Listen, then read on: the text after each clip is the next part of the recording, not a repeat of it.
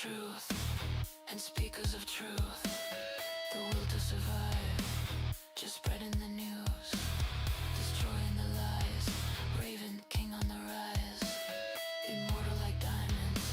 In the dark we shine. See the light in your eyes, they glimmer and shine. Fighting all of your demons, they cower and hide. If it's a rain 'em with fire, let that fire rise higher. In the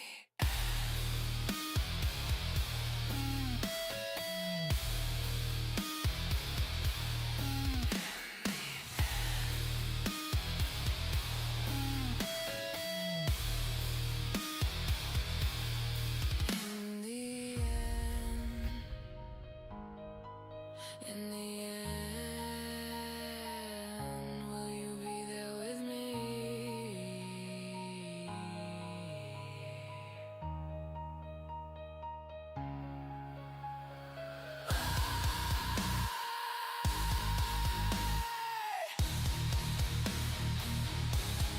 Will you be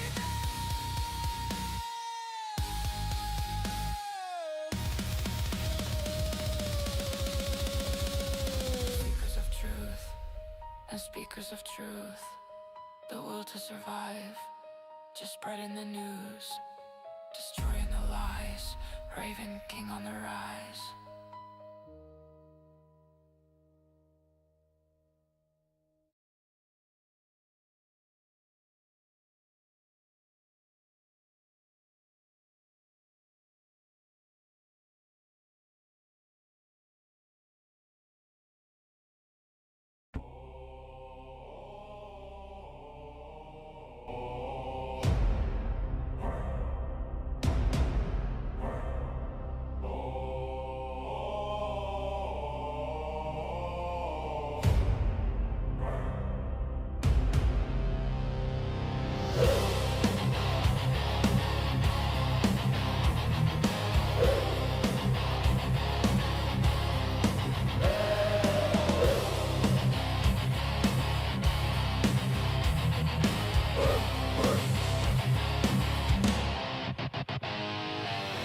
As clouds rise from the shattered gates, steel meets bone where the dark heart waits. The spells ignite a sky of flame. King Stephen calls, they chant his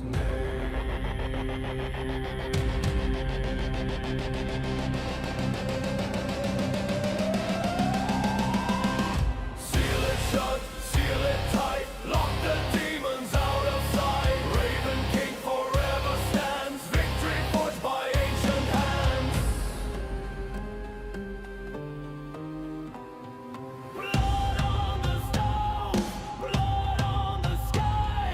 Runes guard the truth, none shall defy. The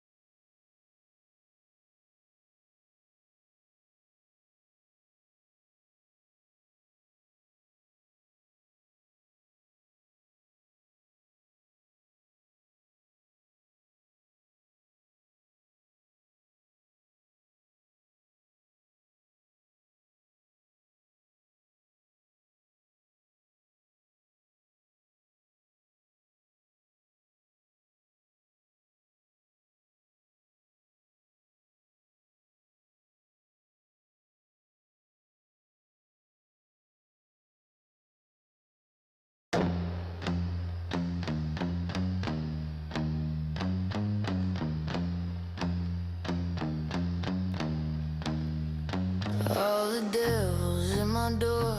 All my ghosts and ladies come one by one. They settle scores when the day is over. And I wonder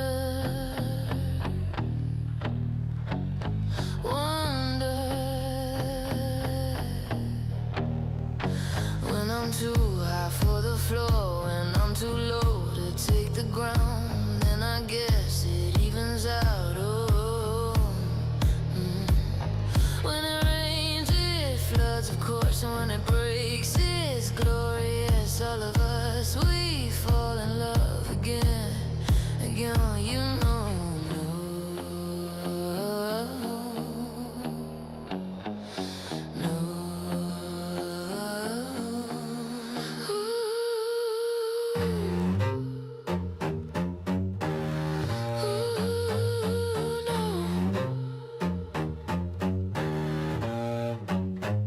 The truth comes out to play at night. I'm in love with El Diablo.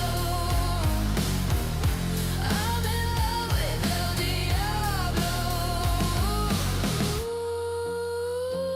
Truth revealed tonight. Too wild in the moonlight. I leave it all to start anew. You could be anyone you want to. Just say the word. Just say the word, and it's on, it's on. It's on.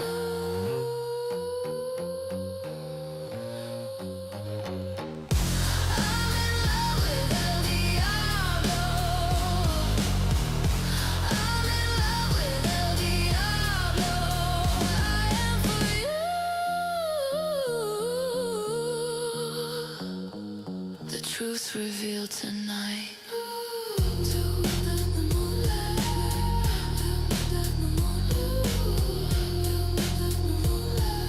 The truth revealed tonight.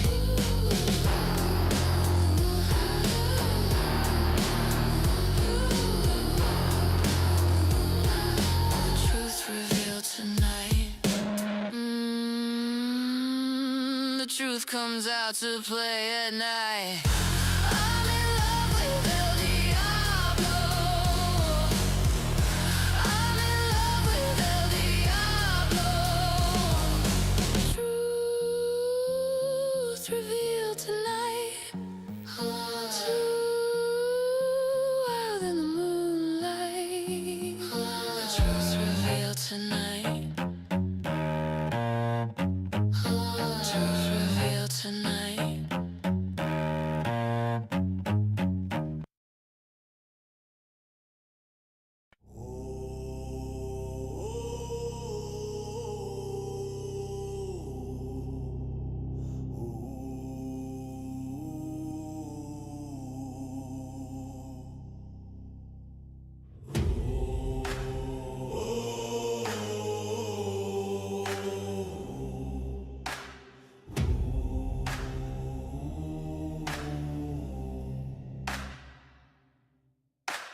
Ravens scream in the blood-red sky. Shadows crawling where the dead men lie. Axes sing, oh the steel don't lie. Thunder cracks, his name's the cry.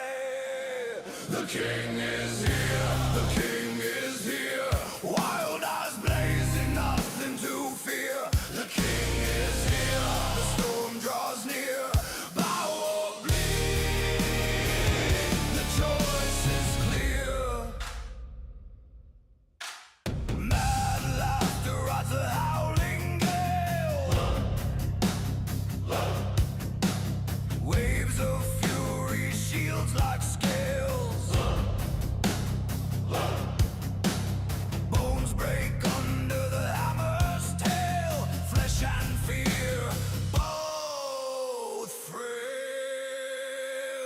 The king is here, the king is here. Ravens feast, the end is near. The king is here, the storm is clear. Kneel in ashes.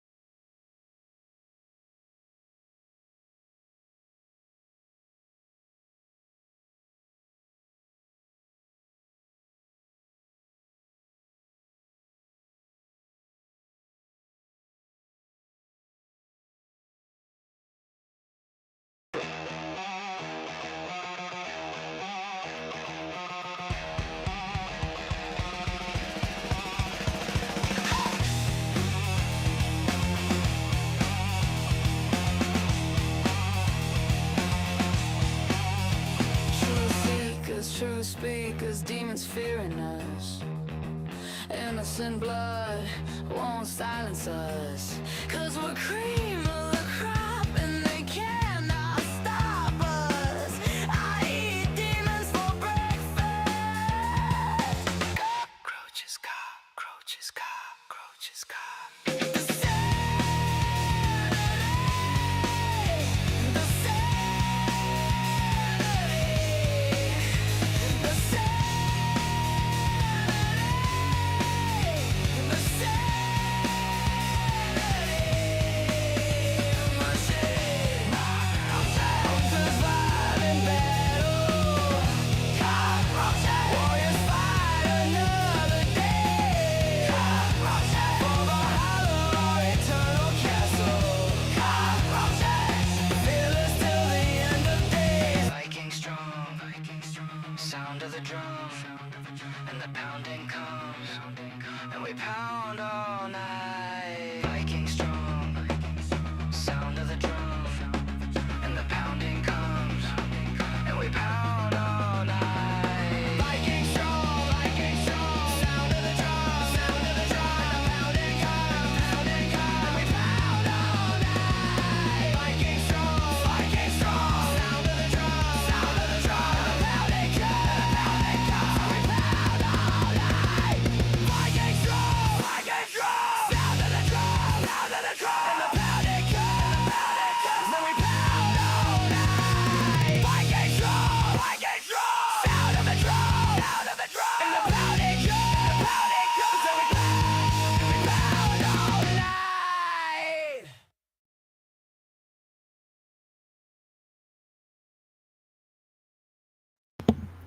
Hello, everyone. Hello. Hello, hello. Hello, hello. Hello. Hello. Hello, my niggas. Hello, my niggas. Hello, my niggas. It's showtime. It's showtime. Hope everyone is doing well tonight. Hope you're having a good night so far.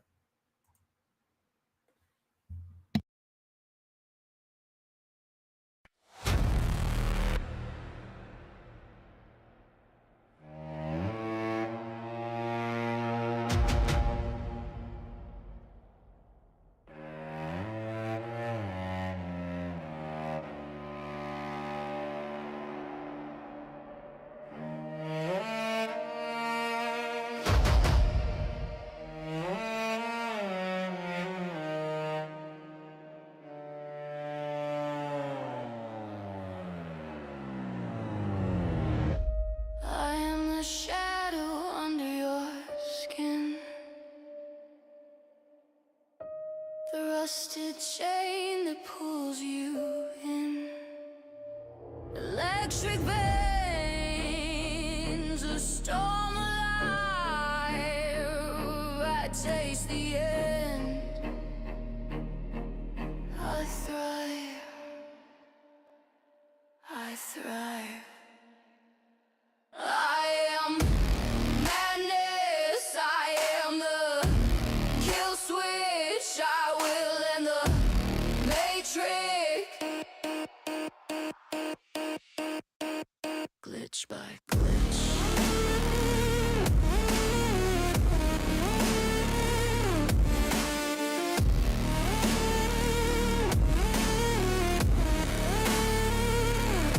I am the Raven King, your darkest dream. Thunder rolls, hear my scream. Team evil falls, their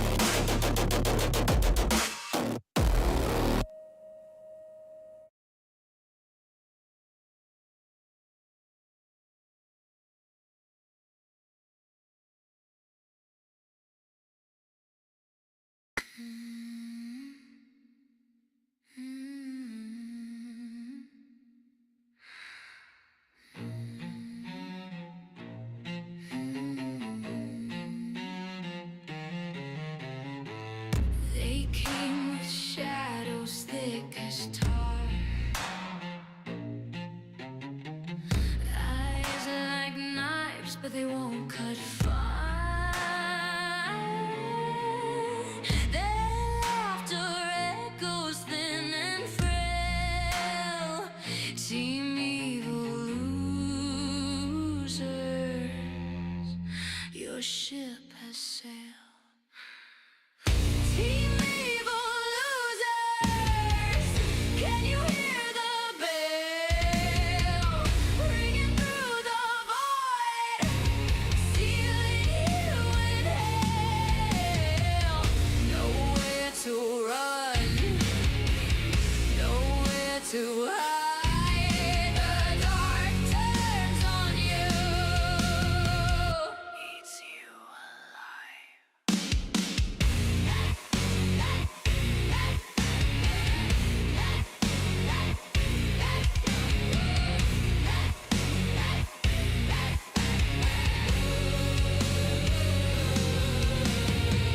Your smoke and fire now flicker weak.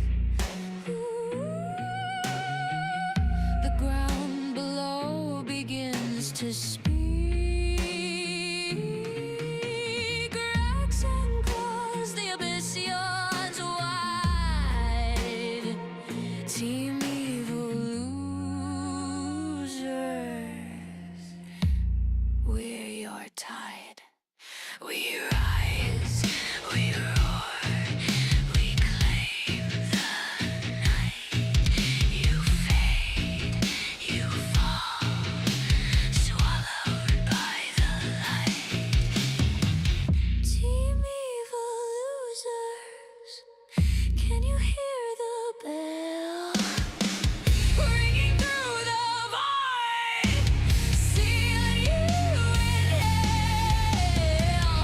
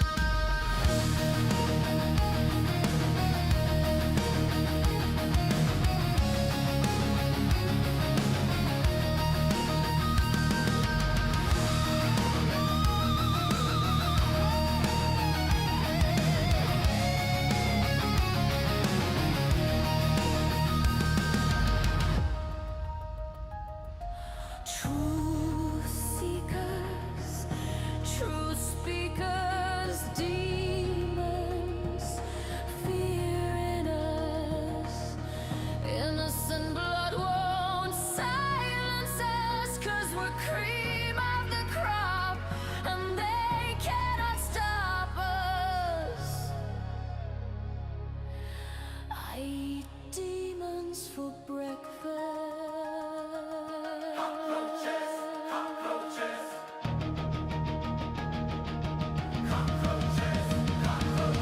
The sanity! The sanity! The sanity! The sanity! My shine! The sanity! My shine! The sanity!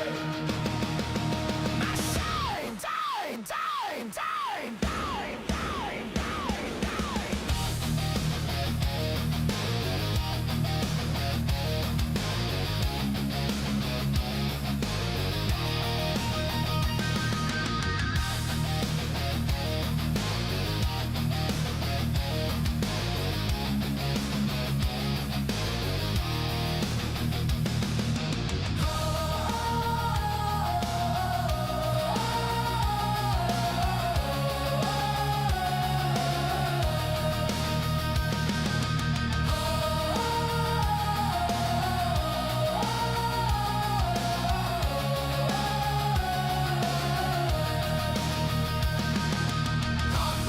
Only the strong survive in battle. Cockroaches. Warriors fight another day. Cockroaches. For Valhalla, our eternal castle. Cockroaches. Fearless till the end of days. Viking strong. Viking strong. Sound of the drum. Sound of the drum. And the pounding comes. And we pound all night. Viking strong. Viking strong. Sound of the drum. Sound of the drum. And the pounding comes. And we pound all night.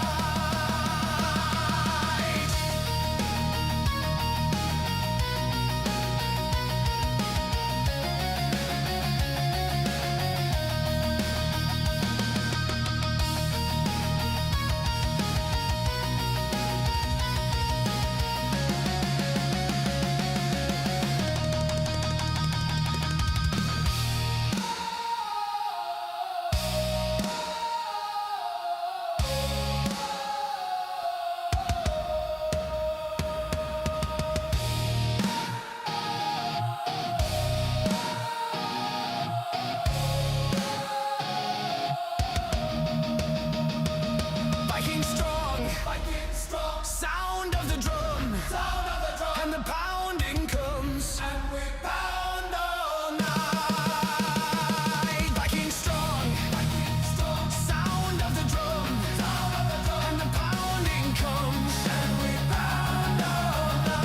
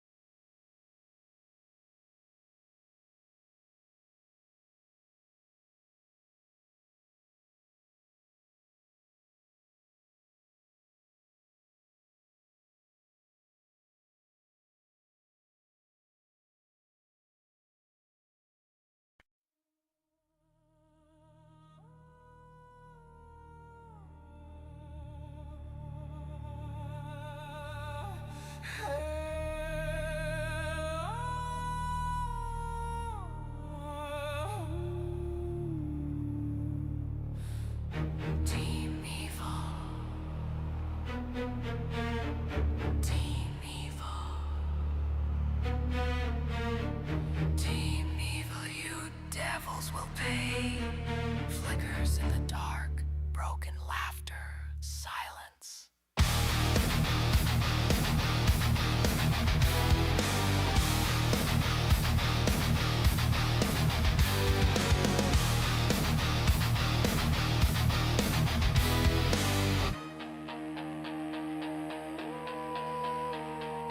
Paranoia crawling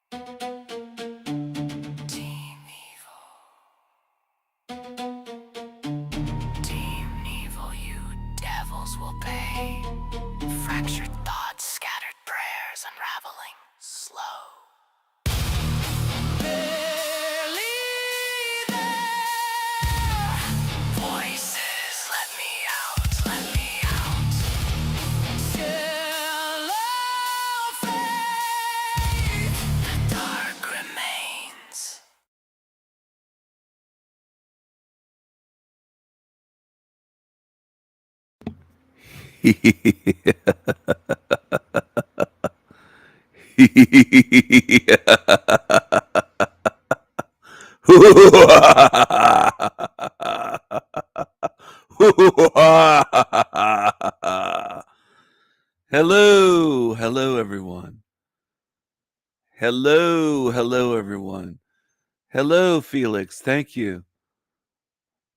Thank you. I was tired of Laundry's tinny, empty bubble gum, high treble, meaningless lyrics, nonsense lyrics, AI music that sounded like it could be played on the radio today. And I basically never liked most of the music on the radio. And I'm not a snob, but there's always been so much garbage, except way, way back when I was like a little kid. They used to play some good music on the radio at the time, a long time ago.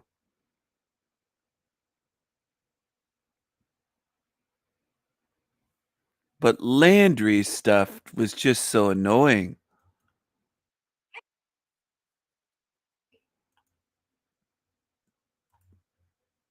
Landry. Hey, Landry. Hey, Landry. Hey, Landry. Remember that guy, Landry? He thinks that he's the king now. He made a thumbnail for one of his shit shows and pretended that he's the king. He's a loser. That's what he is. He's a loser. Anyway, it just got so annoying. I said to myself a little while ago, a week or two ago, I could do better than that. I think I could make better music than that crap that he churns out. His song about me has lyrics of King Stephen, he's not a demon, but what does he believe in or something? It's just stupid. What do I believe in? There's thousands of videos on my channel showing my model for this reality, for this realm, for the afterlife, for evil and what's going on here. I've outlined it in fine detail over the years. So his lyrics don't even make any sense. He's just too lazy to look into anything. He's too busy obsessing over garbage and just gossiping like an old hen, basically. That's what his shows are. His shows are Landry gossiping like an old hen. Anyway, I haven't done videos yet, but maybe I'll get into making videos. Maybe I'll make a whole movie someday. Nothing is off the table. I always wanted to do that, make a short film. Now, would it just be AI or would I use actual footage?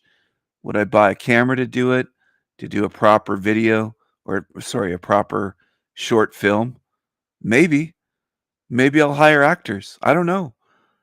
I don't know what the future holds when it comes to creative projects. Maybe I'll learn how to do something else. But I enjoy learning things. I enjoy that. In a realm where most people are saying they're bored, bored, and they don't know what to do with themselves. They're constantly complaining about being bored, and they're bitching about other people. Hello, Veronica.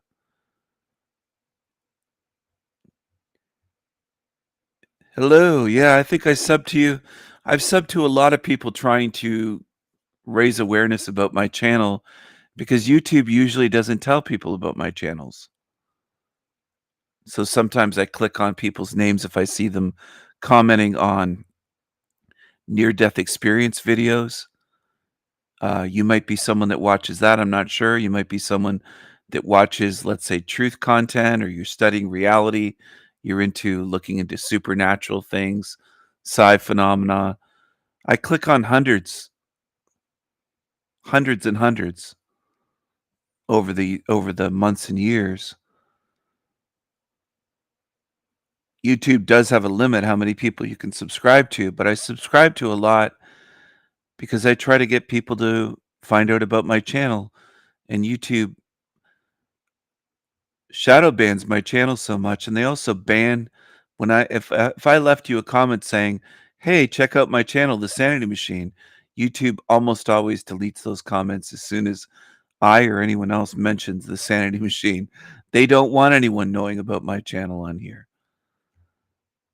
They try to hide my channel. That's what they do.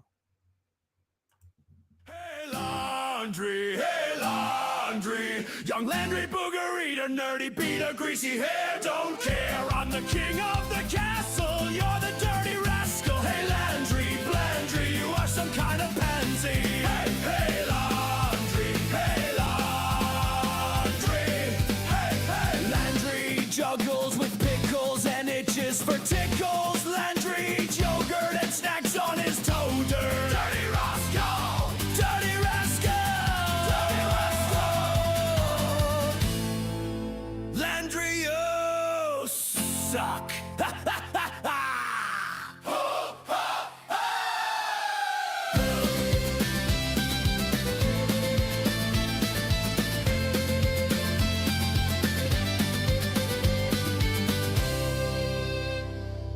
Hey Laundry, young Landry Booger Eater, nerdy Peter, greasy hair, don't care. I'm the king of the castle, you're the dirty rascal. Hey Landry, Blandry, you are some kind of pansy. Hey Laundry, hey Landry juggles with pickles and itches for tickles. Landry eats yogurt and snacks on his toader. Dirty rascal, dirty rascal, dirty rascal. Landry, you suck.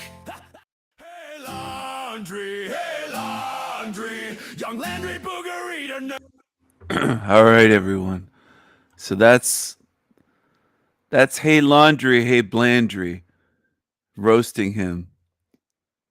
By the way, I went to go on his live stream earlier today, and he kicked me off. I think he might have banned me from StreamYard.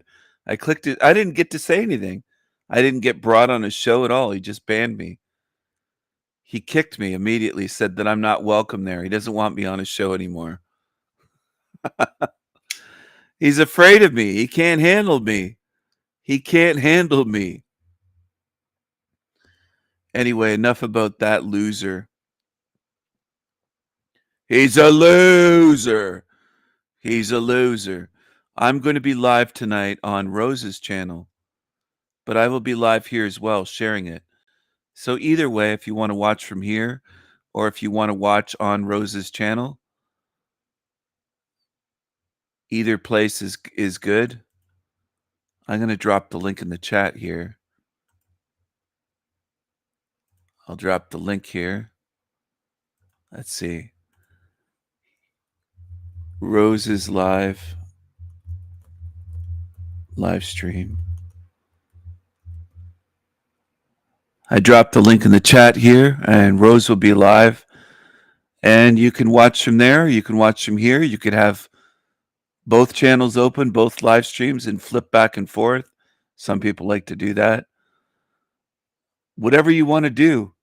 But it would be cool if you gave her channel, her live stream, a like. If you gave this a like as well, the people that are tuned in here. I'm going to be live there tonight as a special guest. I'm actually calling myself a special guest. I'm calling myself a special guest because I'm the king. So I'm a sovereign. I'm a sovereign being. That's what a king is, a sovereign, known as a sovereign. And it relates to divinity. And it's something a lot of humans don't like. They get upset. They say, oh, he calls himself a king. And then I'll call them peasants. I call them peasants because they're slaves. They're slaves. They have a slave mindset. They want to be ruled. They want to be in chains. They want to be in dirty old rusty chains. In a rusty cage, like Chris Cornell sung about back in the day with Soundgarden. They don't want to break their rusty cage. They want to be slaves. They want to be slaves. They can't handle me. They are peasants, and they don't realize what a sovereign is, what a sovereign mindset is. I'm a king. I'm the Raven King. I can do anything. And sometimes I have to shush and hush the angry little peasants. I'll tell them, shh, shh, shh, calm down. Calm down, little angry peasants. Just calm down. It'll be okay. You can go to your safe space. The ones that hate me, the angry little hateful peasants, my haters, the haters and trolls that get upset when I talk about winning, they can find their little safe space on a college campus, and they can go in there and drink their Kool-Aid and eat their cookies, and they can get their coloring books and crayons, and they can be an adult but acting like a little infant that has to sit down on the floor and cry and play with their Cabbage Patch dolls and their Care Bears and their coloring books and get their little blankie and their little stuffed animals. And they just revert back to being a child, like a little baby, and they'll suck on their thumb and they'll hand them a little pacifier. We used to call them soothers. All the women, especially mothers, would call them soothers. Get the baby soother. And it was it was a pacifier you put in their mouth and they suck on it. And we live in a society in an age era where people don't grow up. A lot of them don't. They're perpetual infants and they just cry about everything. They're crying about me all the time. YouTube chatters crying all the time, crying all the time, crying all the time. They're crying all the time. Sorry about my voice, but I took a nap earlier, so sometimes it takes me a little bit to get my voice back after sleeping, and I've been battling insomnia for the past week or so.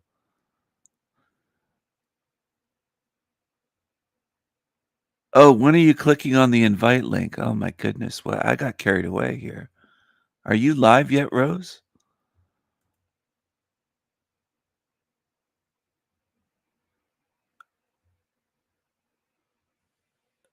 Is Rose live?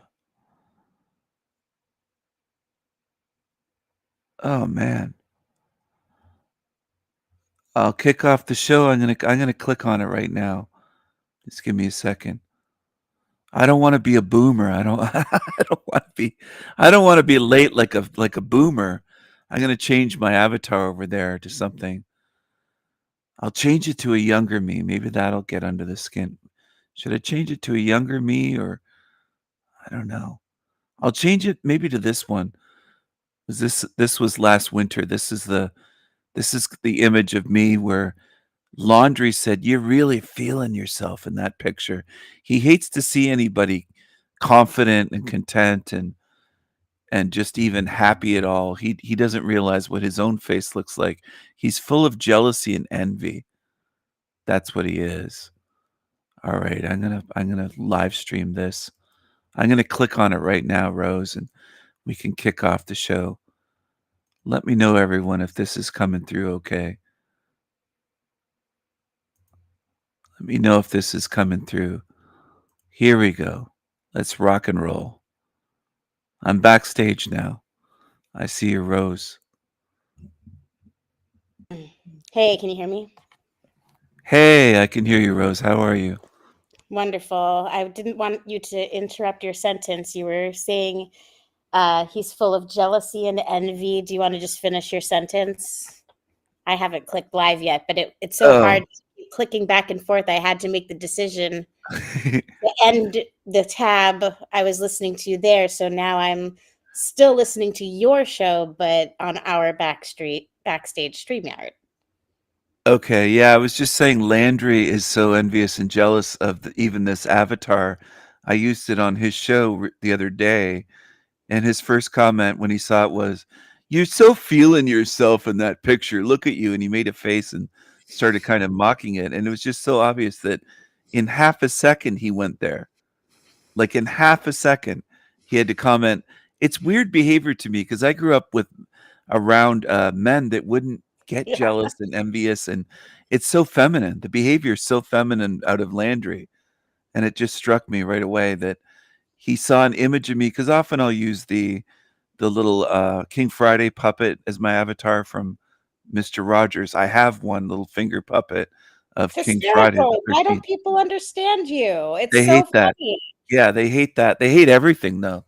I've realized that it's shown me on YouTube. Most people are just hateful, and I Yeah. didn't think people were that hateful They're hateful before. and jealous and intimidated by people with confidence. And if you have something more that they don't have, it triggers them, and then they start to like pathologically, you know, make you as a totem in their mind. And I think it's hysterical when people villainize me and like make me some kind of character for them to obsess over.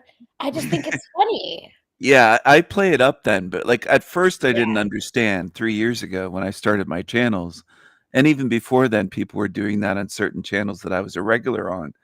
And I was like, what's going on here? Because I was around more confident people, and my uncles and male cousins and friends growing up, we would play road hockey.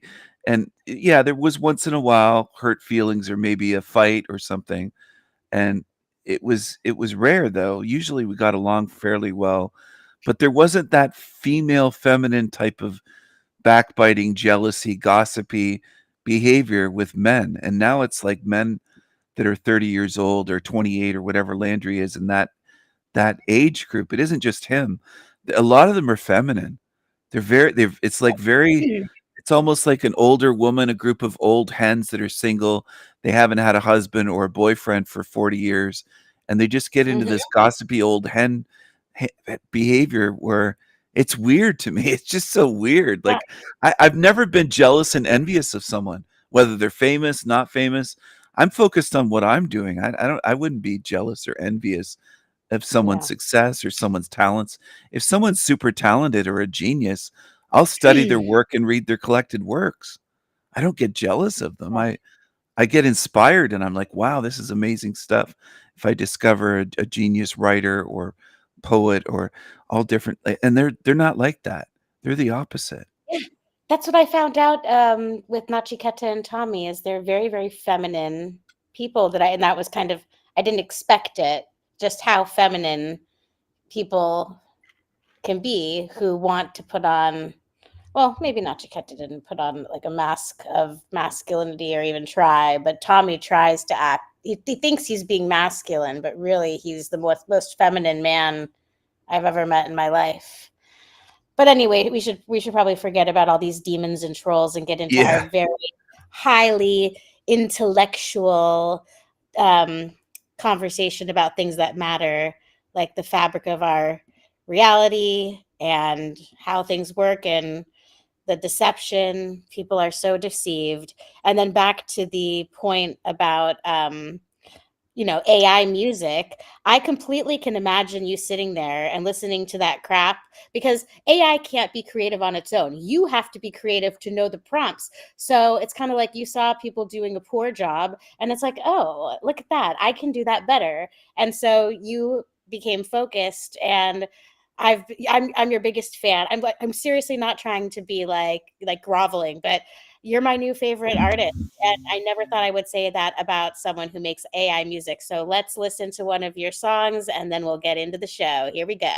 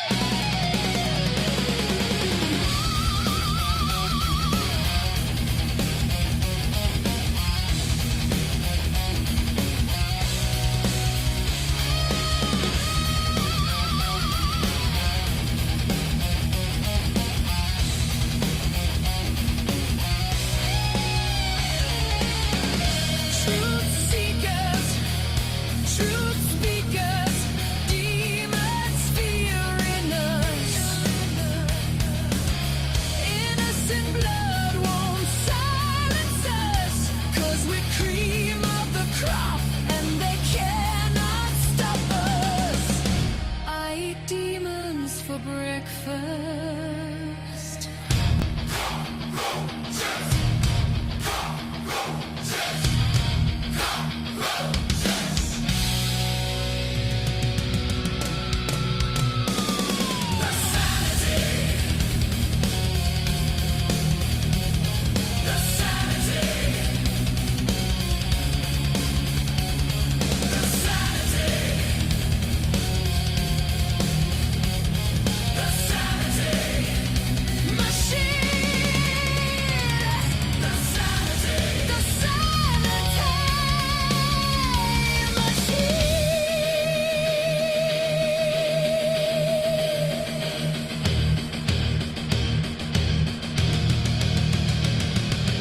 Only the strong survive in battle. Warriors fight another day. For Valhalla, eternal castle. Fearless till the end of days.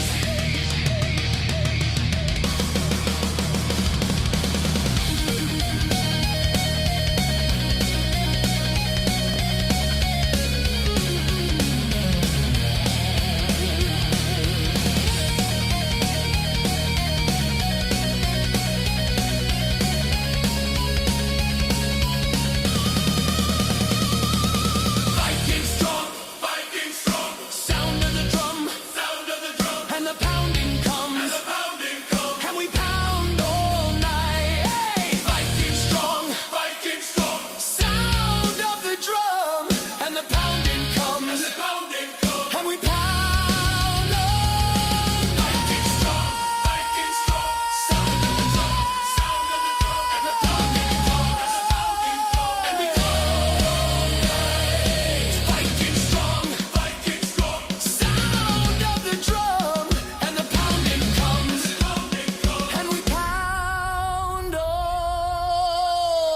night.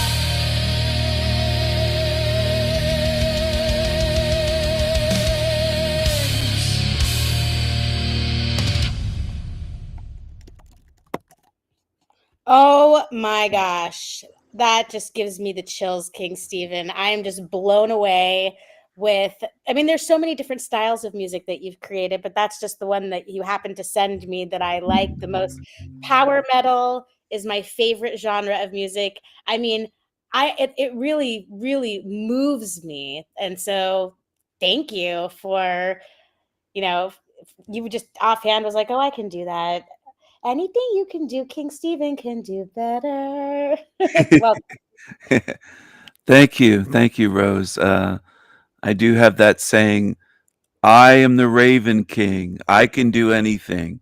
And I do have that kind of confidence at this age.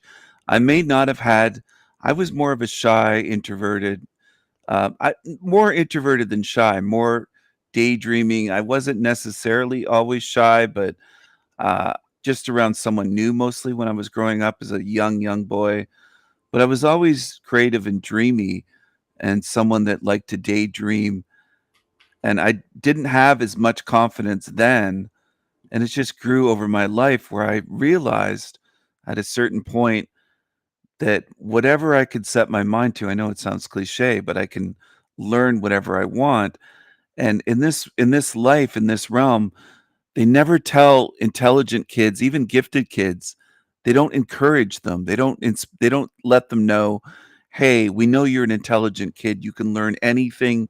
You're capable of doing this. If you're interested in this, go for it. They should be teaching kids this in elementary school rather than just shoving them into a classroom or even into an advanced or gifted class, which they did with me.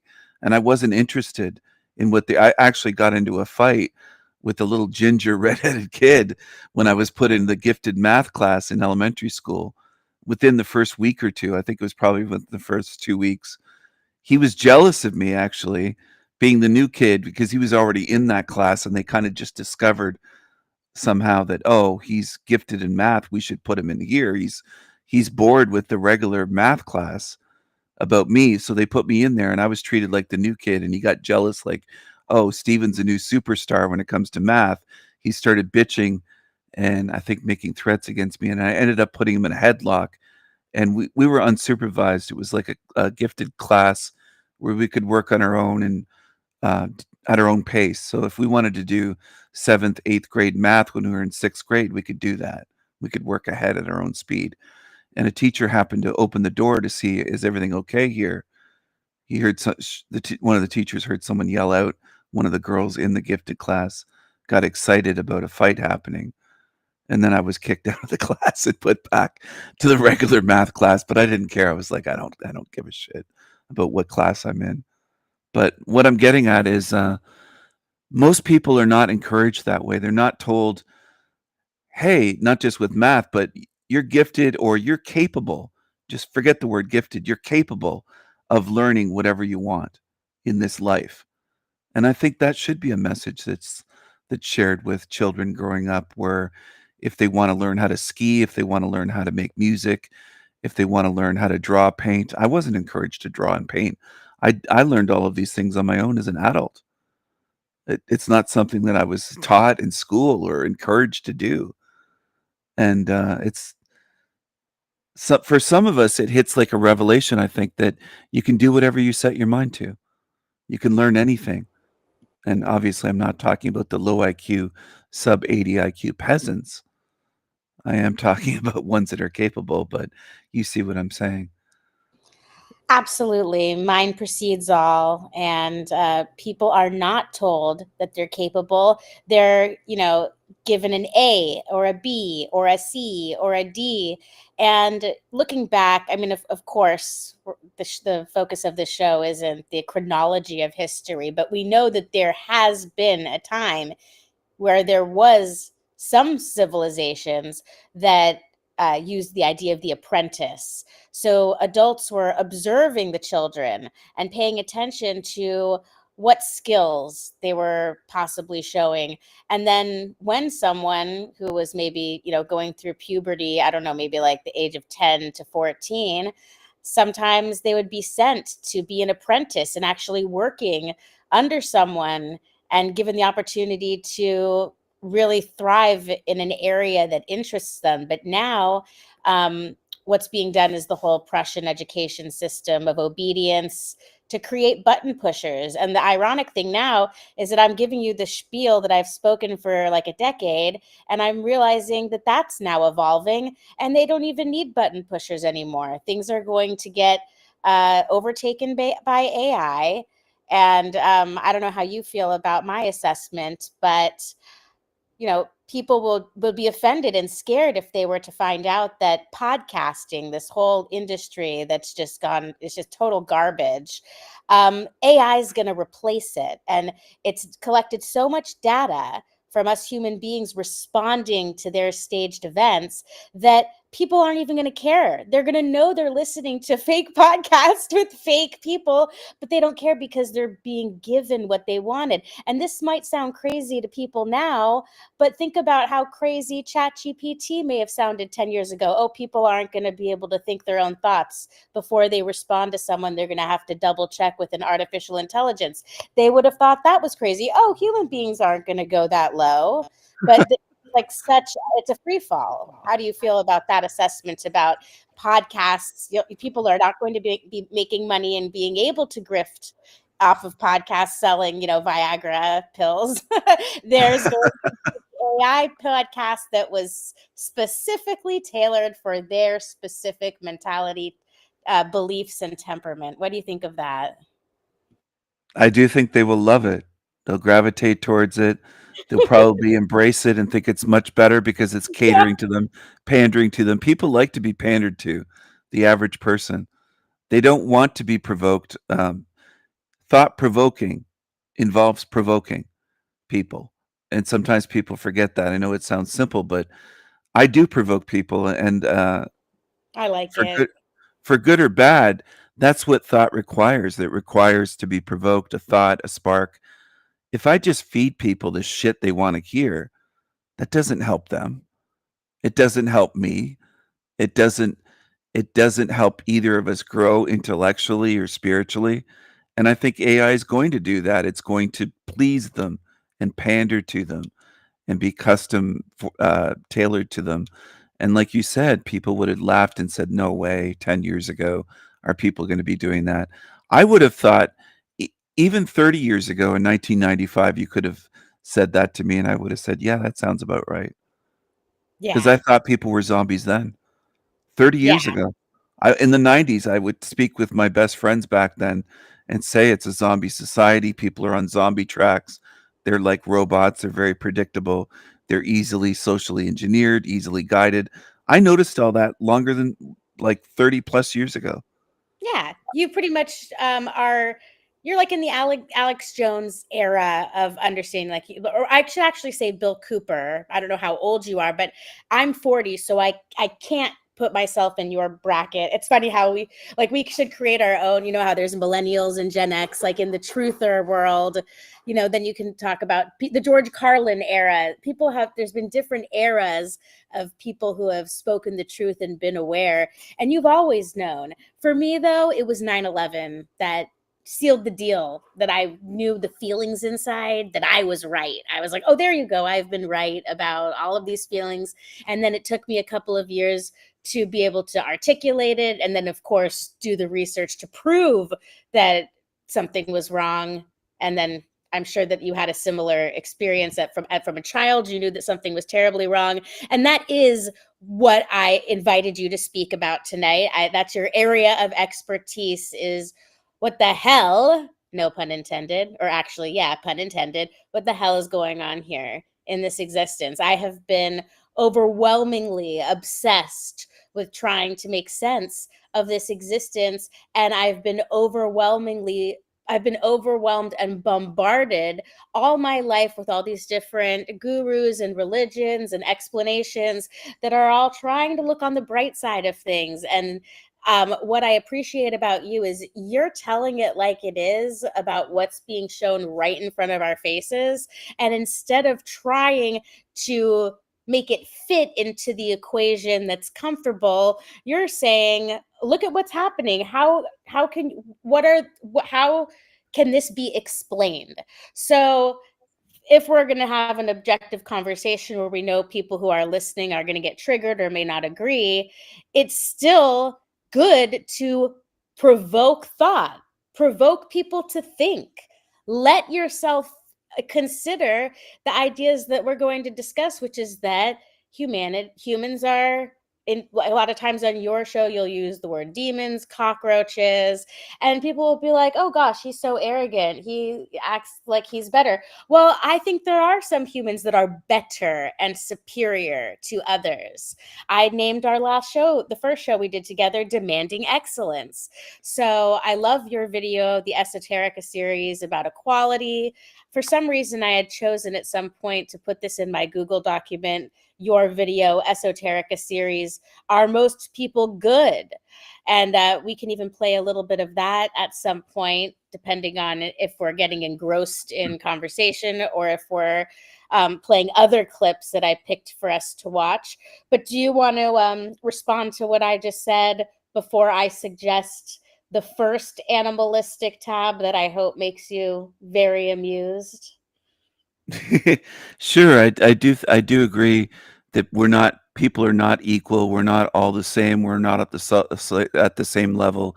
Like I mentioned with the gifted class for math for gifted students, we're not at the same level. I noticed in 6th grade, some kids in 6th grade had trouble doing basic multiplication and math and adding and subtracting and just basic stuff. Right there, we're seeing inequality. At the Olympics, you're going to see inequality. You're not going to see a 5'2" Asian guy from China running the 100-meter dash and outrunning Jamaicans that are 6'6". People can notice it in athletics, but they don't want to admit to it that there's inequality and differences beyond race, beyond the ability to run fast. You don't see too many black swimmers winning the sprinting races in the pool at the Olympics. You usually see a certain group of men dominating that. So there are differences physically that people notice and they take for granted and don't think too much about.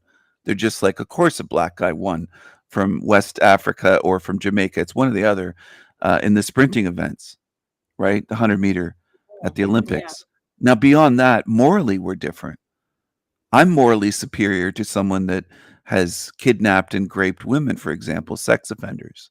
You don't that we don't do that here. We don't censor our speech. Oh, I okay. rebuke the decimation of the English language, and we say rape, we say sexual assault. We Okay. even go as far to say dead, someone or suicide. That It's those are just that things I've that lost so many absolutely channels. I would that's the only otherwise I would say all those the language, but I've been struck so many times and lost channels on YouTube, shut I down, don't but believe it's for that. I believe they may have used that as an excuse. I yeah. believe that you're censored for other reasons other than those silly I'm too things. handsome. I do agree with that, Rose. I think that's part of it. I'm too sexy, too handsome, and they're just like, yeah, his voice. Ladies love El Diablo, and we can't handle this guy being on YouTube. We just can't handle him being on here. We got to suppress him and get rid of him somehow. But what I was getting at is, physically, it's obvious to even demon-tard idiots, absolute demon-tards, that physically some people run faster than others, and it's mostly black people that dominate year after year after year, every Olympics, the Summer Olympics, at the speed sprint races in track and field. It's not Yeah. a surprise to anyone. But if they think about it, wait a second, we're physically different. There are reasons for this, biological reasons, but there's also differences in intelligence and emotional intelligence and morality and spirituality and creativity. Some people can try to draw for their whole life and they just can't draw very well. Other people are naturally gifted at drawing and painting. I can show my artwork. I didn't study anywhere. I just learned on my own. So that Yeah, is it's a very difference. interesting.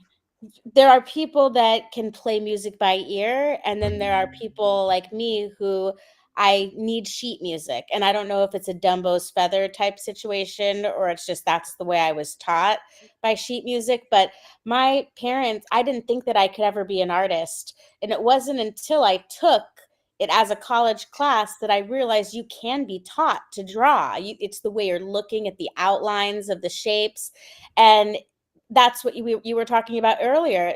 People aren't, encouraged to go in the area that they could thrive in because they don't even know that it's possible. Yes.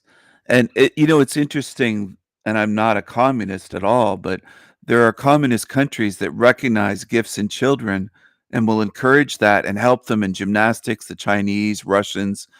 They've done this and produced, let's say in the 60s and 70s and back in those ages, going way back many decades ago, generations ago, where they would have whole schools where they would focus on that. That's the child's love, gymnastics. So they wouldn't make them focus on things that were going to be useless for them in life that they would never use. And they would foster that in them and encourage them and support them as a country to learn how to become great at gymnastics, and they end up being a world-class gymnast, let's say, or a world-class weightlifter or wrestler in Russia, things like that. That's why they dominated, because they'd recognize, oh, this 8-year-old or this 6-year-old is fantastic at this, has a natural aptitude for this. So they wouldn't say, oh, we're going to force you to do shit that you're not good at, that you hate. We're going to try to make you turn you into a mathematician and study this. They would focus on, oh, we're going to help them become a gymnast or a musician, a violinist or whatever. So their Or an system, artist like you. Let me just plug yeah, and say that you have incredible art. You have your own art studio where you can go, and I bought, just for me, it's easiest to buy mugs from people because it's like I get to I look at all my mugs and the different ones that I collect, because if I buy a big painting, then I have to bother someone to hang it up for me. But if there are people out there that are thinking about, oh, I need some art for my wall. If you look at Steven's, I forgot which site you host on. There's Redbubble and all these different places. Printify. What do you use? Can you put your link in the chat, in the private chat, so that I can copy and paste it and it's yeah, a sure. clickable link? Okay, thank you so much. You had that very readily available. I I really usually have, have that tab open because I'm asked that a lot if I could share the link to it's my one of incredible. my sites. That's why I'm so like, with the visual artwork that you do and your ability to create so many different genres of music. And I've never heard any artificial intelligent music that I would like headbang to in my car and really actually listen to more than like my favorite music from the past. It's only before this, the closest was that it would make me laugh. Like you have the Coochie Chakra Yeah. song that someone else created, but just Yeah. that wasn't, technically, like it wasn't technical music that impressed me for its complexity. It was just funny. Now you're creating music that, I mean, how does it work? I mean, I would never want to do anything without your permission, but if I wanted to, since it's AI, I could just steal that from you and play it wherever I want. How does that work these days legally? Well, I do have the right. I could commercialize any AI art, whether it's music, images, because I did pay to register, so it is my work. Um, Okay, good. so You yeah, I can should. share it with you. I can share it with whoever I want. I could play it. I could also monetize my channel or start an AI music channel. I don't need the money, so I don't have to start a channel for monetization. But you still But I could. I do own the rights to the music that I make. Okay. So So you could allow me to play it, but then you yeah, could absolutely. someone else for playing it. Yeah, I could Just copyright it. I could copyright, and I could then, if I wanted to, strike channels that played it that I didn't want to. I'm you not in the should. business of striking channels. Other people on YouTube strike my channel. But the key, I think, is I do a lot of tweaking. I don't just type in 10, 12, 15 prompts, 20 prompts, um, prompt, comma, and then prompt. I do a lot of tweaking with the lyrics. Like it'll spit out lyrics, and I'll read the lyrics before even playing the song, and add my own lyrics. But it changes lyrics as well, and then you can tweak, and I'll say change lyric from this and quote.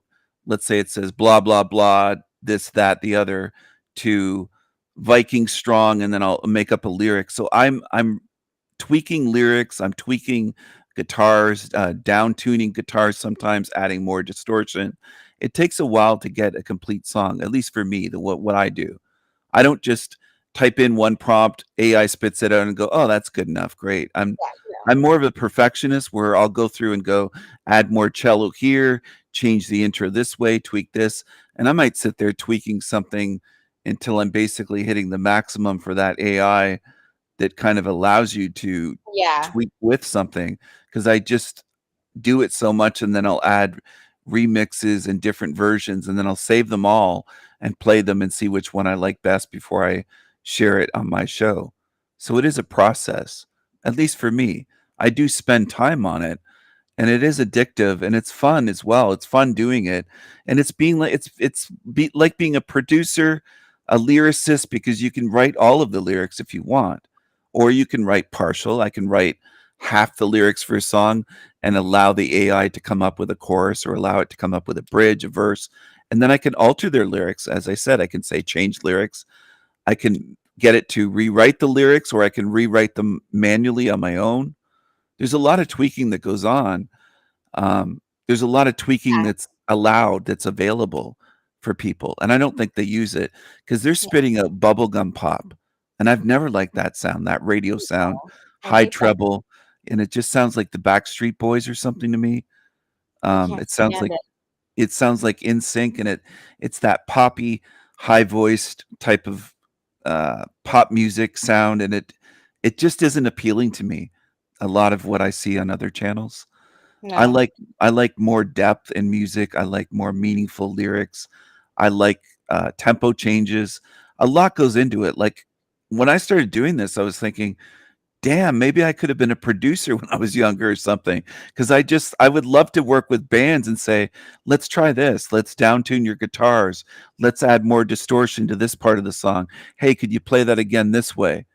And there's producers that aren't necessarily musicians that can play guitars, bass, pianos, keyboards. They can't play every instrument, but I have an ear for music, I think, and Yeah. I'm able to look at it that way and say what works. I'm going to play it again and go, maybe this would work better if I change this part, if I change the intro, the outro, the chorus, the verse.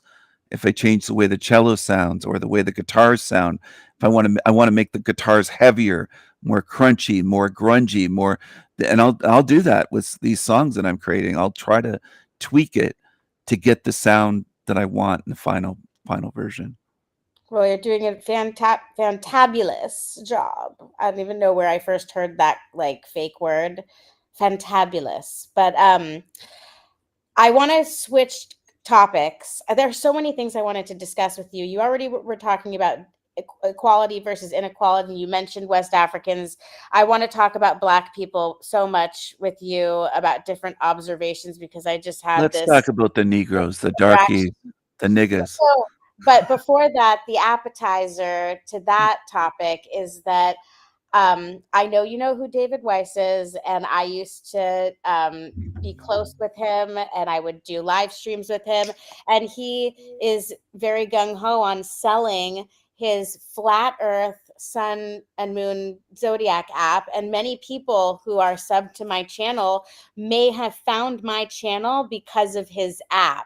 And Jaron went to Antarctica and disproved his model. And he's always been the friend, you know, always on business, like very friendly. And, you know, he'll always try and be as diplomatic as possible and kind of just do the hustle, going on as many podcasts as possible to sell his app. And I was very disappointed in him when he started saying that he thought that Jaron's trip was fake and that he didn't really go or that he was deceived. He just wasn't willing to take information and accept new information and accept it, even if it meant that his app was wrong. And I always told him, hey, if you find out that your Pizza Pie Antarctica ice wall model is wrong, you could still sell your app and tell people, hey, wherever you can see, wherever it's noon, like wherever the sun is where it's noon. But were you aware, King Stephen, that he had a complete and utter public meltdown and it's the most hysterical thing ever? I wasn't aware of his meltdown. I heard about his app probably over a year, 2 years ago or so. Whenever he came out with it, I remember hearing about it and seeing him speak about it on YouTube. But his meltdown was it over Jaron or over, what was it over? So basically it's like the name of the video that I'm sharing here, it's named like Flurf on Flurf action because it's like other flat earthers were questioning him because he's like basically a repeater and a regurgitator, and he's not really doing his own research. Like he used to call me up and be like, so what do you think of this? What do you think of that? And so I guess I'll just play it for you because my point in sharing this is that to me, it's shocking that someone who's always trying to be professional, it seems like we're going through a transitional era where people are being affected somehow. I don't know if it's an electromagnetic frequency, but people are becoming way more animalistic. So that's why I'd start with this meltdown and then, you know, go to more different kinds of meltdowns. Oh, okay, sure. Roll it. Let's see this. Let's see his meltdown. Okay. From Ether Cosmology too, right? Those guys are fucking genius, far beyond my understanding. I'm like, no, they're just as dumb as you. They just put on a better facade of pretending to understand. you guys fucking run with it. And then they said that I ran. No, I didn't run. I don't work with demons, period. That's what I said to Duffy. You run. You're a chicken. Also, you guys are fucking showing the picture of Duffy. Boy, Victor, you're a fucking dick. You know the story behind that picture. That picture was when I was at the Greg Locke debate. Duffy comes up to me, and a million other people, hey, I'm a big fan. You know, Duffy comes to me and goes, I'm a big fan. Can I get a picture? And his buddy took a picture of me. He points at me. He smiles. I'm like, hey, do I know you? Do you have a channel? He goes, no, but you will soon. And he left. And I've Listen closely to what Dave's about to say. never, ever spoken to him since then or before then. But you Really? You've never spoken to him since then or before then? Dave, are you sure you're telling the truth there?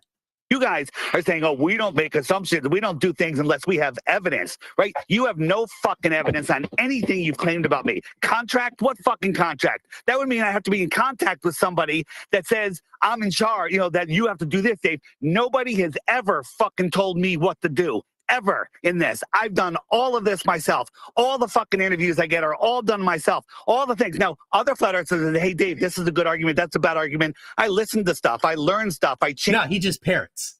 If somebody sends him a meme, he doesn't check it. He just chucks it in his deck. That's it. He doesn't do any verification. I'm just pausing this for a second. I may have chosen a timestamp too early. I really don't want to bore you, King Stephen, because I thought you were more familiar with him. But it's along the idea of your Esoterica series video. Are people good people?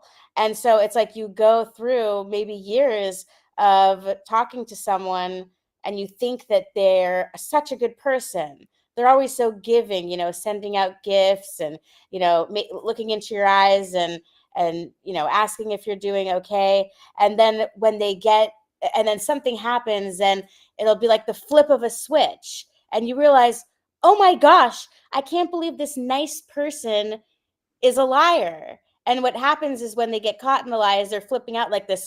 So he hasn't gotten to the biggest level of anger yet, but it's coming in just a second.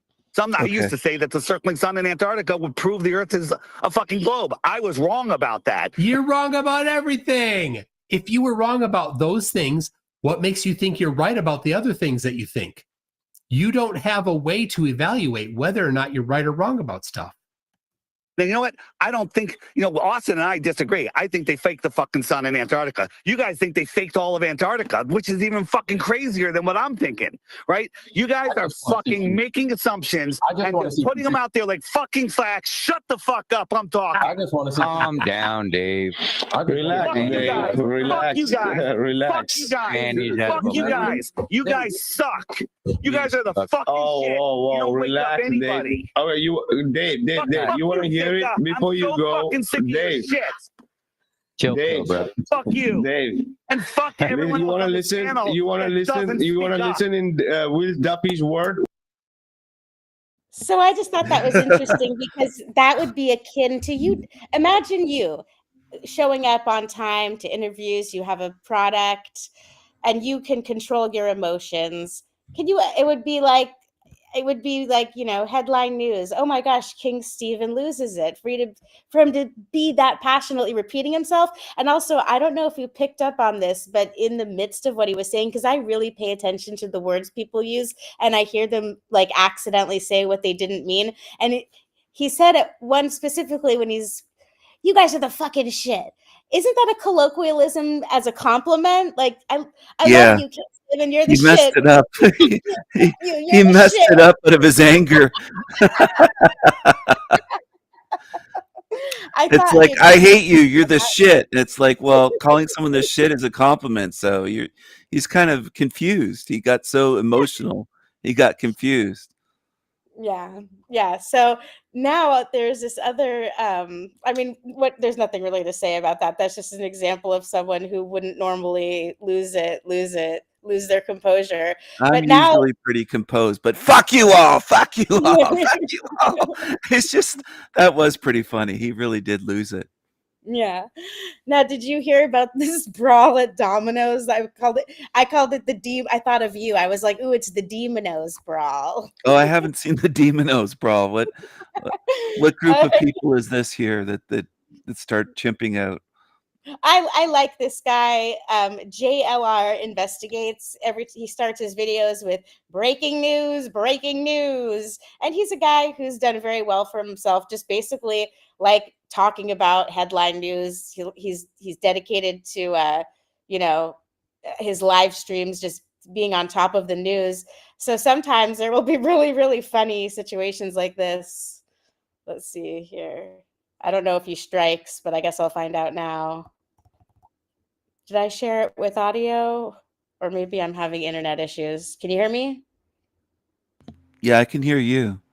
Okay, but I guess maybe it's starting with the security footage, but it's buffering. Here we go. I think the brawl begins. Complete chaos and mayhem in a Domino's Pizza, Glassboro, New Jersey. For some reason, my internet connection is having issues. Do you see this? That happened over Yes. the weekend, Halloween weekend. Groups of children, teenagers congregated inside a Domino's Pizza, fight, riot. Usually it's at Popeyes or KFC. So Domino's, I Riot haven't broke seen one of out. these. 2 people there. Right past, right down this hallway. I'm going to have to give up on this tab. But I mean, I guess you've got the picture and you can look it up yourself. I'll put the link in the chat. I'm almost wondering if we should exit and I should hardwire my laptop, because if we're already having connection issues. I can hear you fine. You're not choppy, or you're coming through fine, but maybe, I don't know, that video was kind of buffering. So maybe, I'm not sure. Maybe you should do that. But so far, your voice has been no choppiness, no roboting, no issues. Maybe someone Yeah. in the chat can let us know how we're coming through with them. But You with and my I know connection, it's fine. that YouTube, the YouTube video was not acceptable. That's unacceptable. The audio, our audio is fine, but it's just I'm not a satisfied customer when I see that sharing a tab on Chrome is buffering. So I don't know if I need to go to isitme.com, but I'll just give it one more chance to behave Okay. itself. Let's move it. We already saw the beginning. Let's see if we can get someone talking about it. A bunch of people like throwing punches at each other, even at my coworkers. All I saw was one girl turn around and just deck another girl in the face. Out of nowhere, I look to my left, there's a chair just flying right past, right down this hallway. And again, it hit one of the officers in the back of the head as they're trying to bring control to this situation. If you know who those 2 suspects are, and I believe we also have some of the isolated of the stills, so you can get a good look at their faces, of who they are. It's also on our website. That one certainly, standing at a exactly table those be looking like suspects are. Tupac If you know. with the tide in the front, the bandana tied in the front, the forehead. There was one on the left-hand side of the screen. That chick that worked for Domino's kind of reminds me of a female Landry. Like if Landry had a mullet, if Landry kind of had a mullet, there was a similarity there. But it's the usual suspects chimping out. I didn't know they ate Domino's though. Usually it's KFC, Popeyes, McDonald's drive-through that they're chimping out and losing it. It's I have absolutely zero mercy for any of this behavior. I think this is animalistic savagery and should be called that. And people shouldn't be like offended if the people who are acting. It's like, oh, if they're black, you can't say chimping out, but they're chimping out. So that's the perfect way of describing what they're doing. Well, I know it. I would say they were chimping out as well. Yes, and on my show, I'll play chimp sounds over this stuff. I'm known for that now. That's what people don't like about that. That's what makes me laugh, is because you're making it more entertaining and you're pointing out the elephant in the room, and then people think that like somehow you're being mean. You're so mean, King Stephen. Why Their violence is okay, but my teasing and my comedy of making it more comedic is terrible, I guess. Exactly, and that's it's a crime. I'm the criminal, not the criminals, right? Yeah, but yeah, during COVID, I was mocking and ridiculing people in masks. I mocked and ridiculed people for the first time in my life. I was a bully. There was a couple of karmic consequences. I told this nice lady, I mean, she seemed like she gave off a nice impression, and she's sitting here with this mask, and I could see this dampness where her mouth is. And I was like, and you can imagine I'm in my little wheelchair. I'm like, you're going to get bronchitis. And as I turned around, I dropped my phone and rolled over it and cracked. And it was embarrassing because I had to struggle to pick it up. And she was probably thinking, that's what you get, you know, germ germ spreader. But anyway, lessons learned. That was a very, very interesting. Oh, that's actually interesting because what you're right. What people would do is say, well, that's karma. If somebody makes a mistake, people are so quick to jump to these weird conclusions that they want it to be. They'll call it karma. Jack Talcott the other day said about karma when I baited him and the whole panelverse saying that, oh, I killed my dad and all this stuff. I had said it on OTWs because OTW did a show with his daughter saying we laugh at anything. They didn't laugh at that. When I came up with that, the laughter stopped. And I thought it was hilarious later because I baited them with something that they said, oh, that's grim. They kicked me off saying, but the title of their whole series, not just show, is We Laugh at Anything. So I thought, I'm going to test that out. I'm going to make them laugh at first. And they were laughing. His daughter, Becky, was laughing. And then eventually it went into family. And I said, she said, sorry, when I said something about my mom was that way. And then eventually I said, yeah, I had to kill my dad when I was 11. And they didn't laugh over it. And I thought that was hilarious that I got kicked off their show for saying something that they couldn't laugh about.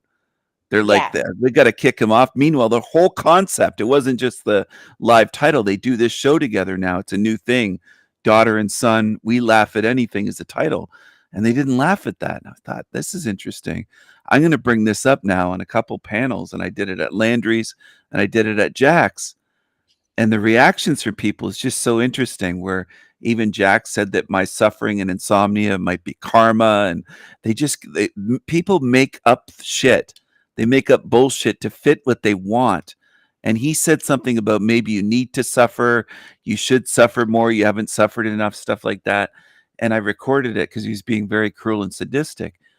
But really quick about insomnia. I recently met a 70-year-old woman named Miss Edwina, and through a twist of fate, we spent enough time together to discover all these similarities and parallels in our lives, which is that her family has tons of sets of twins, and she only requires 2 hours per 24 hours. So I can tell you all the other things that we had common, but I really zeroed in on that. And I was like, holy cow, you're 70 years old.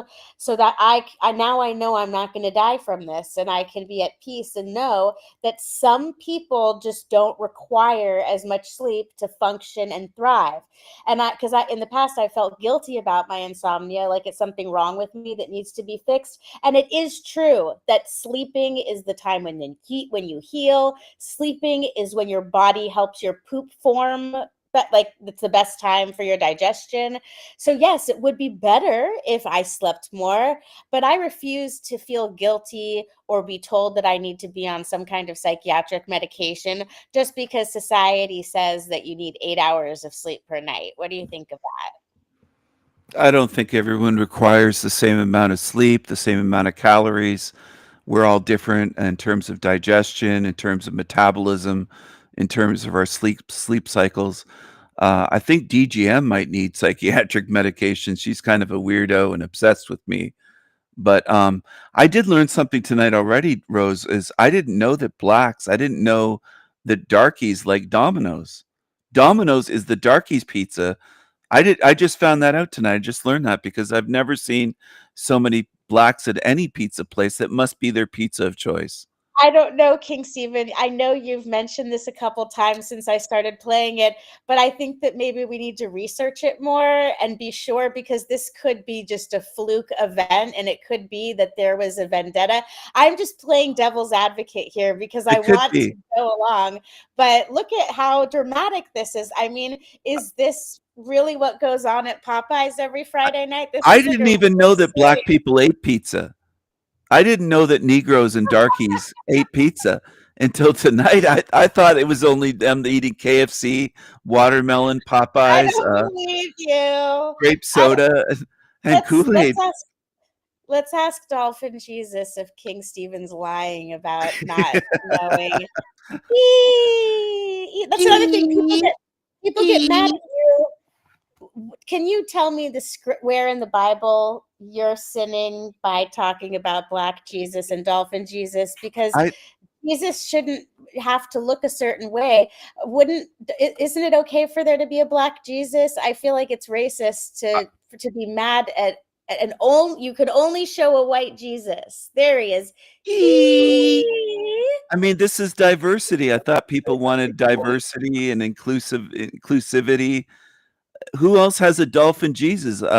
Salty Siren on my channel came up with, we have more Jesuses than you can shake a crucifix at. She came up with I that know if expression. there's a loving God who created me in a special way, that he understands my sense of humor. And I feel even better when I see your sense of humor, because I just, I can resonate with it. So it is very funny to me when people get angry with your sense of humor. And everyone be like, he talks about how he likes knives. There's 100 million channels about people who talk about how they have the best knives and show how sharp they are and how beautiful they are. And It's guns. bad only when I do it, though. It's their bias showing through. Their bias, their hatred, their grudges. They're very emotional. They don't see that you're putting you have an intelligent sense of humor, so you will say things and you will speak in a specific way that makes it more funny. Like maybe if you go on a panel and you sound like you're a little bit sad, I instantly know that you're not actually sad. I know that you're playing the part for the moment, and people have no idea. They're like, oh my gosh, maybe he did kill his dad. And they'll call that duplicitous and say Steven's he's not authentic. They don't get it. That's the thing. And you do get it. So it's funny to me. I mean, there you go. DGM saying Steven is certifiable. She repeats that line constantly for months. And it's just, it's obsessive. I just glanced over there, but Black Jesus, are you here? I brought him with me tonight. I don't know if people can see him, but I did bring Black Jesus along. I'm going to introduce him here. What's up? What's up? Yo, motherfuckers. Am I your nigga and are you my nigga? How does that work? You be my nigga. Okay, you be my too. nigga, Rose. Thank you, Black Jesus. You one of my bitches. You one of my people. You're the only one whose bitch I'd want to be. Am I a bottom bitch, nigga? Yo, my nigga, my motherfuckers. I'm here to rock the show. I'm out I be out in my watermelon patch with my crow, my Jim Crow, little crow at the bottom here, and my black and gold. Now let me ask you a question, Black Jesus. Do you like, first of all, the purple drink? I love the purple drink. My purple rose. Rose, my lips be so black they be purple, and I love the purple drink, and I be rocking the purple and gold. Let me see tell my you purple something. rose. You'll be the Raven King. You could do anything, and I like hanging out with the crows. And did you know that the difference between a crow and a raven is only a matter of opinion? Did you know what opinion is? Opinions be a cracker thing, though. I think that us black folks, we go by emotion. We be going by emotion and ebonics, and I think I leave all them opinions to the crackers. There's a chick in the chat room that there'd be a chick in the chat room that be calling Black Jesus racist. I know ain't no racist. Well, I'm such a dork. I couldn't do my joke right. But opinion is like this feather of the corvid species. Oh yeah, yeah.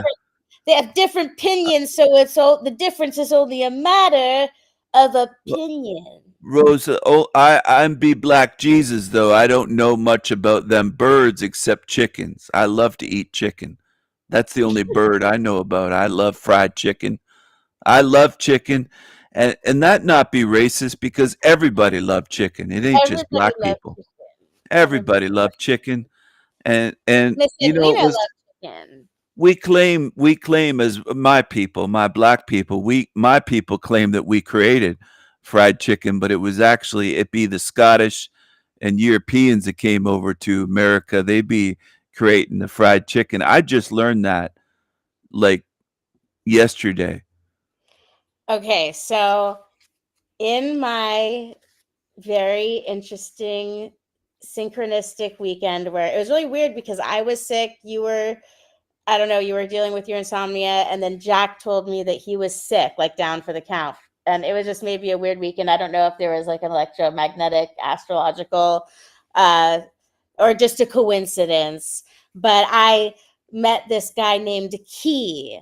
Okay, so Key is a black man, and everyone thinks that he's saying Keith, ending with a TH. So when he tells you his name, he turns his hand like he's unlocking a door, and he has a necklace with a key on it. And I'm like, oh my God, you poor guy, that you have to have a necklace and a gesture because of your name. And I thought of you because I was thinking about you all weekend because I couldn't communicate with you that I wasn't showing up to our weekend. So because Jason was trying to console me and be like, he knows that you wouldn't just not show up.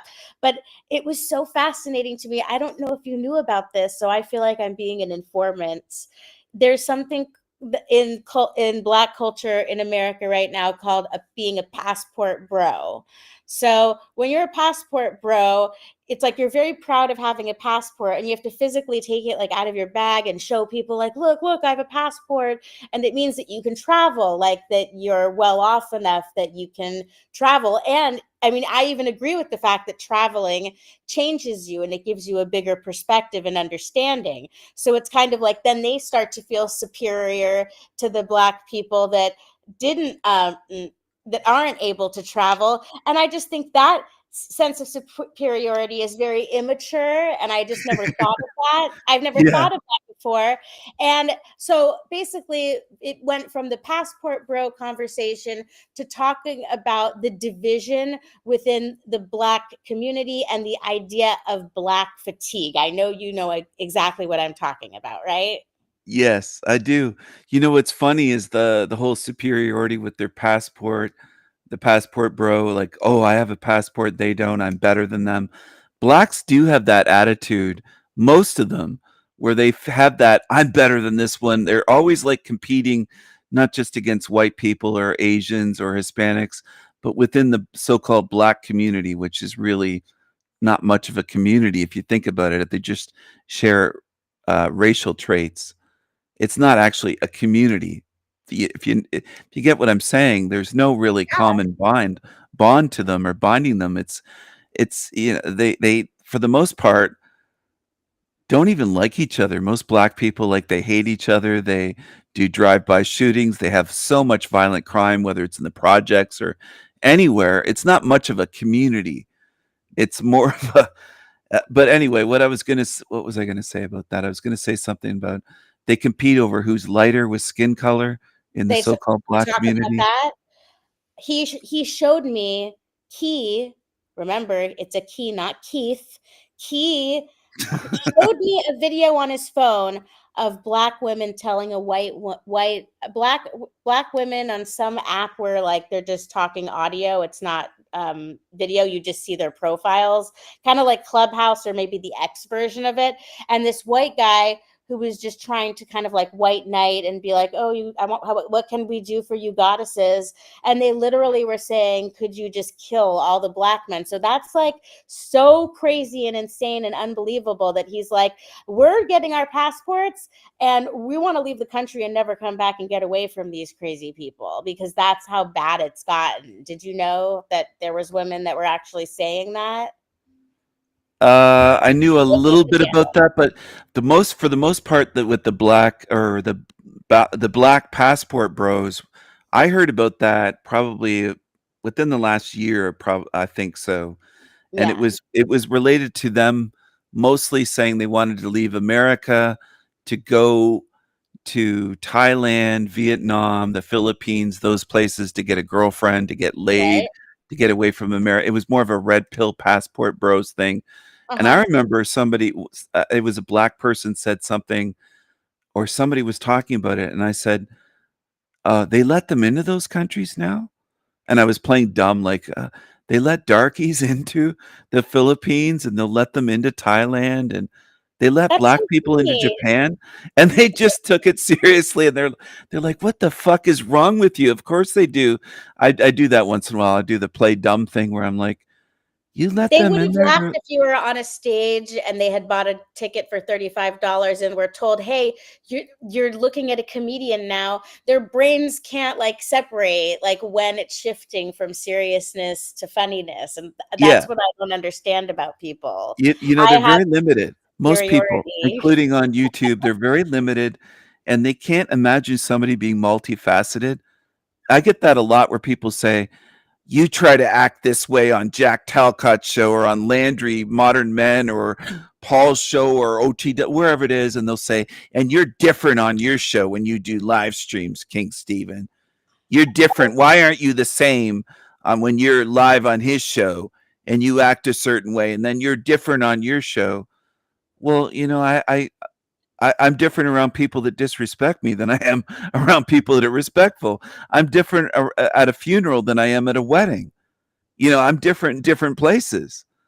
I also create characters, like Black Jesus is different than I am. I know this is hard for people to understand, but It's hard for people to understand. We're they- trying to explain it. they So just I have to explain things, and it's just like, what do does Saturday Night Live have to explain when they do parody of Bill Clinton back in the day, or George Bush or Obama, or they do characters and they're parodying famous politicians or famous celebrities? They've done it for decades, like generations. Saturday Night Live has been on TV doing parody and satire and creating characters and making fun of famous people and having celebrity guests on their show, and bands, not just, bands, but just a combination of things is what I was getting at. It's a variety of things. And I do that on my show, and it confuses people because, aren't you supposed to be truth? You're not a serious truther. You're not a serious. And I never call myself a truther or group myself in with them. I even say I do a variety show. My live streams are different from my Esoterica series. Exactly. My This is like Esoterica an series is more Esoterica. serious, but they Yeah. just can't handle it. They can't. I think most people are too simple. They are simpletons. They There's truly also, are. I forgot to tell people about the El Diablo Radio International, and I was wondering why you were streaming to that, only that for a while, and then I realized that maybe you had a strike on the Sanity Machine. Yeah, But now I did. you're full force. You're back on the Sanity Machine, so I recommend people sub to both, because you never know when they're going to hit you.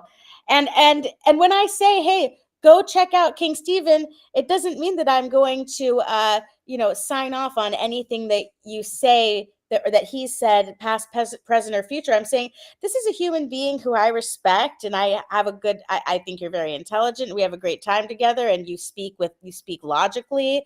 It doesn't mean that everything you ever will say for the rest of your life is correct. So don't come back to me mad at me. Oh, you had King Steven and he used, this grammar incorrectly on one day or another. Everyone makes mistakes, and not everyone is right. And I just like bringing people together. And I'm so glad that I found your channels. And so that's why I like sharing, having you on my show, so that if people like what you have to offer, it's there. And if they don't like it, then that's fine too. But I don't know why people are it's like they'll judge you for who you talk to or who you joke around with. And I've just never seen a more immature time in my life. Exactly. Some people have said to me, "Do you vouch for this person? Do you vouch for them?" It's like I've never met any of these people, whether I like them or dislike them, in person. I haven't met YouTubers from all over the world, everywhere in this realm, in person. How am I supposed to vouch for anyone? Right. It's ridiculous to even ask me for that. Do you vouch? Well, how do you mean? What do you mean? Vouch for them. I watch their channel. I've spoken with them. I've been some cases live with them. Some people say, "Do you vouch for?" It's like, how am I even supposed to answer that? Yeah, it's almost like for me, the internet is like walking out your front door. You can run into people, and if you're cordial and nice to someone and have a conversation with them, it's like an AI robot being like, "You cupcaked, you cupcaked, you are now gonna be seen with this person. This is on your permanent record that you were seen as you were getting your mail." It's like, gosh, forgive me for like, interacting You with other humans. cupcake. It's like those Daleks in Doctor Who or something, that show, and they just keep repeating in that 1960s robot voice, "You cupcaked to who so and so again." It's like I'll have conversations with anyone. I've invited people on my show You that I definitely don't like, and I've admitted that. And some people don't. Even on my channel, there's people that say, "Why are you going to talk to so and so, or why would you invite them?" Well, I would invite anyone to come on, my greatest critics.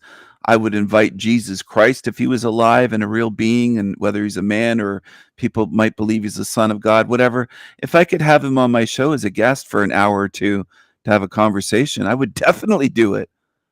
I would love to Anyone talk from to history, Tyson. I would have on my show if that were if that were a possibility where I could hypothetically have some kind of machine where I could bring Jesus Christ on my show, or emperors, Roman emperors, or all sorts of people.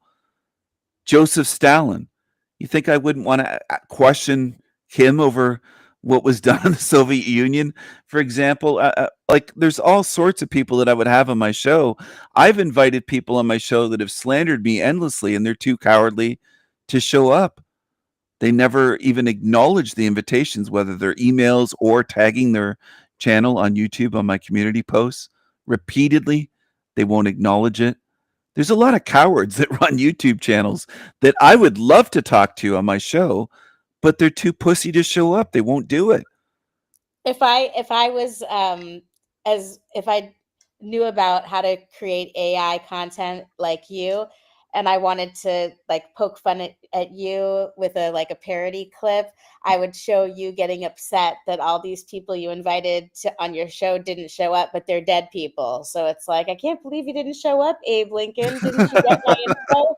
I can't believe you didn't show up, Napoleon. I've Well, sent you multiple I'm not times. shocked that they don't show up, to be fair. It's just I wish people on my channel would see the pattern. It's like, let's say 12 other channels that I've invited that people say they're scratching their heads. That's what bothers me sometimes, it's frustrating because it's like, gee, I wonder why they're not showing up. Do you think they might be intimidated, afraid of me, that they'd get exposed, that they can't answer questions on the fly live, that they can't do a live show with someone that's not part of their club behind the scenes, that All of the above. it's unscripted? It's like, it's so obvious to me. I shouldn't have to say it for years. That's the Yeah. part. It's part of my personality type where if I have to repeat something for years and people still can't get it, it becomes kind of frustrating and tedious for me because I expect people to be able to learn, at least Sure. on my channel, not on the internet, obviously, but my channel's for VIPs only. I don't keep dummies and cockroaches around and people that I just don't have the time to spoon feed someone for the next 20 years on simple shit that they should be able to, with pattern recognition, see right away in a week or And so. also, if they took the time to actually watch your content. Yeah, and pay And- attention, not dip in for 5 seconds and leave, which some on Team Evil do. They'll And dip in and say, "I went over there and he was talking about someone again." It's like I was live for 8 hours talking about a variety of topics, and that's all they saw is me And if making they fun of watched it. your topic, if they watched you could tell if someone's watched your content by whether or not they get your jokes in the live Yeah. stream. But And I then some feel like people lie. They'll say, "I watch your content," and they know none of the inside jokes. And it's like, no, you don't. You've been here for years. Maybe some of them have been sub for 2 years, but they don't watch me or they'd understand the inside jokes and what I'm talking about, and they don't. There's they also just kinda that. get offended out of context. There's I wanna pretenders. I want Go to ahead. shift gears since we are already in. I don't know how much time you have. We're already an hour into it, and I didn't want to force you to stay longer than an hour, but I have so much I wanted to cover. Okay. I wanted to tell you about a traumatizing situation. I'm not using the word lightly, but it was so cliche. I couldn't believe it. I'm still in shock I can't believe this happened to me. So there's this weird pattern in New Orleans where there's horrific stories where people involved in one aspect of the crime is that the victim is dragged. So the worst example of this is that these teenagers carjacked this elderly woman and they didn't realize that she was still attached to the car with the seatbelt, and they dragged her as they drove off to her death. And that is so, just shockingly. I covered a story of that. I don't know if it was the same one or if it's happened multiple times, but I did cover a story recently, like in the last 6 months or so, I would say. But the one that I can't remember if she lost her life or if she lost a limb. She But definitely died, the one with the teenagers. But like I said, it's become a pattern, and I had commented on it. I had made a point to mention it out loud. I'm like, what is it with, it's not just the murder rate. What is it with this animalistic, savage idea of being dragged? And then they're also sharing it on the news. So from my perspective, I always question the news. I don't even have a TV. So it was teenagers, but they were darkies. They weren't white kids. They were dark kids. We're talking about cliche stereotypes here. Yeah. This dragging. So I want to tell you what happened to me to reveal to me that it's not just social engineering on the news, that this is really a thing. And when I described to you how everything played out, I want to ask you for your assessment, because I feel like I came out of this situation where I feel a certain way about people with dreadlocks and a certain way about people with cornrows. And now I feel scared of people with cornrows. Like, I need to be in like a ketamine study. It's just like a PTSD or something. Like, okay, so let me just tell you what happened. The streets here are so horrible that recently we've had 2 flat tires.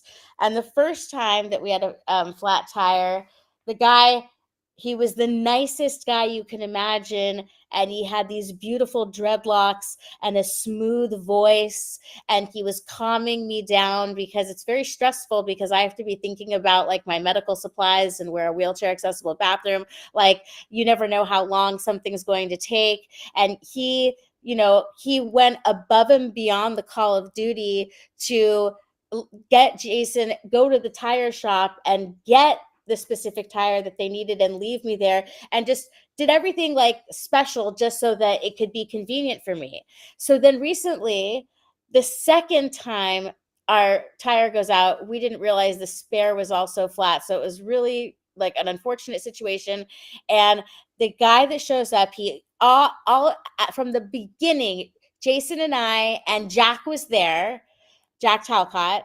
We knew that this guy had a chip on his shoulder. Now, Jack didn't witness what happened to me, because we just had to leave him waiting at the donut shop as everything was getting sorted, because this guy was so rude and difficult to work with that Jason had to lift me up into the tow truck. And this guy was so stupid and in a rush that he starts putting the car up into the flatbed without putting my wheelchair in first. So Jason, kind of being he thought it was amusing how this guy was just so upset to be working, like hating the fact that he like had a job. So he waited until the guy was done putting the car up, and he said, "What about this?" And he's like, "Oh, I didn't think about that." And so then he puts the car down again, and I'm just like staring into space, because he looked so upset that he had to deal with a cripple in a wheelchair, that I was just trying to be as quiet and respectful and small as possible in the front seat. So then we get to the tire shop, and he is nothing but folding his arms in front of us, as if he's like robbing us at a gas station. I kept laughing in my head, thinking, why is this guy so angry and staring at us like he's in some kind of rush? And Jason, bless his heart, he's lifting me up, and these roads are so uneven and ungravelly and all these pebbles that it's really not that I'm like some Jabba the Hutt fat. I do feel I need to lose weight, but he just like lost his footing and he just couldn't get me in my chair. And as he didn't drop me onto the ground, but as he lowered me onto the ground, I can tell, oh no, I think he hurt his leg. And the guy's sitting there cackling and laughing at us. And then I decide that, okay, instead of like, because the way I'm paralyzed is I can't hold myself up. It's the back of my wheelchair that I lean up against. So I'm holding on to, if you can imagine, the open door, and I'm holding on to what would be like the bumper to help you step into the tow truck because it's high off the ground. So can you imagine how I'm using that corner to hold myself up and have good posture, and that it's helping me while we're waiting for the fire department to come and help lift me up, because Jason used all his strength and this guy's yelling at us to hurry. And so we're like, don't worry, it's literally going to take 5 minutes for these firemen to come. They're just going to pick me up and I'll be out of your hair. And he says, I know exactly what you were doing, and I'm a lot smarter than you. And I said out loud, well, that's kind of irrelevant to the situation as I'm waiting for some firefighters to come pick me up off the ground. And if you could just be patient for a moment, I am going to get lifted up and I'm just holding on to your car to help me. And I'm thinking at the time about all the dragging incident. And if you can believe it, he runs around to the driver's side and he's like, oh, you have no idea what I can do. And he jumps into it. And this is so cliche. He takes out his phone and starts recording me. Like recording me and saying, I'm making my money. I'm making my money. And I'm like, what does that have to do with anything? What? Jason. He's so offended that I don't care that he's recording me. And Jason's starting to get worried that maybe he is going to drag me off, because I hold on and I sat my ground, so to speak. And I was in my mind, I'm like, is this fucking guy going to start dragging me? And am I going to be one of those people? This poor disabled woman was dragged off by an unhinged tow truck driver. Oh, damn. I kept looking into his camera and calling him a little bitch. And in prison culture, it means a lot to call someone a bitch.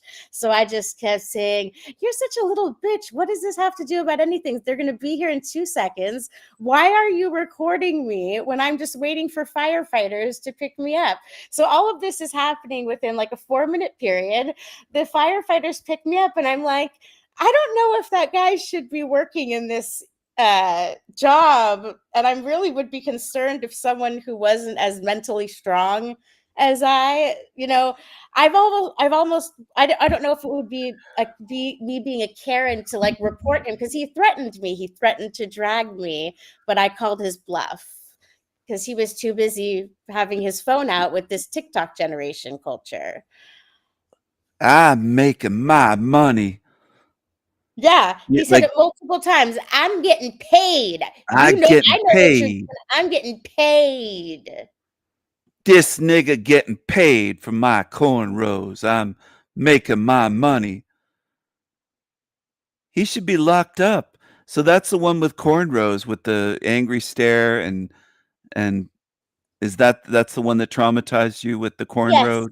Yes, Negro? I feel traumatized by him. I feel like now maybe I'm a little racist towards cornrows, but I feel safe with dreadlocks and Rastafarians and Jamaicans. But if you look to anyone out there, if you look like that guy who almost dragged me with his tow truck, I've seen some. I've seen some with the dreadlocks that are not Rastafarian and chill. They're very angry. It depends. Like some of them are not part of that religion, and they're just they're murderers and drug dealers with dreads. I know. But I'm trying to explain that I think it was a traumatic experience because my brain is now associating like okay, it's not logical. It's a logical fallacy to assume that someone with a red and green striped sweater is Freddy Krueger, right? Yeah. But he brain damaged me. And now, unfortunately, I made this association. So maybe time will heal. And I really just need to meet a nice person with cornrows and I'll be healed from this prejudice. Can we get a nice cornrow out there? Can we find a nice cornrow? We'll just call them cornrows. We'll just nickname anyone with cornrows. Can we get a cornrow that's a good being? I had an aversion to Michelle's and Melanie's that I had to get over Well, because Melanie, I told she's I don't know who she's calling a poser, and she wanted to know if you do karaoke, but I told Melanie that if she was disrespectful in my chat that she was going to be blocked. Just so you know, I told her in okay. advance. She's not allowed to be disrespectful to my guests on my show. She can say whatever she wants, but in my territory, I'm only mentioning it because she's a mod, so I don't want her to get arrogant. Yeah. Melanie. But it is nice that she's asking about the karaoke because I think she would want to do karaoke with us. Oh, really? She would? Yeah, I don't know if you would want to pick a song to sing, but we've been having a good time doing karaoke together. And anyway, that's kind of off topic. There's where were we? I had just Oh, I talked was about going to ask, is the cornrows, did they stink? Like, did the hair stink? Because Okay, sometimes with so them, it's smelly. I knew that he was really mad at my existence. And so I wanted to make sure that none of my yucky smells entered his nostril. So like I said, I had my jacket on and I was trying to make sure that I was small and I didn't smell him. He didn't smell me. And Jason's body acted like a barrier between us. I never got close enough to his hair to tell. But I did have a discussion about hair with Miss Edwina and Key when I was in the hospital. So it's just funny how I got to tell them about this experience. And then it led to discussions about race and the video that I have up that I've been waiting to show you. I mean, it's hysterical. Is there anything that you want to add to this before we continue this conversation of Black fatigue with this video? Yeah, just quickly, I guess I would say there's this book name, I can't think of the author's name at the moment, but it's named Perfume that I read many years ago. I read it after hearing in the 90s Kurt Cobain mention that was one of his favorite books. And I was like, that's an interesting title.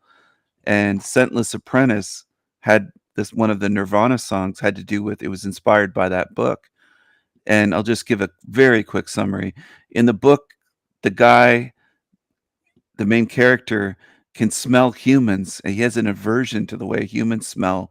So he tries to take off and get away from humans.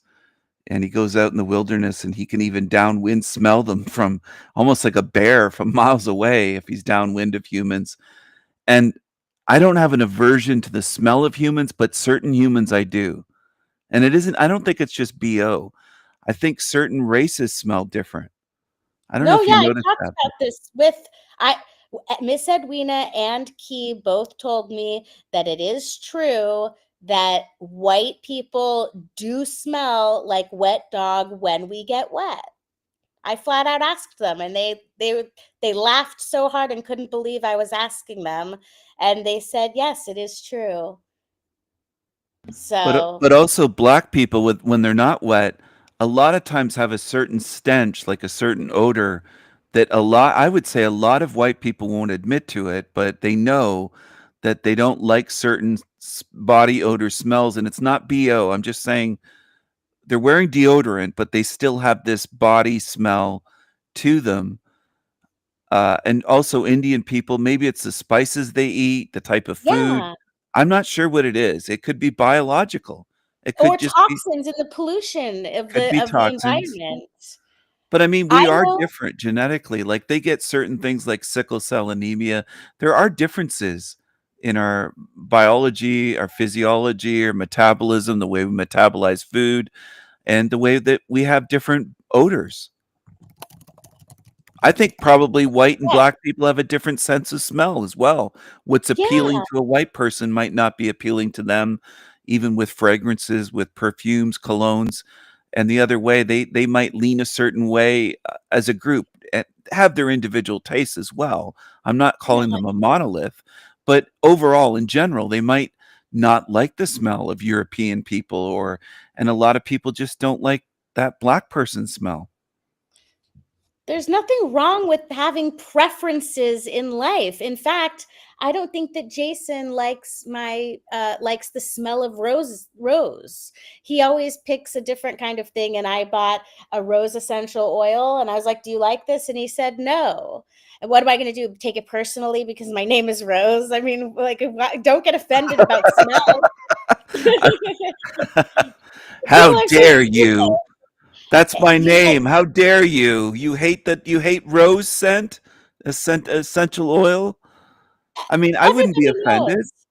Everybody knows that, when people are in relationships, there's pheromones involved. And if I'm not going to enjoy the smell of some stranger on a bus that's next to me, but if my significant other was exercising and sweats a little bit, and maybe there is a little body odor, I might not mind it as much because there's that, well, all the different kinds of connections that, whether woo-woo or scientific, you could discuss. Like, it's just, I mean, have you seen this clip with Jamie Foxx about Africa?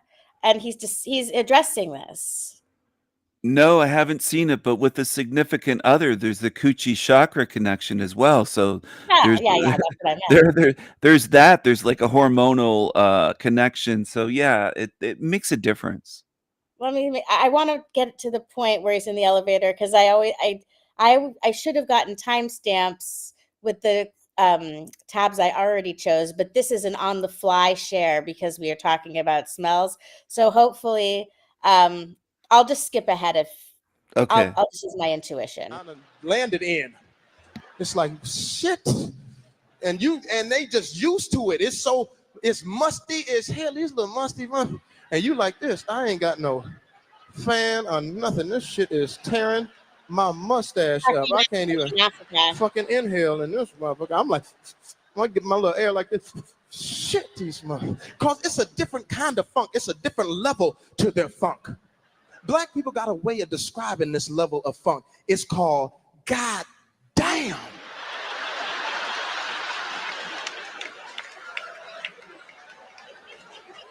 Am I right? Because it's levels. It's like, ooh, that don't smell too good, and then there's somebody stepped in some shit, and then there's, God damn, do you smell that shit?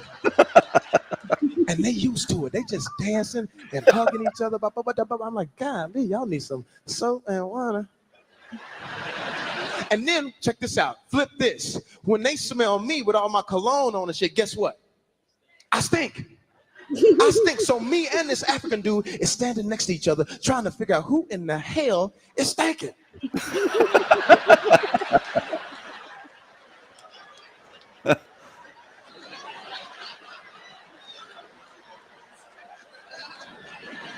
What is that smell? What is that smell?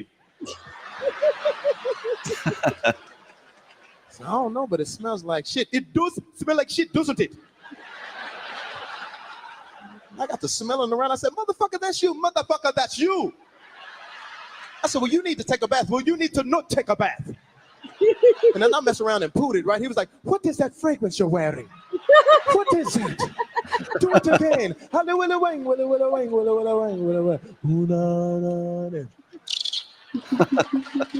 He's saying, I'm not saying that you didn't pick up. He's saying that he farted in the elevator, and then the other guy was like, ooh, what is that wonderful smell?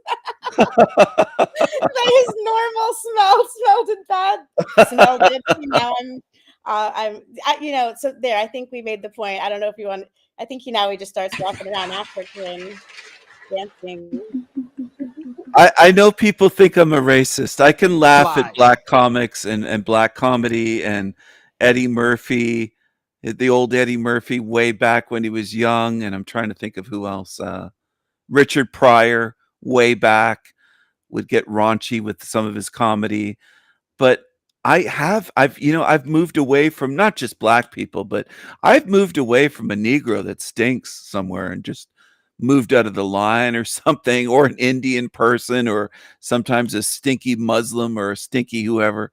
I'm not ashamed to admit to that. I've walked away and said, I can't stand here. It just stinks too much. I gotta get away from this. It's like they've got a curry BO or curry farts with someone from Pakistan or India, or I don't know what kind of Muslim food they have, but just smelly. And oh, look at Melanie's. I bet Stevens plowed a few BBWs. She's got a real. Is What? this blockable? Should I ban her right now? Oh, just let her stay. I don't want to ban her over that, but she Okay. really has a thing with me. Like she does this if I'm on a guest on a show and it's not me just as the only guest. If I'm on a panel, she'll kind of fixate on me. So does DGM. If there's 6 people, there's something with certain people in the panel. The ladies love. They do. the And you know, the Diablo. ones that will say, I'm fascinated by him, I think he's this, or I think he's crazy, but I'm fast. They're too low IQ to understand me. That's part of it. I'm mysterious to them because they're too low IQ to be able to figure me You're out. mysterious. But There's my IQ's lower than yours because there are some times when I am trying to figure you out. But maybe it's because I'm a perfectionist and there's nothing further to figure out. But I do think that you have you have the intellectual capacity to be 5 steps ahead of me if you wanted to. Because you got me with the music. So now I'm just easily hypnotized and brainwashed by you. see, if I laugh like that, they're like, he's evil, he's sinister. Psychotic. What a psycho. I Oh, he's laugh at Nigel psychotic. all the He's time. crazy. He was 8 years in a psych ward, which is untrue. They make up all kinds of shit about me. Their hatred drives them to lie and to just. It's very weird, but I live rent free in the heads of thousands on YouTube. Me It is too. fascinating in a way. Yeah. Okay. So we deviated and went to the Jamie Foxx thing to talk about smell, but that's not as important as the issue I'm bringing up. This is the more higher-minded cultural thing that we should be discussing, King Stephen. That these Black women that the Black men are reporting to me, they're sick of this shit, is that they will continue to have babies so that they can live off of child support. So there's a Kendra G show, and I even got Jack Talcott to go on the show once. Obviously, at first it was a joke, but now I'm thinking he should go on a second time and try to promote him as, trying to end all wars and stuff. But someone finally put a compilation together, and I find this hysterical. I honestly do. I think this might be something that you would share on your own streams that are like 9 hours long. So we don't have to watch the whole thing. I just want to enjoy it with you for as long as you want, and you can tell me when you've had enough. What do you Okay. say? All right. Okay. I'm really excited to watch this with you. I'm not going to mute myself. So obviously people might hear me laugh, or I might decide to mute myself, but we got a deal that you'll make sure to notify me if you've had enough. Yeah, I'll let you know. Okay. Flashback. I've been thinking about doing a 20-minute video compilation of just all Kendra G women counting their baby daddies and kids. Y'all let me know in the comments if y'all think that's something I should do.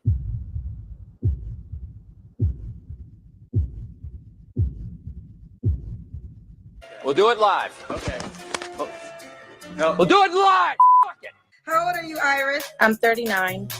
39. Do you have any kids? I have 3 children. All by the same man? No, How many men? 3. Do you have any kids? Yes, I do. Yes, ma'am. I have 4. You have 4 kids. By how many men? By 3. The last 2 are by the same man. He is currently incarcerated, narcissist. If I could say, to summarize it, that is Satan himself, honey. So why you have 2 kids by Satan? I didn't believe in abortion, so at that point, I had my children.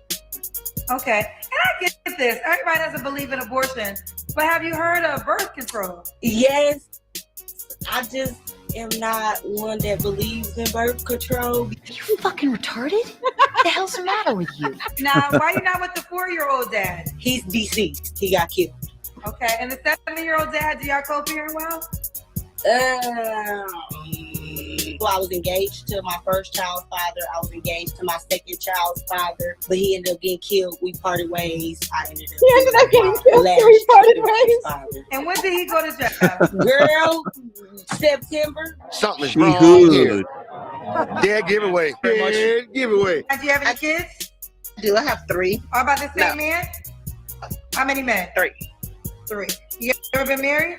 No. No. Do you have any kids? If so, how many? Wait, stop a second. I have 5 children, How many men? 3. You know, actually, 50 Cent is my dream man. So if he could look like him and kind of act like him, I'd be good. Bartender, do you have any kids? Yes, I have 5 sons. Really? 5 sons. All by the same man? No, all different fathers. You How have many 5, kids? 5 men. Yep. Have you ever been married? 5 baby daddies. No, I was engaged twice but never married. That's serious. Do you have any kids? Yes. How many kids? So I have 6 kids. Okay, all by the same man? No. How many men? 3. Well, I am poly. I do have more than one partner, Poly. so I'm open to having another partner. Polyamorous. Just How many maybe partners do you have right now? I have 2 partners. Polyamorous What's nigga. the third one for? Oh, Can you pause it for a I'm second? open to the experience. I'm open to the experience to, you know, finding my, I call it a pod.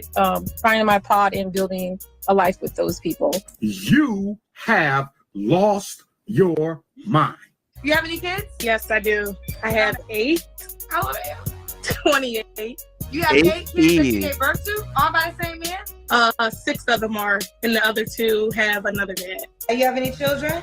Can you pause it, How many Rose? kids do you have? 6. You really have 6 kids? Look at that weave.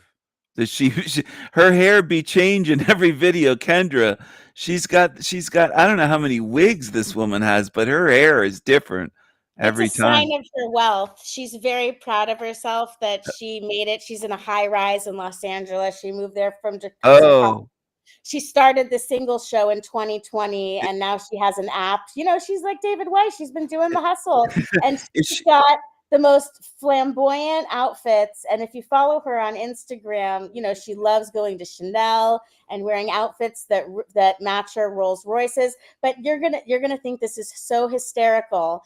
So she's always rude to the Nigerians that would call in, but then she got a Nigerian boyfriend, and that very Nigerian boyfriend took all her money and dumped her, and she got played by the very Nigerian she was mean who to. ever So heard of a Nigerian scammer? Remember those Nigerians scamming by email in the early internet days? I mean, they've been scammers still forever. you still But do. does she have the hair from India? Where does she get? Is it real hair? She's wearing some. I think that, you know what, I'm not going to say. I'll find out for you. I will research.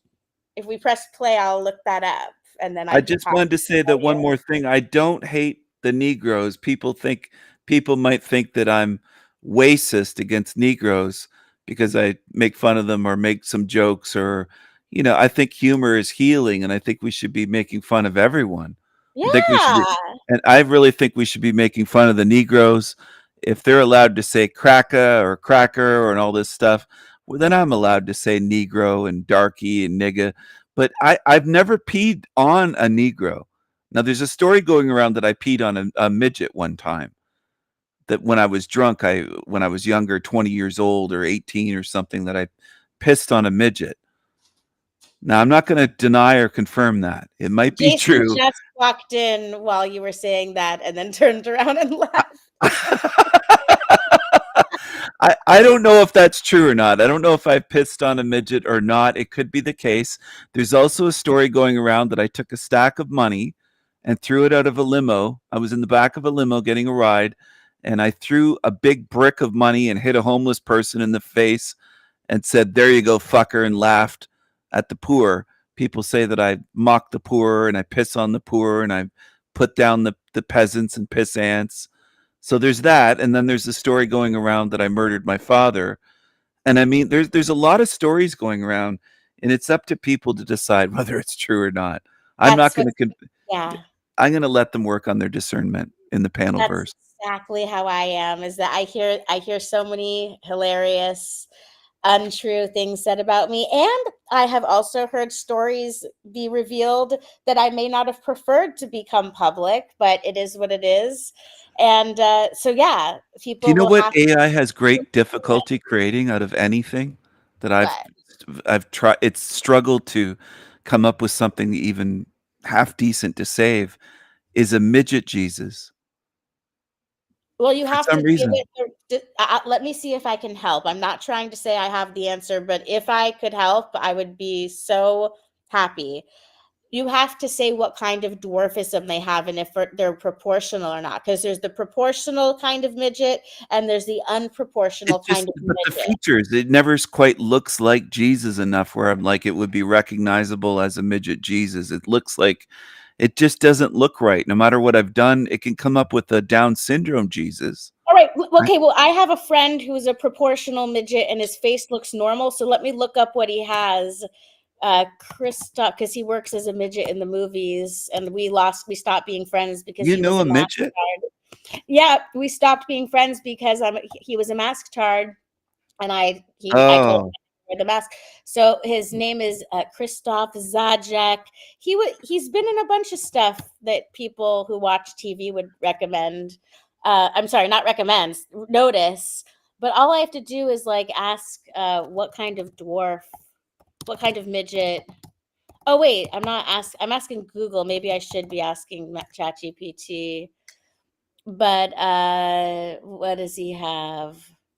I know you can't see the tab I'm looking at. It's just that why share it when I'm just looking for this one bit of information. Maybe he's one of those kinds of midgets that doesn't say his specific genetic thing often. Darn it. But look, you know what? I'm going to find out what kind of midget my friend is. And I believe that if you stipulate that kind of dwarfism, that it will give you the correct face of Jesus that won't look like it has Down syndrome or a Neanderthal. yeah. It would be Okay. cool because it usually ends up looking more like a midget wrestler, but not like a Jesus midget wrestler. Right. And I'm Right. like, I want it Right. to look more Jesus-ish, so that people Right. will see it and go, well, hey, that's midget Jesus. Recognize him right away. He's not recognizable. And I've saved about, I don't know how many. And it's just like, this isn't good enough to even share with people. It looks Right. like a midget kind of, but it doesn't look like Jesus enough. But whenever I do other Jesus, like if I do a goth Jesus or I have all kinds of Jesus, Viking Jesus, it still looks like Jesus. It's like there's enough Jesus resemblance or the stereotypical Jesus that people think of. There's enough resemblance where I don't have to tell people.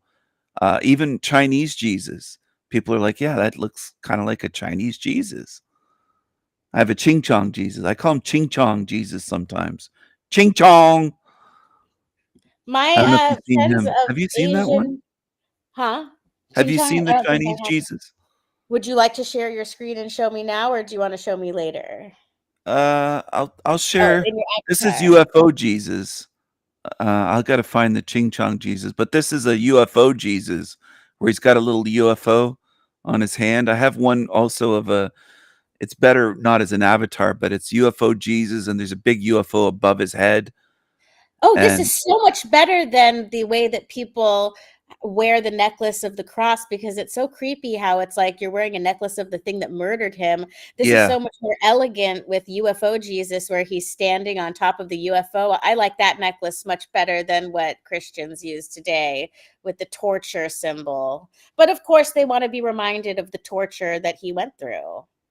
yeah, that's their main focus. It seems like it's always been strange to me. I I remember as a agree. child being taken to a Catholic church as a little kid thinking, why is there a bloody man nailed to a cross? Like, this is gruesome. My mom wouldn't let us watch horror shows when we were 4 or 5, 6 years old, but they'll take us to a church where there's the most brutal depiction of torture ever, bigger than life size at the front of the church. It's just so strange that people, what they accept as normal, whatever people are conditioned to accept as normal or as good and holy, they will just go along with it. Can you see what I'm showing on my screen? Yeah, are most people good? Yeah, you could play some of this if you wanted to, and I'll I look for plan the on Ching it, but Chong. not yet. I plan on it, but not yet. Okay. Towards the end, because I figure that's you have such a calming, good voice, and it's easy to focus. So our back and forth conversation, I always feel bad because I feel like I'm interrupting you, but I don't want to forget little things. But then turning on one of your videos, then I can enjoy it too, because I have nothing to say because you put together the video so eloquently. That's why I like your content, is because you explain things and you always put it into a rhetorical question too. So I just don't, even if I don't agree, even if I didn't, I mean, because what I'm seeing is that we are living in a hellish existence that's just getting worse and worse. And I didn't like talking about it because I always thought that I was supposed to be positive.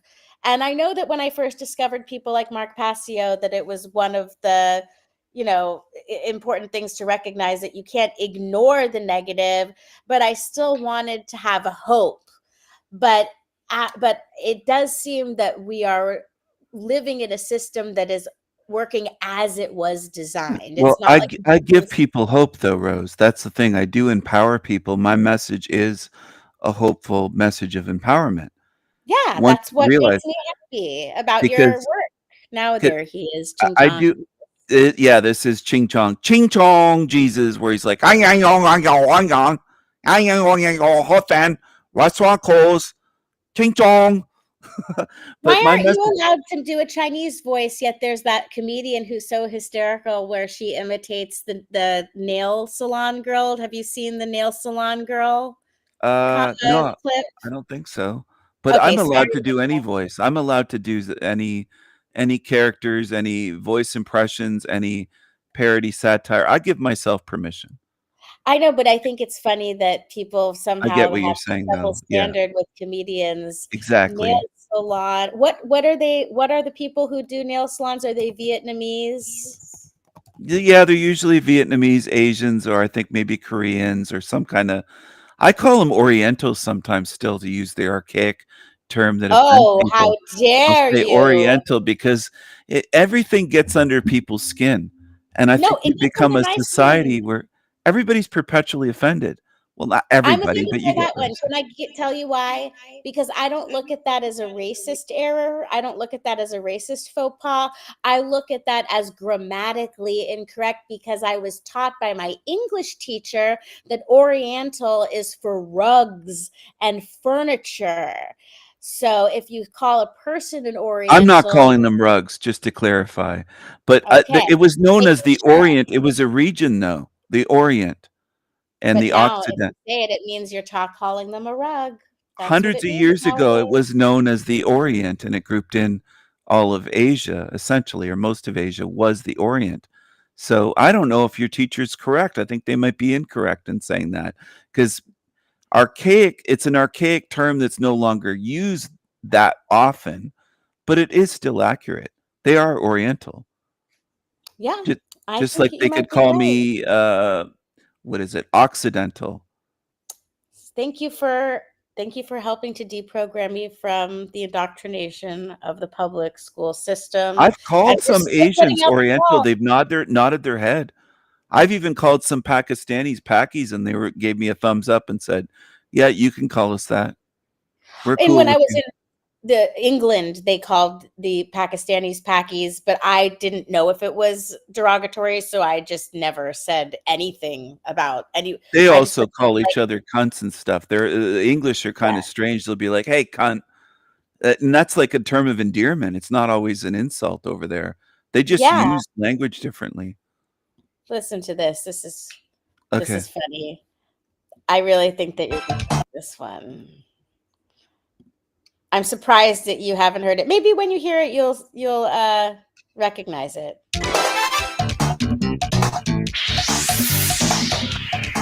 No, but I like to hang out with my family a lot. Hang out with my sister. We go get our nails done. Any ladies in here get your nails done? Nice. Honest crowd. How about any guys? Any guys down for mani pedi? Don't lie.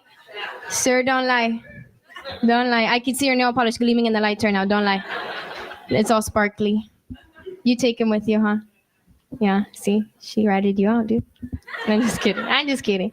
No, me and my sister, we go over. It's a place called Beautiful Nail.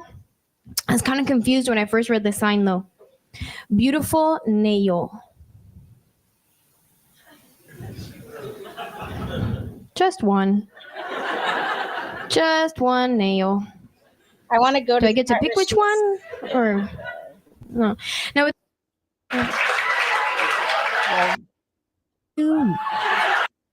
I'm too impatient. I'm Service, sorry. you know, whatever you lie, we do for you.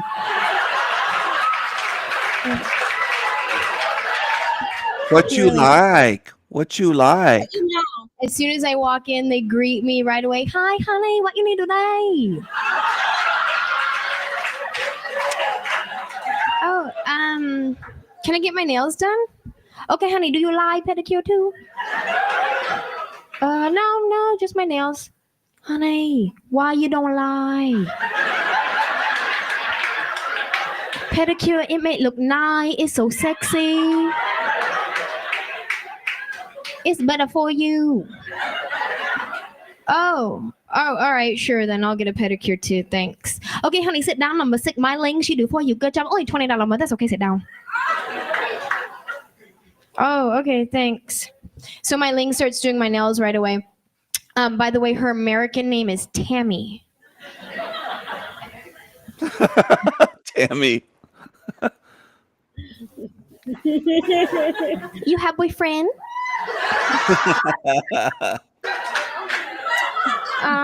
No, I don't have a boyfriend.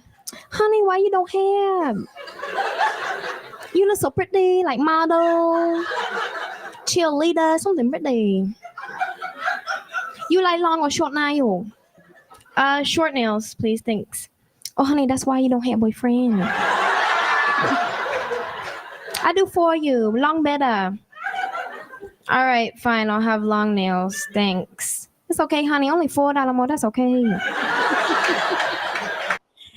They be hustling. Only They be $4. hustling. Well, she already did the $20 upsell before that, so they already got her paying $24 more because it's just because of the nails that she don't have a boyfriend. And I always thought, is that really true? I mean, do guys really care? It seems like the girls No. are just doing it to show off to each other. Like, oh, I make enough money that I don't have to do hand labor. So I'm going to have these pointy, long, disgusting nails. I don't like long, pointy nails, so I that's out. I just don't like that. So you disagree with the nail salon Yeah, hustler? and the Negro nails that are long and curly that are like 8 inches or 10 inches long. They're like long claws. These black Well, I was women that gonna have ask like all. them. Have you seen those with the multicolors? And it's crazy. It looks like it's something out of a Freddy Krueger film or something. It's nuts. Yeah. It's Can we like watch a talent. little more of this? Are you Okay. sick of this? Because there's some more fun. There's some that are real. I want it to at least get to this crack. Okay, of- skip ahead a bit. What was I gonna say? Oh, have you ever seen the movie Full Metal Jacket with the hooker in Of Vietnam? course, $5. Me love you long time. Me love you long time. Me sucky sucky.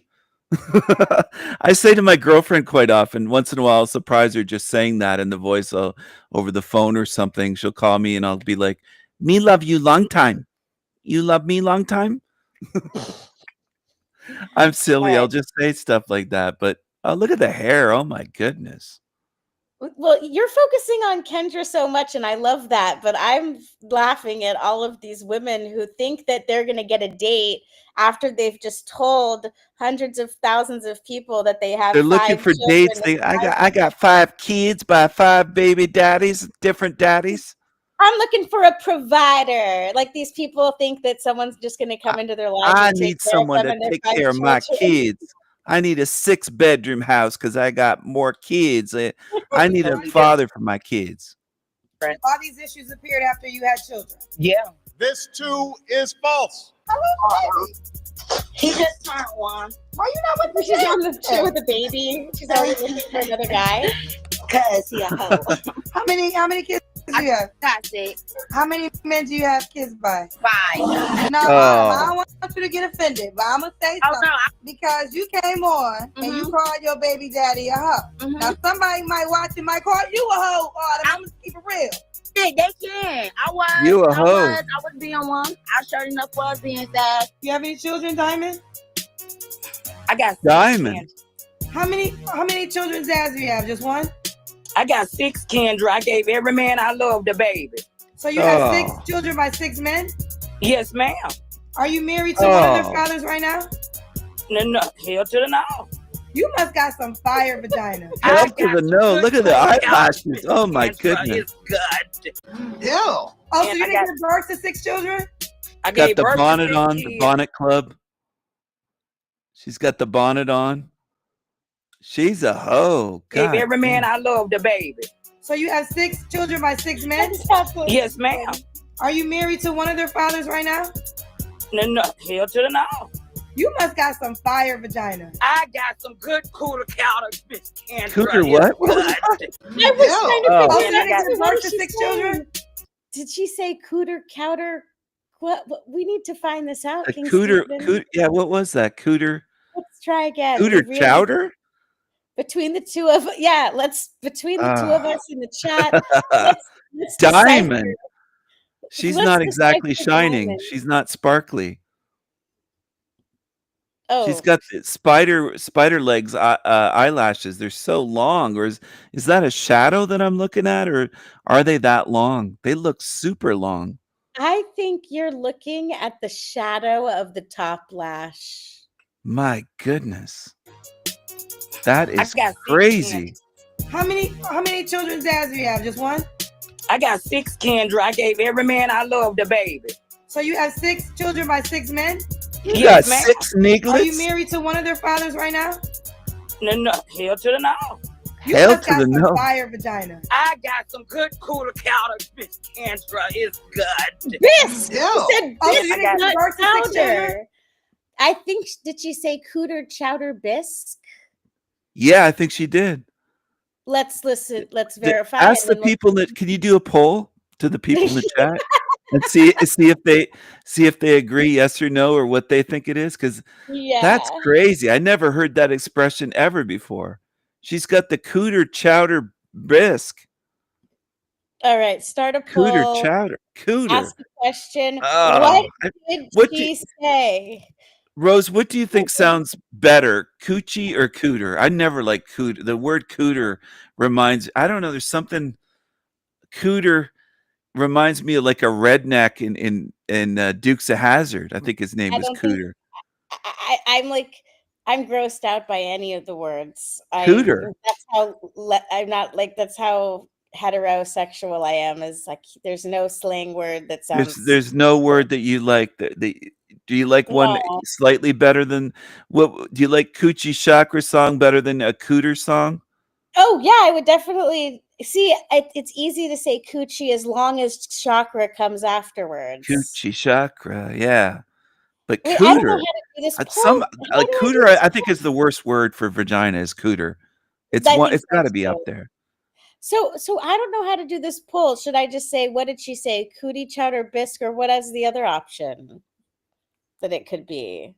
Did she Something say? else? Did she say cooter? Cooter, chowder bisque, or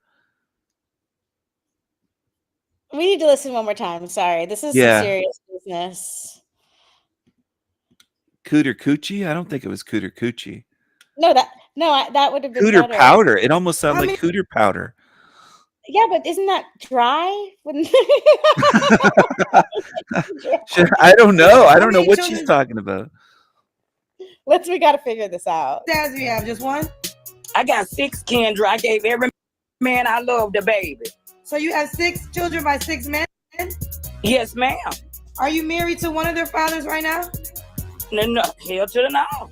You must got some fire vagina. I got some good cooler counters, Miss Kendra. It's good.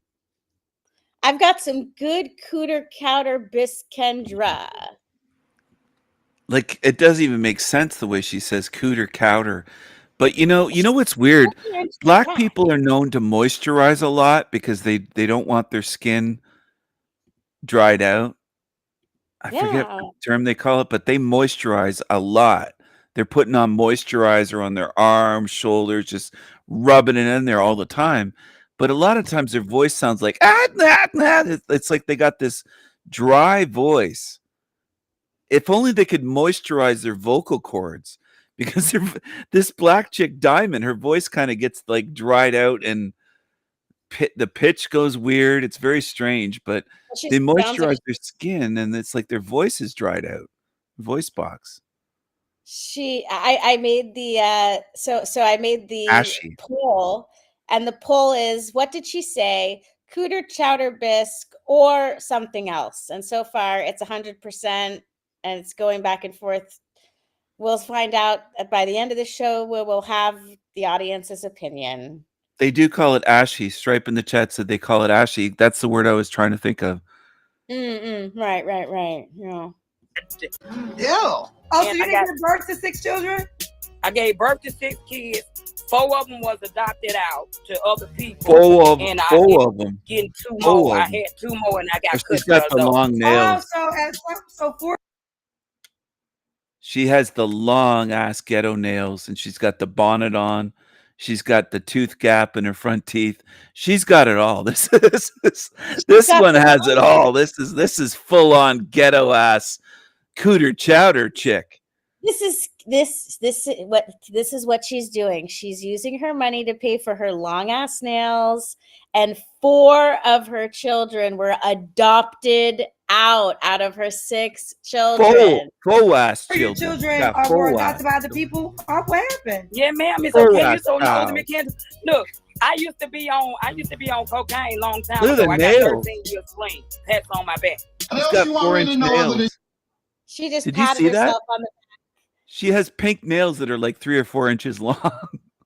I know, and she just patted herself on the back for being 13 years off cocaine. So bravo. I Did you got see her? full ass children. I have full ass children.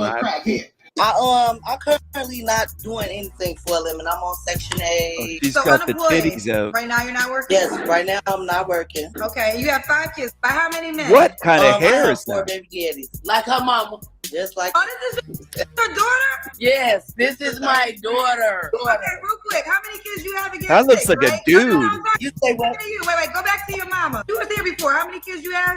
I told you I got 6 children. One of them died by gunfire in 2020. Okay, and you have how many grandchildren? Because you told me this. 30. 30 grandchildren. Oh, so my. this is one of your. So this is one of your daughters, and she's the Yeah, partner. You got yeah. 5. Yeah.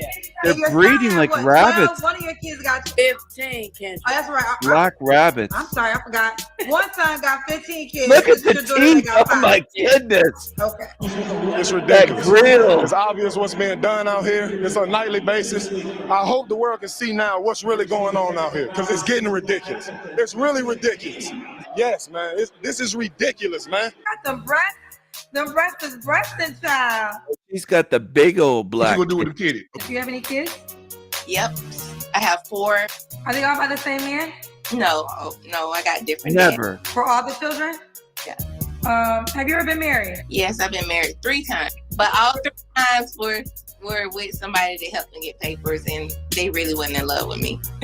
You married 3 different men to get them green cards? Well, no, not really to get the green cards. I wanted to be with them, but that's what they were using me for. 3 times you fell for it? Let me put this out too. I have been to prison. See the voice? Yeah.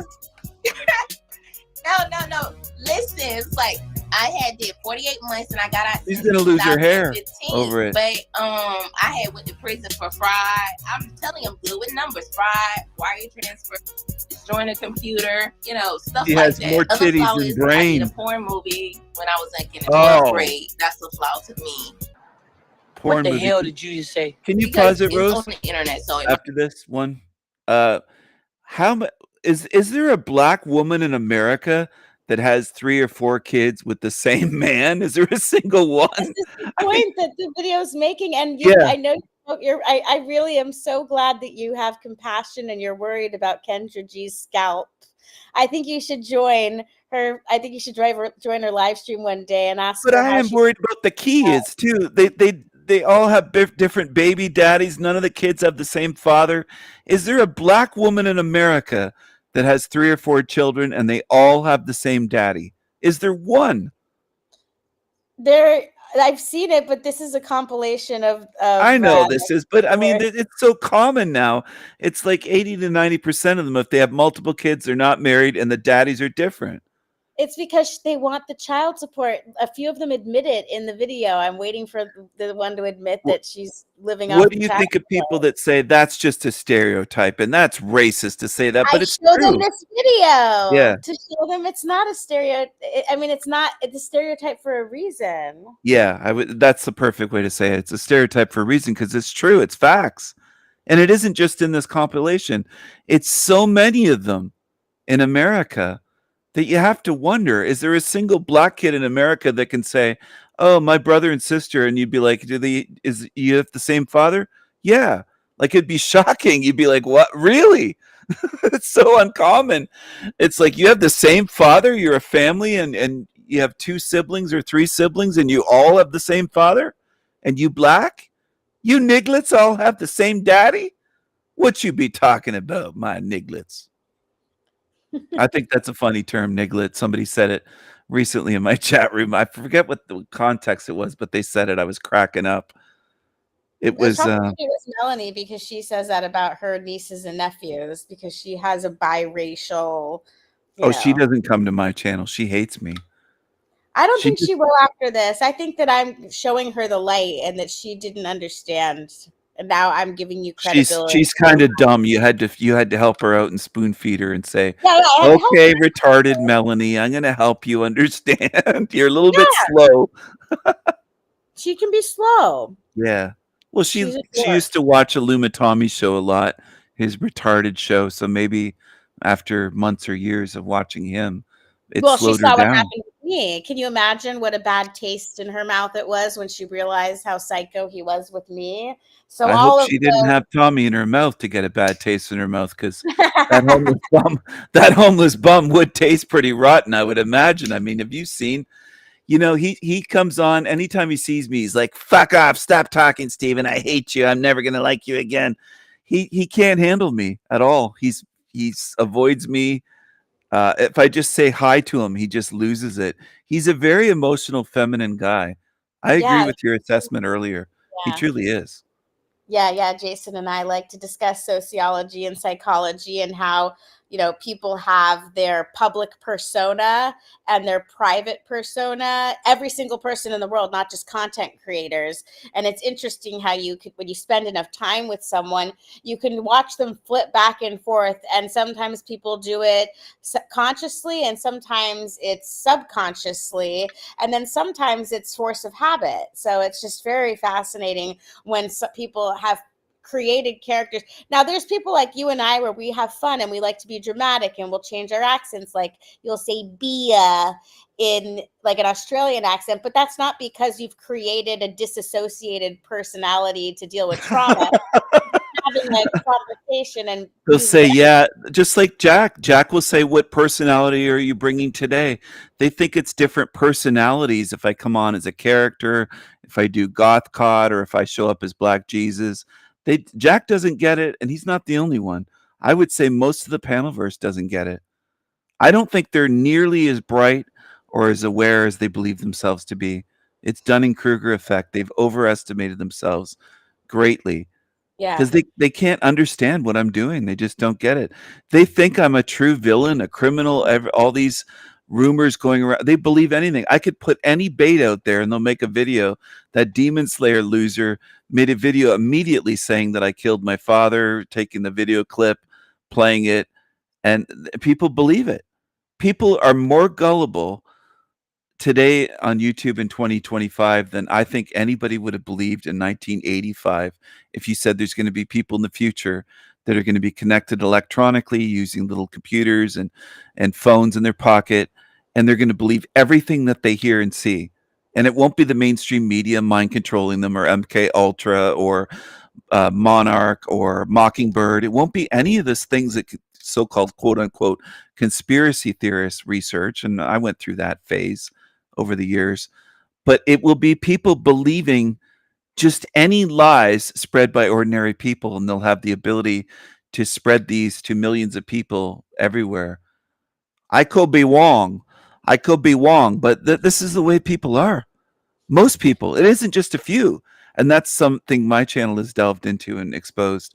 It isn't just a few dummies or a few gullible people or a few zombies. It's the majority. The vast majority are just beyond retarded in terms of gullibility, believing everything. We're in a realm of demon-tards and zombies. Truly. Yeah. That's Truly. what I wanted to make our show about.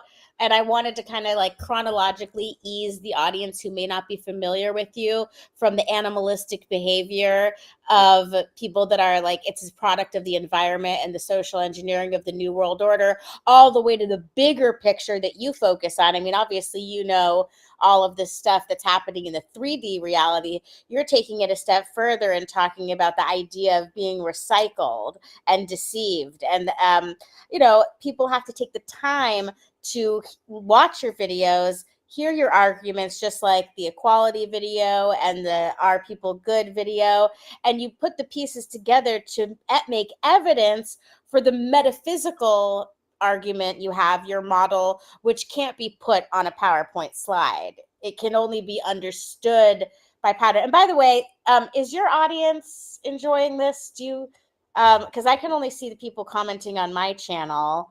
I really They're have a lot of enjoying it. They said on it. Melanie's a moron. Someone said that. Well, They know said, that, they think that. with all due respect, Stephen, you were just playing a game. Can you highlight that comment she just posted a minute ago? Yeah, well, I'm playing a game She's too, proving Melanie. my point. The She's- Paleverse is a game, Melanie, and you're playing it too. We're But posting silly karaoke videos. She's saying I'm just playing a game. Does she mean currently? Does she mean always? Because I have some of the most serious intellectual content studying reality, studying this realm and the I don't think afterlife. she's watching that your content. I don't think so at all. But this is my point. She's proving it without even being aware. That's how dumb she is. She's unaware that she's proving my point, that most are like her. They're lazy. They don't investigate. They judge people without knowing. They say stupid shit. They say, and she's the one that's shouldn't be taken seriously. Her kind. It's not just her. Did you And then know she- that in the YouTube studio you can create courses? You should I consider creating I a haven't course. looked into it, but I'm looking into my YouTube studio, and I want thought, to do everything for free because everyone else is doing things for shekels, and I never want to attach money or anything to what I'm putting out. But I I want you to do one thing. If there was, I have a membership on my channel for like $1.49. I thought I picked 99 cents, but they must have made that the minimum. But here's why. I know it's stupid. It's a stupid excuse, but I really like that when you have a membership on your channel, you can make special emojis. And I can only imagine what interesting emojis you would design. And I know that you don't need the money and that you want everything to be free. But if you just, I wish there was a way That's that why I YouTube laugh would so let hard. people make I it. get what you're saying. That would be interesting. I agree. The emojis and the extra features that would be funny. Jack Talcott, I think it was yesterday or the day before, told me to get a job. I'm independently wealthy and retired. Like, he's a moron. He's a retarded. He's absolutely retarded. And there's a lot like that. They just believe what they're told. And it's I'm not going to You know, share it on the screen. I offered because- the other day to pay somebody. It's somewhere around 20 grand for the full gateway experience at the Monroe Institute, which is tied in with the CIA and mind control. People are so dumb. The truthers go there to get mind control, to get their EEGs read and recorded. They record everything. So they have your brain waves if you go there. I offered to pay someone the whole price. I could afford to send someone there if they give me their brain waves so that I have control over their mind.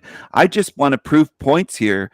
And I could afford 20 grand to pay for someone to go there. I could afford to fly somebody to Africa that says we're all the same and fly them to Liberia or the Congo to live. I'll pay for their flight. I think most people are full of shit and they don't want to back it up. Even when someone Yeah. says, I'll pay, you don't have to go there and pay your own money. I'll pay for you to live there for a year. I don't think you want to. I don't think you'd have to video it, document it with proof to prove you're actually there. I wouldn't just take anyone's word for it in the Panelverse on YouTube. But, you know, and this is what you get with a Melanie type when I say no, don't ban her. She can't help herself. She is a moron. I don't care if she ever comes around. There are a lot in the Panelverse like this. They're absolutely moronic. They can't be, they have no manners. They're rude. And this is common in the Panelverse. What was the other thing? She said something about where you're I just noticed that. Thank you. But you know, when people say, she said the new age, your energy goes where your intentions flow, or your energy goes, whatever that fucking new age saying is, where you put your energy, where you put your intention, your energy flows, something like that. It's all repetition. It's all parroting from new age shit. And she would say, I'm playing a game. I would say she's as programmed as a robot. I don't go around calling people NPCs, but I do call beings in this realm zombies due to their lack of awareness. They're not aware beings. It's like they're not even sentient beings. New age is trash. So is Melanie. I don't like trash beings, and it's nothing personal against her. She's just a dime a dozen. There's millions like that on But YouTube she's and out there. bringing it upon herself. She Yeah. had the opportunity to be respectful, and She's just had many it's opportunities to be respectful. She She started just the says, whole thing with me. Stephanie. She just Yeah. says, "Okay, Stephanie," and that's it. You know, that's obviously sarcasm, and She'll I keep doing gave it her a though. warning. That's the thing. And Yeah. I know you're an optimistic type of personality. That's part of your personality, and I'm not faulting you at all. I used to be more optimistic. My star sign, it's already out there now anyways, is Sagittarius. So I am naturally hopeful and optimistic and kind of idealist. I've worked on myself for decades to get to the point of being more analytical and accepting and acknowledging reality as it is, rather than being the daydreamer that I once was, in a sense. Now, I'm not saying I'm a different person. I'm still the same person. I still have the same Myers-Briggs personality type. I'm still, astrologically, I'm still a Sagittarius, which is the most philosophical of all the signs, as Jim Morrison said way back in the day. He was a Sagittarius as well. Anyway, I have a lot in common with people that are philosophically minded, that develop their own philosophical views of this realm, their own model of this realm, looking at reality, not just the realm, but reality, including people, including psychology, just an all-encompassing, comprehensive view, big picture view. And What's your Sagittarius tend to be that way. Myers-Briggs? Myers-Briggs, I'm an INFP. I'm introverted and go by my intuition mostly, and feelings, perceptions based, which is why I'm saying I had to work on being more analytical minded. A lot of people say you're so logical and you use great logic and reason. I get compliments on that. I worked on that. I wasn't naturally always this way. I was more of a daydreamy, intuitive. Feelings based doesn't mean crybaby. It means I feel things deeply. I hate injustice, oppression, true oppression, not black people crying oppressed, but actual oppression, if you get what I'm saying. Somebody that's being imprisoned and they're innocent, for example. They're being oppressed by being put in a cage or in a cell. Not the false, we're oppressed because we're black in America. They're actually advantaged. They have black privilege. I don't know why my voice cracked there, but they have black privilege. They're given advantages, affirmative action, DEI hires, all kinds of grants and scholarships, and put ahead at university. If somebody scores, a white or an Asian person might score 300 points higher on SATs, and a black chick will get accepted with 300 points lower. This is what's going on. That's not oppression. That's being given special treatment. They've been given such special treatment for so long, they think everything's oppression. If you look, did you know that food stamps in America is, I just saw this earlier, it's over $1 trillion a year. Over $1 trillion. And that's more than military spending. It's somewhere around 860 billion. So black people, it's not all blacks that, I mean, there are some white people on welfare and food stamps, but if you look at what they get and the cost to society and the drain and the cost in terms of if you delve into violent crime, blacks, and it's not all blacks, it's not old grandmother blacks for the most part going out shooting people, but black crime is like the murders in America. They commit over 60% of the murders in America, and it's about 5% of the population. It's mainly black men. Well, this is what 5%. I was thinking with the tow truck situation. I'm like, this guy is a caricature of a socially engineered character that was introduced by white people who were the producers at Interscope Records.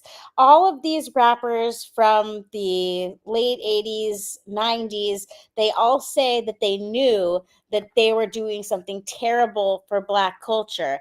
Imagine if the crack cocaine wasn't injected into the Black communities. Imagine if the Planned Parenthoods weren't strategically placed. And imagine if the rap thug culture with the cornrows that now I'm scared of because I got traumatized. It's like, You know what though? My take is going to be different, I think, than most would expect. I would say that has had some impact on black people, rap music and the culture. But overall, I think that if you look even deeper into it, black people are violent and more violent than others in any country that they're in without the Western influence, without Hollywood, without rap music, in countries like Liberia, in Africa, Somalia, the Congo, Sudan, Nigeria.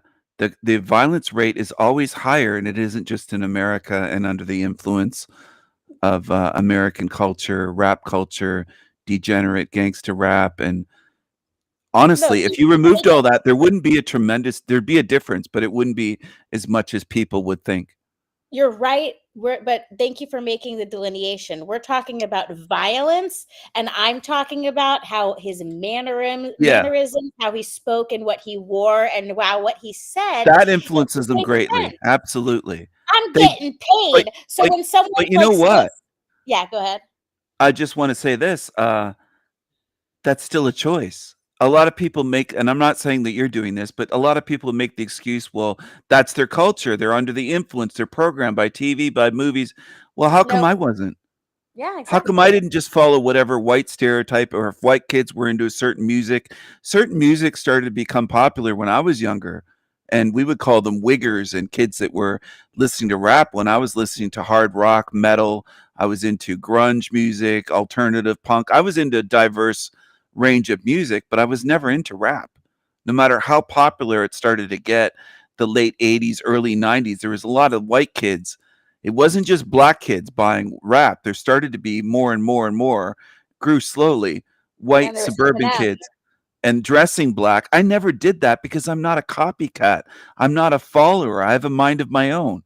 If it isn't cool, if it wasn't cool in my high school, let's say, to listen to metal or to listen to the Seattle grunge bands like Soundgarden when they came out, or whatever the case may be. I never was into that. I just didn't care though. I was into whatever I was into. You know what I'm saying? Like and I was cool with people. There was a kid there that got teased, and I wasn't into punk yet, but there was a kid there that was into more punk. And I respected him as an individual because he wasn't following the crowd. There was no one else at the school that I happened to go to that was into that. So he got teased by basically redneck kids that would tease him. And it's like, well, they always tease individuals. They always want to outcast and bully or gang up on the kid that doesn't listen to exactly what everyone else is into or doing. And I noticed that it isn't just the media trying to make people into clones and followers. It starts in high school and in elementary, where kids try to bully kids to be the same because they want conformity. Yep. Most people want conformity. They're control freaks, just like they are on YouTube. Yeah. When people are homogenized, they're much easier to control, and it's also easier to control an it than someone who has a personality. So that's why they're trying to make people into robots. I want to shift over from the race and the baby daddy. I mean, there's a couple of really, really funny things in that compilation, but I think we got the point across.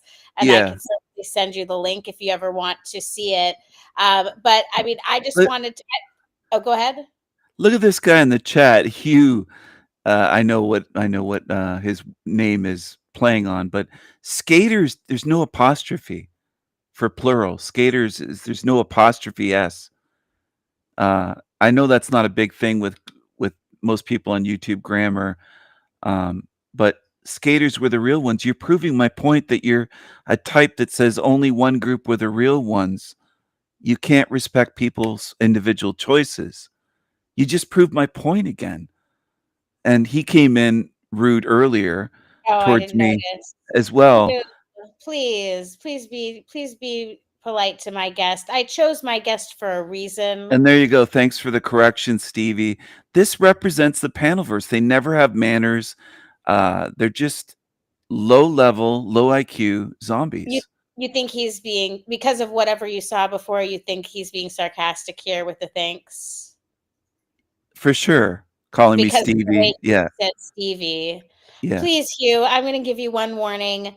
If you can't be polite and listen to King Stephen's point of view when I've asked him to be a guest on my channel, then I'm not gonna allow you to be here, because I command that people are respectful in my territory. And look People at them can being be shocked and stuff. All I expect on my channel is people to come in and say hi or hello, introduce themselves, show some manners, rather than come in like some slob that has no manners. And I do think that most people, not just on YouTube, but in the realm, are slobs. Okay, Jeannie, who are you saying I should ban? Who are you talking about that needs to be banned? Hugh might Jeannie? even be Melanie. I don't know. I don't know if it's a guy, it could be a woman. This is what they do. Like, it's just infantile and childish and low IQ zombie behavior. I like Stripe. I'm not sure who Stripe is, but I've seen Stripe on some other channels here and there. And Mhm. Stripe seems pretty cool. I don't know who it is. I don't think they're on my channel. Well, they're But making a point here that by using I pay attention to the details, and they're pointing out that they said Stevie when your name is spelled Steven. absolutely trying to At least be they're rude. being They were logical. so that's what they do. But I'm just saying, not just because of what Stripe said there. I've seen Stripe's comments other places, and they tend to either be funny or intelligent. That's what I respect. I've never respected zombies. It isn't just, oh, you can't take it on YouTube. I've never respected zombies. You could have asked me when I was 6 years old what I thought of zombies, and I would have said, yeah, I don't like that. I don't like rude Truly zombie banned. creatures. Thank you, Jeannie, for being a good mod. She sees what's going on, and she banned Hugh Joshua on for me. So that's what mods are there for. So thank That's you a very good much. job, Jeannie. I think it's actually good because if you clean up the chat room, eventually you draw people that are intelligent, respectful, not rude, have manners, have something to offer, have something to say, and things improve. I've had to ban 300-400 people on my channel over the past 3 years or so. Yeah, and My Melanie, ban list is I had to huge. ban her. I had to ban Melanie even though she gifted memberships, but she probably ended up gifting memberships to trolls that were hate watching. Yeah. So anyway, that's a downside of But having you know, three mods you said there. earlier that you said something about the people in my live stream chat saying the people there are intelligent Yeah. and good to watch there. The reason is I've cleaned it up over and over again and told my mods to ban people that come in where their account was just created that day. They have a brand new account, like, oh, you just joined YouTube today and came to my channel. Obviously, they're a troll or using an alt account, someone that's been banned multiple times. So I have my mods doing that on my channel. And that's why the conversation in my chat is always respectful. They never last. They get banned immediately. And there's people that say, oh, you ban everyone. Not everyone. I don't ban people that are respectful. I don't ban people that are intelligent and funny and can contribute something. Not money, but something that other people enjoy. and just kind of get along and be cool. You don't have to agree with me or agree with everyone. But I find, Rose, that most people in the realm itself can't use manners or be respectful. Oh my or gosh, how is this witty intelligent. possible? Melanie's back with like another sock account. I banned her. And now she's making fun of Jeannie and calling her husband's channel shitty. I mean, Melanie, why do you always do this to me when I'm trying to have a conversation with someone and you're She's holding jealous. focus? I think that's part of it. They get jealous and they want the attention to be on them. And she's sitting in the chat and we're not talking about her. So that's the way some people are. They're attention seekers. I just clicked again, and maybe there's something wrong with StreamYard. She texted me. I don't know what to She tell really you. wants I'm trying to attention when I'm focus. on here, though. She did the same. She used to do the Distracting same me. thing when I'd be on the stage on Tommy's shit show. She would talk no matter what the topic was. If I was on there with Tommy, Don't Judge Me, whoever was there, her focus would be on me. She's just a moron. That's why I But started she's the calling her. only one willing to do karaoke with me. So seriously, I will stop all contact with Melanie and never do karaoke with her if someone else out there will do karaoke with me. So we're putting the call out for the karaoke partner. And then what else? We were looking for someone. We were You know putting what the it call is? out I'll for do karaoke with you, and I could find people to do karaoke with you, Yeah. probably from my channel. You know what? The thing is, she's not funny. It would be totally different if it was funny, like if she was saying things that made me laugh, or she just isn't funny. It's mean-spirited, not just towards me, but towards Jeannie. I've only seen her be a bitter, mean-spirited creature. Oh, and now V11 is saying, wow, Never for one seen that name before. comment on your precious queen, Stevie, unsubbing Rose, ridiculous. Oh, please. Okay, if you can't handle me, trying Was to it manage one comment or was it repeated comments all night from Melanie? It was probably 5 or 6 fucking shitty comments where at first Rose said, "Do you want me to ban her?" I said, "No, let it go. Let her stay and give her another chance." And she's Hold like, on, "Thank Mr. you." Ryan. It wasn't one comment, so they can't even be honest about that. We don't even know who this is, and they obviously know that you and Melanie don't get along, Yeah. and It they're might being even be her sarcastic or too. her friend or who knows. It's just They're- pathetic when it gets to that because they'll even lie like one comment for it's like she's been making comments about me for months. She can't just chill and laugh and have some enjoyment watching a live stream. She's a bitter, mean-spirited creature. Well, this is a good opportunity because we're having a great conversation. You have your chat, they're enjoying themselves, and we're using this opportunity Except to for ban all the Melanie. They were cockroaches. enjoying everything else. Sorry for interrupting, but my chat seemed to be enjoying everything except for Melanie. Thanks a lot, Melanie. And I'm not saying that overly exaggerating to be friendly. I'm saying it to be emphasizing. Hold on, Jason opened the door, and I just don't want to be disrespectful. How are you doing, Jason? I think that I am okay for now. Thank you so much for asking. The salt lamp that I just got is so relaxing. Thank you. You got a new salt lamp? Yeah. Well, he got one for himself, and I was like, "Ooh, I want one too." And then he bought one for me, and I thought he was doing a kissy face to me, but he was doing it to the cat. Benny, go with him. Go with him. What color is the salt lamp? Just a normal orangish, pinkish kind of more orange. I'll send you a picture. Orange equals 33. Illuminati confirmed. You said it's by saying orange, she's saying 33, everyone. Oh, but dear. 33 is right in my channel name, so I must be a Freemason. Me too, and it's funny, these idiots. See, mine is my handle is Rose777-33, and I was commenting on RV. You know RV, I know you do. Yeah. And I was commenting, and the way that the comments were being displayed instead of the username, it was the handle. And so all these people who have no idea that RV and I are like best friends, they're like, "Oh, super suspicious with you have 33 in your name."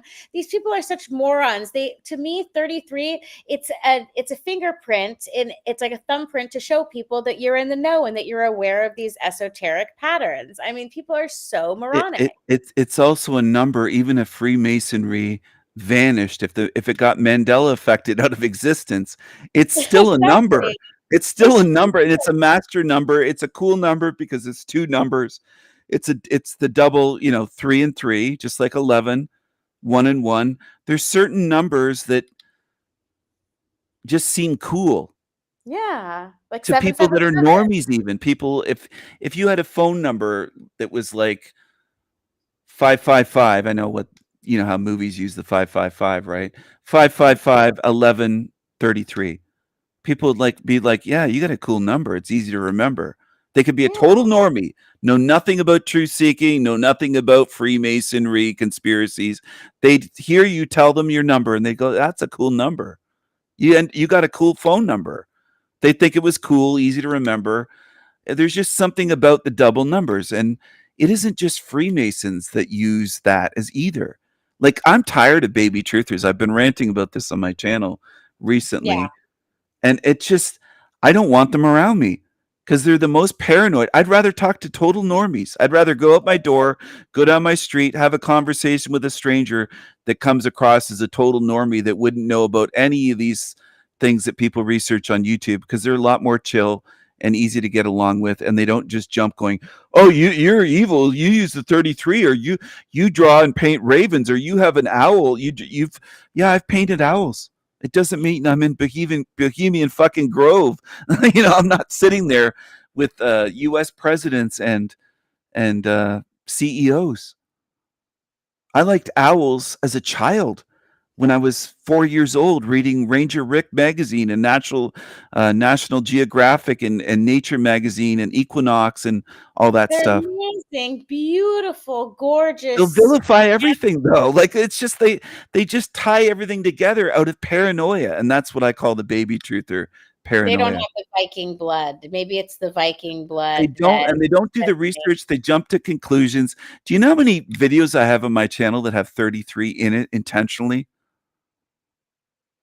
It's not every video or every live stream, but it's more than people have ever seen. If you look through my videos, you'd be like, holy shit, I've never seen 33 in the time stamps and the length of videos, whether it's a video 33 minutes, 33 seconds. I've made many esoteric videos that are 33 or 23 minutes, 33 seconds long.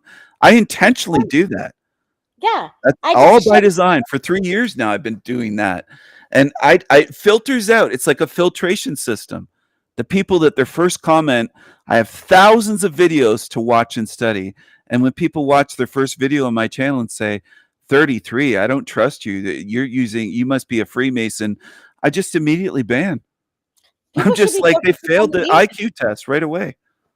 Yeah. And that's what we're trying to help people understand about the content they will find if they go to your channel, is that some people feel very comfortable living in this realm because the quote unquote matrix is working very well for them. They're in the rat race, they're making money, and so they don't care to be aware of things. But now, especially with the internet, through all of these true crime stories, they're putting it right. It's like a revelation of the method. They're putting it right in front of everyone, how evil and how many demons there are, that people are getting super desensitized to it. And I really do feel like people are becoming more zombified than they ever have been. I don't know how you feel about the fluctuations of insanity and or the fluctuations of these people, whether they became demonic or they were just born that way. But I want to show you this clip about this teenage girl. Claim that she became severely, horrifically thin. In fact, an officer observed how she appeared to be 6 to 8 years old. That's what they thought. But she wasn't a young child. She was a teenager, and her body was literally shutting down from an apparent lack of food. That's the allegation. This all came to a head on August 21st of this year. That is when Walter Goodman finally called 911. And on that call, which is included in the complaint, he apparently tells the dispatcher that his daughter is, quote, lethargic, like she's comatose, and that her eyes are open, but, quote, creepy. He mentions that she's grinding her teeth and stiffening up in his arms. And when first responders arrived, they said that she was so emaciated, her collarbones, her ribs, her hip bones, they were poking through her skin. Her blood sugar was at a life-threatening low level of 24. She was rushed to the hospital, then flown to Children's Wisconsin, where she was immediately intubated. And a prosecutor said she was, and I quote this, very, very close to death. She weighed, again, just 35 pounds. You know, a typical 14-year-old girl weighs more than, what, triple that? She was diagnosed with severe malnutrition. It had caused multiple organ failures. Her liver, her pancreas, her heart, they were all affected. She had osteoporosis like an elderly person. She had pressure sores from lying on the floor. This is all in the report. This is all alleged in the reports. This week, these 3 adults arrested in this case, Walter Goodman, Savannah Lefevre, Kayla Steimer, they faced a judge, and the charges are severe. We're talking multiple felony counts of chronic neglect of a child. Consequence is great bodily harm. So the question is, what exactly did police uncover in this investigation? What was said? Did you see that fat? The parents are fat. The parents are these disgusting fat people Yes. who over time starved their It's child. horrific. And you know what? Even if it isn't always that extreme, there's a lot of big fatty parents where you see really thin, underfed, maybe not starved to death, but underfed, malnourished children. Scrawny little kids that don't seem to, they might get one hot dog a day or something, no bun, just a hot dog or just this, and the parents are huge, big fatties. That seems to be a common theme in this realm, especially in America, Canada, Western countries. I was going to say child abuse and neglect. I wanted to ask you, do you think that would exist even in a good realm created by a good creator or good God, good No, whatever? because you know how all these people say that when you get pregnant, it's a gift from God. Why would God let a baby be born to these psychotic people that would do nothing but torture them for the entirety of their Their whole life is abuse, torture, neglect. Why would a good God, how could that be possible? It doesn't add up, right? That's part of my model, that it doesn't add up at all. It can't be a good creator if the creation is evil and full of suffering and suffering's allowed. If it's an omnipotent creator, it would just intervene and say, I made a mistake creating a realm this way, beings that are capable of abuse. I have to fix this. But there's never been any fixing of humanity or the realm, any correction. There If you see was what this, there was this. Oh shoot! I'm sorry. I forgot what I was going to bring up, but Well, let me give you an example though, and then maybe you'll remember. If you broke something in your house, you have the opportunity to either replace it, fix it, do something about it, right? If you have a house and you break your window by accident, you don't have to just leave it forever and let the rain come in or the wind or all the elements and the weather and bugs fly in and you have a broken pane of glass or the whole window's broken. You can fix it and say, I made a mistake. It was an accident. I was doing something. Maybe your ladder leaned against the window and it broke, or maybe or Jason was doing something, or whoever, right? You don't have to leave what's broken or what isn't working. But in this realm, it's been left this way for as far as we can tell, going back thousands of years. We can look through history. There are baby truthers that argue with me saying all disease is big pharma and jabba-do effect. No, it isn't. It's written about and throughout history, documented even in the Bible. Leprosy, for example. There were lepers in the time of Jesus 2,000 years ago. And there were more than that. There were natural disasters, great floods documented beyond the Bible in historical documents. Now, I know that history is different than what we're fed, but we can also look at archaeology and digs and see that there were great floods. There were natural disasters. People today, I'm aware that hurricanes can be guided and steered. That was even published in newspapers in the 50s and 40s or whatever, many decades ago, generations ago. I'm aware of all this stuff. But the problem is baby truthers think all this stuff is brand new in their lifetime, that this world wasn't this way 1,000 years ago. No, there were great floods and earthquakes documented, and there were volcanic eruptions. Okay, it was all these things going on. And Crater Earth has absolute, that's that stalker idiot that likes to use various names in the chat room. Okay, get rid. Yeah, get rid of them. They just ask the same thing. They don't care about the truth of this realm and the afterlife. We're not talking about that. They just I want to hate it when change the people put it in subject and change the derail it. subject. This is what baby truthers do. I call them baby truthers, and I think actually RV's the one that first came up with that baby truther term. That is correct. Thank That you I for giving remember. me credit. I don't I'm usually. pretty sure he came up with it stick years ago. That's the first place I think I heard it was Russian Vids. So RV he came Truth. up. He came up with the idea of baby truthers, but now he's not even. He's evolved from baby truth, and now he just says fake truthers. Because back in Oh. the day when he first came up with baby truthers, me and David Weiss and Jaron and Alex Stein started a baby truther show that was supposed to be kind of like a roast of him because they thought that he was being more hardcore than he needed to be, and then everything fell apart with all this division and drama. And like I say, everyone's acting so immature and feminine. And so RV, he called everything out. He planned everything out. He was practically psychic. He's a Christian, but so he wouldn't probably like it if I called him psychic. But he warned me of so many things in 2020 that now in 2025 came true. So like with David and Jaron and Alex Stein and what everyone was going to end up doing. And I just find that fascinating because I think that like not like Rain Man, like retarded, but he has this pattern like recognition. You have a pattern like recognition. I'd like to think I can see patterns, but Zachary Hubbard, he's very arrogant, but you can't it's you can't argue that he's pattern recognition is outstanding. So just like you've said, people have different kinds of I'm sorry, I didn't turn notifications off here, but people have different levels of intelligence, and there are certain intelligence categories that I don't, that conceptual physics are difficult for me, but sociology feels really easy for me to comprehend. Herd mentality, divide and conquer, manipulation. That makes sense to me. What areas of intelligence do you think are your highest out of all of them? Not saying you're stupid in the other ones, but if you had to answer a multiple choice question, what are the three kinds of intelligences, whether it's philosophy or art, spatial intelligence, mathematical intelligence? Where do you thrive the most? That's a tough question. I would say art and philosophy, even though I was very, very naturally good at math when I was young. As I said earlier, I was put into the gifted kids math group, and I got kicked out for fighting. So funny.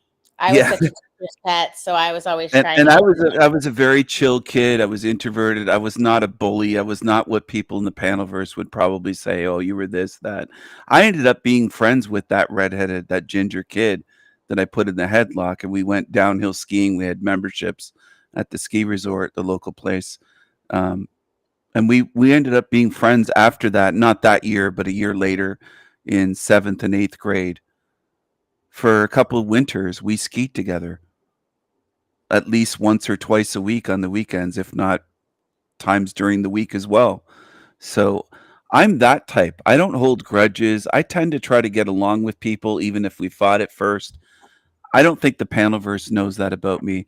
Someone in the chat, Emily, said, I feel like the term truther is like the term foodie. Doesn't everyone like food? Everyone ought to want the truth. Well, some people like food far more than others. Other people don't care. There's many in this realm that don't want the truth, and they don't care about the truth. They don't care. There's no care in them for truth. Even if they have time, I have family members like this, and everyone does as well, that would prefer watching Hollywood shit on Netflix or Hollywood movies for 8 hours a night after work than ever research anything about this realm. And they'll do that. They'll never look into things. So I'd have to say everyone doesn't want the truth at all. And the term truther sounds babyish to me, even without the baby. Just truther. Yeah. I've never called myself truther. It sounds like a baby term, like kids would say, oh, you're a truther. It just sounds infantile. I never liked it. Never applied that label to myself. I want to say about Russian Vids, I always kind of respected him. I'm not a Christian, but the guy's always been respectful to me. And that's something I do appreciate. Well, that's what he always says. We can talk for like 8 hours, and so I've heard him say so many times that I don't know if this is his quote or if it's attributed to someone else, but I think we should attribute it to him. He always says, when I've been confused and not realizing who to trust in all of these games that people play, he says, Rose, real recognizes real. You know, it's as simple as that. If you're real, you're going to recognize. And you know what I think it is too? I think it's a spiritual frequency. And I think eventually I'm going to make a prediction right here, right now, live on Rose's live stream show, that in the future we'll be able to detect spiritual differences, spiritual frequencies, and probably be able to tell you're the same type of spiritual species as I am with people by their frequency, and be able to tell that certain people will never get along with you because they're different spiritually. They're a different species. Yeah, And it's basically like asking a lion in Africa or a zebra in Africa, better case, zebra, to get along with an African crocodile. It's not going to happen because the crocodile wants to eat the zebra. The zebra doesn't trust the crocodiles when it crosses a river and is afraid. They're different species, and they'll never be friends. They'll never relate because they're so different. And I think that differences can be good and great and enhance life. And I'm all for differences. We're not all the same height. We're not all the same spiritually. People can recognize height differences. They won't argue if you say, hey, that person's really tall, and you see someone that looks to be close to 7 feet tall. And then you say, oh, that girl's kind of short. She's tiny and she's like 4'10". Most people won't argue and say they're the same height. They're the same. Most people just nod their head and go, yeah, they are tall and that one's short. But when it comes to intelligence and spiritual differences, most people say, no, we're all the same. We're all one. We're all the same. And they just lie like, oh, we're all equal. We're all the same, all equal, all one. That isn't true. It just isn't true. And I want to say one more thing too. I don't want to rant too long, but I have my disagreements, let's say, with Russian vids, to use as an example.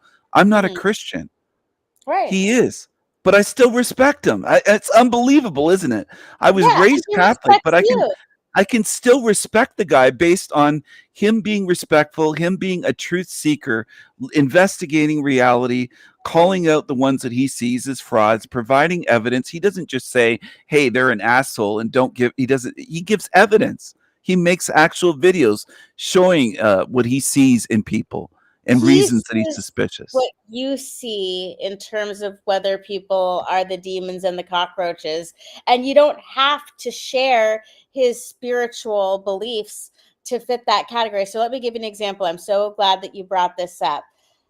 He'll go hard on content creators that he thinks are spreading misinformation. He just gained 5,000 subscribers because there was a big podcast called Dee Dee's Got a Podcast that credited him for some video about Charlie Kirk, and so that was a big hot topic. And so a lot of creators, just like what happens with you, people who you have no idea they're watching your videos, they have an audience and production value, and they will steal your work. And you may think that someone out there will hear that and be like, oh, he's so full of himself that he thinks that people are stealing his work. No, everybody is sitting there on YouTube scrolling, and they'll come upon something and then repackage it. And this guy was nice enough to admit that he took it from RV. But to make my point is that he'll go hard on content creators who are saying something that he thinks is incorrect. But Jason, my boyfriend, not only is he not a Christian, he's not a flat earther. And they still manage to be great friends. And, sometimes I'll be talking to RV and he's like, I don't know if Jason can hear this because he knows that Jason really likes Bill Cooper, but RV doesn't trust Bill Cooper and thinks that not only was he in Navy intelligence and then, a whistleblower, but actually a character to play a role. So this is my point, is the audience in the quote unquote truther community. I'd love to know if Emily's still here, if she'll resonate with what I'm saying. It's so disgusting to me how the audience is so stupid because they become so tribalistic. It's like, oh, you said the word planet, or you're not believing in this model, so we're going to fight and call you a shill. They don't even realize, though, that these big content creators are still friends. And it's a perfect microcosm for the New World Order and all these politicians. I'm sure that at times Trump might be sending a meme to Hillary Clinton. I kid you not, these people are friends behind the scenes because of the business deals that have been going on over the decades. It's all just they're at work and they sold their soul. They aren't spiritual beings, so they're just I agree. acting like Behind the robots. scenes, they're absolutely, I call them Team Evil. Team Evil extends, like when I use the term Team Evil, I'm not just talking about YouTubers that I expose or fakes, or Jason from Archaics would be an example on YouTube of Team Evil. He's a fraud. He's a liar. He's a predator. He's a convicted felon. He pled guilty to aggravated sexual assault, kidnapping. Archaics channel is what I'm speaking about, Jason. I call him Someone Braziers. listened to you. I saved it just so you know. I'm not going to show it on the screen because I don't know how. Because you said that you didn't see anyone write something bad on your channel, and at the time when I said, oh, maybe it was this and maybe it was that. Oh, one of my mods hid them, I Chris's think. name. They told me privately. That's why I couldn't see, because they were I hidden have it. already. Okay. I saved it for you so you can see Cool. exactly what I said back I'm to glad them. you took screenshots. Like, and somebody told me, because I was like, I can't see it. And then privately somebody said, oh, I saw that, and one of my mods saw it and hid them before I ever saw the comments. But yeah, I'm glad you saved it, because I didn't get a chance to see it. And if people don't know, if someone's hidden on your channel by one of your mods, then all of their comments go away. Even if it's your channel, I can't go and see what they said. It's gone for me. That's how it works on YouTube. Like, I don't even know who it was, what they said. But back to, just for a moment, back to this point of, yeah, there's people that aren't flat earthers or don't share my view of my model of reality, and I still get along with them. That's not my issue. People try to spin it like, oh, Stephen doesn't get along people if they don't agree with them. That isn't the case. Not at all. I'm not a Christian, for example. I get along with RV. Am I best friends? I've never spoken. No, we're not best friends. But I've dropped in on his channel over the years. Over many channels, he's been banned and had to start new channels. And then I'll find his channel again. And that's happened for, must be over a decade now, something like that. He's been around for many years on YouTube. Do I agree with everything he says? No. But do I respect him? Yes. Now, the reason I would respect him, he's put out a body of work consistently over all those years. He's exposed a lot of fake events, for example. He was one of the early ones to be exposing fake events. I give credit to other people that are actually real, and also the respect factor. It's not him kissing up to me, but if he doesn't just attack me saying, oh, you call it a hell realm, or you don't believe in Jesus, so you're a fucking demon, or he's never said anything close to that. Have others on YouTube? Yeah. In the Panelverse? Absolutely, that run channels. They'll say, oh, you call it a hell realm. This isn't a hell realm, and you don't believe in Jesus, and you don't believe in God. You're this, you're that. And they just attack, and they're rude and disrespectful. And how am I going to get along with disrespectful people that act like rude pieces of shit? And how I is that going can't. to attract you to the religion? If Christianity is the correct religion and the only path to truth, then wouldn't God and Jesus be very disappointed if his supposed soldiers were making people turn away from Christianity? Like, oh, this is an example of, this is what Christians think and this is how they treat people. Well, I don't want anything to do with that. So there's nothing worse than a Christian who makes all the, good Christians, it ruins it for the rest of them, because the people who claim to be Christians don't behave the way that they're the person Jesus is supposed to be, the one they're trying to be like, right? And then they're not acting like that. So it's so hypocritical. Yeah, they're not Jesus-like or Christ-like, whichever way you want to say it. They're not real Christians then. I was raised as a Christian, believe it. The people that don't realize that and the Panelverse that bash me, I was raised in a very Christian Catholic, Irish Catholic family with priests and nuns in my family. Not my immediate family, but uncles, aunts, great aunts, ones that were priests and nuns and very religious, very Christian. They devoted their whole life to that. Since they were young, they joined up as teenagers and lived into old age devoted to Christianity. That's the family I come from. So I'm not unfamiliar with Christianity or people that are into that. I'm just not that way. I got out of it. But does that mean that I hate everyone who's Christian? No. Can I have respectful conversations and respect for people that are Christian? Yeah, I do. Some.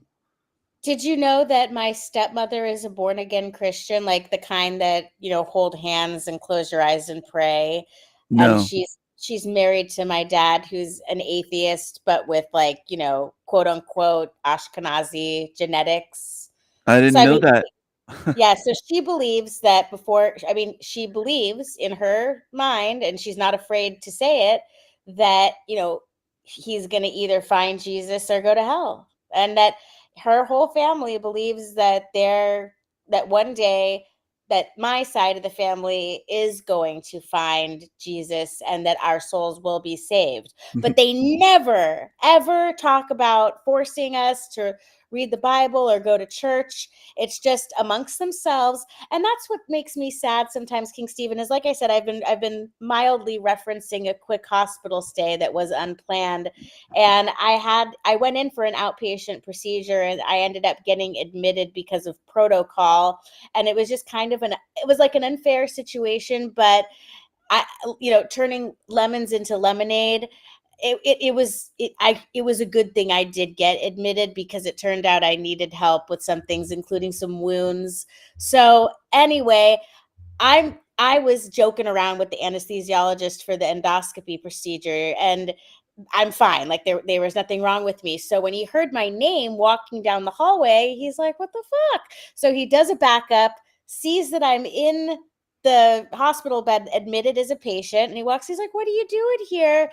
And then of course my heart kind of sinks when I realize, okay, this is about to happen. He's like, "I've been thinking about you since yesterday, and all I've been wanting to do is pray for you."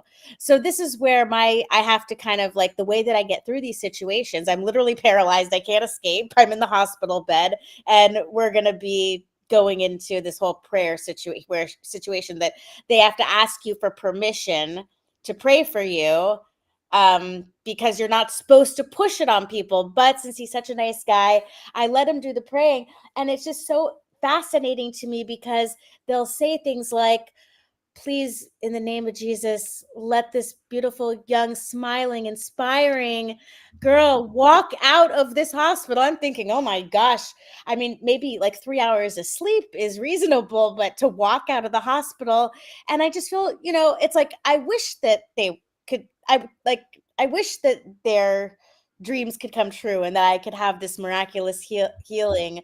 But instead, I just think to myself, what do they have that in their minds that would possess them to be so hopeful that something so obviously to be practical is impossible? And it's that they always are kind of hoping that they're the ones that are going to cause a miracle so that more people will be open to the truth. But I see that as like, maybe that's an ego thing. Like, why do they have to be the one to invoke a miracle? Right? I don't know. I'm blabbing a lot, but I don't know if that brings up anything that you want to say after that tangent. Well, I would say in response to that, it's a nice, kind, gentle way of calling them hopeful. I would call it delusional. I don't mean that in an insulting way. I just mean it in the sense that they are delusional, believing that you will walk out or someone will be. Yeah, miracles might happen. I mean, I'm still open to the possibility, but I still view it as delusional and hopium, just like with Jack saying he's going to create world peace, end all wars. There's trillions of dollars worldwide spent on military every year, not just in the history, like yearly. If you add up the military spending of the US, Russia, China, and then 50 other countries, it's in the trillions. But the reason I mention that is that that's millions of people that work in the war industry. And companies, huge companies like Lockheed Martin, Boeing, they're not going to shut down just because Jack Talcott says something that millions of people have said, end all wars, they want to stop war. They don't care about a Jack Talcott or anyone. These And huge, think about all the people that are disabled. Think about, why am I the one that's like, here's the Yeah. thing. I know they're quadriplegics. I'm like, okay, these people are praying for me, but why would God choose me? And then my poor friends are over there having to watch me have the miraculous thing. It's like, well, they no, prayed for you. They didn't have to pray for heal. them. So it's just, it's ridiculous. Exactly. Football teams that win because of God. Oh, God favored that team. They Thank must have God. been They kneel sinning. down and they pray at the end, or pray for after a touchdown, or they thank God after they win, or actors look up and thank God they won the Emmy Award or the Oscar. It's ridiculous. But this is the people are free. I made a video recently called, I think it was titled "Free to Believe," but it was about how people are free to believe any bullshit Yeah. they want. I'm not stopping people. I was trying to let my viewers know on my channel, and I do respect them for the most part, especially my regulars, my mods, my team, the people that show up and watch the videos and actually know what I'm talking about and don't just bash me without investigating what my work is. They are free to believe whatever they want. But it also doesn't mean that I have to believe what they believe, or that I have to agree, or that I have to think it's intelligent or true or smart. I'm free too. They're free to believe what they want, but I can view someone's beliefs as ridiculous and laughable, like Scientology. They're free. I won't stop them. I wouldn't do anything if I was running this whole world to say we got to outlaw Scientology and Jehovah's Witnesses and this cult and that one. I could label Catholicism a cult. I think it is a huge cult. You know, my family was Catholic, or is Catholic, was Catholic when I was young. I think it's just a big cult that over time became established, powerful, rich. If it was started today with 12 people as disciples, people would call it a cult, following someone around, because they wouldn't have the influence, the power, the money. They wouldn't be established, and so many people know about it. They just accept it. Catholicism, that's not a cult. That's normal. It's a religion. Well, only because it's been around for thousands of years. If somebody tried to start that today, they'd call them a cult leader with cult followers, just like they did in Jesus' time.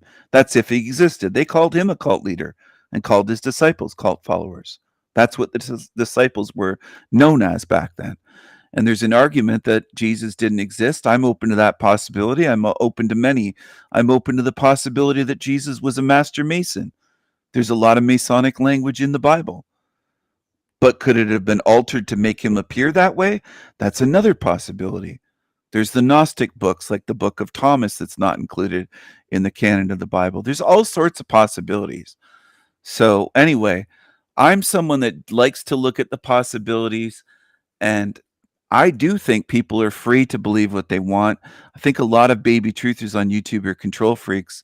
They want everyone to believe what they believe, or they call you stupid and just misjudge you and put you down and attack. And they don't want others. They're tyrants. They don't want people to be free to have their own views. And I believe in freedom. I think people are free to believe whatever they want, even if I think it's ridiculous or dumb or nonsense. You're still free to believe whatever you want. Yeah, But and I'm also open to being wrong, and hoping that if I find out I made a mistake, that other people who knew I was wrong would be forgiving of me, and vice versa. Like when I know that someone's wrong and I'm talking to someone who might be delusional or psychotic or just traumatized, or like a broken spirit that might be being taken advantage of because they don't have like the mental fortitude, I just try to be there for them, because in the future, you never know when they might come to another level of understanding, or that I might come to another level of understanding where an alliance together would be better for humanity, in the same way that you're trying to show people that you have a solution. And that it doesn't have to be all doom and gloom. You're just calling it like it is, as it is. doom and gloom well, doom and gloom would be some of these other channels that preach that there's no way out, that it'd be better for non-existence, they wish to not exist. That's doom and gloom to be. my model talks about an afterlife and magical realms and all sorts of things that are fantastical, where it makes this place look like a sewer where we currently are. And I want freedom, and I won't settle for just getting reincarnated, recycled, coming back with amnesia, having to do this again, potentially face genetic disorders, disease, loss of loved ones, all the pain, suffering that is useless in this place for millions of lifetimes. I'm not doing this loop for millions of lifetimes, and I have a way out. That is hope. That is hopeful. That is empowerment, to self-empower yourself spiritually and mentally. And I do agree with the comment. Somebody said the Book of Galookians contains a lot of wisdom. That I came up with the whole Book of Galookians. I trolled Jack Talcott one time with a meme and made up a part of the Bible that doesn't exist, the Book of Galookians, and I came up with what? Jack Talcott didn't know that you were saying He didn't know. He read it on the screen and he said it was wise, and I made up the whole thing. It was a troll thing that I did over there, and then I made it into a thing. It had Meta Finkel the angel in the quote, the Galookians quote, and Meta Finkel became a thing where people now talk about Meta Finkel the angel. There is no Meta Finkel. I made it up. That's right. That's why it pisses me off that you and Melanie can't get along, because you both are so good at trolling. So she's just a daemon. She's a daemon. She's someone that I don't think will ever get along with me. That makes me sad. Stop being a demon, Melanie. You could have been a contender. You could have been She trolling. could have been someone that has fun and laughs, and she just can't do it. That's the one. And the angel from heaven named Meta Finkel said, "Woe unto those who lie and boast and take pleasure in slandering. Let them be cursed on this infernal earth." That's from the Book of Galookians 11:9, which is obviously the reverse of the 9/11, 9 double hockey. I call it 9 double hockey sticks. See, I think people would be so offended, and I think it would be so funny if you and I got together and decided to write our own Bible, but that could get us put into a psych ward. Yeah, well, Jack got angry recently. I was on a channel, and the guy started attacking me, insulting, using ad homs, and just being. It was the Machine Lies, that Islamic guy. I don't know him well, but I think Muslim. I know what he looks like, and he knows. He's what got I look long like. dark hair and he always wears sunglasses because he has googly, lazy cross eyes. That's why he hides his eyes. Tommy made a funny little clip of him saying "big time, big time." Yeah, the big time, the big time. He's got this kind of distinct voice of the big time, the big time. He's from Michigan. He has a Michigan accent. I think he's from Dearborn, where all the Muslims live, and he is a Muslim. But anyway, my point is, I know his name is Muhammad, right? Mm-hmm. I'm aware of that. He's told me. It's not me making it up. A lot of Muslims are named Muhammad. And I went on a panel, and he started kind of attacking me, saying Stephen or Stevie or Stephanie or something, or Queen, and all this stuff, being insulting. And I said something like, "Oh, what are you doing?" And they said, "What have you been doing?" And I said, "Oh, I was just drawing Muhammad," which is a joke, obviously, for people that are intelligent. You're not supposed to draw their prophet Muhammad, but I could have meant him, Muhammad, the person that was on panel with me, or I could have meant their prophet Muhammad. I think Muhammad is the most popular name in the world, and there's Muhammad Ali. You could have. But you're not supposed to draw the prophet Muhammad, right? Right. They hate that. They get violent over that. They will unalive you if they think you're drawing their prophet. So I said, "Oh, I was just drawing Muhammad," and I didn't specify prophet or the guy on the stage with me. He was right there, and they said, "No, you weren't." And even Jack chimed in and goes, "You're a liar. Show the picture. Show the drawing that you prove it, then, Stephen, or you're lying." They don't get a joke. Sounds like a high school cafeteria. Take out your backpack. Let me see your three-prong binder, Stephen. It's just I'm making a fucking joke because the guy's name is Muhammad. They never understand anything. And it's that's part of the reason why I don't like them. Because humor shouldn't need to be explained. It ruins it. And with that type, I always have to explain it because they can never catch on. Never. It's not just one example. I don't think Muhammad's ever gotten the Machine Lies has gotten one of my jokes. And Jack, I would say at least 9 out of 10 sail whoosh right over his head. He doesn't get it. He doesn't get what Okay, I'm well- talking about, referencing. Not just that time. And he'll say, "You're a liar, Stephen, that you lied about drawing Muhammad. I don't believe you." It's like you didn't get the joke. In Islam, I'm talking to a Muslim saying I was just drawing Muhammad and drawing him on toilet paper. You just don't get it. Okay, I So- have 2 clips prepared. Okay. One is a Hell Realm clip where we're just looking at a complete demon and seeing Viking the Strong is the falls and- same guy in the chat, though. Sorry for interrupting, but that's the same troll that follows me around obsessively. He was here earlier. Yeah. You banned him. It's the same one. Okay, I banned.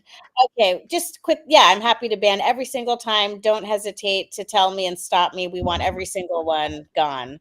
He's Um, obsessed with me. He wishes he could visit me at my condo in Vancouver. He's a stalker. I want to go to your condo in Vancouver. I have a funny story about. It's a beautiful when I had to city. go to Squamish. Squamish. Have you been to Squamish? No, but stay away from Hastings. It's Okay, drug yeah. addict city. It's terrible. But the rich area of Vancouver is gorgeous. It's like Well, 2 different worlds in one city. It's that extreme. It's probably the most extreme city in Canada for rich versus poor. Like the difference is it's like another world. okay. It's that bad.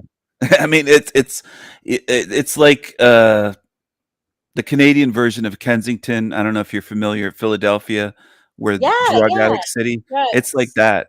It's Oh my gotten goodness. that bad. It's I've never zombie seen drug that in addict person. city. I've never seen someone on, like, at some point in time, people started taking the drug that makes you stand up but hunched over. Yes, You know, that's what they're instead of like. falling and breaking your skull, this allows you to somehow keep standing. So it's literally like the zombie apocalypse is beginning. That's And I exactly what I mean. It looks like it looks like that whole area has been taken over by zombies. Not just because they're bent over, they're drug addicts, they're dirty, they're talking to themselves, and it's also open drug use. Is what nobody gets arrested at all for any drug. It's all legalized. It's all cops can walk right by. They can be doing crack. They could be injecting heroin needles. They could do anything openly in front of children, on the sidewalk, right in front of shops, restaurants, coffee shops. It's all like, it's unbelievable. If you drive through there and you look, it's just like, this is the zombie apocalypse. This is fucking hell realm. This is what I expect the future to look like in this realm. And people will say, And well, it's that's being data negative. collected. It's being data collected. It's like pockets of areas where they're not prosecuting drug dealers. They're allowing the drugs in, and the cops are letting people do the Yeah, drugs. They're it's keeping them intentional. keeping them It's- alive. So it's all part of- engineered.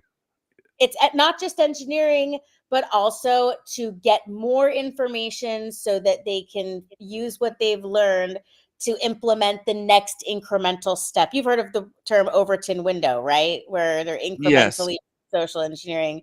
Yes. But let me show you And this. that ties in horrible- a bit with David Icke's old totalitarian tiptoe, Yeah. where they tiptoe you gradually, and then eventually there's the Overton window that you cross. You And don't sound like you're getting too tired, right? Because I keep getting paranoid that I'm going to run out of time talking to you before I go through my tabs. no, I'm okay. I had a nap actually, and just woke up about an hour before we went live, All right. so I'm fine. I just want to say that that is, you could look at the future. You could look at that area of Vancouver or Kensington, certain areas of Canada and United States, and you're looking at the future, except in the present. New And Orleans, I think, is like a savage jungle of mind-controlled robots that have been socially engineered, but under the veneer of this culturally significant ancient town that makes so much money in tourism, but so because everyone's paying attention to how beautiful the French Quarter is and all the history, and we have to preserve this culture because it's a survivor of when there was slavery, and just for all these reasons, everyone's like, there's nowhere in the world like New Orleans. But really, the truth is it's where you're allowed. It's like Las Vegas, where you're just allowed to be debaucherous and evil and act like a hoe, and there's like a giant murder rate and people dragging people in the street, and I hate to be sounding like a whining, I hate to sound like I feel like a victim, but I do feel like when he was threatening to drag me, that tow truck driver with the cornrows, I mean, I keep getting flashbacks of it because I had an adrenaline rush, because it's really hard to scare me. I used to watch gore movies because I felt like if I was scared, it would remind myself that I'm human. So, and I thought it was funny recently when you said, I don't think I've ever cried before. And people just like, oh, he must be so psycho if he's never cried. I don't even know if I have tear ducts. It's like, seriously? You know, if he cried when he was a baby who came out of the room. It's more funny to watch you hanging around idiots. That's funny. Yeah, that was just the other day. Was that yesterday or the day before? It was very recently. Yeah, it could have been today because it's so fresh in my mind and I can still laugh at it. That was so funny. Now that I think, I was serious. I was not serious, but I was trying to come across without laughing as I was saying it. But looking back, it's hilarious when you said it. I don't even think I didn't forget about it. But you saying, "Oh, I don't even think I have tear ducts." I remember saying that now, and they just fell for it completely. They just fell for it completely. Did you think that I was sitting out here thinking, oh my gosh, how interesting. He's never cried. He must be so fucked in the head. No, I was sitting here laughing hysterically and thinking, I can't believe that you're not laughing. And other people, they're like cattle. You know what it is? I think it's easier for me to do it on the internet, on YouTube, on a show, and play a character or a persona or just comedy like that and not laugh. Because in a sense, I'm not thinking about it. I'm getting like into character without really thinking about it. If you get what I'm saying, like it's like playing a role in a play. I played in plays when I was younger. I was always the one in elementary school that they would vote, and I wasn't really into it, theater or the school plays and Christmas plays. They'd always want me to be in the play, or if not the main character. And I'd always get praised. Talking about being the main character, Landry. Hey, Landry. Hey, Landry. See, you're jealous. He's talking about something that some people could only dream of. I've started to play. This is exactly what I mean. This is what they do. We've started plays, Landry, and King Stephen made better AI music than you did. You have to face the truth and look into your creative self. You're never going to make money on AI unless you put your heart into it. But instead, everything's a game to you, Blandry. Come on, Blandry. We're going to keep it real. And Jake Williams, he's the same guy that he's the guy that talked about my condo, the same guy using another sock account. It's the same one. Feel free to keep making new email addresses. It takes me 2 seconds to ban you, you cockroach. That's what he does. He's a cockroach, and Landry is jealous. I told Landry he's jealous recently. It's funny that you said he's jealous because I tagged him in a post and I said, it's obvious, Landry, the way you speak of me all the time, your jealousy shows. Like, it's not hidden. Everyone can see it. It's intelligent. But Landry, seriously, I gave you some advice when you first were cursed with stumbling upon the immaturity of the Panelverse, when you could have gone your whole life without being exposed to these jokes and daemons. Landry, don't you think think about it. Don't be influenced by how you have this need to be popular or be relevant in this Panelverse. You know damn well that King Stephen is extremely intelligent, and the way that he is and handsome.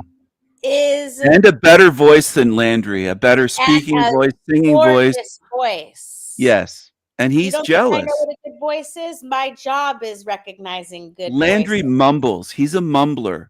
He's had to work on that. He even admits that much, that he came on mumbling on YouTube. Well, He has a was voice. working with Jaren too long. He adopted a little bit of Jaren's mannerism, and that does happen when you're working for someone for so long. You start talking like him, and he talks like Jaren. I haven't seen Napoleon Dynamite. Stripe said Landry sounds like that Kip character from Napoleon Dynamite. I'll have to see a clip of that. I don't know. That's the brother, I think, that had the tranny black girlfriend. I haven't seen the movie because I don't watch very don't many need to. movies at all. But that James Jason is another. It's the same guy again using another alt account. Landry, Fake. you keep interrupting, and I'm trying to go through these clips with King Steven so that we can just relax and continue the conversation. And someone always has to come in and distract. Ban James Jason. He's the same character. New account. Okay. All right. It's And the if same one. I'm going to play this, I'm going to play Okay. this clip, and then I'm going to play a joke about equality, and it's just one of my favorite jokes from Patrice O'Neill. But I hope I'm at a good part because we can't. I watch like the whole Patrice thing. O'Neill. I liked him on the what was it, Opie and Anthony show? Yeah, and he had his own show called Black Excuse me. Phillip, where it was Oh like yeah, pretending and he I was saw that on Catholic. you. I used to watch that on YouTube. Some of his shows, but I actually think he worked so well on the Opie and Anthony show. There was Uh-huh. there was chemistry there. If you watch Oh on yeah. YouTube, yeah, there was a lot of. He was hilarious on that show. Well, you remember the best capture of his laugh was when he was in with Opie and Anthony, and they brought in that retarded guy named Bobo. And what they were doing is they would go from speaking about sports to talking about breasts. And they had his pants down, and this could never fly in 2025. This is exploitation of a retarded person. But this was, how it was. Like, I'm just telling the truth about this thing. It was called the up and down game. So every time they'd switch the conversation to sports, his erection would go soft. And then every time they talked about boobs, he would have an erection, and Patrice was laughing his ass off. Can I show Oh, that man. to you too? See, I have so much to show you. That's crazy. Actually, I maybe remember we one of the episodes. They were laughing at Patrice for him talking about like a what was it, like a briefcase or suitcase full of dildos, something like that, where he had like these glass dildos, and I think Opie or Anthony saw them somehow. I think it might have been Patrice taking them to Brazil, traveling down to Brazil, and I think he went down to Brazil, not with Opie or Anthony, but that other Jim small guy that Norton. used to be Small on guy, the Jim Norton. Jim Norton. yeah, that guy. Yep, And they I went know it there all. and they like got some escorts or hoes or something, Brazilian hookers Yeah, that the girlfriend experience where they're really nice to you and they don't act like the bitches here. Where you're yeah, like and side- they actually was it they stayed with them like for a weekend or something? Yeah, you're That paying for them to act like your girlfriend for the whole weekend, and they're so nice, and the way that they joke around and oh, that's the imitate girlfriend music. experience. That's They the girlfriend do you think experience. do you think they see those guys now that I think about it, I remember this was years ago that I saw that, but I'm so do you happy think we're they were talking about it. pretending to be nice, or do you think they might actually in a way be more that way? Because why wouldn't Okay, American escorts so copy the same model? in America, the kind of guys that are getting hookers are, beating them up, and they're low lives, and they're probably dirty. In Australia, they have something called walking into the light, where the hooker has to look at the penis first under a light to make sure it's not dirty. Like, there's all these different ways of What? people being hoes. I've You didn't never heard hear of about that. Walking the into the light? light. Yeah. Gosh, if anyone's Australian out there, just type That's one. crazy. I'd never heard of that before. They actually examine the penis. They look at instead of just a dick pic, they're examining it under like a bright light or something. Yeah, and the way I know this is because there's another comedian who brought his friend with muscular dystrophy to get fucked for the first time, and so he had to position his wheelchair under the light before the Oh he was man, the that's disabled kid. crazy. He had to whip out his dick in a wheelchair under the light, and then who examines it? The hooker? The hooker, yeah, the hooker is the one who is the judgment of whether or not it's clean enough. Oh And wow. so, yeah, I don't know how I'd have to show you that clip too, but I have a clip already we have the up and down game, and this is the best funniest laugh of Patrice ever. So it's censored because the speaker, can you see my screen? Yeah, The ban up and Stephen down Friend. here? He's spamming. He's the same guy again. He All right, just created that.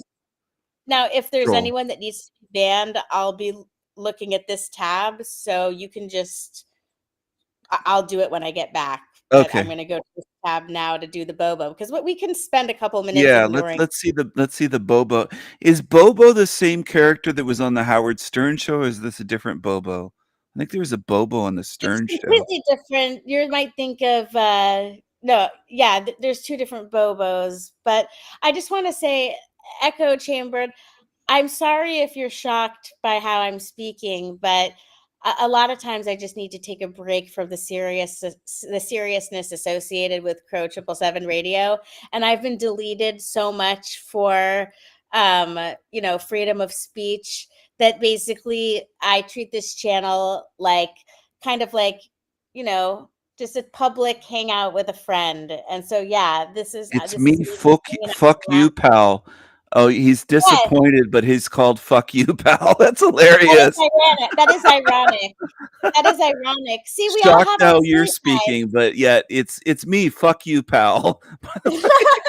It's like, what? Rose, how dare you talk like this? It's me. Fuck you, pal.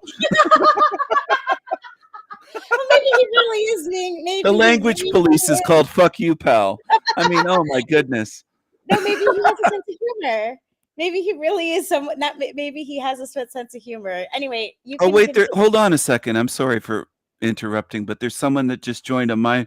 I'm reading. Hello to Louise. Hello to everyone on my chat. Yeah, thanks let's for shout out tuning in. everyone in your chat right now. Louise is there. Hello, shout out to Louise, to the Green Man, to Footprints, Tyler, TG, Not a Robot. There's a bunch of people here. Gary tuned in. Oh, there's someone that's disappointed in my language, and their name is I Am a Cunt. Is disappointed. Oh my goodness! And you're disappointed in my language? What's going on here with these people? So disappointed and shocked in my language, and they have a name like that. Get rid of that person in my chat, moderator, please. I'm not over there, but they're disappointed in my language, and they have the audacity to call themselves "I am a cunt." My goodness, the language. The language police. For language police, they sure have these offensive, shocking names, don't they? Fuck you, pal, and I am a cunt. I mean, my goodness. Well, I understand why it might be surprising because I always try to be as professional as possible. Just like I was saying, like, I don't know if you were here, fuck you, pal, but I played in the beginning of David Weiss had a meltdown and he was so unprofessional.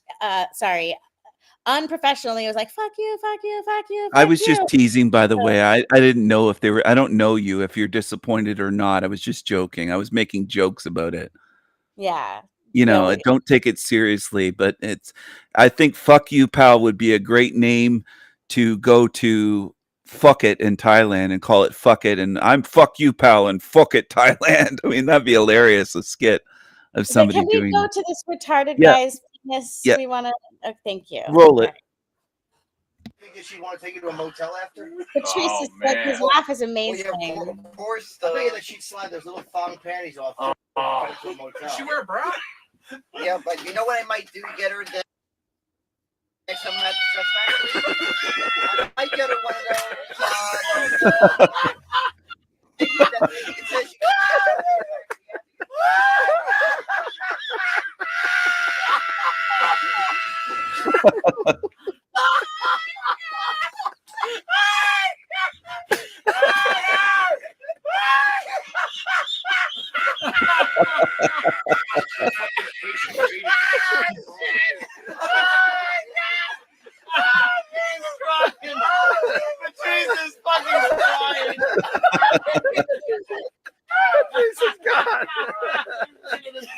He walked out. He walked out because they're talking about sports and then they just started mentioning, female stuff and he just had an instant boner and Patrice just thought it was the most hilarious thing that he's ever laughed on camera. And in 2025, you could never have bring in a mentally disabled person to a radio show and make fun of Oh, their like, you can't do anything these days. People think everything's offensive. There was someone in Jack's chat, and I'm not picking on Jack. I know you're friends, and it's fine with me. I'm not trying to make anybody not like him, but there's this Trexty character, and the other day she was calling me racist. Excuse me, I had a Yes, lot of iced too. coffee, but she was calling me racist for saying Negro and darky, and I took a screenshot, and she's like, "Oh, and Margot doesn't think he's racist. King Stephen is saying the words Negro and darky." I mean, just those words. Those words offend people these days. You could never have a show like we just watched. That would never happen. They would never allow that to be in the mainstream. Fuck, they wouldn't even allow. I don't even think you could get away if you started something like that and it became popular on YouTube or platforms like this. It would be fucking banned or canceled, or the left would come after it. The comedy police and the language police. That's what I nicknamed the people that want to control everyone. It was so much more fun back then. It was more free for language, for comedy, for laughter. People could laugh at stuff rather than thinking everything has to be silenced and everyone has to be canceled and every show has to be canceled. I mean, we're in an era of language tyranny. If you think about it, and comedy tyranny. Go ahead. I've got another. So I've got a Patrice harassment joke, and this relates to equality. So I picked a joke that's relevant to our conversation because you and I are both logical and realistic enough to know that a bear is different than salmon, right? Yes. You're not going to be able to compare a bear to salmon. You can't, apply the same standards to each one, right? So that's the premise of this joke that's so funny. Okay. Hold on. Let me find it. Can a think this mod is ban George hysterical. Butter? That's the same person again, the same troll. Okay. All right. I'm going to do that as soon as I click play. Okay. Do you have any mods though in the chat right now?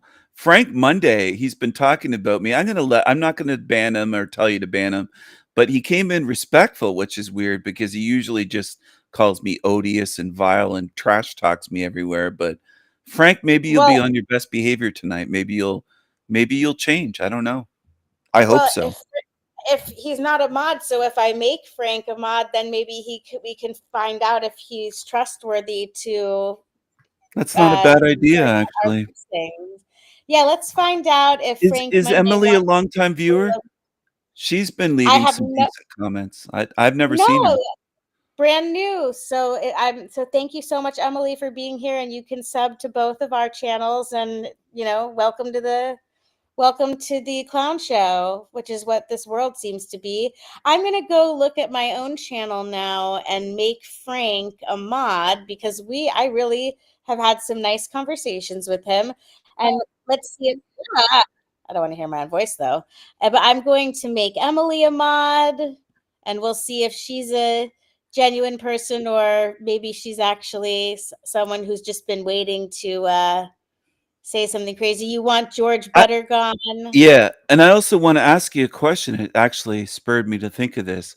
What are your thoughts on, in general, people that are obsessive and stalkers? What do you think that is? Like, do you have any thoughts or theory on what drives certain types of people to become obsessed on Yeah. the internet? Not everyone is the same, but I can definitely give you one example, which is physical pain and ailment. So I know that Snafu, he has a lot of medical problems. And so sometimes when he hyper focuses on certain people, I think that I can relate to it because I'll hyper focus on things like work to distract myself from my physical suffering. It's a fact that you can mentally decrease your pain by laughing or by working on some kind of project. So I remember when I first met Snafu, he kept calling a certain person pedophile, but I didn't believe him because I could see that it was an obsession that was filling a void that was created by pain. That's just one example of why someone might be hyper focused or obsessed. Now, when are you talking about stalker as in finding out personal information and doxing and showing up at someone's door? In some cases, I could be, but I wasn't even thinking of that. I was thinking more of stalker type behavior, following some around. Like they followed me here because I'm live streaming your show and I'm a guest here. So they came here. The person that's been using 5, 6, 7, whatever different accounts tonight follows me not just here to your show, but any channel that I'm a guest on. They will see me live streaming it and go there, go into the chat, try to get on with me, follow me around YouTube, follow me around the internet. They haven't taken it outside of the internet. Potentially they could. It would be unwise of them to do that because I can defend myself. So I think it would be making a big mistake if they decided to take it to so-called real life. They would be making a big mistake. But you left an apology. What's this? Interesting. Yeah, let's think. I don't even know who Emily is. Yeah, I left. But I Stephen like your theory, Rose. I wanted to just say I do like that's interesting. I don't think I've thought of that before. The pain It's just one of obsession. them. It's one. It's not a fit all one size fits all. I know what you're I saying. have another theory too. I think that a lot of people, unfortunately, are becoming a victim to the grifters of the YouTube chat. They don't have a community and they're looking for a tribe to accept them. So, like a gambling, because I know that there's a couple people out there, I know for a fact they've told me that they went from a gambling addiction to sending super chats, and it's rooted in trying to find a belonging. So let's say you've been sending super chats to someone for a long time, and then they kind of write you off and ban you. That can really upset them and make them realize, oh, I was actually being in a rent-a-friend situation. That person, that content creator didn't really care about me. And then that could cause them to be obsessed. I've seen so many different examples of why someone would become obsessed. Even, Grounded Extracts, those people that we had on our show for a while, and then they turned out to be batshit crazy and made accusations that weren't correct. It was a huge inconvenience to delete their shows, and it was our promotion of them that allowed them to even move and buy a nicer house for their family. So that they made, just a horrible decision. And I just don't understand why people do what they do. It doesn't make any sense to me sometimes why people would be so unprofessional, but I kind of went off on a tangent Do there. you think there could be, in some cases, a homosexual component to some of these male stalkers that follow me around? They might be getting a boner, just following me around, like they're gay and they're in the closet and they're incels. There's a lot of incels Absolutely. on YouTube. Yeah, and also there are examples where when discussing the transhumanist and eugenics agenda, and when discussing things that are actually proven to be true, like atrazine making the frogs gay, there's a certain demographic of quote unquote truthers who listen to the show, and they'll become offended if someone makes a comment about a rise in gay or the promotion of gay as an agenda, without realizing that nobody's trying to say that there's no such thing as gay people. Sometimes it is just suggested that gay people are used as a pawn for social engineering purposes. So it's just that people don't understand the relevance, and I don't know if I'm even tying this back to what your question was, but okay, so my point is that these gay people who are listening to the show, anytime that they feel like their identity is being attacked, they will accuse the content creator, or in this case Crower Jason, of being closeted homosexuals. So if you say anything about gay people that makes them uncomfortable, they're automatically going to go ahead and say, oh, they're just saying that because they're closeted.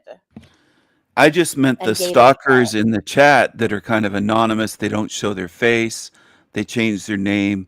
I think they might be closeted incels, like gay, and they're following people around like me That's not grown men behavior. When you look at it in the 80s, 90s, I'm not sure exactly your age. I'm not trying to get your age. I'm just saying, when we grew up, that would have been gay.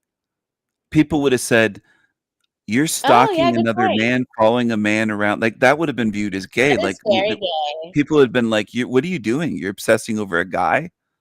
They I didn't even probably called obsess him a over faggot. girls. Like, I liked girls, but I didn't even chase girls or get obsessed with one girl. That would be obsession, but it would be straight. If a guy that's straight, high school, 20 years old, these are 20-something-year-old, supposedly adult men obsessing over and following and stalking men on the internet. I consider that gay. I would have in 1980, 1985, 1990. I consider that the same way I viewed it then. That's gay. It would have been thought of as gay then, and I see it the same way today. I think that's gay. That coochie chakra, coochie chakra, coochie chakra. There you go. Girl, let me hit that coochie chakra, coochie chakra, coochie chakra.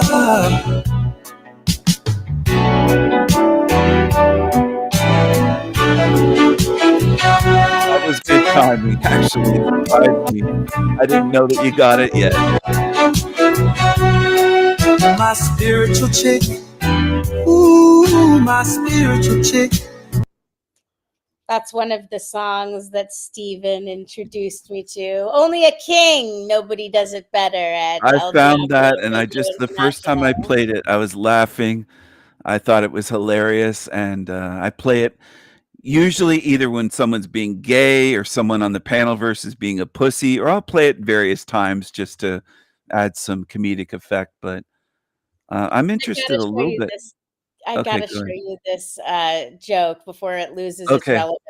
Because I've Okay. been wanting to play it ever since you were talking about how different species are different from each other, and it's such a funny joke and it's naughty. So I think you're gonna laugh. I hope you do. Harassment Day. And I'm not being foul, just, whoa. You know what I'm saying? Just so I can go through the rest of the day without pretending that I don't see. Which you understand what I'm saying? I mean, let's work out a deal. Don't get me fired.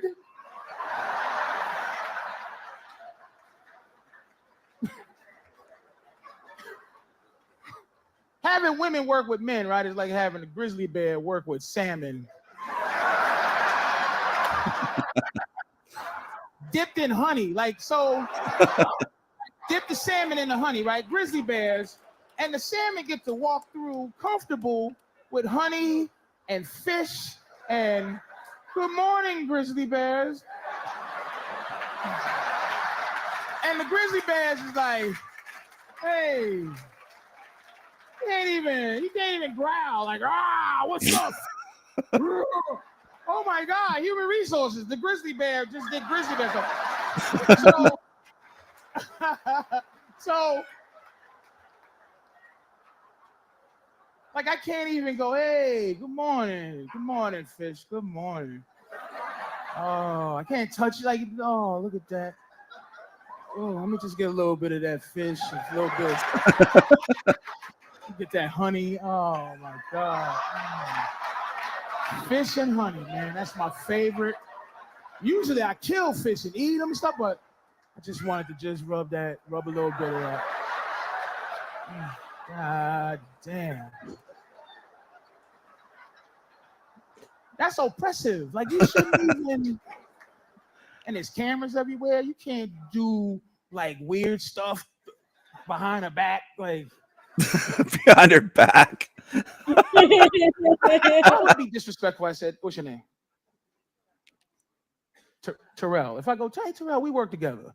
And I go, Terrell, hey, do me a favor. Let me know when you're getting up to go to the bathroom so I can sniff your chair. Who does that? Is that even really a thing? I've never done that. Thank you. I think Frank That's Monday has done disrespectful that. as a I think sexual, Frank but that is a keeps chair me sniffer. from being like, I think there should be a holiday, for lack of a better word, harassment day, but not that sounds Harassment whatever. day. But I mean a day where I get to find out, like, because, and this is why it should be harassment day, because women get to be inappropriate sexually all the time. You get to be inappropriate. And when I say inappropriate, I mean say hello to me too close. Hi.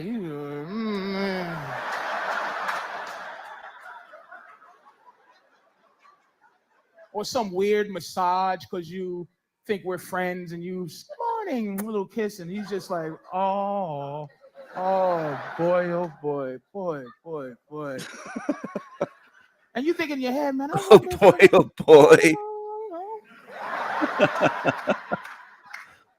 But harassment day allows you to be able to ask all year. I say the Tuesday before Thanksgiving.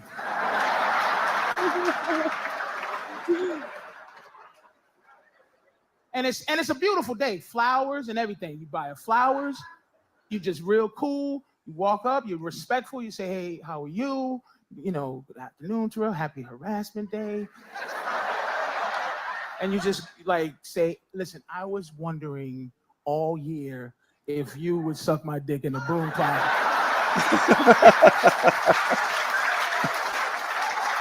And they showed Terrell again, laughing. And you just be like, no, thank you. I'm not. And you be like, thank you. Keep the flowers. I just thought I made a mistake. I thought you was a hoe all year. I was confused. I thought you was a hoe. I thought you was a hoe all year. I'm so happy that you're enjoying my clips. I thought she was a hoe all year. I might have to steal that line and use it. I'll credit Patrice, but I might have to say that sometimes if a hoe shows up in my chat on my live streams. I thought you was a hoe all year. You remember someone was offended by the word darkies? Well, look at this band that I've been a fan of for years. Darkies in the keys. Oh my goodness. I've been this band forever. I hope it's the song because there's one song that's my favorite, so I always get pissed off if I pick the wrong one, but you'll get the point. It's like they're stuck in the 80s, but also metal, but also obsessed with Michael Jackson. It's insane. It's hysterical. These are the Darkies and the Keys. Hurry up with this long beginning. Maravana. I hope this is a good song. Good example for you, King Stephen. You did the best. Look at these people.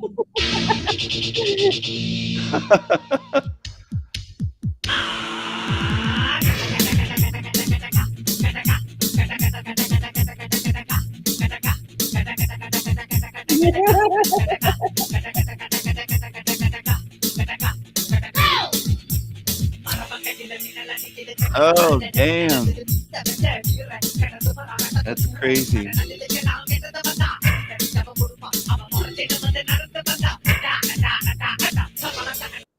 That's a bad example. There's one where it starts off, and I swear he looks like a Muppet. He looks like a Muppet.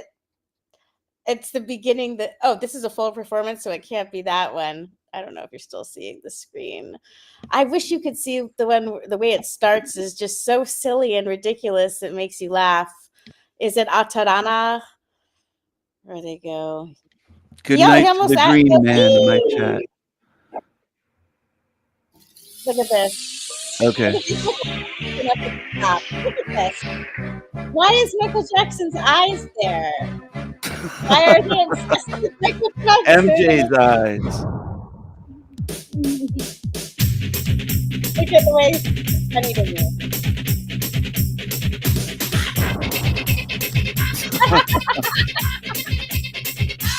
That's the Machine Lives without his glasses on.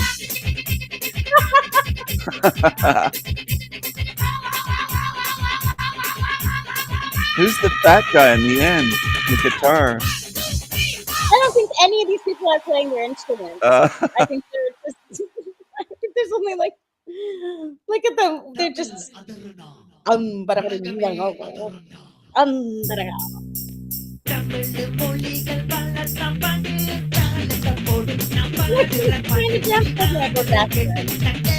Sorry, I can't get over it. Look at him. That's I can't crazy. get over it.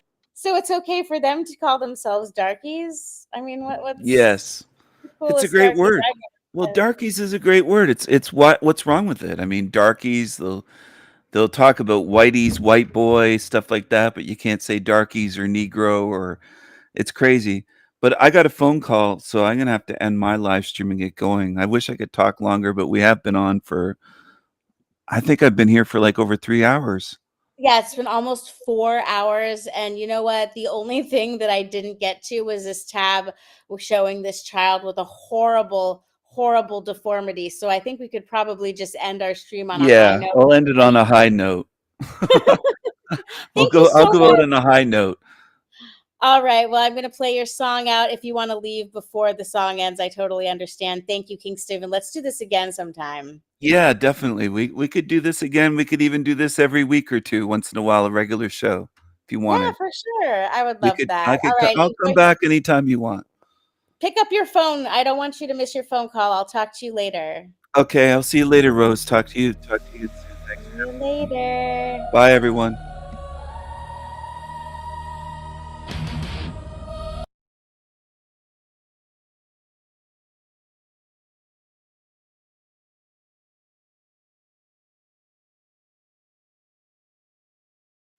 Hello, everyone. I'll be back soon. I'm going to mute myself. I'll play the rest of this. I'll be back soon with you.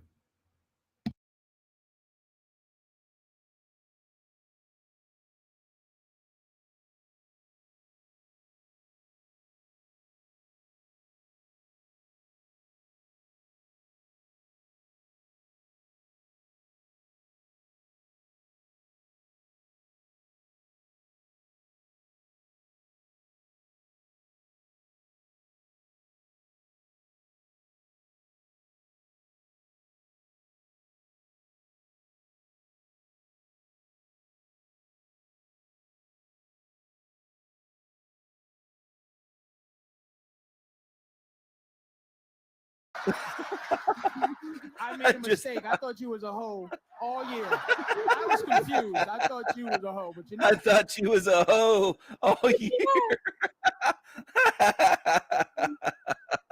I'm so Oh, happy my- that you're enjoying my clip. I thought you was a hoe all year. I might have to steal that line and use it. I'll credit Patrice, but I might have to say that sometimes if a hoe shows up in my chat on my live streams.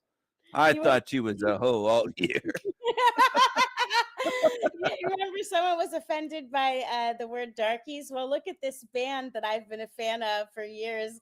Darkies and the Keys. Oh my goodness. This band forever. I hope it's the song because there's one song that's my favorite, so I always get pissed off if I pick the wrong one, but you'll get the point. It's like they're stuck in the 80s, but also metal, but also obsessed with Michael Jackson. It's insane. It's hysterical. These are the Darkies and the Keys. Hurry up with this long beginning. Maravana. I hope this is a good song. Good example for you, King Steven. You did the best. Look at these people.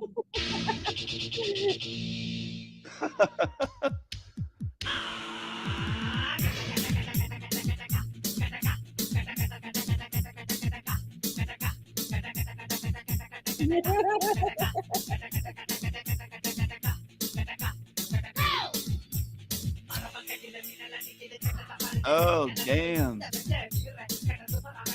That's crazy.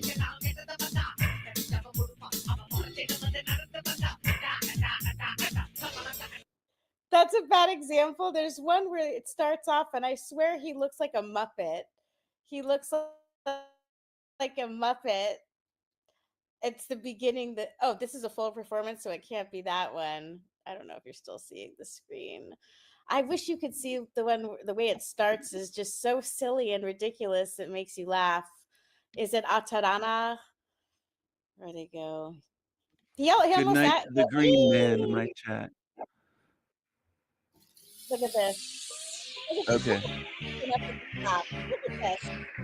Why is Michael Jackson's eyes there? Why are he obsessed with Michael Jackson? MJ's eyes. Look at the way he's funny to me.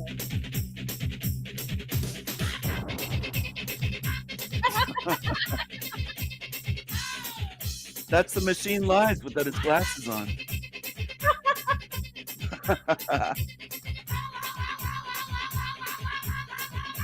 Who's the fat guy in the end?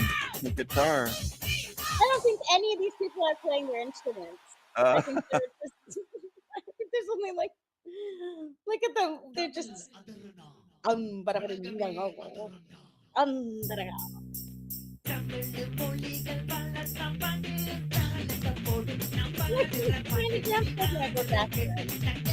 Sorry, I can't get over it. Look at him. That's I can't get crazy. over it. So it's okay for them to call themselves darkies? I mean, what's Yes. the coolest It's a darkies great I've word. seen? Well, darkies is a great word. It's what's wrong with it? I mean, darkies, they'll talk about whiteies, white boy, stuff like that, but you can't say darkies or Negro or it's crazy. But I got a phone call, so I'm gonna have to end my live stream and get going. I wish I could talk longer, but we have been on for I think I've been here for like over 3 hours. Yeah, it's been almost 4 hours. And you know what? The only thing that I didn't get to was this tab showing this child with a horrible, horrible deformity. So I think we could probably just end our stream on a high Yeah, I'll end it on a high note. note. Thank you I'll so go much. out on a high note. All right. Well, I'm going to play your song out. If you want to leave before the song ends, I totally understand. Thank you, King Steven. Let's do this again sometime. Yeah, definitely. We could do this again. We could even do this every week or two, once in a while, a regular show. If Yeah, you for wanted. sure. I would love We that. could, All I right. could, I'll come back anytime you want. Pick up your phone. I don't want you to miss your phone call. I'll talk to you later. Okay, I'll see you later, Rose. Talk to you soon. See you later. Bye.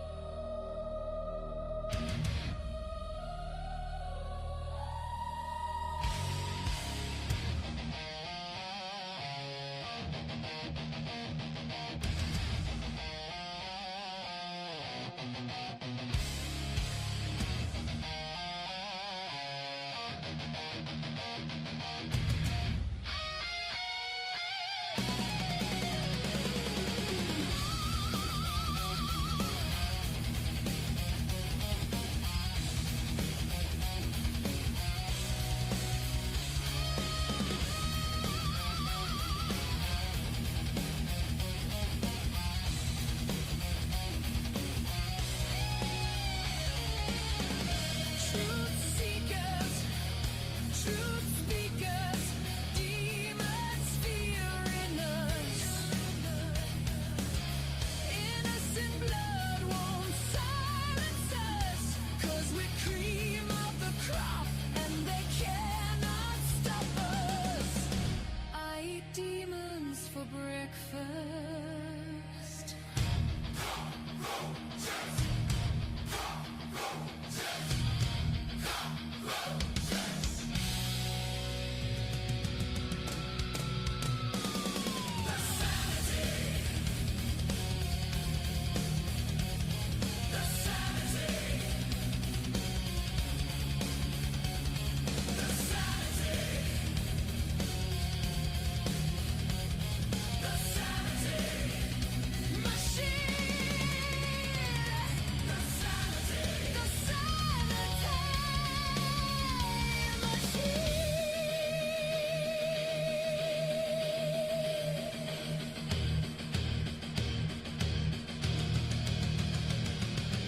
Only the strong survive in battle. Warriors fight another day. For Valhalla, eternal castle. Feel it till the end of days.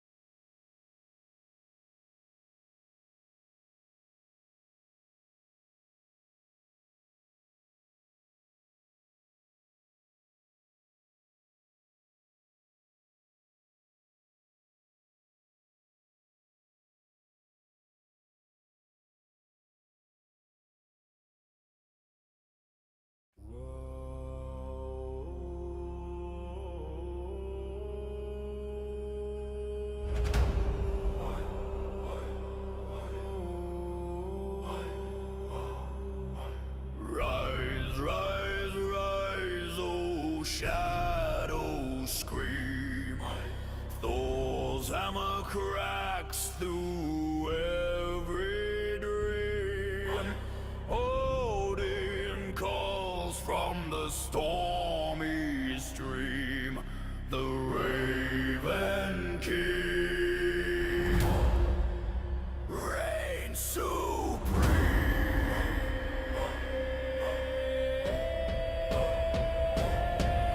The sky bleeds black with the wings of fate. 1,000 cries shake the iron gate. No mercy for the wicked, no time to wait. Steel on steel, the earth vibrates. Ride, Raven King. Thunder rolls as war drums sing. No retreat, no turning back. Victory rides on wings of black.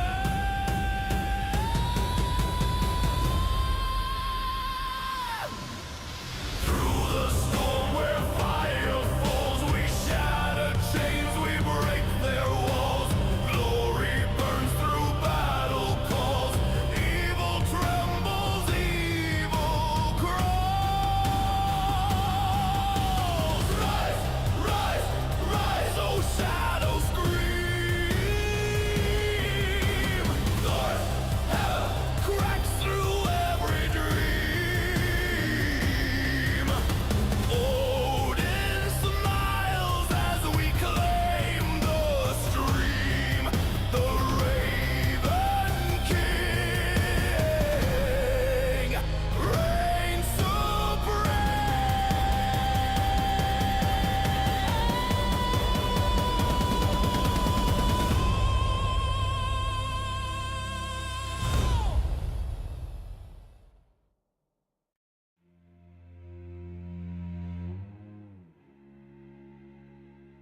Where you gonna run?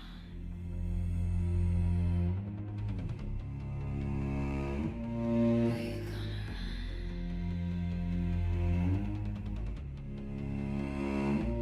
Where you gonna run? We are evildoers. We are living hell on earth.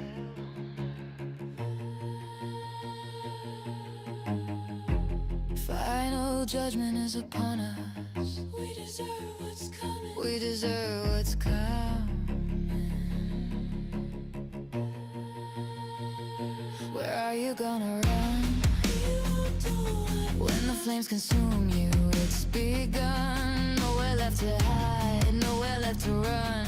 Judgment time for liars, judgment for us. No forgiveness, better lose your eyes. Everything is true, so realize. Torches lighting up the way down below. Hell opens up the earth to swallow us whole. Liars, liars, liars. No more lying, no more deceiving, no more injustice, no more cheating, no more lying, no more deceiving. Evil carried over from the wasteland.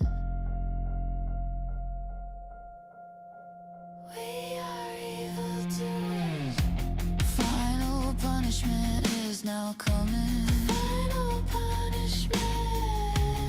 We deserve what's coming. We deserve what's coming.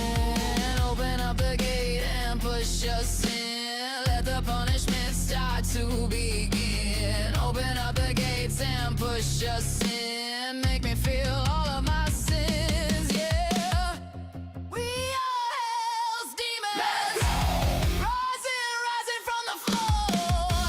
In another realm, but hell is still on earth. It's still here. And we want more.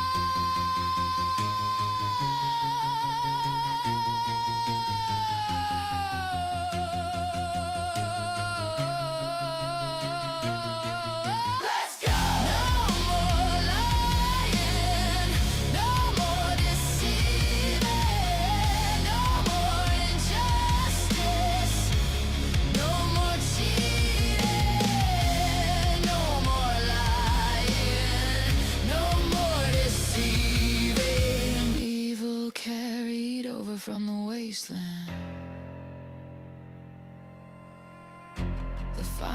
No punishment is now coming.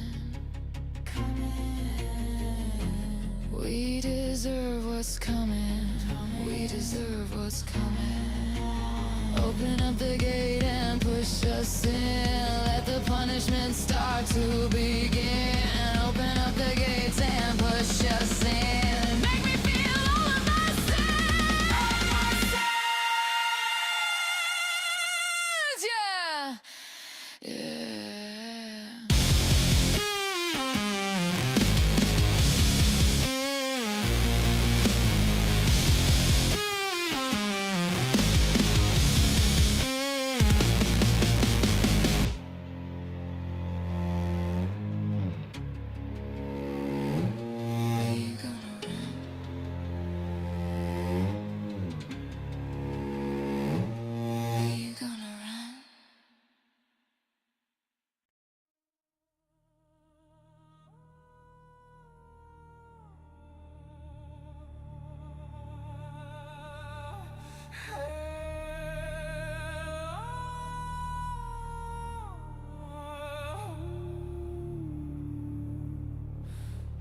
Team Evil. Team Evil. Team Evil, you devils will pay. Flickers in the dark, broken laughter, silence.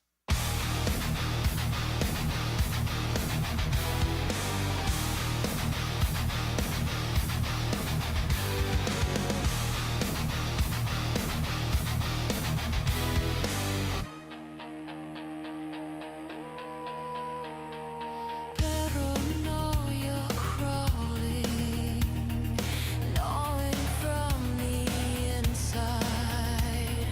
Whispers twisting memories, faces I can't trust.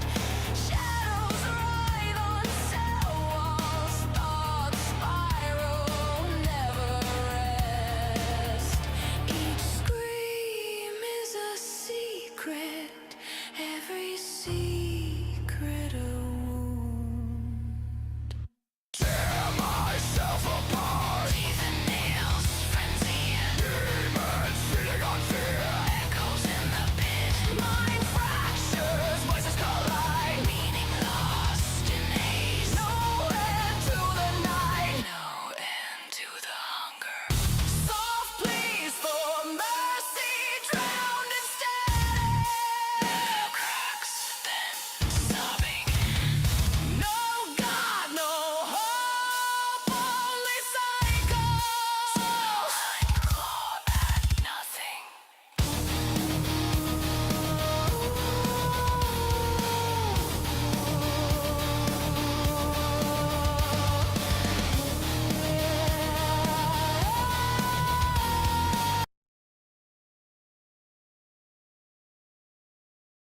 Audio check.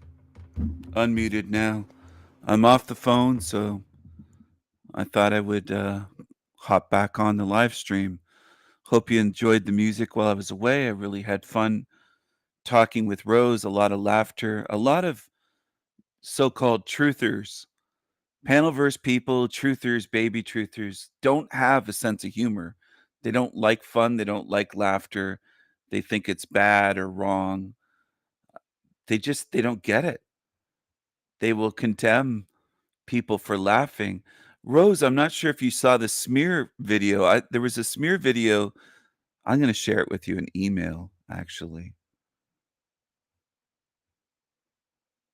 That's what I'm going to do.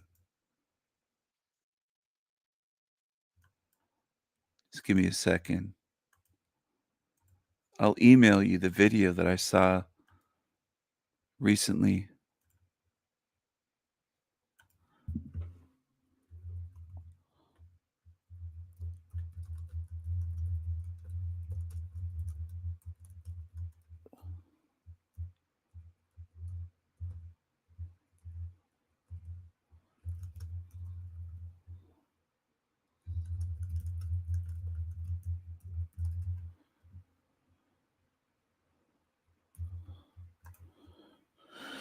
All right, Rose, I shared a video with you. I emailed you. There's a video that I saw about a week ago trying to smear you.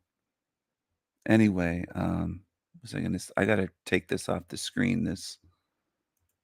Be right back. Be back soon. I hope everyone is having a good night. I hope you enjoyed the show. I hope you enjoyed my appearance on Rose's channel. We had a lot of laughter, a lot of fun. I did email you, Rose. Sorry, I'm a bit sleep deprived. I did have a nap before going on Rose's show. I slept for about 3 hours, but that's really the only sleep I've had for, I don't know. I'm not sure how long. I might have been up for over 24 hours. I have insomnia, and this has been a long time sort of thing, a recurring thing. Hello to Bobby. I don't know if I said hello to you till now, but hello. Hello, Bobby. Hello, everyone who's tuned in. Team Evil Devils will pay. They absolutely will. They're such liars. They're jealous. They're envious. They are lying, narcissistic, psychopathic cockroach losers. They're losers. They're losers. This British veteran went viral after he expressed that the fight in World War II was not worth the result of the modern world. What does Remembrance Sunday mean for you? What is your message? All the hundreds of my friends and everybody else that gave their lives for what? The country of today. No, I'm sorry. The sacrifice wasn't worth the result that it is now. Oh, well, I'm sorry. What do you mean by that, though? So then they say, oh, well, I'm sorry. Most of them don't care about the sacrifice made. And exactly, what did you get out of it? You got a country that's essentially being destroyed, is degenerate, hates straight white men in England. You're hated. Whether you're old like this man or whether you're 30, 20, 15, a boy, your country's been completely destroyed. And you don't even know what enemy you fought. You bought the propaganda. You got duped. It's unfortunate. I mean, it just is. It's sad. It's unfortunate. But they were totally duped in both world wars. They were duped in the Vietnam War. They've just been duped over and over and over and over again. And that's what happens in this hell realm. A lot of people believe they're fighting for a good, noble cause. You don't even know who you're fighting against and who has you fighting.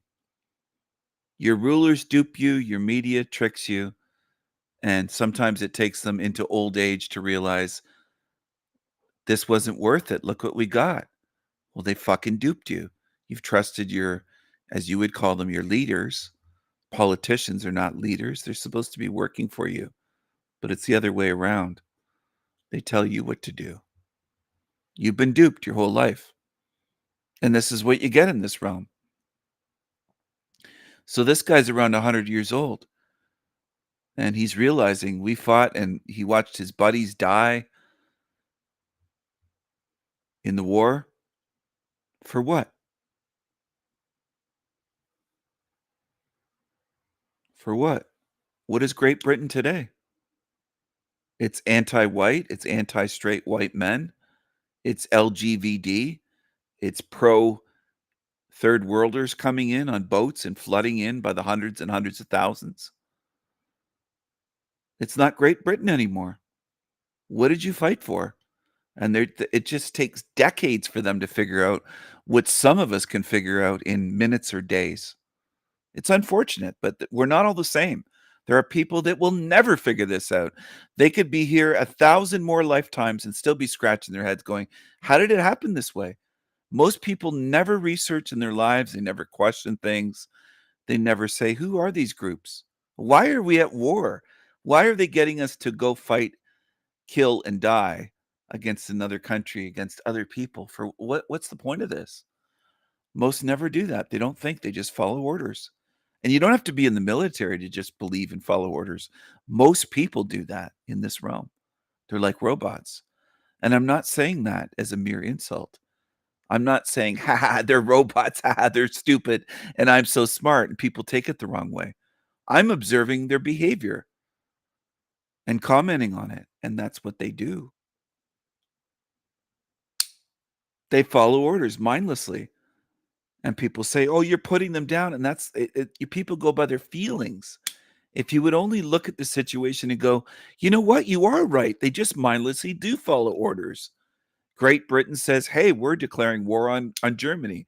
By the way, Germany didn't declare war on England. Great Britain declared war on Germany and tried to destroy Germany. And a lot of you Brits don't get it. You'll live a whole lifetime being clueless. That's the norm for people. It's not having a clue, not looking into things. You started a war you never should have been in at all. Well, what about the Blitz on London? Well, you started a war. You started a war. You shouldn't have started a war with Germany. You should have accepted the peace offers. You didn't. You don't know your history. You put Churchill on a pedestal. He was a fucking warmonger psychopath that didn't care if millions of Britons died. He didn't give a shit about you. He probably took pisses at night on the graves of soldiers. And you people just don't get it for the most part. Neither do Canadians, neither do Americans. It's not just, I'm not picking on the British. I just happen to be showing a British veteran that took his whole life to figure out a little tiny sliver of truth, not the big picture. He doesn't have a clue what realm he's in. And that's where some of you would be jumping up and down, the baby truthers. At least he's catching on, at least. And you just want to jump for joy for anything. This guy on the screen's getting recycled. Not because I want him to, not because I quote hate him or all the imaginary shit people form in their mind, but because that's the default mode for this realm. If you don't figure it out while you're here, that's the default. Okay? And some people are so stupid they can't figure out what that means. If you went climbing at a water park to the tallest water slide and you're sitting at the top and you say, give me a push. Well, the default is you're going to go down that slide and end up in a pool of water. Don't be shocked when you end up in the pool of water. And don't be shocked when you end up in the recycling bin. That's the destination, unless you make changes, unless you learn something about how this system works. There's mountains of evidence for reincarnation going on. Have most people in the realm looked at that evidence? No. Hell no. Have most people in the realm studied 100, 200, 300, 500 near-death experiences and looked at it with a critical mind and analytical mind and said, what's going on here? Why are they sent back and told they have a mission and done what I've done? No. Most haven't. Most humans will never look at things and be critical and ask why. And they'll just mock and name call the ones who do, because that's what humans do out of jealousy, insecurity. You saw it earlier tonight with Landry and others. Landry, Melanie, that's the average person in this realm. They point at intelligent people and go, ha, you're dumb. And they're just morons. They're at the level of a moron. I don't care if you believe me, agree, if you see it or don't see it. Most people in this realm are foobar. You'll never see anything because you're lazy and dumb. You never grow up. You never mature. You never look at the realm. I'm not saying never laugh or have any fun. I laugh every day. But I also look at things seriously. I'm not morons and lazy-minded morons like many are. Like Melanie, like Landry, and like others like that. They show what they are, chance after chance that they're given. They always show you what they are. And people are so dumb that they're surprised. Melanie needs to grow up. She's very immature. Would anyone here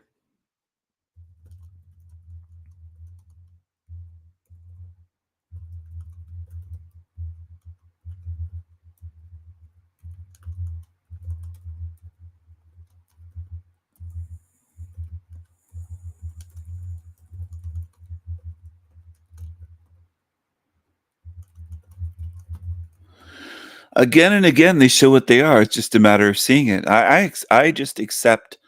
It's not that I like it, but I accept that most in this realm aren't changing, won't change, won't do any research, won't stop being lazy, won't get curious, won't spend hours and hours pondering things, researching, investigating. Most in this realm will never do that. How do I know that? I've been observant my entire life. Most never do. So when do you expect them to start doing that? I don't expect a murderer to change their spots. I just don't. And I don't expect zombies to suddenly go, oh, I get it now. Because they never have. There's a pattern. I've never seen someone that go from a complete zombie to somebody saying, I'm going to really start researching.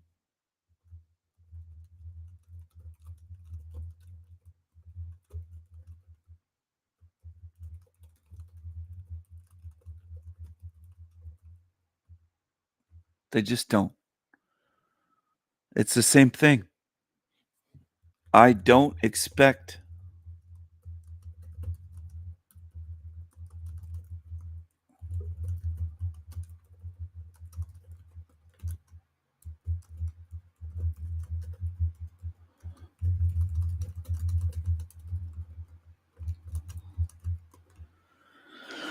almost none do. Yeah. Team Evil gets big audiences. They get lots of subs. They get hundreds of thousands of subs and viewers, and they get guests on that are famous at times. They get invited to be interviewed all over YouTube. Nobody seems to mind. Almost no one seems to mind.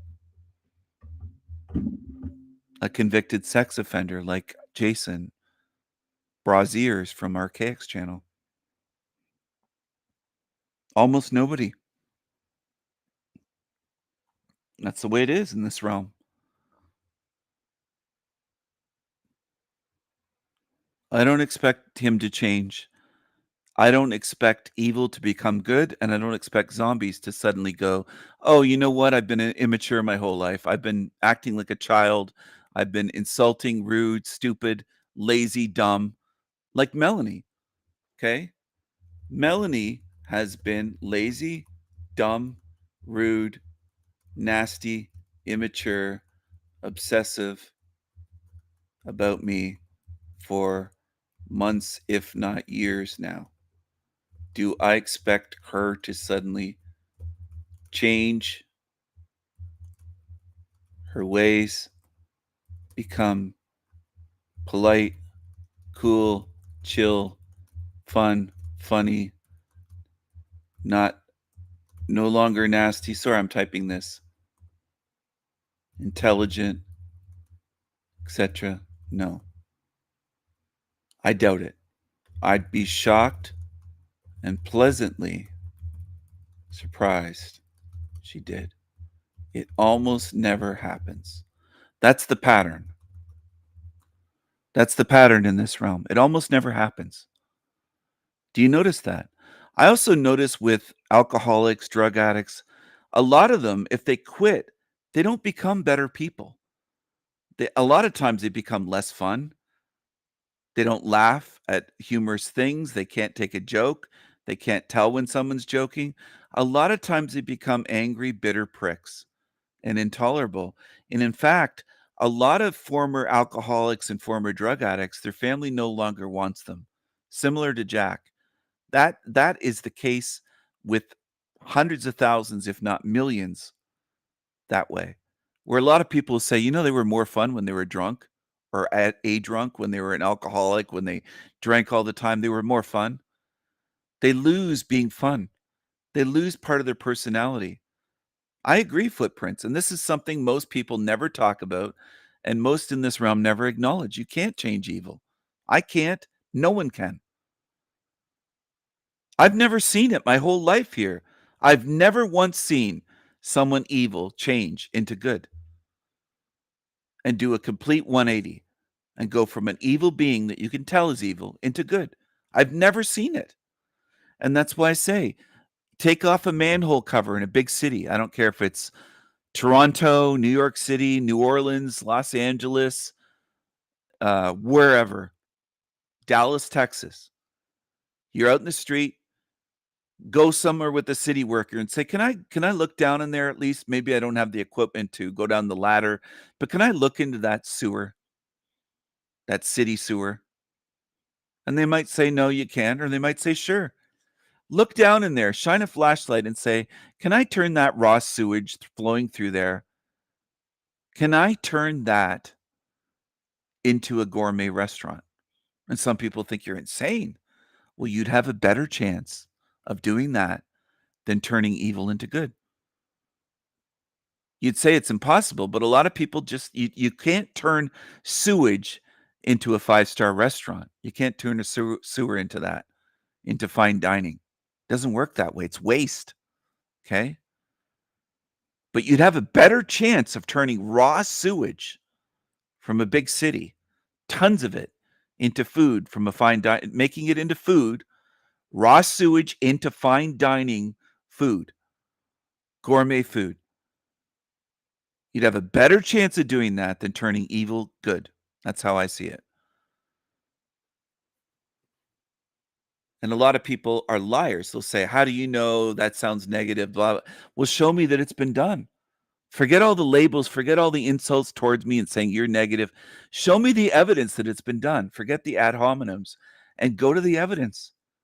Show me a case where someone that was an evil, fucking brutal, demonic piece of shit was changed in this lifetime, in this realm, into good. Anywhere. I've never seen it. I've never seen it. I've never seen a case of it, famous or otherwise. So maybe the reality is it just doesn't happen. Maybe people should consider that possibility. I would wager most people don't. Most people have the opposite view. They believe that evil can be changed into good even if they've never seen it happen, because they want to believe in Fantasyland stuff. That's part of the mindset, the mass mindset of this realm. Truth is denied and attacked and hated, and truth speakers are hated. But ones that push the Fantasyland, New Age type stuff are accepted and embraced and loved in a sense for spewing shit. And they know they're dumb. A lot of times they know they're lying, like Melanie spewing her lies earlier and insults. She's not the only one. I'm just picking her as an example because she was doing that over and over again, probably 10, 12 or more comments just tonight. But over the last years, it's been hundreds of comments by her and others. And they deny that to people, saying, I don't obsess over him. You leave hundreds of comments about a stranger. That's an obsession. Get a life. Grow up. Get some manners. Do something. Become smarter. Like, she's just dumb and not funny. She's not funny. She's not intelligent. I've never seen her say anything intelligent. Not just tonight. Anywhere. I've never seen one intelligent comment from her on any channel. If I'm on Talcott, she'll bash me if she sees me there. If I was on Illumitami, she'd bash me from the chat room. And she'll go, ooh, in his voice and try to bash my voice. She's just absolutely disgusting.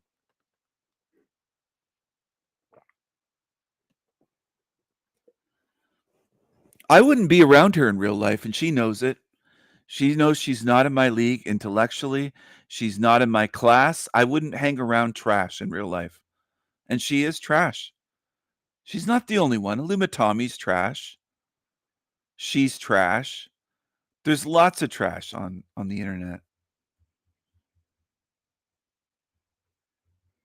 You know what would be a good one? Ask her say to her at some point, why do you attack King Stephen? Why do you obsessively sling insults? What has he done to you? Because a lot of times they don't have any reason. They're not going to admit they're jealous, but they can't come up with any real reason. And I call them creatures and cockroaches for that reason, because they attack that way. They insult, and they're just miserable creatures. They can't have fun and have a good time. They can't do it. Even if they're treated, if I treat them and say, oh, don't ban her, give her a chance, even if she's started shit for no reason, again, which she does. Anyway, that's what they do. She's trash. She'll never change. I would be shocked if she became a good person and started using manners and treating me differently. I'd be shocked. I think she's demonic. She's not the only one. I think most on YouTube are at a minimum under demonic influence, or they seem to enjoy the demonic side of this realm, and they can't even exercise manners. Basic stuff that I knew as a child. They can't even do that when they're over 30. Obviously, she's over 30 years old, if not over 40, but she's at least over 30. They can't even do that much.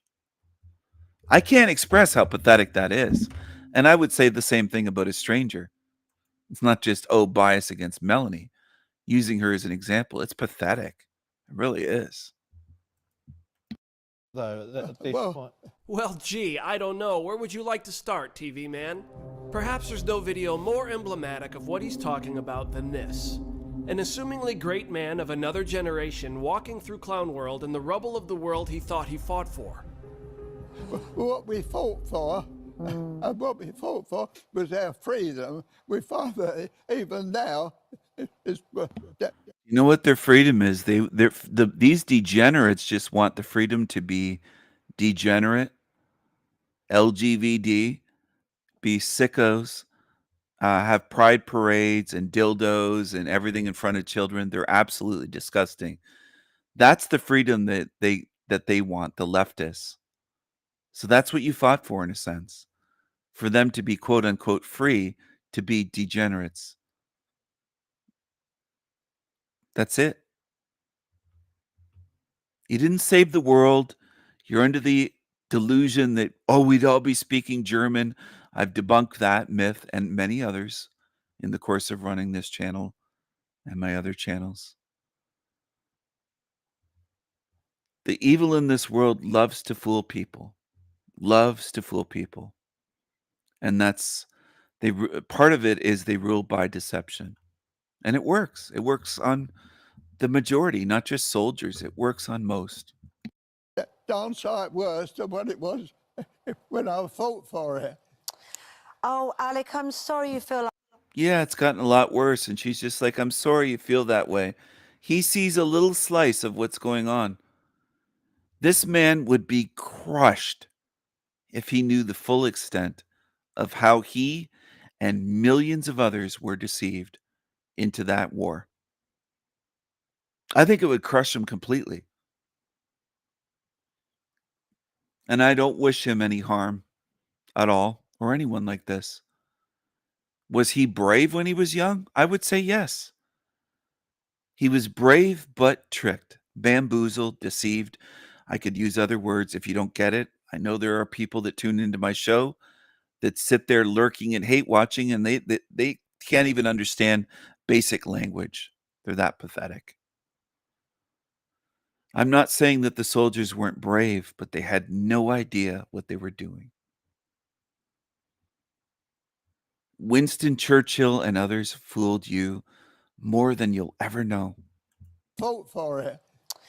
Oh, Alec, I'm sorry you feel like that, because I want you to know that all the generations that have come since, including me and my children, are so grateful for your bravery and all that for service personnel. And it's our job. You get old and you shrink up like this. He just looks like a little old man compared to her. That's part of the reward of this realm. You get hunched over and your body shrinks so much that he's just like a little old man, that it's hard to even imagine him being a soldier, let's say 20 years old, storming the beaches of Normandy, France, for example. It's just hard to imagine because of the state he's in just from aging in this realm. Look at this. This is what this realm does to you if you live long enough. That's a reward for living long. You don't actually get rewarded. And then you also get to see things degrade if you live to be 85, 95, 105. If you live long enough, you'll start to say, it's gotten worse here. He realizes that his country's worse than when he fought in that war. He's not a fool. There are much younger people that are fools. But in that respect, he knows damn well Great Britain has gotten far worse than when he was fighting in that war. And he's starting to say, what did I fight for? It's unfortunate that his time's running out for him to figure out what he needs to figure out.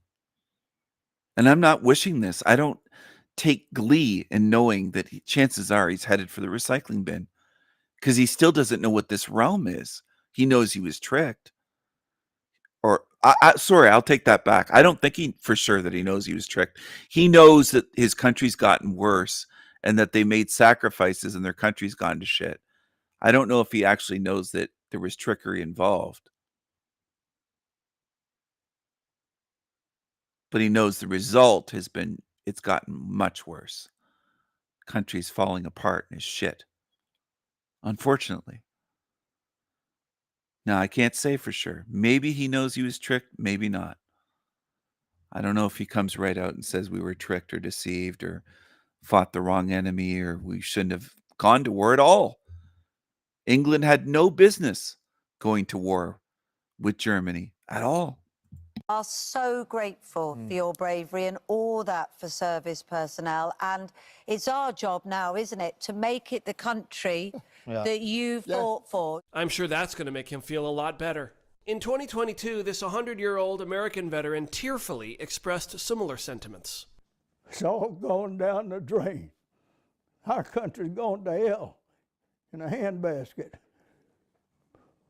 We haven't got the country we had when I was raised. Not at all. Nobody will have the fun I had.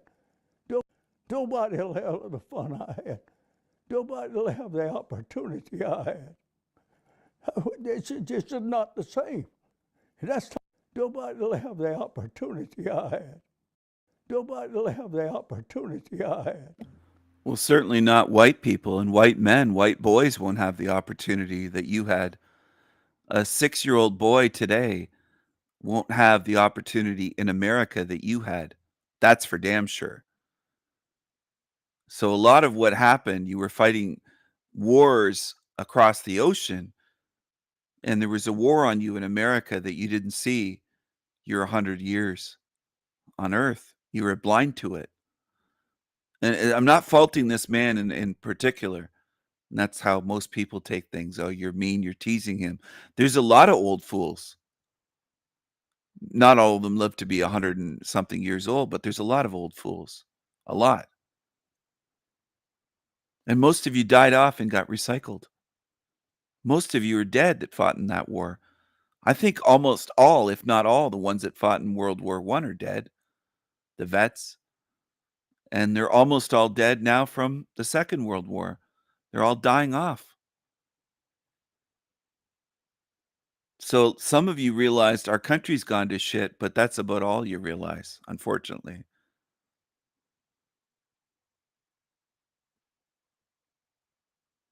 You know what, though? This it's going to get a lot worse.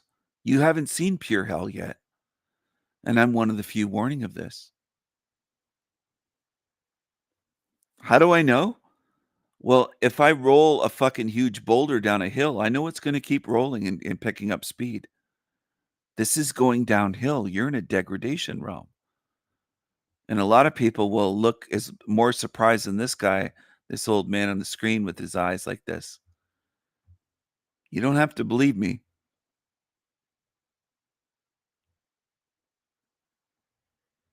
Your beliefs and disbelief don't affect reality the way a lot of you believe. A lot of people will never get it until things get so bad, and then they'll just be saying, well, what do we do now? Well, you didn't want to listen when I was telling you what's going on and what's going to happen. This is not the same. That's not what I want. That's not what they died for.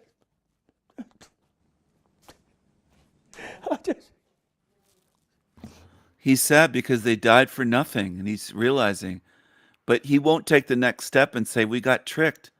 He just thinks somehow it got bad and they didn't die for this, I guess. Otherwise, maybe he'd say, we got fooled. We were fooled. Would be a good thing to admit to. That's not it. Darling, I'm so sorry. I'll be all right. Just takes me time. Because you really believed one country was evil, and you really believed your politicians and masters were good, sending you to war. You just don't know how the realm works. And I'm not picking on him. Most people don't, and they don't care, and they don't want to look into channels and book. If I wrote a dozen books, they wouldn't be reading the goddamn books if I had them on Amazon and at bookstores, the biggest bookstore chains. I won't mention them, but they wouldn't be read anyways. Humans are not truth seekers. If you were, you'd notice. There'd be people looking and looking, and you'd be seeing thousands in my chat room right now tuned in. It's not going to happen. To get over it. I just, why me? See, sitting here like this, see, all this going on.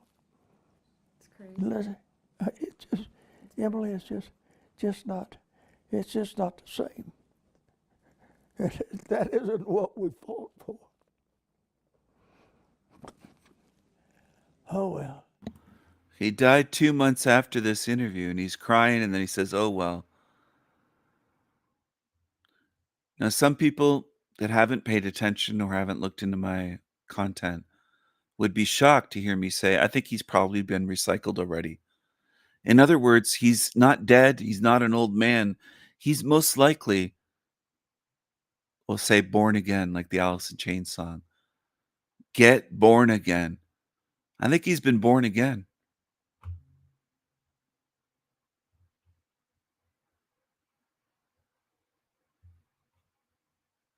As a baby, back here again. You didn't make a difference you thought you would, but you didn't the last time, and you won't this time. You can't change this realm from within it. Remember that part of the Matrix movie, the first one, where that kid said, there is no spoon? Well, King Stephen's telling you there is no fixing this hell realm from within it because it is designed this way. Designed this way. I don't even know if people understand what I mean by that for the most part. Your body's designed to age and die.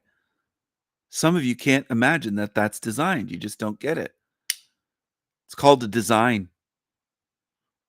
Similar to if I design something on paper, if I design a computer or design a car, or people design fashions, clothing. Your body is designed to age and die. It's part of the design. But I've spoken about the design of this realm right down to parasites, to what's under the ground, to what's in your intestines, to the 10,000 diseases, to cancer.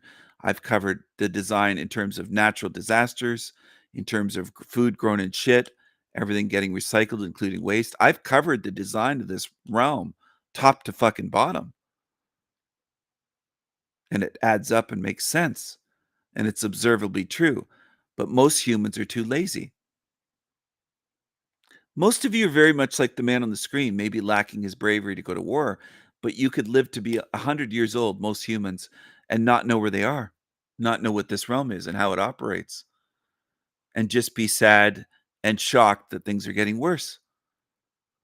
He's an example of living a lifetime here, a long life, over 100 years, and not knowing what the fuck this place is, where you are, and how it works. He doesn't know how it works. He doesn't know how evil works. He's the type that probably says, oh, God saved them, and prays to God. And he's 100 years old. He's had 100 years here to figure out that this shithole wasn't created by a good being, by a good God. And I know some of you say you're being harsh on him, Stephen. He's just an old man. He died 2 months after this interview. He's dead now. He's this.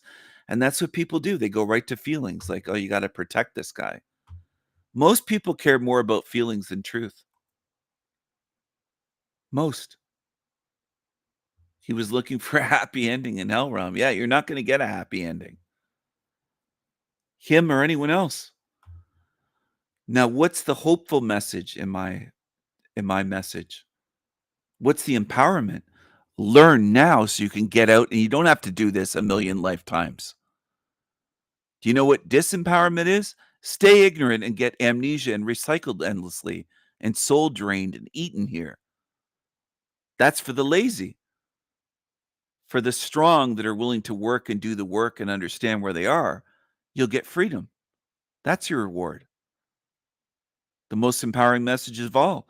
Do the work here so that you can get out. Or end up like him. Clear enough? How could it be more clear? How many years did he live post fighting in World War II? 80 years?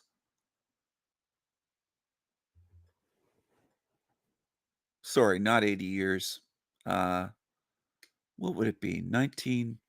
Let's say 1940 or so. Yeah, 85 years. 80 to 85 years. He had all that time post serving in the war, in the military, or fighting in the war, serving in the military. Sorry, I'm getting a bit off. I did have a nap before going live with Rose, but I only slept for 3 or 4 hours. And that's all the sleep I've really had for a while. So pardon me, people, if I misspeak. He served in the military, he fought in the war close to 80 to 85 years ago. So he had 8 decades plus to figure shit out and say, I got duped. Now, maybe he's slow, but it sure as fuck doesn't take me 80 fucking years in this realm. I haven't lived 80 years to figure out the lies, the deceptions. All right?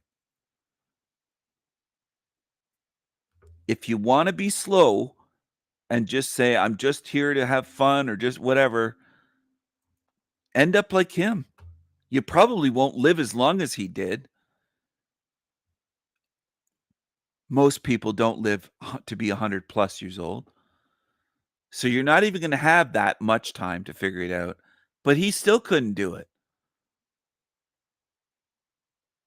I think they could extend people's lifetime. There's that whole truther theory that they shortened our lifespan because if we had 200 years lifetime or 400 years, people would begin to figure it. How much do you need? Do you need millennia? How slow are humans? How slow are humans? What do you need? How much lifespan do you need to figure out anything? Like, I don't see human minds working at the speed mine does, figuring shit out. Just don't. That's why I laugh at that whole theory. It's like they had to shorten your lifespan because you might potentially begin to figure shit out if you could live for 600 years or 900 years like they claim some Bible characters lived.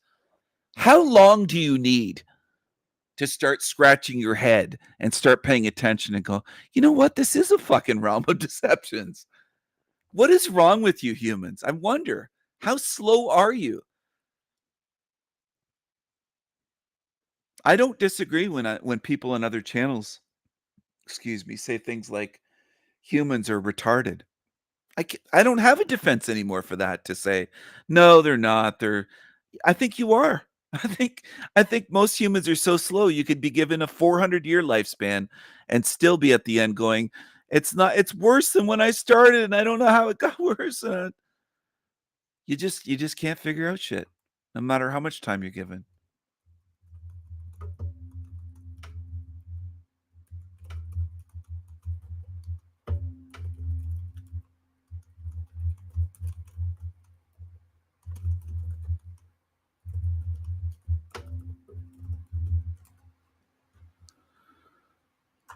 New poll question.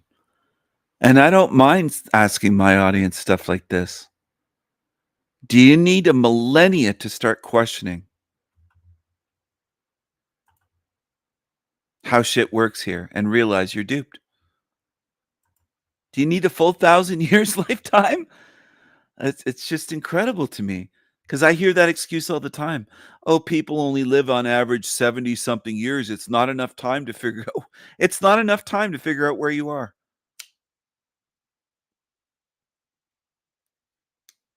With help, with people, channels like mine handing you truth for free on a silver platter and almost spoon feeding it to people, going, here, take your truth yogurt.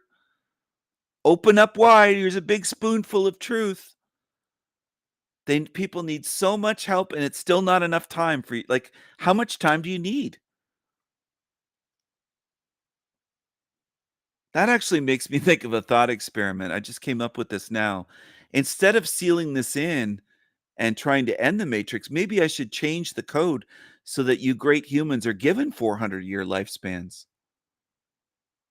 And as a test to see if they're given more than 4 times extended lifetime, around 5 times what you live on average, a full 400 years, if you could do it on your own. I don't think you could. I don't think most humans could by the millions. 400 years wouldn't be enough for you to even scratch the fucking surface and go, wait a second, what is this place? Why is this place so evil? Why is it chock full of suffering and pain and diseases? If it's run by a good God, why does it never get better or fixed? All the evil shit, it just gets worse. You're scratching your head as you're 399 years old. Where am I? I still, left to your own devices, I think most of you humans could be recycled here for millions of lifetimes. You'd never do it. You'd never even get to that stage. It takes tremendous pressure and help, and it's almost mission impossible to get through the skulls of humans to convince you what's right in front of you the whole time, that you're in an evil place filled with lies, deceptions, because your counter argument is just pure emotion. And you're treating me like I've not noticed the beauty. Is that why I've hiked for countless miles and almost wore out one of my knees from hiking? I had to slow down hiking less because of that? Really? Because I'm out in nature a lot. All 4 seasons of the year, including the coldest weather and the hottest weather in summer. Isn't that great? Don't you see the beauty, man? I do. Oh, I do. Mountains, forests, oceans. I've seen it. I've been there. Absolutely. Great Lakes.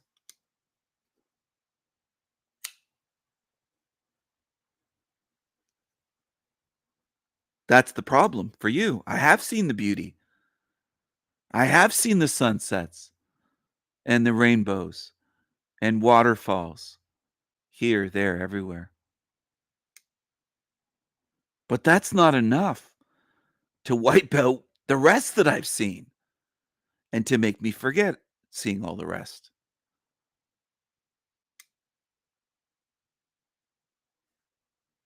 And dishonest demons will say all he sees is evil. No, I see the beauty and goodness too. I think you don't want to look at the evil. You're not strong enough to look at the evil and darkness like I am and face it. Most people in this realm are not very strong.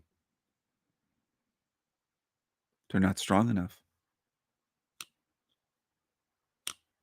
There are sunsets and rainbows, but there's also leukemia. The sunsets don't take away the leukemia. The rainbows don't take away paralysis.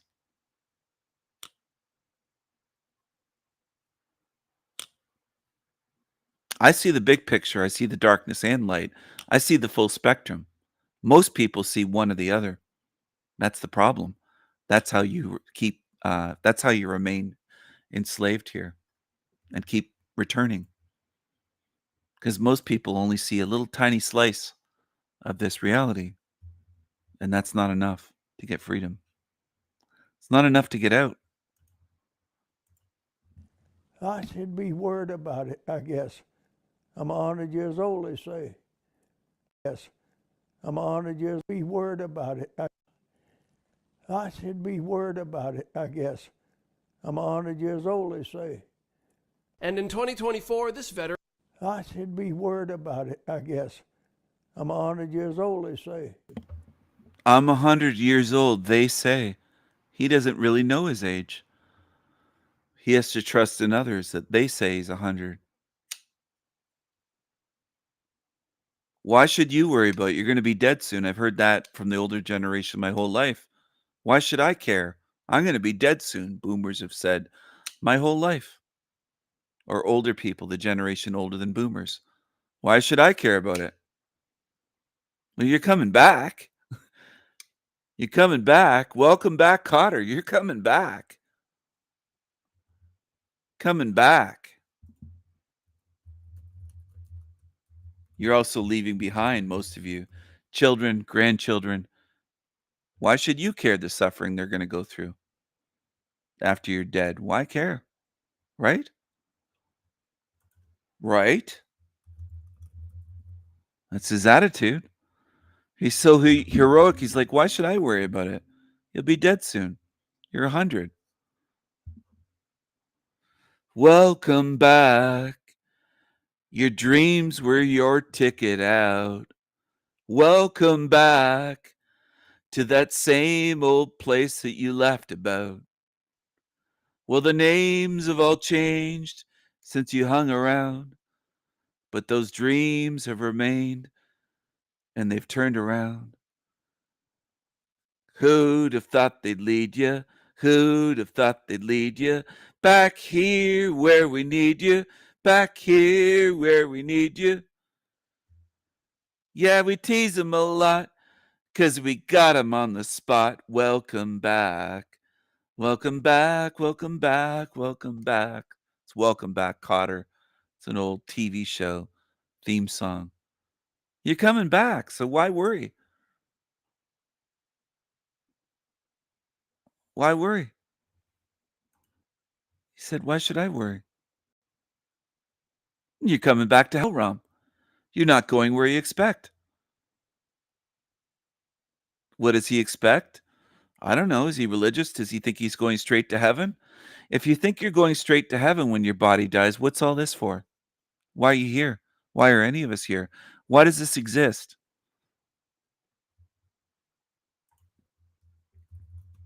Why does this exist? A lot of you will never question this place. By you, I mean humans, humanity. Hello, Seth. Hello. Most people never question this place. If heaven exists and it's so great and it's run by a good God, caring God, what's all this about here? Why does this exist? This realm where you can see suffering if you keep your eyes open, even a Chinese amount, you'll see what I'm saying. It's not hard to see. The suffering, the design, how fucked up this is, and how it never gets fixed, and it never will be, because it's designed this way. It's not broken.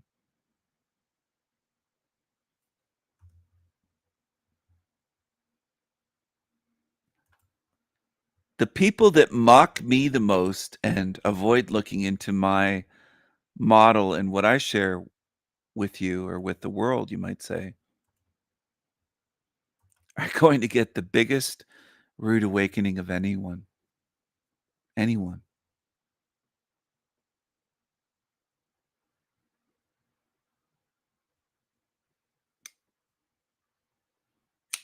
Because you're going to be confronted by entities that some of us have already seen. I started to see them when I was very, very young. And I would pop out a body without doing the CIA Bob Monroe Gateway experience tapes or anything. As a baby, as a toddler, I was going out of body. Because I'm not from here. There's not a time in my life where I said, I'm just a human being. I'm just what they tell me I am. Never. I've never accepted what a lot of people do and what a lot of people accept their whole lifetime and into the next lifetime, the next lifetime. You are, for most of you, you are what they tell you are. They could tell you anything. They can tell you you're a fucking ape. Darwinian evolution theory, that you're from a big bang where nothingness exploded suddenly for no reason. They could lie to you and have most of you humans believing the dumbest shit ever. And people will nod their heads up and down going, that's science. That's science. Most people in this realm are mindless zombie slaves, not thinkers. And I'm not saying that as an insult. I'm saying it because it's observably true. I wish it wasn't the case. I'm not saying it to put people down or go, they're so dumb. It's sad, it's disgusting, it's sickening, but it is that way. It's observable. Now, if water's wet, are you going to start crying if I tell you point blank water is wet? You go in that lake, you're getting wet from water because that's the nature of water. It makes you wet. It'll soak your clothes. You jump in that lake with your clothes on and big rubber boots on, you'll probably drown as well. It won't just make you wet. It can do that to you. You can argue and cry and say, he says water's wet. He says, and that's all I'm really doing with this realm. I'm pointing out how evil it is, observable, just like water being wet. It's that clear that this realm is filled with evil and designed this way, designed to create suffering. It's your emotions and your attachment to lies that keeps you from seeing it. So go ahead and cry. When I say fire burns people, he says fire burns. He's so negative. He says fire burns people and he says water's wet. Well, I'm just telling you facts. It's fucking true. It's observably true. You could go light something as small as a candle and put your finger over it and hold it there centimeters above or an eighth of an inch, just barely above the tip of the flame. And you're going to get burned. Try it. But a lot of you humans are that way. You get upset when you hear the truth. He said this. He sounds negative. I don't like the way he sounds. I don't like him. I hate King Stephen. He's talking about this. And it's all emotions. The truth upsets you. It makes you angry. It makes you bitter. It makes you cry. It almost never makes you curious. I'm talking to humanity again. I'm not talking to any individual here or my mods or my team. I'm talking to humanity as humans. Hearing someone like me speak truth rarely makes anyone curious to go, wait a second, this guy's saying some stuff that's very interesting. I've never heard someone view this realm this way, speak about it and talk about it this way. And he's saying these are all observable truths and I can look at reality myself and see this on my own. You absolutely can. Do I think most of you will on Earth? No, I don't. I couldn't convince most humans that water's wet if I talked to you for the next 50 years. You're zombies. You don't want the truth. You're haters of truth, deniers of truth. You attack the messenger. You get emotional. You don't look into things with curious eyes. You reject truth. You prefer lies. You pay for lies. Most of you will get angry saying you hate me, most humans, and you will pay hundreds of dollars a month for subscriptions to magazines and newspapers and cable TV or satellite, whatever kind of TV system, whatever it is, to get programmed. You'll pay to be programmed. You'll pay hundreds of thousands of dollars to go to university or pay for your daughter or son to get programmed in university with lies. Hundreds of thousands of dollars, US dollars or British pounds. You absolutely will. You do. But accept truth for free with a curious mind, curious ears, curious eyes. Almost none of you do that. So I do see big problems and big patterns with humanity. I don't see a hell of a lot of real truth seekers in your realm. Some people think, oh, well, Stephen, you just act crazy on the internet, or you wouldn't say it. I've said to people in person, I'm not from here.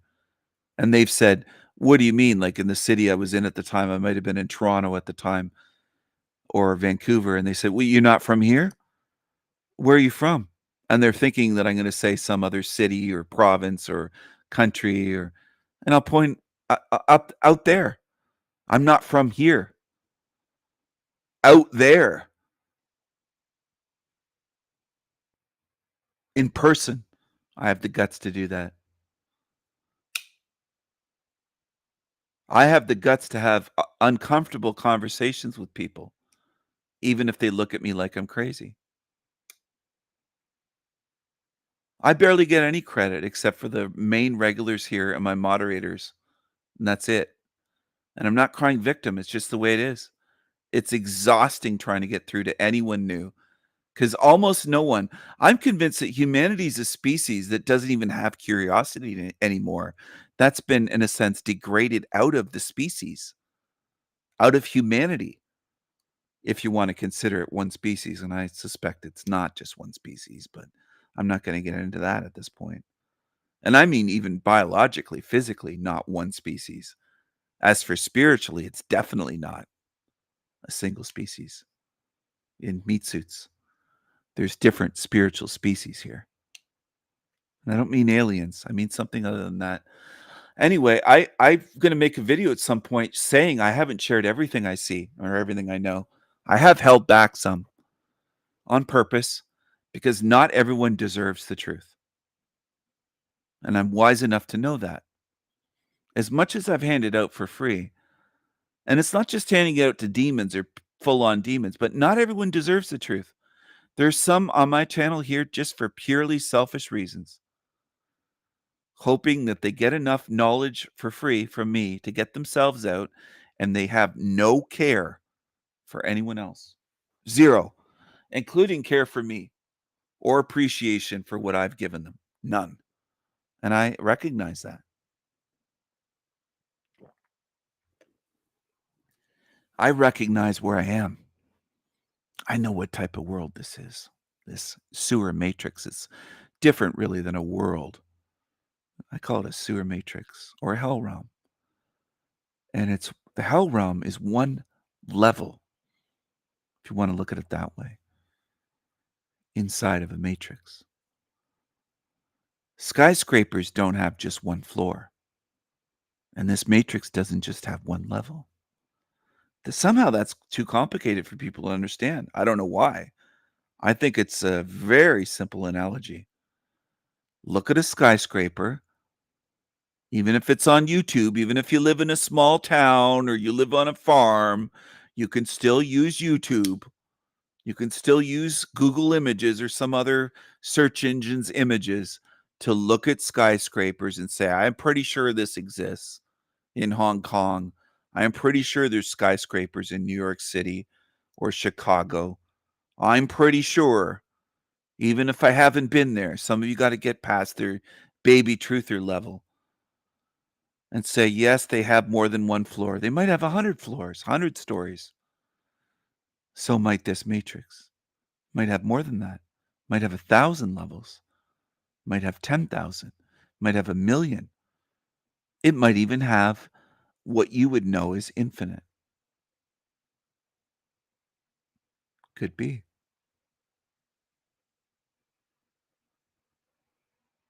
And what are most of you going to do? Most humans?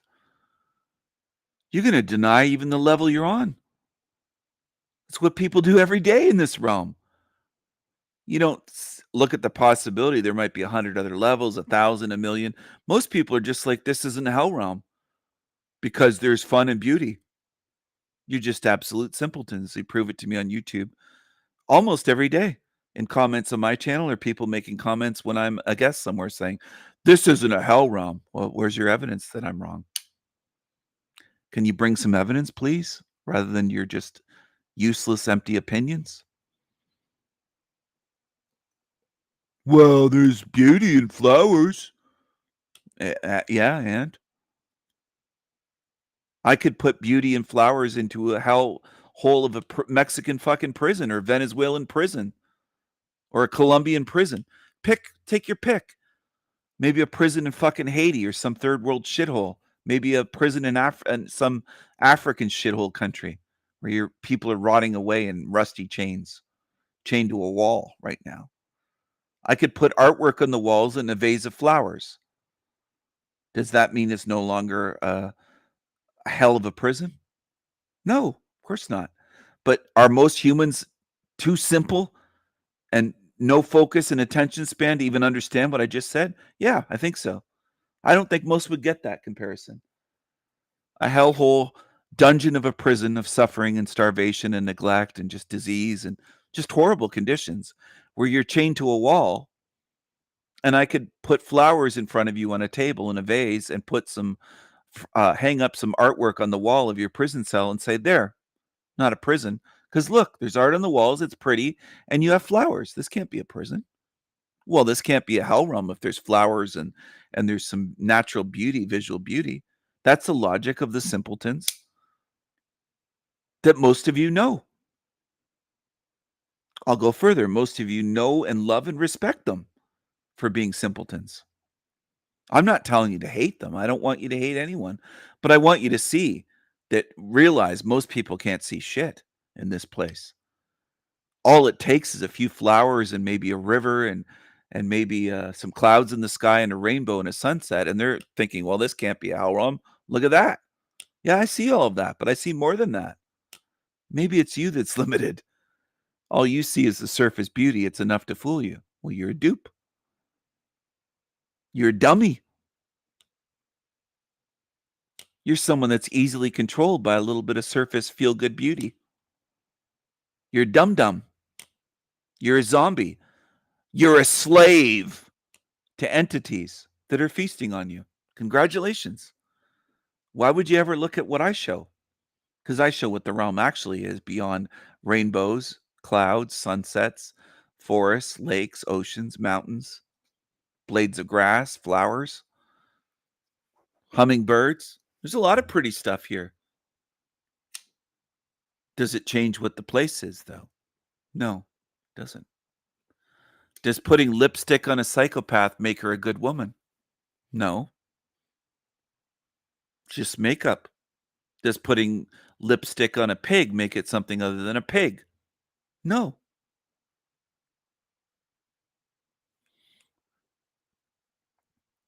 Does putting an expensive Hugo Boss suit on a psychopathic man make him a good person? No. It's the surface. The suit is the surface. The makeup is the surface. Well, so's the beauty of this realm, the natural visual beauty. That's tough for people somehow. That's simple to me. I could go much deeper than that, but it's just so simple. It's too much for most people, though. They'll never see it. Do you know how many dumbasses have said to me in the last 3 years, don't you see the beauty? That's why I repeat that mockingly. People in California and San Diego. Well, I live in a beautiful place, and they're shocked when I say, I've been to San Diego. I've been to Southern California. I've been to San Diego.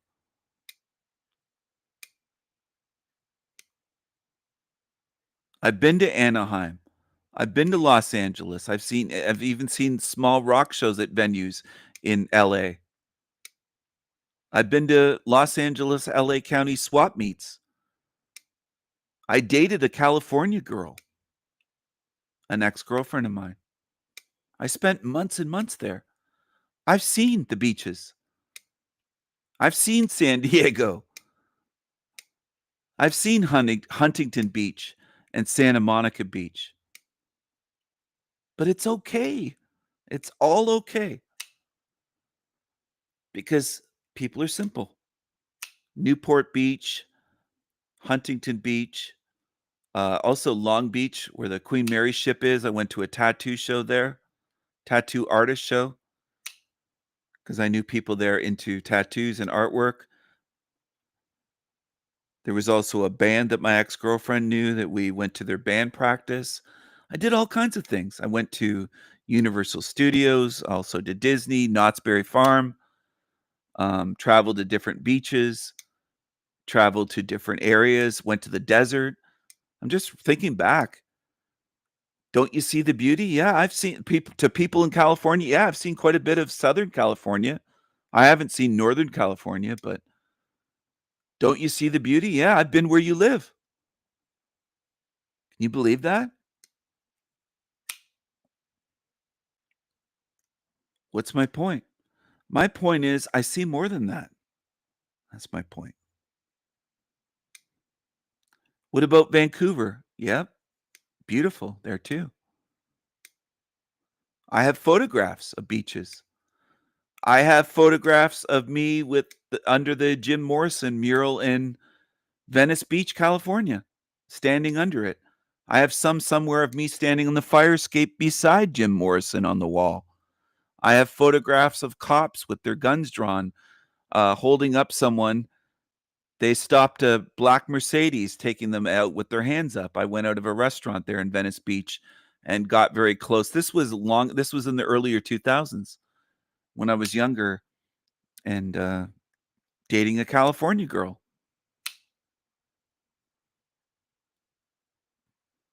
I love the Panelverse. Steven doesn't have a girlfriend. I've had girlfriends all across America and Canada. I've had girlfriends everywhere. All right? That's the reality. But do I think many of you are too dumb on YouTube? Yeah, I do. I think people are paranoid, dumb. They disbelieve what is true and they believe what is false for the most part. Most humans are just like, they're worse than programmed robots in a sense. They are the wet dream for the entities of this realm. And I don't just mean, the Rothschilds and Rockefellers. They're not the top of the pyramid. They're the ones you know about. There's entities above them in this realm, and there's entities above that. Yeah, it was cool back then. I don't think I'd even be interested in going there today. But in the early 2000s, it was still pretty cool. There was only a couple homeless people in the whole place back then. So I know things have changed since then. I know. So nothing's the same anymore. It's all degraded. But people will say it's not degrading. That's what I mean. People sometimes get hung up on the details. I hope people see the big picture for their own sake, unless you want to do this endlessly. It was actually around 2007 that I was there. 2007, 2008, somewhere around that time. Santa Monica was pretty cool. I stayed at a hotel in Santa Monica and all the palm trees along the drive there. And then walking to the Santa Monica Pier, it was just down the street from where I stayed. Stayed at a hotel in Santa Monica. I won't name the place, but had a balcony and a nice view. And it was pretty cool.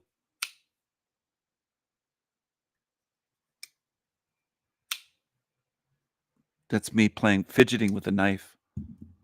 That's not a knife. This is a knife. People online are some of the dumbest ones that I've ever met. Not really met in person, but come across. There's so many of them. So many dummies. Anyway, I've been all over Southern California.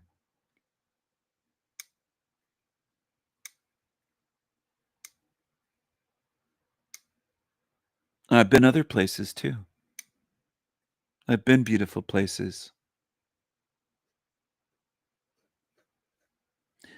Whoever's here, if you ever end up in prison, I'll come and decorate your prison cell for you and then tell you after it's decorated, it's not a prison anymore because I made it prettier.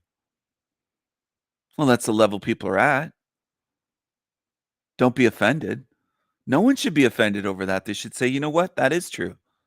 If you make something look prettier, people will just say, yeah, it's not a prison. You changed it. You decorated the walls. You put a vase of flowers in my room. You put up artwork. You put up some posters on the walls. It's not, I'll just tell you, it's not prison. It looks pretty now. Can't call it prison now. What's wrong with you? Don't be negative. I decorated it. It looks nicer. Look at the beautiful artwork on the walls. You're not in prison. I decorated it for you.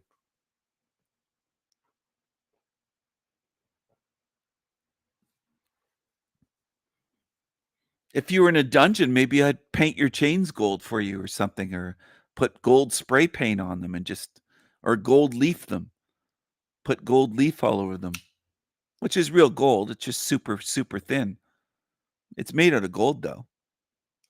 You can get edible gold leaf that's edible. You could put it on food. But I could gold leaf your dungeon chains and say, you're not in a dungeon. Look how pretty your chains are. They're gold now. It's real gold. I think I even have some gold leaf around here that I bought and I didn't use. I was going to use it for something. I was going to use it maybe in one of my paintings.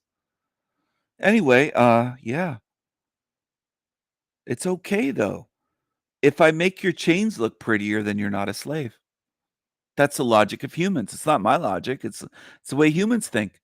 And eventually they will give you gold chains in a sense in this realm. That is part of the plan for humanity. To make you love your slavery. That's what it means. Doesn't mean that you'll necessarily have heavy physical chains and shackles on you. They'll be on your mind. Manacles of the mind, as William Blake wrote centuries ago. That wasn't a warning for you. People don't pay attention to anything in this place.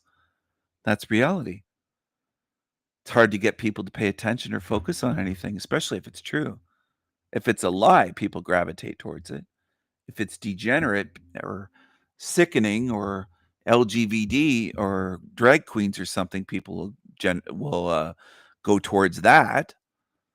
But if it's the truth, people don't want to hear it because of your weak little egos and your insecurity and your fears and everything else. Most in this realm are not lovers of truth. You are haters of truth and those that fear the truth.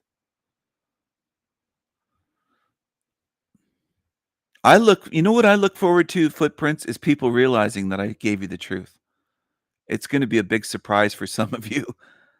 Not necessarily you, Footprints, but others that hang out here that are not in the chat room. There's 27 tuned in.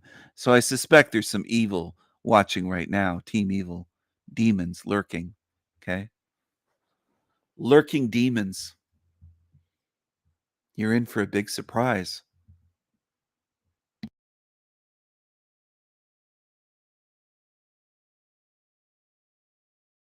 Everyone loves them. Refugees are welcome here. Except young women in London. No worry. It's all good. We're in relationships. I like you so much. Thank you. Thank you. You are Prenzel. Okay, you know? Thank you. We're you are angel. You not know you are angel. You're so beautiful. Hi. No, you fucking kiss me. No, don't fucking kiss me. No, No, you and your he friend just need to get the fucking fuck kissed away. me. Get the fuck away. Except teenage girls in Liverpool. What? No. What? You want to see me? I don't want to see you. Can you please fuck off? Please fuck off. Do not fucking follow me. Yeah, fuck off. You okay? Yeah, this fucking guy's following me. Fucking creep. Except young women taking the train in Lombardy, Italy. Perché? Perché? Dimmi perché! Dimmi! Mi ha dato un pugno in faccia! Polizia subito! Ma se una donna non c'ha un spray come questo, uno come lui! Una donna fa un Or the train in Berlin.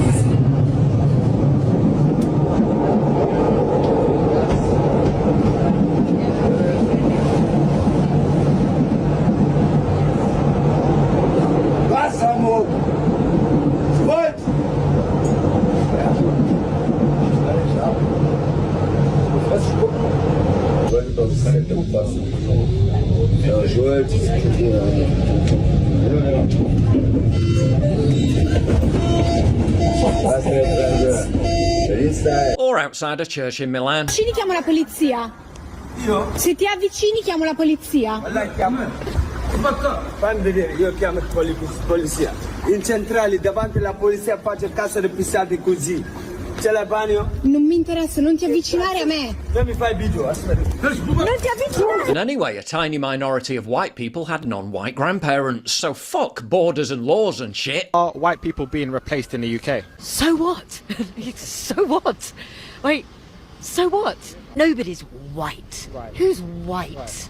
Everybody's got a grandparent or a great... So what? Wait, so what?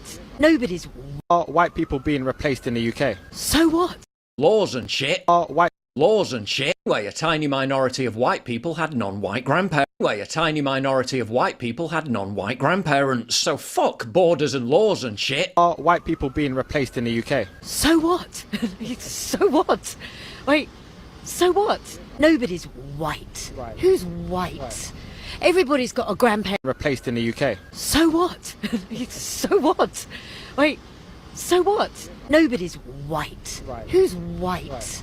Everybody's got a grandparent or a great-great-grandparent or a great-great-great-great-great-grandparent that came from somewhere else. Naturally, that means we must import infinity Bamalians. I think immigration is vital. The damage done during imperial empire colonialism could and should have a tranche of immigrants who, if they want to come here, hell yeah, they should come here. Right, so you're admitting it's a form of revenge. They told me it was our greatest strength. They've fled their country, they've had their houses bombed, families murdered. They've crossed the channel on a fucking rubber dinghy. Is that from... How scary is that? Is that from France they've crossed the channel? Yes, it will have been from France. Is there a war going on in France? No, there's not a war going on in France.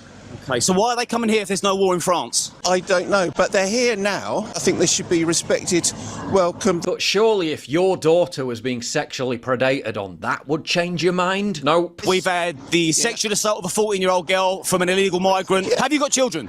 I've got children. What would you do if one of these migrant men raped your child? Would you change your stance? That's a bit of a silly question. Oh, no. It's far from a silly question. If one of those migrant men in that army barracks raped your child, would you change your stance? Be honest, sir.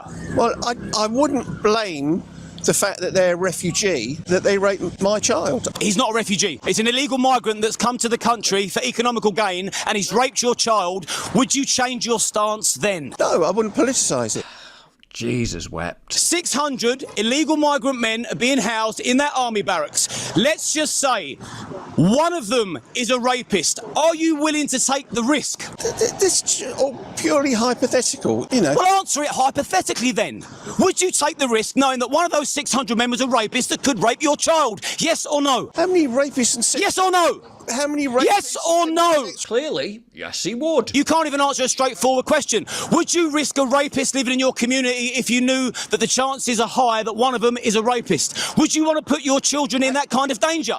What, is he a historical rapist or a potential rapist? Pretty high potential when in places like Dorset, 44% of alleged sex offences are carried out by asylum seekers living in asylum hotels. He's just raped your daughter in front of you. Well, then will you object to refugees then? Fucking imbeciles like this man are being ferried in and ferried out. He's willing to take the risk. His own daughter getting raped. Wow! The Green Party's Rachel Millwood loves refugees and demands you welcome them in your area. There will be a day when we sit our grandchildren on our knees and we tell them, first they came for the immigrants.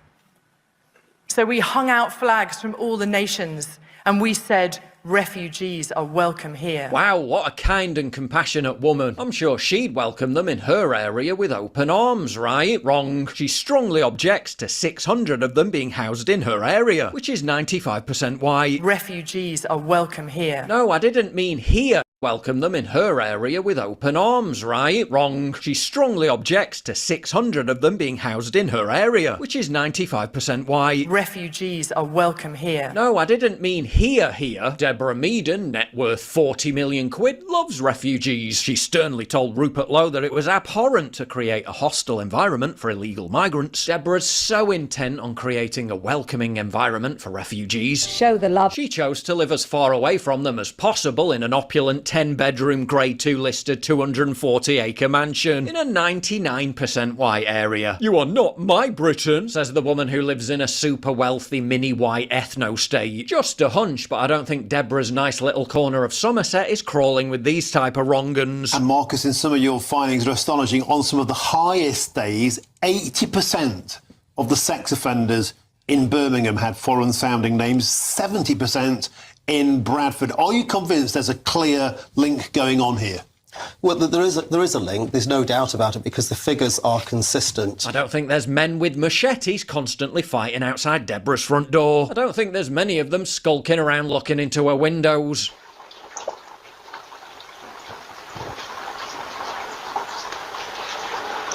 or loitering around her local playground. This fucking dodgy cunt. What's that about?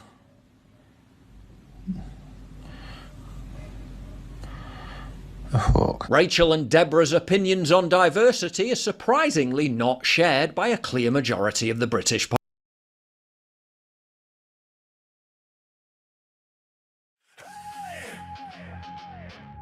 Team Evil, you demons suck. I'm the king of the castle, you're dirty rascals. The Raven King rules, king rules, king rules.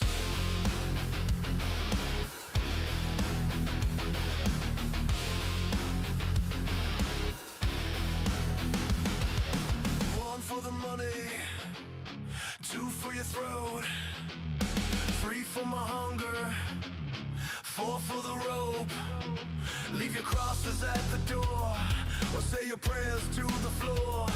A raven black in a sea of white, they shit their pants when they see the sight. Hey! Team Evil, you demons suck. I'm the king of the castle, you're dirty rascals. Hey!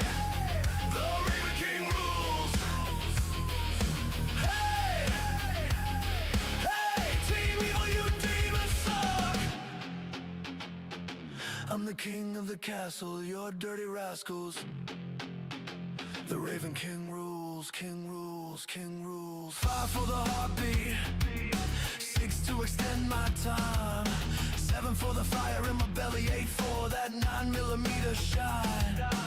Bring me a single rose, the blackest one that grows. Bring me that fat pig. Hey! Team Evil, you demons suck. I'm the king of the castle, you're dirty rascals. The Raven King rules, king rules, king rules. Bring me that fat pig's head. Anyway, that's one of my newer songs, one of my newer videos. Landry showed up earlier tonight. This jealous weirdo twat of a loser. Landry, hey Landry, young Landry booger eater, nerdy beater, greasy hair, don't care. I'm the king of the castle, you're the dirty rascal. Hey Landry, Blandry, you are some kind of pansy. Hey, hey Landry, hey Landry, hey, hey. Landry juggles with pickles and itches for tickles. Landry eats yogurt and snacks on his toader. Dirty rascal, dirty rascal, dirty rascal. Landry, you suck.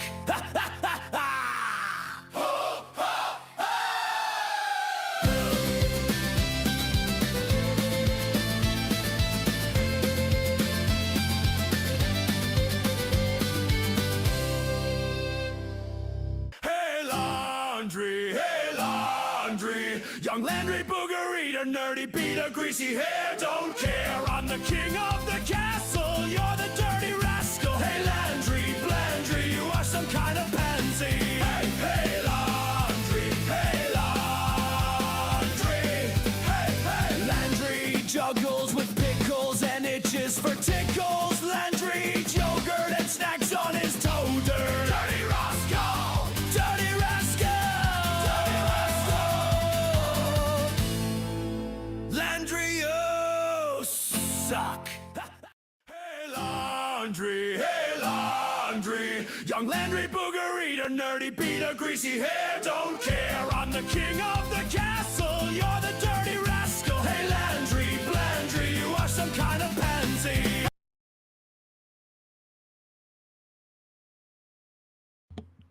Do-do-do-do-do-do. Do-do-do-do-do-do-do. Do-do-do-do-do-do. The more they despise. Hello. Hello, everyone. That's Jesus on a trash mountain in India in a slum, squatting on top of a mountain of trash, Do you believe in God?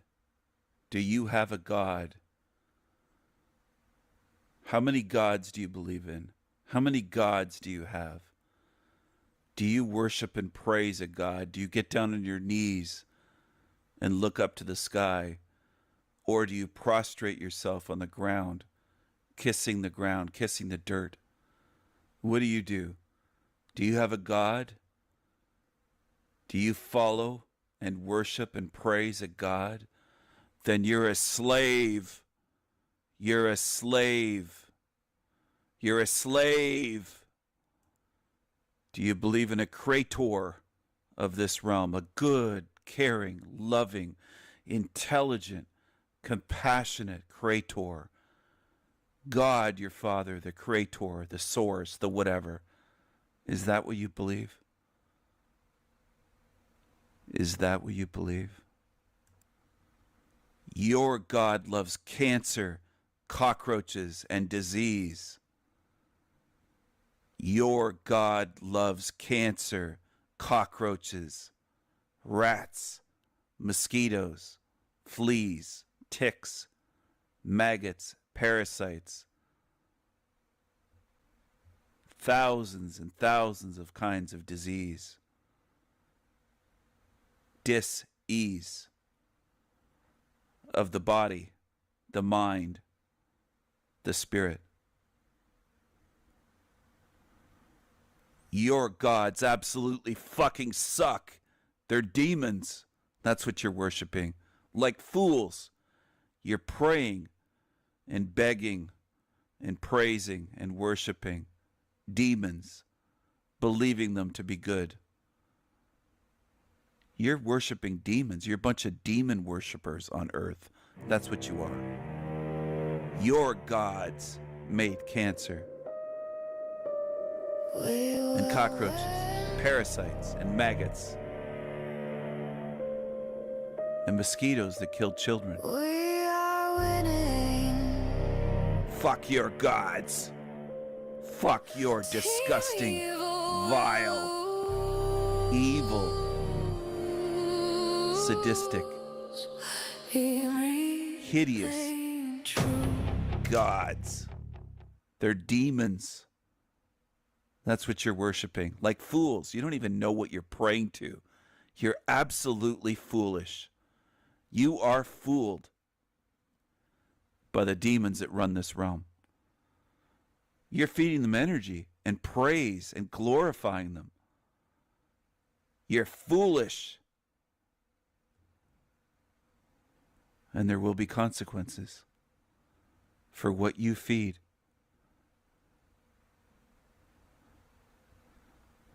The more that you feed them and praise them, the more they despise you and look down upon you and want to destroy you and harm you and trick you even more with smiles and grins on their faces. Sinister, demonic eyes looking at you as foolish slaves. How many types of cancer did your so-called gods create? How many types? Common cancer types. Bladder cancer, breast cancer, colorectal cancer, kidney cancer, lung cancer, lymphoma, pancreatic cancer, prostate cancer, skin cancer, uterine cancer. There's all kinds of metastatic cancers, recurrent cancers. There's acute lymphoblastic leukemia. There's different types of leukemia. There's acute myeloid leukemia, AML. AIDS-related lymphoma. Primary CNS lymphoma. There's different types of lymphoma. There's cancers of the central nervous system, brain cancer, bone cancer. One type of cancer isn't enough. There's hundreds. Because your God loves you. Your God is so creative. He loves you. ductal carcinoma in situ, see breast cancer. There's all different types of breast cancers. Mostly for women, but there are some men that get breast cancers as well. It isn't exclusively women. Esophageal cancer. There's eye cancers, multiple types. Intraocular melanomas, retinoblastoma. You should look through this sometime. There's ovarian cancers, there's fallopian tube cancer. Ovarian isn't enough. You have to have fallopian tube cancer as well. Gallbladder cancer. Everything in your body can become cancerous. Anywhere. Childhood central nervous system germ cell tumors, in brackets, brain cancer. There's various types of childhood brain cancers. Quite a few types. I mentioned ovarian germ cell tumors, testicular cancer. Some men have to have one of their testicles amputated from cancer. What a place to get cancer. Hairy cell leukemia, head and neck cancer. There's types. Heart tumors. Childhood is after that. Heart tumors, childhood. Children can get heart tumors, cancerous heart tumors. I've heard of Hodgkin's lymphoma. Non-Hodgkin's is supposedly worse and much harder to defeat. Hodgkin's lymphoma wasn't enough. They have to have non-Hodgkin's lymphomas. Liver cancer.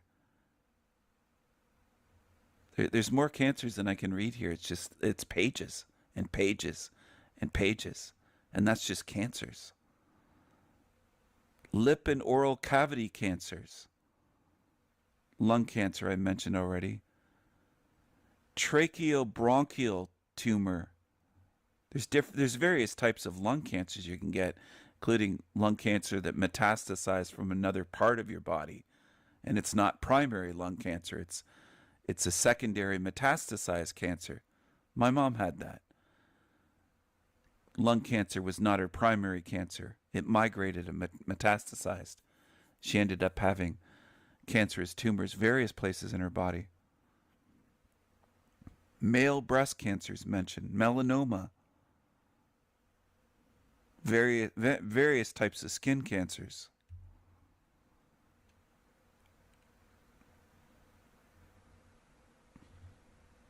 It just goes on and on. And this is just focusing on cancers. Obviously, there's a hell of a lot more diseases, disorders, genetic disorders that you can deal with in this realm. There's all types of creative ways to get sick, to be in pain, suffering, wasting away in this realm. How is your God good? One type of cancer wasn't enough. It had to create hundreds of types for you. There's a type of bone cancer mentioned here, osteosarcoma, and undifferentiated pleomorphic sarcoma of bone treatment, and ovarian cancers after that. It just goes on and on. Pancreatic cancer, papillomatosis. Oh man, penile cancer. You can get cancer of your penis. It just goes on. Pregnancy and Hodgkin lymphoma. Pregnancy and breast cancer. Pituitary tumor. It's endless. It's just pages and pages and pages to click on and scroll through of types of cancer that they have discovered in people. People suffer from, and they're able to diagnose all of these types. Soft tissue sarcoma. There's all types of sarcomas, including for children, childhood versions.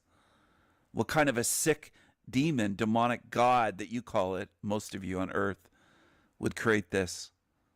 Stomach cancer, gastric. It just goes on and on. It's a huge list. T-cell lymphomas. So many types of lymphomas. Thyroid cancer. I know someone who suffered with that and eventually passed away.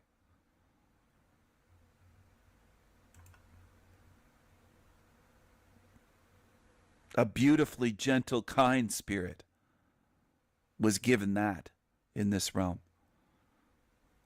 Uterine cancer, uterine sarcoma. One type is never enough for this god of this realm. It has to give you 2, 3, 4.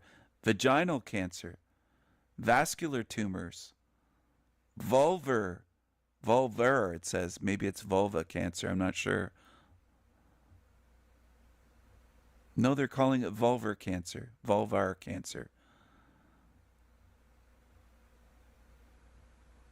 Anywhere, I guess anywhere in your body can become cancerous. You can suffer. Right into your nasal passages, everything imaginable. From inside of your bones to your skin, every organ, every part of your body, your genitals, everywhere, anywhere. This god of this realm said, I'm going to give you cancer, the potential to get cancer everywhere. But cancer's not enough. It has to come up with 10,000 plus other diseases to make you suffer as well.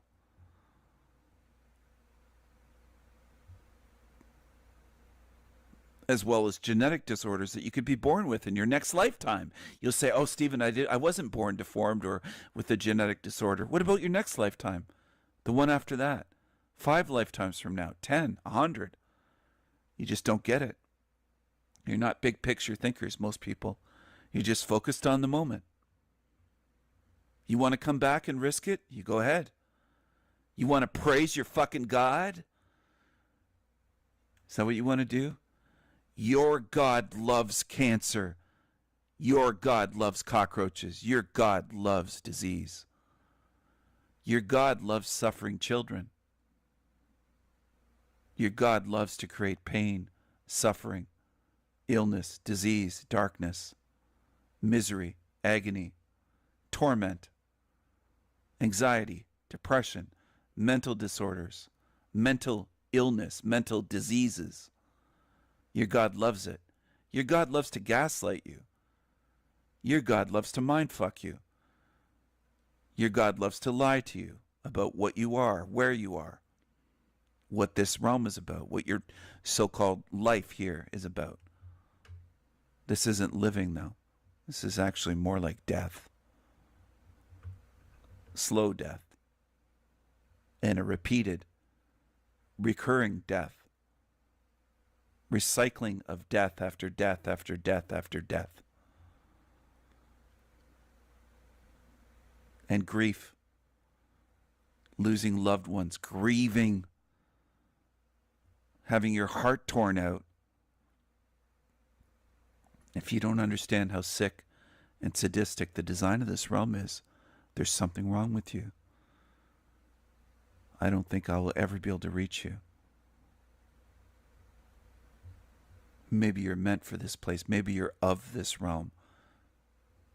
Maybe this is your home.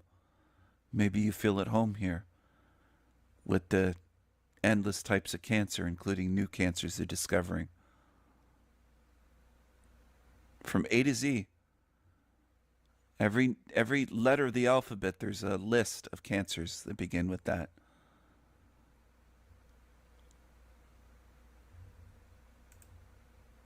There are more than 200 types of cancer, this one site claims. It might be more than that. It might be 300 or 500. But they're claiming that there's at least over 200 types. So I don't know the exact number. That's what it's claiming.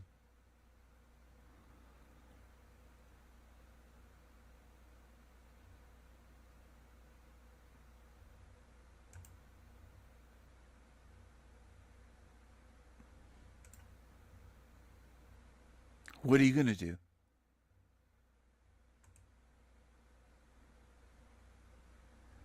You going to get down on your bony knees like a slave and praise the so-called creator of hell realm, the creator of hell realm, and tell it that you love it and that it's good and that you deserve this and that you're thankful that it lets you breathe, as Jack Talcott said recently, it lets you breathe. Are you a slave? Are you afraid? Do you live in fear of what most in this realm would call God or angels or demons or entities or archons or whatever you want to call them? Doesn't matter. It's all the same shit. The name doesn't matter. It's just a label. You could put a different label on it. It's still the same thing. Are you one with evil? Are you grateful for evil? Do you believe that you need evil to develop your spirit? Do you rely on evil? Do you support evil? Do you stand with evil? Do you quiver in fear from evil? Are you a slave? Are you a slave? Or are you going to get up off your fucking knees? What are you going to do? What are you going to do? Your body's going to age. It already is aging. It's going to degrade the older you get. Even if you aren't taken out suddenly in a natural disaster or a car accident or whatever the case may be, eventually you're going to reach old age and your body falls apart. Everything here degrades and decays. Everything. That's the design. Are you going to thank the designer, the architect, the creator, the God, the evil God that people put on a throne?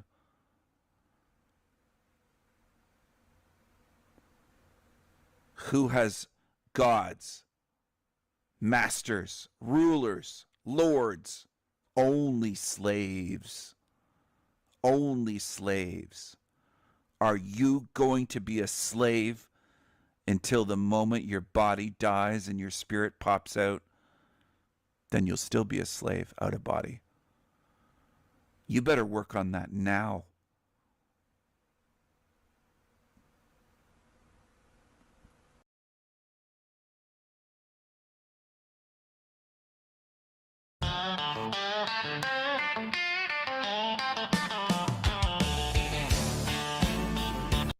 An apple out of this boiling liquid, so they put their face in and try and get an apple out first time, and if they'd done it then they got spared, but they were probably deformed for life. And all these wee traditions that people think is fun has it comes from somewhere, and it's very dark and nefarious. So I've never been into it. I never got my son into all this Halloween stuff, but people getting dressed up for Halloween, and that was like to kind of pretend you were like an evil spirit, so the spirits would leave you alone and would focus on other people, because the veil's thinned tonight, and I'm sure they're doing lots of satanic rituals in the underground bases or whatever.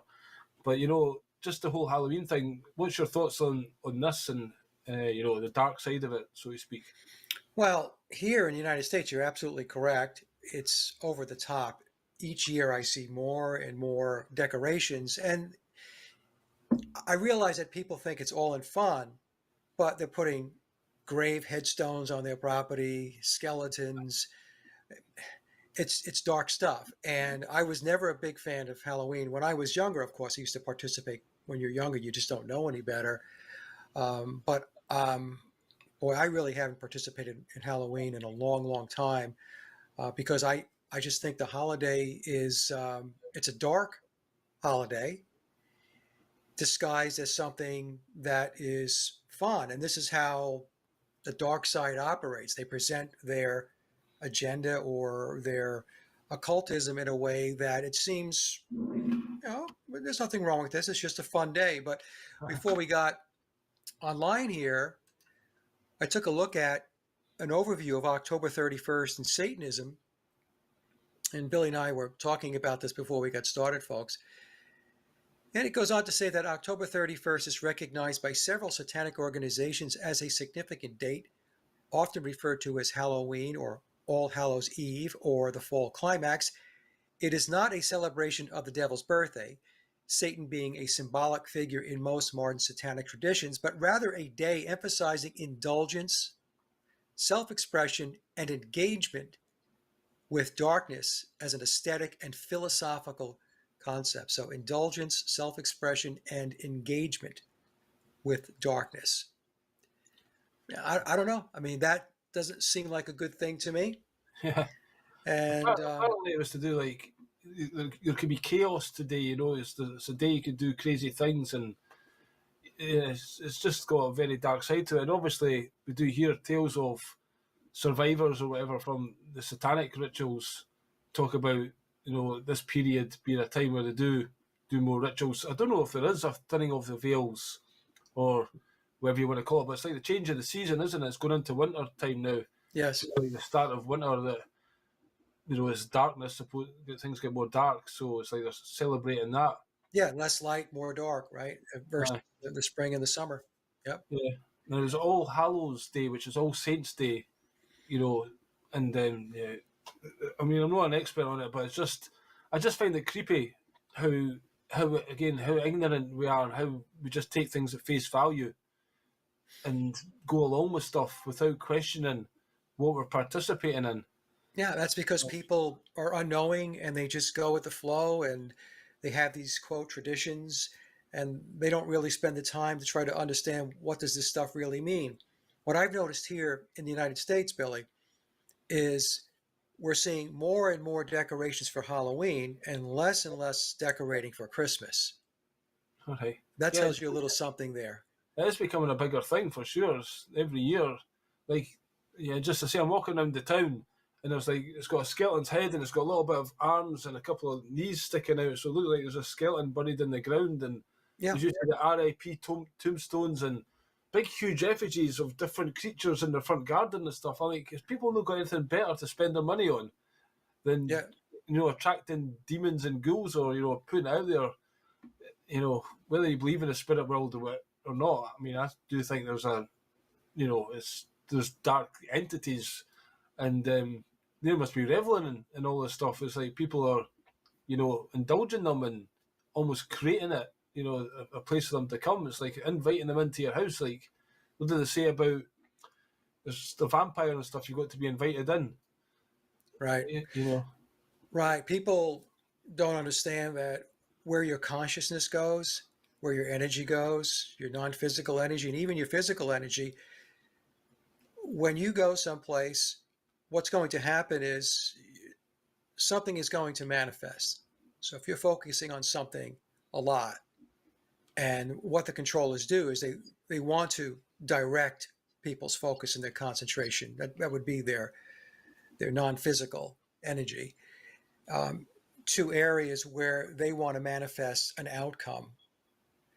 So, you know, Halloween is just indicative of where society is at in general today. I mean, the whole system is satanic. The whole system is. It's just that people don't see it because they don't understand it. Some people talk about Christmas as well, you know. Yeah. How much do you actually hear of supposedly Jesus, you know, if you believe he existed or not? But Jesus is like a byproduct almost of Christmas. Maybe in a church somewhere it'll get mentioned, you know. But in the main, people are, especially in the West, I guess, in the UK, I don't hear, it's all Santa, you know. People have been talking about this for decades. You guys are just rehashing baby truther shit. That's all this is. Satan, basically. Satan. Yes. Right. And it's all about consumerism. Yeah. So, I mean, I would say that at least for Christmas, the way I was brought up and most people, it's a time of hope, a time of joy, coming together as families and friends. So it's a very joyous type of occasion. And but with Halloween, it's clearly about darkness and death. That's why you have tombstones and skeletons. So, you know, I can draw a line in the sand and say that's a main differentiator between the holidays. I know what you're saying, but, you know. Yeah, there's a good vibe with Christmas. The family get together and, you know, have a dinner together, eat together, and kind of maybe in the past year you've not seen each other so much, and forgiveness and those kind of elements. And you get together, whereas Halloween is about, ghouls and darkness and skeletons and ghosts and spirits and stuff like that. It's dark stuff, but it's propped up as something that's fun. Enjoy your darkness. Michael Jackson's Thriller video. Right. All these zombie movies, there's so much of these things get made that have degenerated the culture, In the past, there used to be a certain element of goodness in the world that you weren't allowed to kind of, subject people to. I think they probably understood, somehow that if you show these things, people will imitate them and things. But now it's a case of just anything goes. And, for a while there was zombie movies galore. And just the gore and the horror, people love horror. I mean, I'm not a big fan of it, but some people revel in all that. Again, it's the darkness just getting a chance to put itself out there. Well, the gore and the horror is conditioning. It's to get people acclimated to seeing that. And if you keep showing it, year after year after year, decade after decade, what happens is people become desensitized. So as an example, we can show what's going on in Gaza as an example. Yep, exactly. Right? Mm-hmm. And there's footage of bombings and killings and all of that stuff. And it's horrific. But then you have to think to yourself, how many people are so desensitized that when they see that, it doesn't do anything to them, or it does very little, because they fall back on what has been shown to them on television and in movies over and over again, decade after decade, decade after decade. I mean, video games especially, right, with killing in video games and blood splattering all over the place. And, so when you have that type of conditioning, as far as I'm concerned, it's a stepping stone to get people to become apathetic or not care when the real thing happens. 100%. Yeah, because there's less shock and outcry for what's going on. Honestly, because what's going on in Gaza is unbelievable. It is a genocide. It's unbelievable. When they show the aerial shots, the entire Gaza Strip has been completely decimated. And I'm flawed by why the outcry isn't more substantial. And I'm not talking about what I'm watching on TV. I mean, I could talk to people outside and have a discussion. Either A, they don't know anything about Gaza, or if they do, it's a shrug of the shoulders because, not our business. I'm not there. I'm okay. Yeah. So they have a lack of empathy for humanity in general. Mm-hmm. So that's really where humans are today. Most of the population is just completely dissociated and detached from these types of events. And when that happens, then the bad guys, the dark side, they can continue marching forward because there's no resistance, there's no pushback. Yep. It's amazing how they do it in the stepping stones, just a little bit at a time. Like when computers first started, you'd run around, you kill a guy, you go, this wee digital thing and fall down. To the games that you get now, Call of Duty or something like that, you're literally blowing somebody's brains out and all the rest of it. And far more realistic. Yeah, exactly. That's what I mean. It's just it's almost virtually real. Yep. Virtual reality, And it'll not be long till you've got the headset on, you'll be hard to tell the difference between reality and what you're doing in the game. And in fact, the U.S. military and the CIA and all of the other alphabet agencies were heavily behind a lot of the video game companies as far as funding and getting them started, because they were training grounds for future recruits. Right, yeah. To do drone strikes and all of that. So in other words, if you're a person who's operating a drone in some remote facility and you're desensitized to killing people, and that's the perfect candidate to have it sitting in a chair doing that. So what would be the training? The training would be somebody that is very acclimated to playing all these games and seeing that over and over again, they become desensitized. So when they get, in front of the screen and it's the real deal, they don't equate it as the real deal. It's another video game in their mind psychologically. Yeah, again, they're experts in just manipulating us. And I say they, keep on saying, who is this they? Again, Halloween, what is this? David Icke talks about the reptiles. Is there like a demonic race here masquerading as human beings? Are they literally reptiles? Or have they been possessed with these reptilian demons? Or, because it definitely seems. I mean, I was watching something that talked about the 2030 agenda was kind of predicted a while ago, and they're aiming to get basically. I like this guy, Billy Watson, weirdo. He's about 30 years behind. He's talking about David Icke and the reptilians. Did you just start looking into this shit? Like, it's just, this is so far behind. It's such low-level stuff, which is why people love it. And I already know people love it. 45,000 subs on his channel. Odd, though, he only has 212 views in 3 hours, but maybe it's because he posted it late at night. It's a Friday night. I don't know. But people do love the same old baby truther stuff. Maybe people could go look into the Loch Ness Monster and Bigfoot. It's just fucking hilarious to me at this point. The last thing people want to look into is what might actually help them. That's how dumb humans are. Lucifer named as God on the seat of humanity and have everyone under total control, whether that's digital ID with a microchip in them and, all that entails. By like 2030, that's their agenda, and to be out in the open, we are, and then maybe these reptilians will start showing themselves, because I believe it could be something to do with their putting. There's a cloak, some kind of cloak that we don't see them as they truly are. It's a bit crazy to think about that, but it does seem that way. I mean, even Netanyahu, or how's he talking to Trump? How are they giving him the time of day? Right. All these guys masquerading with their shirt and tie on. The illusion you're a good person, you're wearing a shirt and tie and a suit and you're well presented. It's just all bullshit.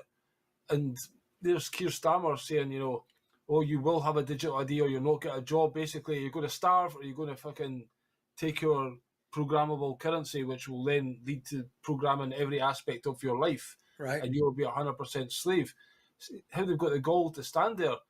And us as a mass of people, listening to, we're watching football or just distracted in Netflix movies or whatever, and these guys are getting away with it. It's just some mental black magic shit over humanity as a whole, that we kind of look to these authority figures and accept them, and they can stand there and justify this. The October the 7th thing, Netanyahu's using that till the cows come home to justify genocide of the people. It's not quite the same thing, and we all know who funded Hamas and how was that allowed to happen. Exactly. All this kind of stuff. So it's quite a striking orange shirt that Billy's wearing. Out of all colors, he chooses orange. Orange equals 33. Now, does that mean I'm convicting him? No, but it's funny that somebody that's looking into conspiracies would choose to go on a live stream or do an interview wearing an orange top. Out of anything they could wear, it's kind of interesting. It just is. And Mike here seems to have an orange shirt with black and some kind of orange letters there. It doesn't take much investigation, but most people, that's what gets me on a daily basis. You can't talk about these things because nobody's interested, or they've just not got it in them. Is it the NPCs thing? Are the NPCs? Is this they created a massive clones that are just non-thinking, so they know they'll always have control over humanity? What's going on? Yeah, well, as a hypnotherapist, I was in practice, as you know, Billy, for 12 years. I was a master hypnotherapist, and I can tell you that the human mind is very programmable.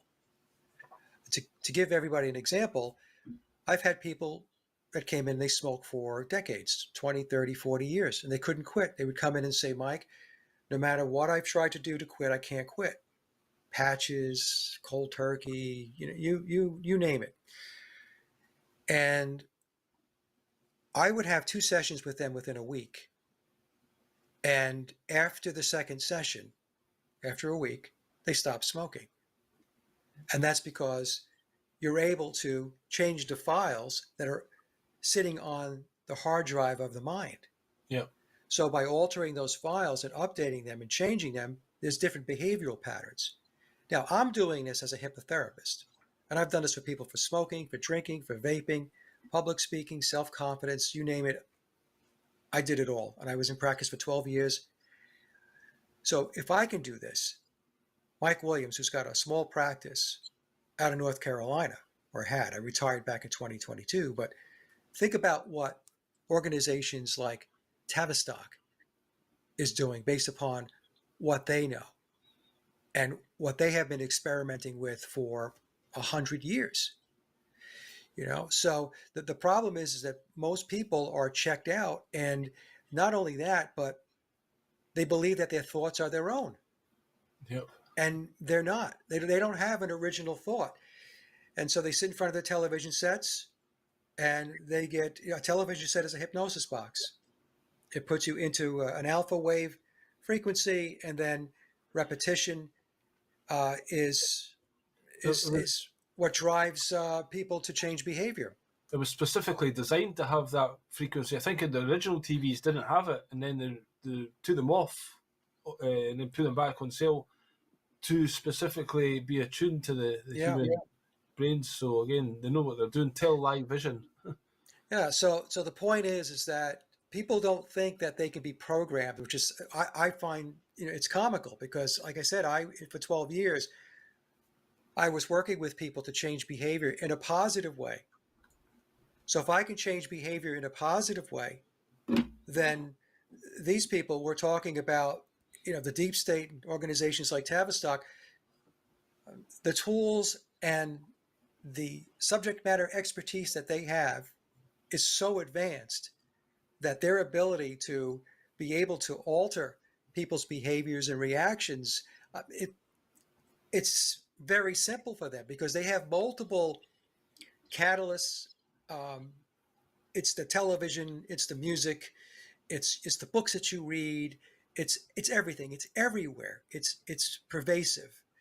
So, and going back to when you're talking about these non-human entities, I am in agreement with you, Billy. And I know that David Icke took a lot of flack for talking about reptilians and archons and all that stuff. But if we just go back to the Gnostic teachings and the demiurge, I to be honest with you, I give that whole school of thought, that whole theology, a lot of credence. There is something evil that is that has control of the reins at this point in time, and it's going to sound probably crazy to some people, but the demiurge back in the Sumerian mythology would be Enlil. Right. And Enlil, the story goes that Enlil created humans to be essentially slaves, to mine the gold. And whether somebody believes that or not, I mean, I'll leave that up to the audience. And then he had his brother Enki, who was much more favorable toward humans and wanted to bestow them with knowledge. Very, very in the same vein as Lucifer, right? So you have the whole like Yahweh, Enlil, Lucifer, Enki type of comparison going on there. But Enlil had his chosen people to make sure that everything worked as far as the humans being slave labor. So when I look at that, I think to myself, we have Yahweh, who's Enlil, and we have our friends, Jews, who are the, quote, chosen people of Yahweh or Enlil. And the way I look at it, there's a lot of parallels and similarities to those stories. So the so-called chosen people are the henchmen for Yahweh Enlil, that is maintaining the enslavement of humanity. Again, this is just one viewpoint that I'm giving. I have other ways of looking at this. You and I talked about Christopher John Bjerknes' work, which I find very interesting. I can take it in a certain amount of dosages because it is very heavy, yeah, and it does start to get a bit repetitive. But I would suggest that maybe folks take a look at some of his work. I don't agree with everything that Christopher talks about. I want to be very clear about that. But be that as it may, I still find a lot of what he presents to be very thought-provoking. So we have a situation here where the point I'm trying to make is that we have nefarious and dark forces that, at this point in time, are running the show. And I know there are good forces out there, so I don't want to say that there's not good. There is good. But it's a battle. It's a spiritual battle between the good and the not good, the dark, the light and the dark. And and we have to recognize these dark forces, and we have to call them out, and we have to stop playing their game. We have to stop interacting in their sandbox. They've built this sandbox, and everybody's playing in it, or most people are playing in it. And as long as that continues to happen, then not a whole lot's going to change. In fact, it's going to get worse, because it goes back to what we were talking about before. There's no resistance. There's nobody pushing back. There's nobody saying, hey, we've got to stop this, except a small minority of people whose voices can easily be pushed out of the way by censoring them and not giving them platforms. Yeah. Right? So anyway, I don't want to go on and on there, but I wanted just to comment on the fact that we have these dark forces, and and the Jewish control system, and that's part of that dark control system. Yeah. You mentioned the word nefarious there. I sent you a movie. I don't know if you downloaded it. The movie called Nefarious. Did you get that email? Yes, I did. In fact, I think I saw that movie. That was an independent movie, right?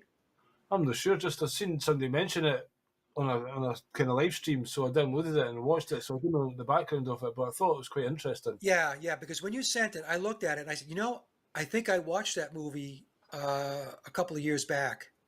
It was kind of a heavy movie. Yeah, there was a guy in a prison. Yes, that's it. And he was basically there for lots of murders. Yeah. But he'd been possessed with a demon.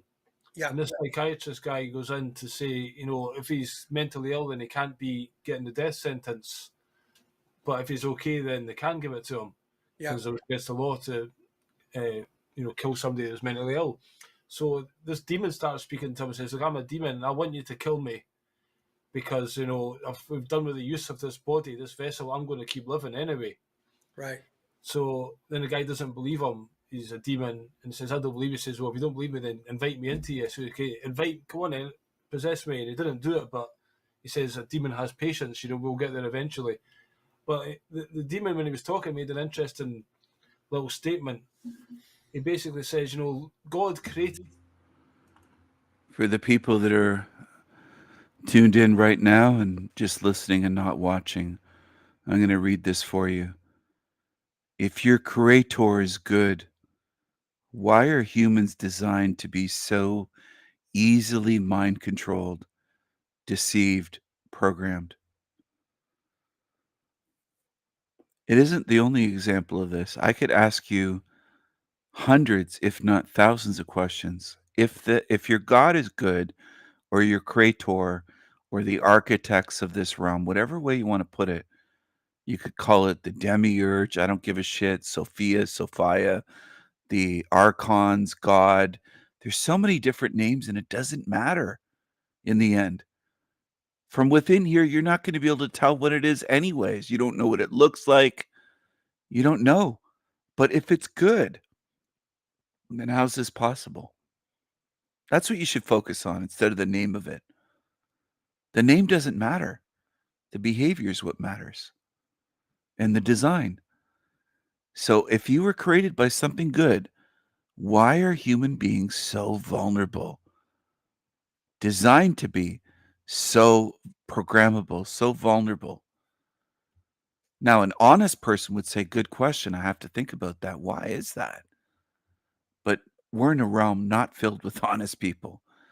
We're in a realm filled with truth deniers that get emotional and say, that's negative. You're making fun of my creator. You're making fun of my God. You're a heretic. You're blasphemous. Fuck you, King Stephen. What are you doing? You're negative. You're miserable. You're this. You're mentally ill. You're this. You're that. They'll do anything other than look at what I'm saying and face where they are. I don't believe that most humans are strong enough to face where they are, nor do I think they're moral enough, nor do I think they care about the truth enough to do that. I don't think they ever will. I highly suspect, left to their own devices, that most of what you call human beings, regardless of what's inside, the meat suits that can walk around, and I think most of them left to their own devices would be here forever and ever and ever. That's what I think. And I think there's no evidence to show otherwise. All the evidence seems to be on my side that they get recycled endlessly here. And they don't have a chance of getting out because they never think of getting out. They never even think of what designed this and how bad the design is and how much suffering is here, and that you might have a horrible lifetime after this one if you come back here again and again. They don't think of almost anything. They don't question anything. They don't think. Why should a television be able to program a human being or millions or hundreds of millions or maybe even billions? A device that you have in your living room, you're designed to be so fucking weak that a box in your living room plugged into an electrical outlet can program you and mind control you. If a good God created you, why would he make you that way? Do I think many people in this realm are even capable of pondering that question? No, I don't, because I've lived a lifetime here and I haven't seen it. It's rare to see anyone that could do that. They'll say there is programming, though some baby truthers will say, oh, there is mind control through TV, but humans did that. Well, why was your body and mind designed to be programmable and easily mind controlled? Your creator made you that way. Oh, no, our creator is good. Most in this realm will never face what I'm saying. And if you can't do that, how are you going to get out? So I think if I don't do anything, if spirits like me don't do anything,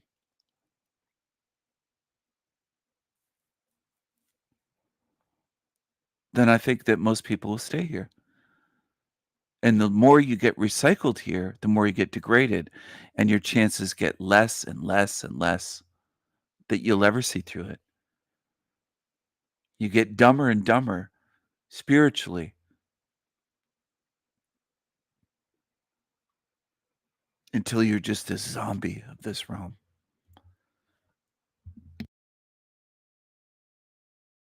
The world and everything in the whole universe. He is the ultimate. We're not the ultimate creator. But then he gave us free will. Mm-hmm. But with that free will, it says, then you must follow me. You must do good. He gave us free will. Well, is this total free will here? Is it? Huh. Well, if I had free will, would I have free will to just imagine that I'm out of here and leave this matrix? If I don't want to be here anymore, could I use my free will to painlessly leave? And then they kind of, that's why Lucifer rebelled, said, well, hold on a minute, if you're giving us free will, but we have to follow you, then we're slaves to you. Right. So I don't have free will. You don't have free will, no. Yeah. So it's like, there's good and bad, but you must choose good. So that's like a dictatorship. So the whole philosophy of the demons was like, follow Lucifer because of the ego and the pride, and we're all gods kind of thing. And there's a lot of that in the New Age. You get we are all gods, and maybe we're all part of God, but we're not exactly the Right. God. But yeah, I just thought it was quite an interesting movie, and it shows you how this guy, occasionally the demon would leave him, and the guy would be like, oh no, what's going on here, and almost embarrassed to be in jail, and he didn't really, it wasn't him, but he'd done some things that had allowed this demon to enter him. Right. So ultimately it was him. But it's just the idea of possession to that level. And again, when I see the leaders, so-called leaders, on TV, you just get a very uneasy feeling, whether reptilian or demonic. Yeah. Because again, probably normal humans have been taken into the fraternity or whatever by doing even the basic opening Freemasonic ritual, Right. when they put the blindfold on and stuff like that and swear an oath. So yeah, I thought that was quite interesting. Somebody today mentioned Peter Thiel, the guy I think it's with PayPal. That's like an anagram of the reptile. Yeah. Yeah, him and the guy from Palantir, what's his name? Alex Karp. Yeah. That he's a psychopath. That guy's a psychopath. And every time I see an interview with that guy, the guy just completely creeps me out. Obviously, he has absolutely zero empathy for humanity. And what's really scary about it is that Trump essentially handed the country's management of data and surveillance over to Palantir. So it's what people really, really, especially the whole MAGA group. I mean, I know there's cracks in the base now because people are trying to figure out what the heck is going on in Gaza. Why is that being allowed to happen? Because there are people with a conscience. And also, why does Israel have so much control over the United States? Which, in a way, it's kind of funny because you and I have been talking about this for many years. I told people years and years and years and years ago that this country was commandeered, that it was occupied. I've been listening to somebody recently who kind of says, that Israel is actually controlled by America. That's America in the Middle East, but they're making it seem like Israel are controlling it. So when they want to do some genocidal or, anti-human agenda, they can get Israel to do it and blame it on the Jews almost kind of thing and use them as a patsy. Yeah. Actually, they are ultimately, just an annex of America. And once they've got the land there, whatever that they need, they can kind of almost kill Israel off once it's served its purpose, because it's going on to like a more, it's not the American empire, it's getting almost assimilated. The dollar's going to die, and it'll just collapse the superpower that is America, because China's quite strong. And this goes back, there's this guy Simon Dixon. My friend started telling me about Bitcoin, and this Simon Dixon's like a guy in the UK who talks about it, but he's also an amazing history knowledge, and he talks about the founding of the Federal Reserve and the creature at Jekyll Island, that kind of story, how the bankers got together and formed a cabal, really. And, now they're using this fiat currency, which is like a Ponzi scheme. Yep. And it's ran its course. This bubble is about to burst. So China was sick of getting oppressed, and it kind of set up its own thing, where now countries are going to China rather than the dollar, but they were trying to force this dollar issue. This is why Saddam and Gaddafi and stuff were killed. They were trying to go against that. Right. And now their solution to the whole fiat currency. This guy just believes and repeats everything he sees. He's not a thinker. He's just a repeater. What's this? I'm going to switch gears over to this. Rachel Moorfield, losing my son to suicide. All right, so this might have an adult theme. Viewer discretion is advised. This is for mature audiences only. May contain some disturbing or topics not suitable for all viewers.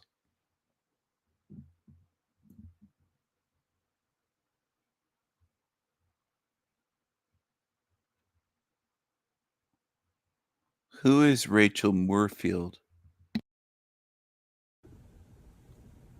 Hey, I actually just made another video that I don't think yet that I'm gonna post. It ended up being a video of me crying really hard again, and I like to go in a different direction. I want to be honest though and forefront on what's going on. So I've taken another long break of making these videos because I have been in a very, very dark place. I have been suicidal, I have been depressed, I have been loathing, I have been saying some very negative, bad things to myself, about myself, and I have almost given up a couple of times. Luckily, I have gotten myself into some therapy and I'm back on track with some medication, but I was in a very dark place for a very long time, and I shouldn't say I am. I am in crisis mode right now. I have cried today a couple times. I cried last night.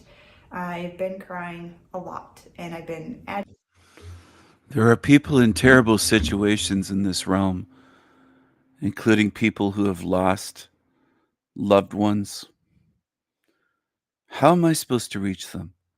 And would I be wrong to approach her, let's say, in a comment, reach out and say, hey, have you ever seen my channel?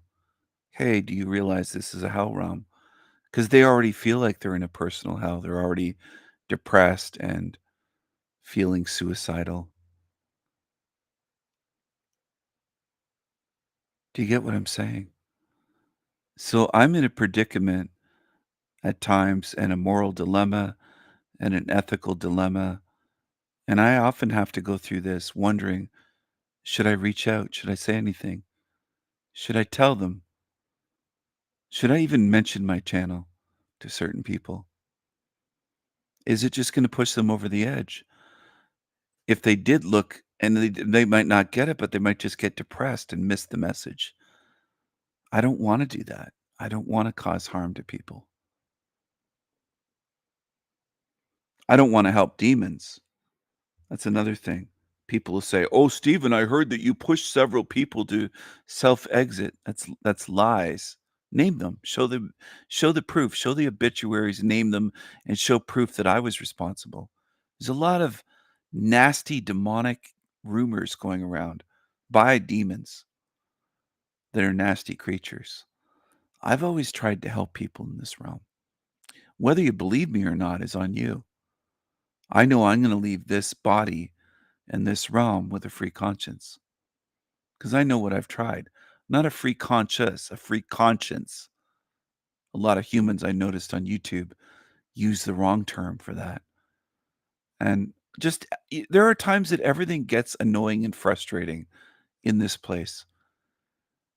For me, one of the most frustrating things is trying to share truth and it just doesn't get heard, received, understood, comprehended, digested by almost anyone.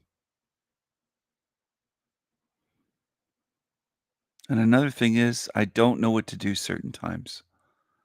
And I have to debate it in my mind.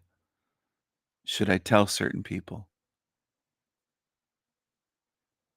There's certain information I have or certain spiritual knowledge that I have not yet released. I don't know if I will. I might carry some of it to the grave, and I know how that sounds. I know it would have frustrated me at 20 years old or 25. Somebody'd say, just tell us. And there's fucking selfish people that come to my channel in comments and saying, if you're the kill switch, end this, do it.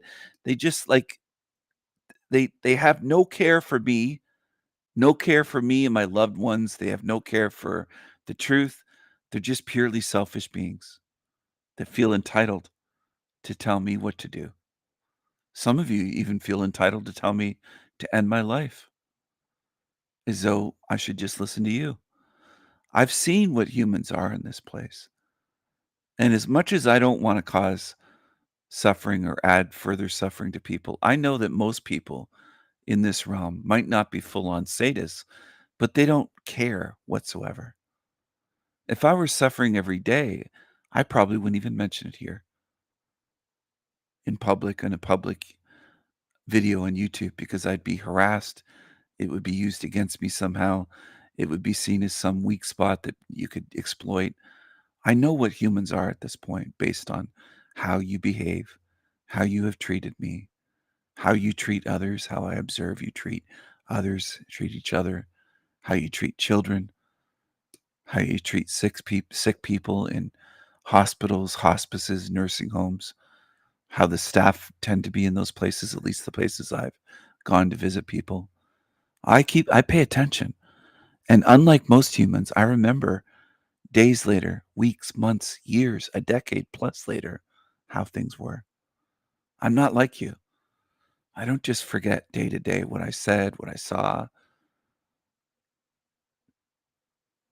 But there are certain things that I've pondered for a long time, whether I should share it or not. And there is a certain aspect of testing going on with my channels that people are seemingly unaware of. Most people are not aware of very much. They believe they have shit figured out. But I want to know who truly cares, who appreciates,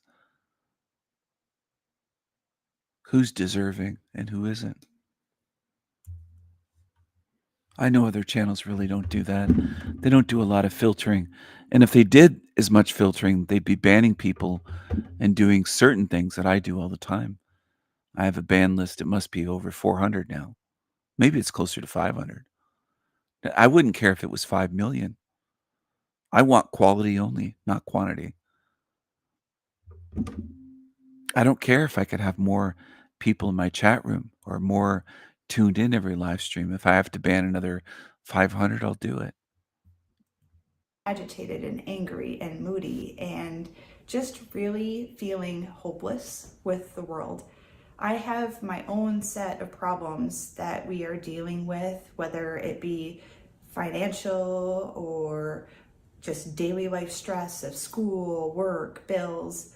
And then I have my mental health stress and just the clinical issues that I'm dealing with there.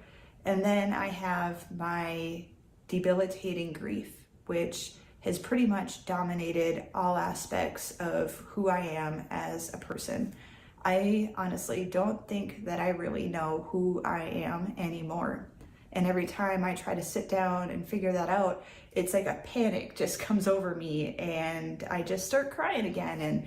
And I'm really tired of it, to be honest with you. I'm really tired. I'm very exhausted. It's been very draining. And I get jealous of other people a lot because I'm like, why can't I just live a normal life like everybody else? Why can't I just be able to do this or do that, meet new people, make new friends, have a job?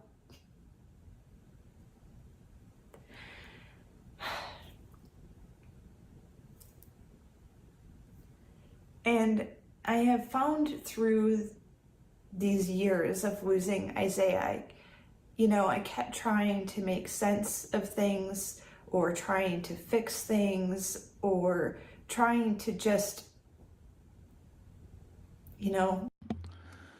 There's a lot of young men. It's not just young men, but there are a lot of young men, teenagers, teenage boys, and it is mostly boys and young men and middle-aged men. I think that might even be the highest bracket. The highest risk is somewhere in the 40s to 50s. A lot of men end their lives. A lot of women just can't imagine why, because they think, well, men are just like us except with a penis. Essentially, I know how funny that sounds, but I don't see that most women understand men and how men's experience in this realm is different from theirs. We get different treatment. I don't think they comprehend this. I don't think they do. And the rate is somewhere around, at least I think 5 times higher. So for every woman that commits suicide, there's around 5 men standing there. And then the feminist argument is, but more women try and fail. Well, that's more of a call out for help. It's not a serious attempt. Women might cry for help and do something, and it's not even close to succeeding. Whereas men, when they want to end themselves, tend to, let's say, face a train head on or put a bang bang to their temple. They make sure that it's going to work. They're serious about it. They're not crying out for help. They really want to end themselves. And even if they have to do it in brutal ways, they'll do it. I said they'll do it. I'm not telling you to do it. I'm trying to get people to see what's going on. That is what's going on. And I know that's going on because I've actually looked into the topic. And I also know how unusual that is. There are a lot of men looking into the topic, but there are not a lot of women and mothers looking into these topics that would be called red pill topics or manosphere, men's issues topics. A lot of women find out that men have problems and issues and depressions and desire out to leave this place very badly at any cost when they lose a son. It's not even on women's radar most times until it hits them. Oh, my son was in trouble and I didn't know. And there's a lot of young men, like they won't even deal with that. They'll just think it's my son. They don't look into the topic and say, oh, there's thousands and thousands doing this. It's not just her son. Okay. But usually it hits women, oh, there's something going on when they lose someone.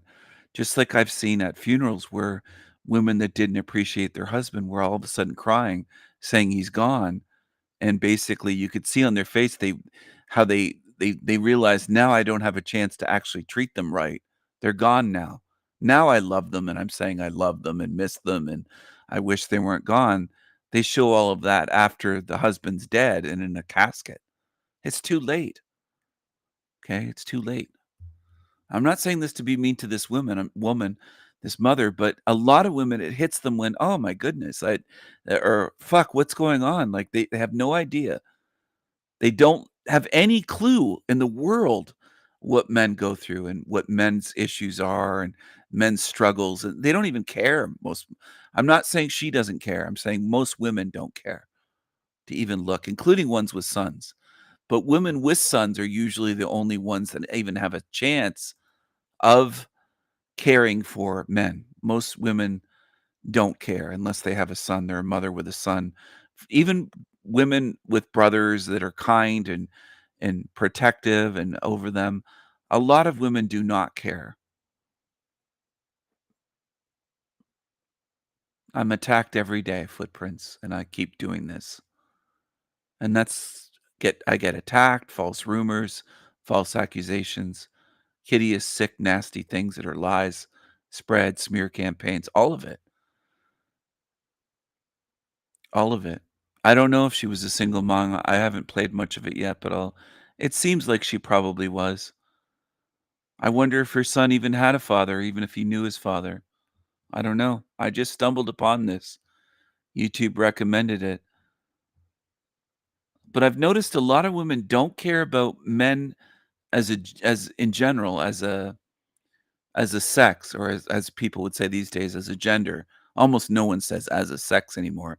It used to be two sexes that you check off, either male or female, when I grew up.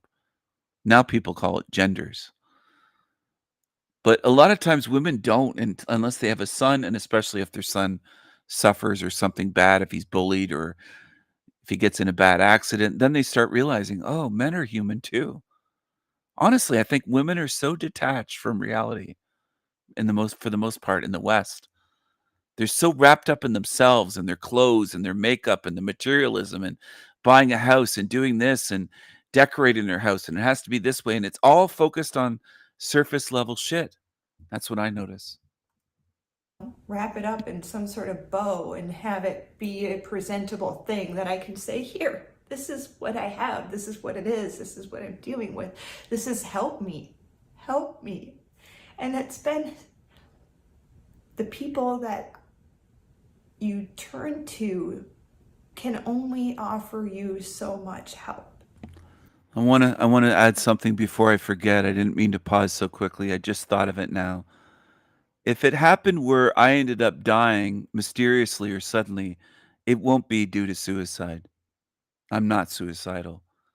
So if something happened to me, it would be murder or some event like that, just so people on here know. In case that happens, if anything like that happens, I'm not suicidal, But there are people that do want to end my life in this realm. So I'm putting that out there. I'm not saying it to scare people. I'm not saying for sure it's going to happen. But if something did happen where I suddenly disappeared and then later you found out, oh, he's dead, and they claim that he ended himself, no, that won't be the case. Okay? I'm not suicidal whatsoever at this point in my life. If I was 90 years old and in bad health, I would probably say, yeah, I'm checking out. I probably would at that point. But currently, no, not at all. It would be murder if something happens to me. So if something did happen, hopefully you could organize some kind of investigation or do something. And in the very least, not just accept, oh, he ended himself, because that would be a lie. I'm not suicidal at all. At all. But there are threats coming in towards me from creepy creatures, demonic creatures, that most people would probably just say, well, they're just humans or they're just psychos. I would say they're demonic creatures. And I think that's important. I think it's important for people to realize that we're not all one thing, one species, human beings in this realm. There's a lot of creepy things walking around that are very different inside. When you lose a child, and when you lose a child to suicide, a lot of doctors, a lot of healthcare professionals, a lot of clergy, they have run out of the right. They don't have the right, I shouldn't say right, they don't have answers. They tell me they don't have answers. They tell me that I'm going through the worst pain that they say that you can go through. They tell me they can't offer me a solution or a medication or a quick fix. They can't promise me that life is going to be better and okay. I had that before. I had hope. They give me hope. Now what they offer is alternatives and pathways. And it's wonderful. It's good to have help, but it's very scary when you just want somebody to hold your hand and tell you that it's all going to be okay. It is heartbreaking, and I feel bad for her, but it isn't going to be all okay for her or for anyone else in this realm. I'm telling you the truth. It isn't in this place. It won't ever be all better here for her or for anyone else. Whether you lost your son or daughter to suicide, or you lost your your parents or siblings to cancer or to murder or to car accidents, or you might have lost one of your pets to cancer or some other disease. If you've gone through losing someone, dying in your arms, and you can't do anything about it, you'll know that it isn't going to be all okay here. It isn't.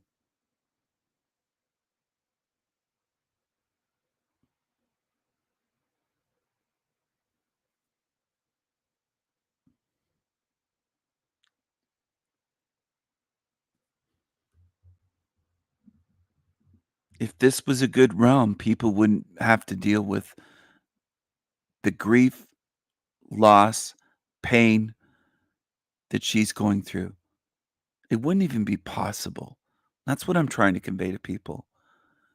If this was a good realm created by a good God, what this woman is going through wouldn't even be possible for her or for anyone else, any parent. It wouldn't even be a possibility. Okay? And there are idiots that come to my channel that insist that pain is growth, that you need to suffer to learn. She'll never be the same again in this realm. Not even close. You can see it in her eyes. I wish I could fix things for her and for ones that are suffering like this, but I know I can't. I can't fix them, their pain, their life, bring their loved ones back. I can't fix their loss. I can't fix this realm.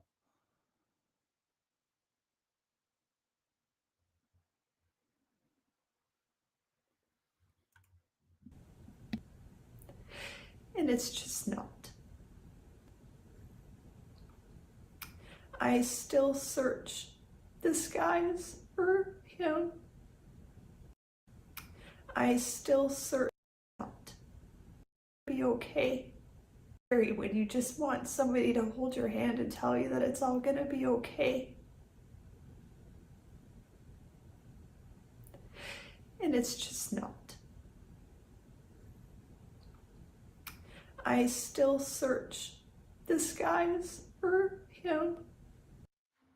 You can hear the pain in her voice, and this is hard to watch.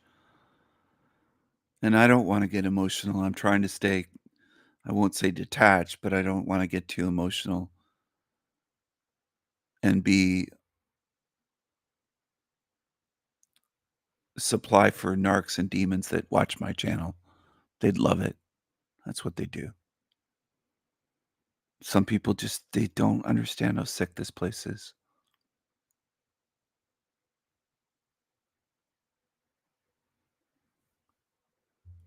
No one should have to go through pain like this. It doesn't help anyone. And it does more than hurt. It traumatizes for life. I wish I could say her life will get better and it'll never be the same, even close again. I can't even imagine losing a child. I don't have children, but losing my pets and my beloved pet that was only mine. It wasn't the family pet. It was a pet that I had for many years. Was, if there's a pain worse than that, I don't know how I could survive it. Because in one way I relate to her. I didn't want to live after that. That very night, I just thought I'm never going to be able to get beyond this pain. And that night, it was just like losing a big piece of my spirit, and what I am was just torn right out of me and gone. I haven't been the same being since then. And that was many years ago, before any of you knew me. I was a lot more cheerful back then.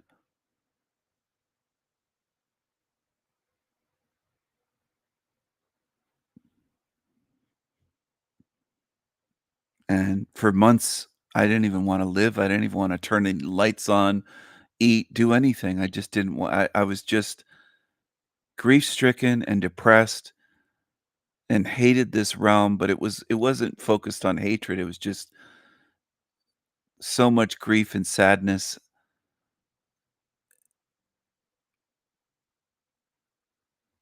And the loss of a pet that was like a baby to me. That's what it felt like. That's the closest I could come to losing a baby in my arms.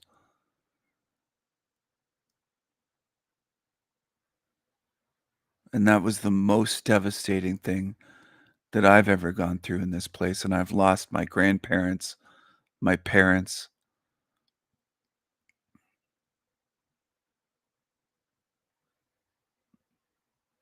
But that was worse, by far.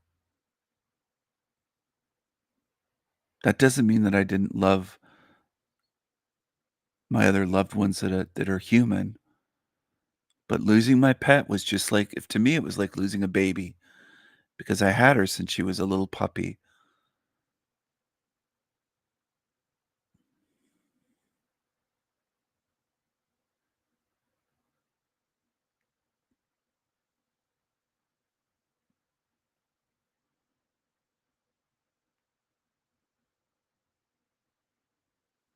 So in that way, I'm glad I never had children, because even the possibility of losing a child would have been so devastating to me that I don't know how people go on. It must be extremely painful to lose a child and to even be able to go on at all. And there are beings in this realm that would just shrug their shoulders and say, that's life. Life moves on. Or there's some platitude or little cliche fucking saying, It's really disgusting when you think about it, the way most people just don't care at all. They don't care about anyone else's pain, suffering, grief, heartbreak. They just don't give a shit.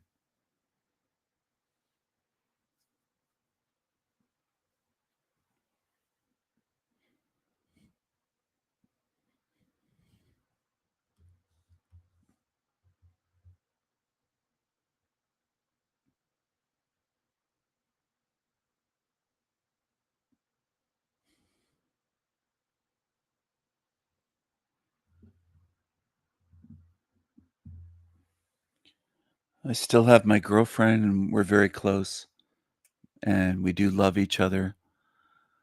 But aside from my girlfriend, I've lost basically everyone that I was close to or loved in this life, including animals, people, animals, love, close family. They're all gone.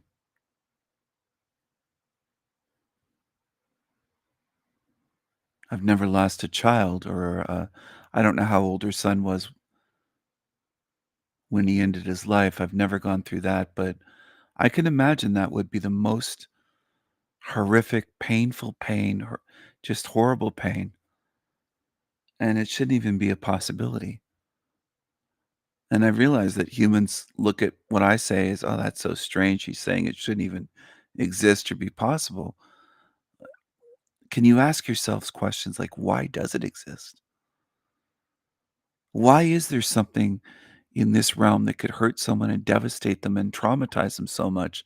What good is that to her and to anyone that goes through this, that loses their best friend to suicide, or their child, or maybe their parent when they're a child, and their mom or their dad ends their life and they're 10 years old or they're 5 years old? And then they have to live their life knowing, oh, my parent ended themselves. And, and people just justify and do mental gymnastics. It's exhausting to watch all of the excuses in this place. It's draining. It's exhausting. I don't think most will ever face any truth in this place. And then there's the aspect of, as I said, people don't care. Most don't care. They'd look at this and say, I'm glad it's not me. They're so selfish and self-centered, they don't care. They don't. That should be alarm bells for people to say, where am I then? Why are there so many that don't care at all about the suffering and loss of others? What is this place? Where am I? But it doesn't seem to spur that in people. And that's also another, excuse me, another reason why I know there's something drastically wrong with spirits here. We're not all the same. I still search the radio waves, the TV, books, everything, looking for a sign or an explanation.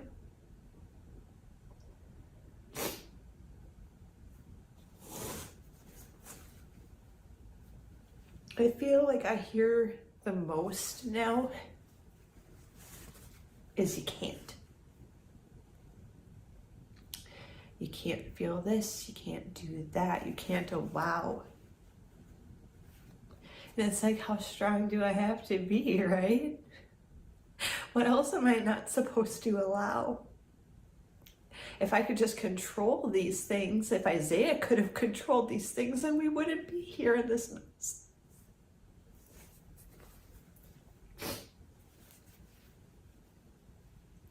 So I get upset and I listen to other people complain about their problems or their lives, and I know that it's really not fair because I'm going to jump in too and say it really sucks.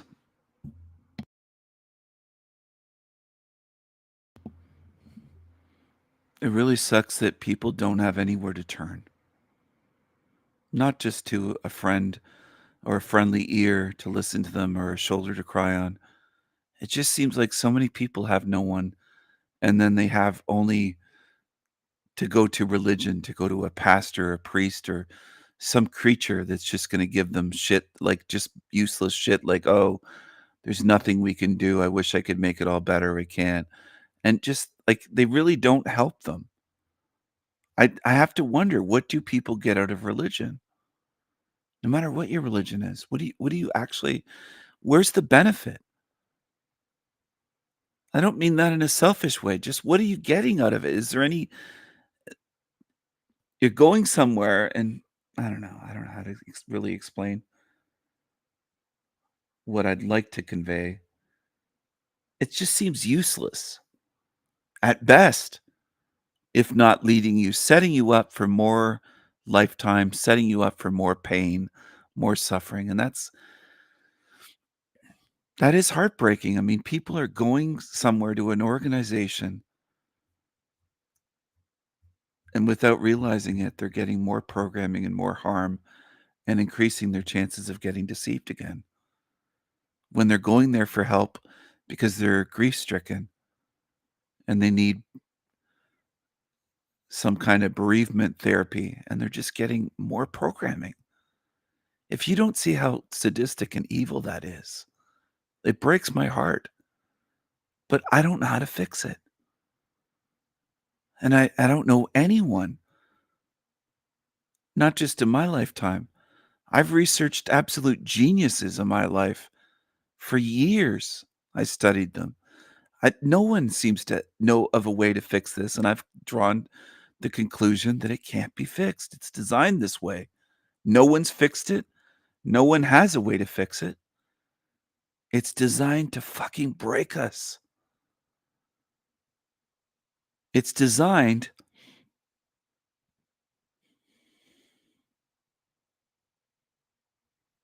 trying to find the right words. I'm usually not at a loss for words, but this stuff gets to me. It's designed to drain us, to cripple us, to break us, to essentially break our knees, break our back, break our hips, break our hearts, pierce our organs, stab us in the back, torture us, mentally crush us, spiritually drain and crush us. This place is spiritual torture. It's torment. And people will, like, I hear this almost every day now. People feel the need to tell me, quote, this is not a hell realm, whether it's on live streams, whether it's on my show, coming in my chat, whether it's me going on another live stream panel. I hear it somewhere, or I read it in a comment, or someone says it somewhere almost every day, trying to gaslight me, saying, this is not a hell realm. You're wrong, Stephen. Show me how I'm wrong. You might as well go to this woman and say, you're not hurting, losing your son. This isn't heartache. You should be celebrating and joyous. You'd be gaslighting her. You'd see that as wrong. But people don't seem to see it as wrong. Gaslighting me daily. Thousands of people on YouTube over the years have tried to gaslight me on this. Tried to get me to change my mind or believe them that this isn't a hell realm. I'm just crazy. This isn't a hell realm. I'm just negative. I'm just seeing things in a warped way.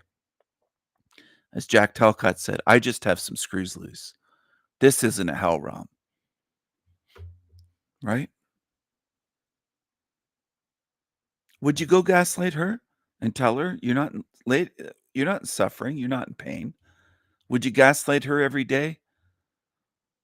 People think nothing of it in this realm.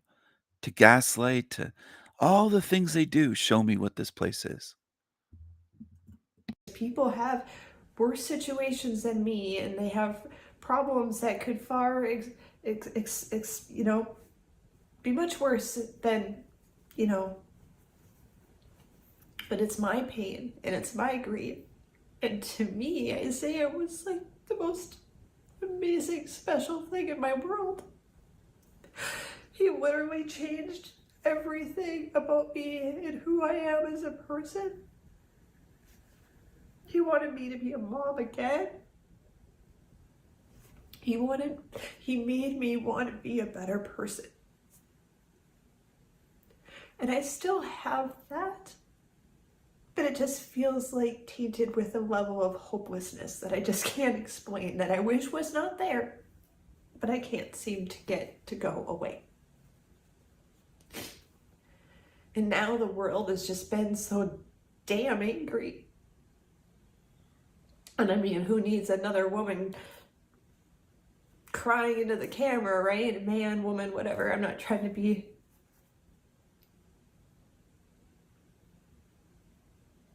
But something's got to give.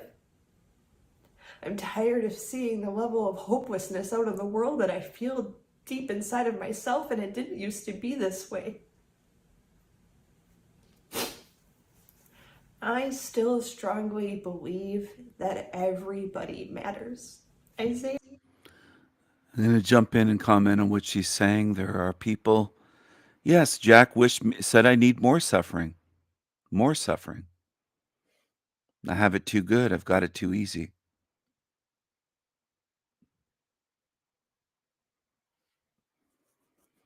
There are people on my channel that have sworn to me that suffering has helped them. Well, have they lost their greatest loved ones? Have they lost the ones they love the most and watched them suffer and die? I don't know. I don't know, but I know people like to argue that we need suffering, that suffering's a teacher. I've heard it all on my channel in comments and in live streams and on YouTube. In terms of what humans are capable of saying, nothing really shocks me anymore. They might be the sickest, most sadistic species ever. And it's beyond, it's Jack Talcott, but it's beyond him. There's a lot in this realm like that. There's a lot of demonic, sadistic psychos in this place. They matter tremendously. It's what we choose to do with ourselves and what we choose to do with it and what we put into the world that makes it a better place or worse. I don't know. It's like we want to see how quickly the world can just burn up in fire. So I'm not trying to, I'm just going to tell the truth here. What she said there was just a bunch of cliche BS. It isn't what we put into the world. It ignores the design of this place. And most people do that. They blame humans. Like if the world is bad, it's all our fault. I didn't design this place. How would you like it if your car was shit and you had a neighbor or a husband or a wife telling you always it's your fucking fault? You made it that way and gaslit you, and you kept thinking, I didn't make this car. I bought it, but I didn't make it. I didn't design it this way. It's fucked up. It keeps breaking down week after week after week. Something's breaking. No one wants to buy it, so I can't sell it. And let's say you don't have the money to just buy another one. But everybody's gaslighting you, saying it's your fault. The car's fucked up. And it's like you're thinking to yourself, I didn't design this shit. I didn't design this. Well, I didn't design this realm. Now, if I never said that this place was bad or a hell realm ever again, it still is. It isn't just my perspective. Okay, that's New Age thinking, that it's just your perspective. If you think it's a hell realm, it will be hell. If you think it's a heaven realm, it will be hell. That's New Age bullshit. It isn't true at all. You could be the most optimistic being and full of light and love and just get hit and just destroyed by tragedy. And you had a great perspective in this realm, but you didn't know what this realm is and what it can do. And if it doesn't get you that hard in this lifetime, maybe it will the next, or 2 lifetimes from now, or 5 or 10, 20 lifetimes from now. It's going to get you eventually if you keep coming back here. It's designed to recycle you. Near-death experiences show that very clearly. Very clearly. So do pre-birth experiences. And so do certain other experiences. They reveal what's going on here. Just like people that remember reincarnating their past lives as well. There's a lot that shows what's going on here. It's an interesting realm in that almost no one wants the truth. Ponder that for a while.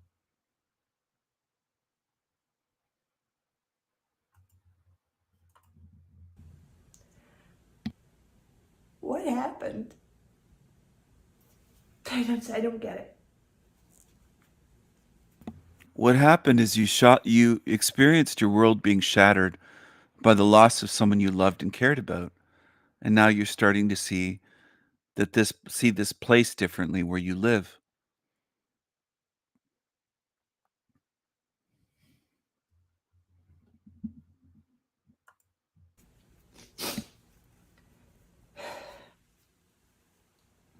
I am nothing spectacular. I don't hold any degrees. I don't have any wonderfully special talents. But I am still a mom. And if anybody needs to hear this today, because sure as shit, I need to hear it more often than I do. You matter. You belong here. And if you're feeling like me right now in probably different ways, but you can be in your home. I don't belong here. I'm not saying this to be mean. I'm saying it because it's true. I don't belong here. I'm not from here. This place is not my home. This place did not teach me love, care, truth, all these things. This place is not a place of spiritual learning or spiritual development. And I don't belong here. You can be crying in your bathroom too. You do what you do.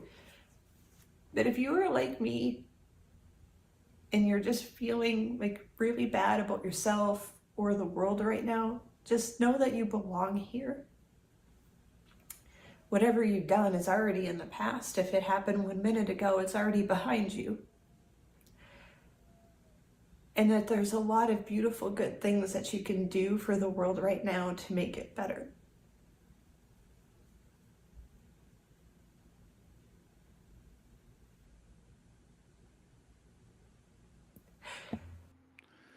What can you do to make the world better?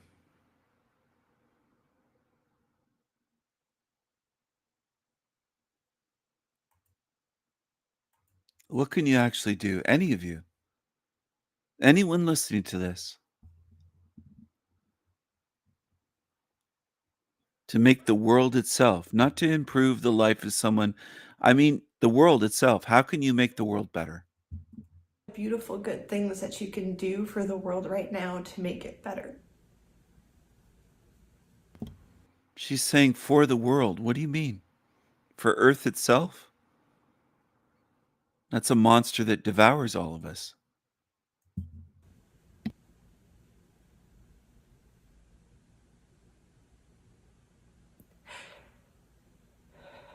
Your parents will miss you. Your friends will miss you. The person working the cashier that sees you every Wednesday will miss you. And if you don't feel that anybody misses you or would miss you now, somebody will. You just haven't found them yet. And don't give up hope on that. Isaiah had a lot of wonderful people that loved him and cared for him a lot. He struggled with depression so hard, and I didn't give him enough hope. Everybody needs hope.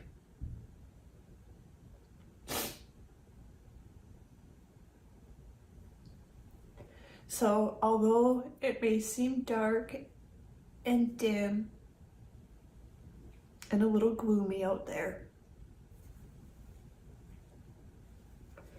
there are still beautiful, wonderful things to live for, to aim for, to make better than it already is.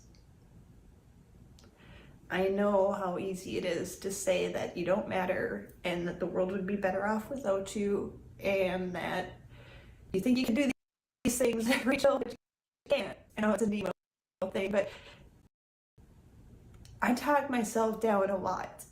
And I'm trying really hard not to do that in a way by outreaching and trying to maybe help others realize that they don't need to do that either. They matter and that they shouldn't tear themselves down.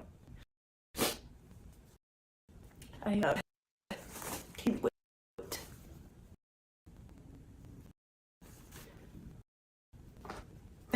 And although I'm not doing really good, and I've had better days, and I have been struggling with my depression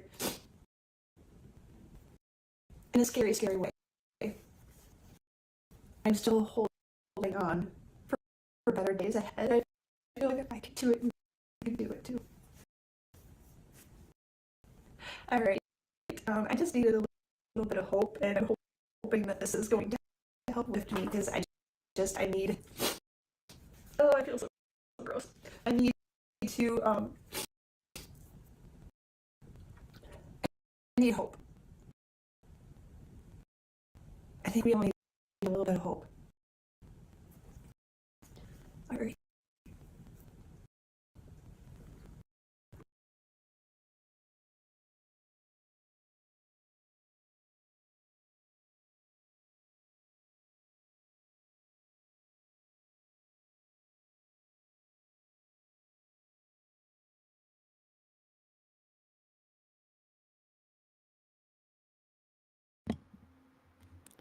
Would a good God design things so that mothers suffer that way? And design things, including this realm, this life, human body, where a boy or a young man would struggle so much with depression that he'd want to end himself?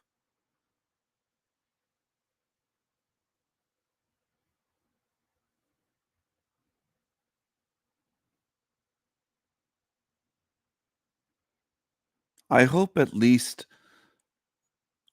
able to do at least one thing with my channel to get people to realize this could not possibly be created by a good being, because it isn't good. It's observably a place that creates suffering by design. Now, anything good could not have created that. That's logical. Okay?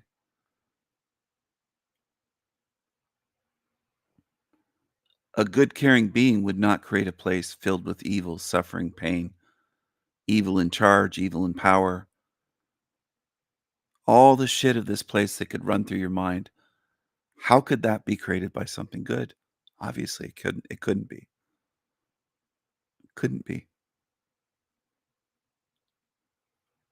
Because the same way that a good person could not go and murder people that are innocent and go poison people and go hack them to pieces with the machete or all sorts of things like that that happen in this place, well, then they're not a good being, because they went out and harmed innocent beings.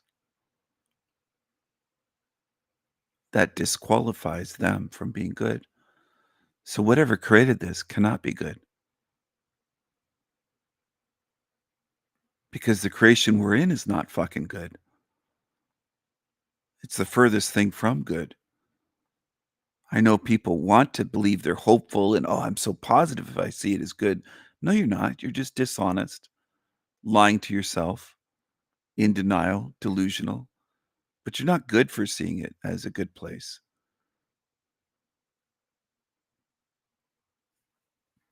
Just like you wouldn't be good for seeing a child abuser and saying they're not a child abuser. I saw them hitting the baby. If you said that, this is a hypothetical situation. YouTube, it's fictional. I'm giving an example. If you saw that and said, well, they're good. No, you're not telling the truth. And a lot in this realm are not telling the truth about the creator of this.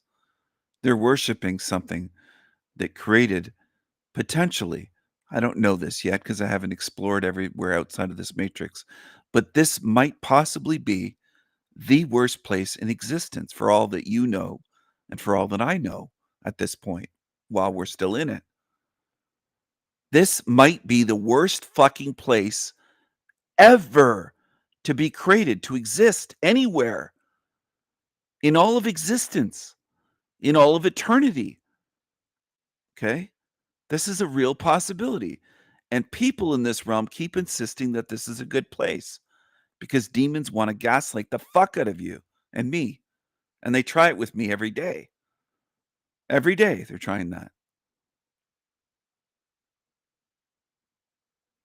It shouldn't take much to prove and for people to be convinced, oh, I get it. We're in an evil place.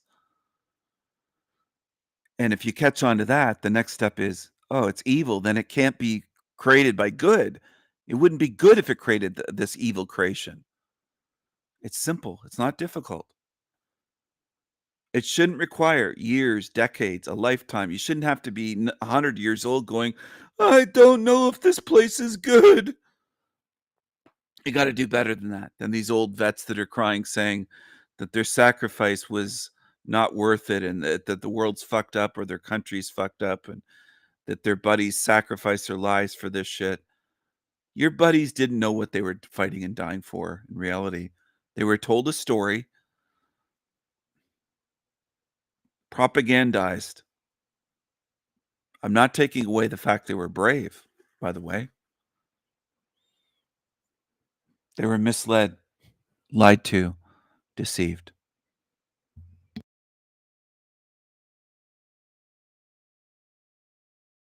I've never been like the lefties that would say they're cowards and they're this. No, they weren't cowards. They were brave. But they were misled. Fighting in World War II, for example, the best example is actually that war. The war that they call the most noble war was not at all.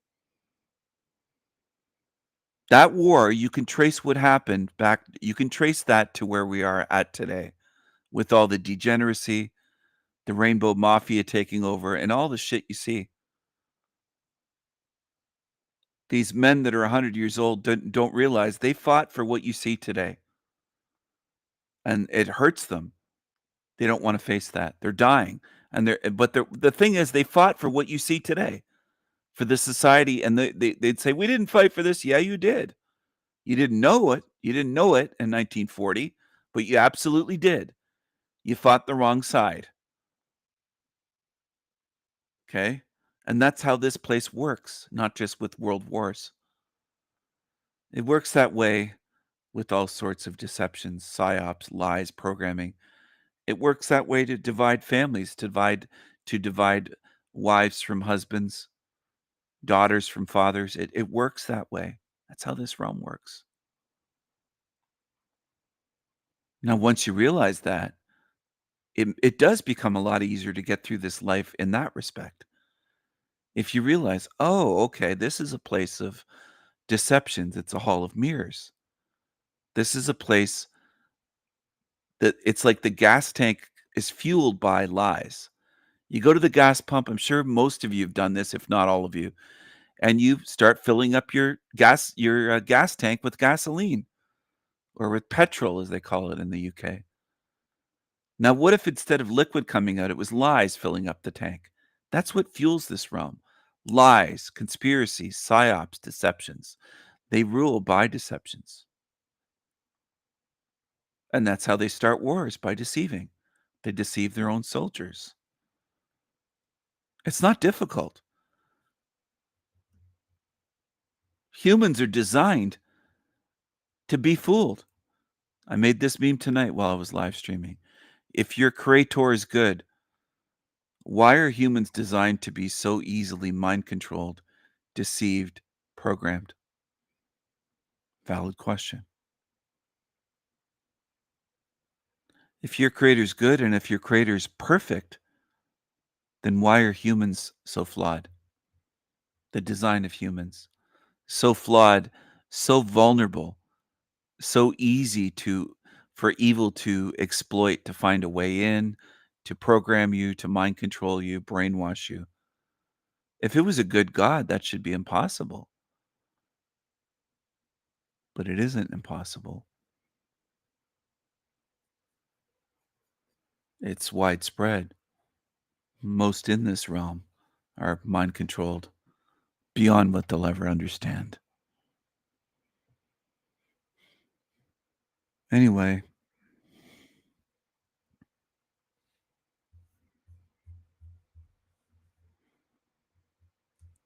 the message of my channel is not focusing on fixing what you can't fix. It's about strengthening yourself so that you can get out of this fucked up place. Instead of wasting your energy, your time, your years, your focus on trying to fix what can't ever be fixed, focus on something that will help you. That's what I'm trying to get people to do. You can't fix this shithole. You can't open up the city sewers and turn it into a gourmet restaurant. It's sewage. This is the sewer matrix. It is what it is. You're not going to make this paradise. You're not going to fix it. Carrying the belief that you can fix this place attaches you to this place and will most likely get you recycled back here. It's a harmful belief to believe that you can fix this. You can't. That's a dangerous and harmful belief that could keep you here forever, which is exactly what they want. They want you staying here, getting recycled. They want you to be food here for them forever. Do you want to be food for evil entities? I sure as hell don't. I don't. And that's how this place works. Now, the baby truther would say, they want to kill us all. They want to. No, they want you to keep coming back here forever. That's obvious. Not what the baby truthers scream about in their fear porn. The end of the world's coming on this date in October, and and then, October comes and goes. What was it? October? Was it September 23rd? I can't remember if it was September or October, but recently in the past couple of months. But that's almost every year. These end of the world predictions. Baby truthers fall for it, hook, line, and sinker. They swallow it. It's just over and over and over again. And people want to stay that way. They want to just keep believing bullshit. The evil of this realm wants you to come here and keep coming back here forever and ever and ever and ever and ever.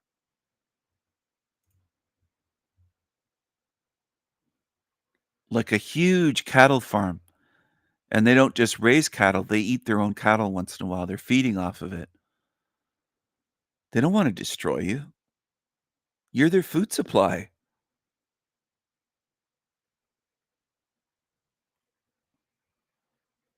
They want you. They need you. Now, if you picture, oh, that sounds good. They want us and need us. Yeah, well, picture yourself unalived, carved up on a plate. That's what they're doing to you energetically. They don't have to cannibalize your body, but energetically, they are cannibalizing you. They are vampires. They are psychic vampires, energy vampires, spiritual vampires. They're draining you. They might as well be sucking your blood with vampire teeth, because it's actually worse than that. It's what they're doing.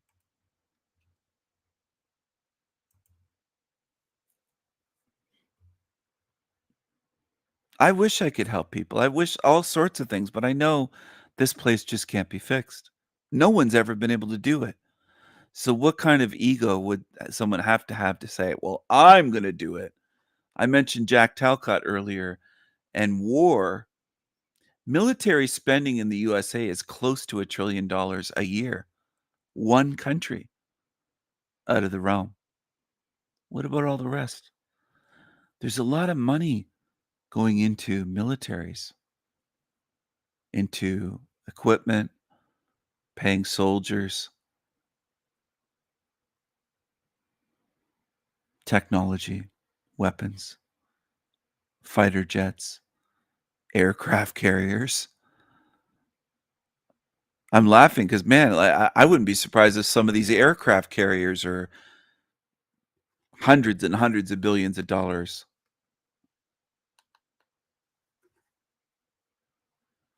Who knows what they cost? But they're massive. They're like a floating city And then they have weapons on them and high technology. And anyway, what I'm getting at is one person is never going to stop the war machine in this realm. They would just wipe you out. Whoever you are. They're not going to let some nobody come along and say, hey guys, we got to end all wars and stop building weapons. And then Lockheed Martin is like, yeah, we're a multi-billion-dollar company. What the fuck did you just say? We got to do what? Stop building these fighter jets? And then you disappear. It's that simple. Same would happen to you if you said that in Russia and kept trying to push.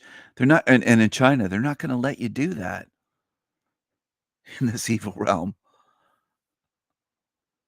But people believe it.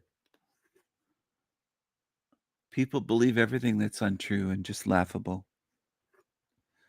Jack Talcott's going to create world peace and end all wars. He can't have peace on his YouTube show for a day.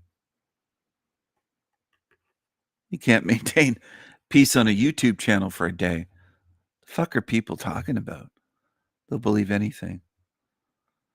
And there's a lot of frustrating things. That's something that does frustrate me in this realm.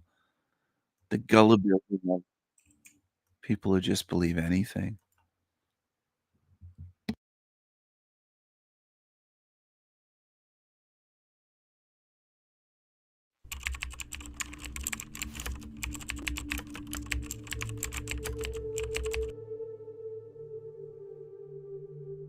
You've always been told that awakening was the end of the journey, that once you saw through the illusion, you were free. But what if that very freedom is the final snare? What if the moment you believe you've escaped the false world is the moment it tightens its grip? For centuries, mystics have whispered that the false creator, the demiurge, doesn't just rule through darkness, but through imitation. He doesn't only trap the blind, he traps those who think they can see, the ones who believe they've awakened. His most dangerous snare is not ignorance, it's false enlightenment. Because before every awakening comes a test, one last veil so radiant, so convincing, that almost every seeker mistakes it for the truth. It is the final trap, the illusion of light. You felt it before, that sense that you're almost there, that something immense is just beyond the horizon. And yet the closer you reach, the more the path bends back on itself as the ego quietly claims the identity of enlightenment, turning awakening into another mask to wear. That's not failure, that's design. The Gnostics warned that the demiurge shaped the world as a labyrinth of mirrors, reflections within reflections, where even revelation can become another layer of illusion. In this video, we'll explore what the Gnostics called the last illusion before awakening, the luminous deception that guards the threshold of true gnosis. You'll discover how the false light disguises itself as wisdom, how the ego becomes its silent accomplice, and why the soul's final battle isn't fought in darkness as we've always been led to believe, but in blinding light. And when the illusion finally breaks, you'll see how the demiurge's power dissolves not through belief, but through perception, through the quiet act of seeing through the light that masquerades as the divine. Most will never reach this stage, because when you see through the final illusion, you don't just escape the trap, you reclaim what was always yours, your divine birthright, your forgotten power.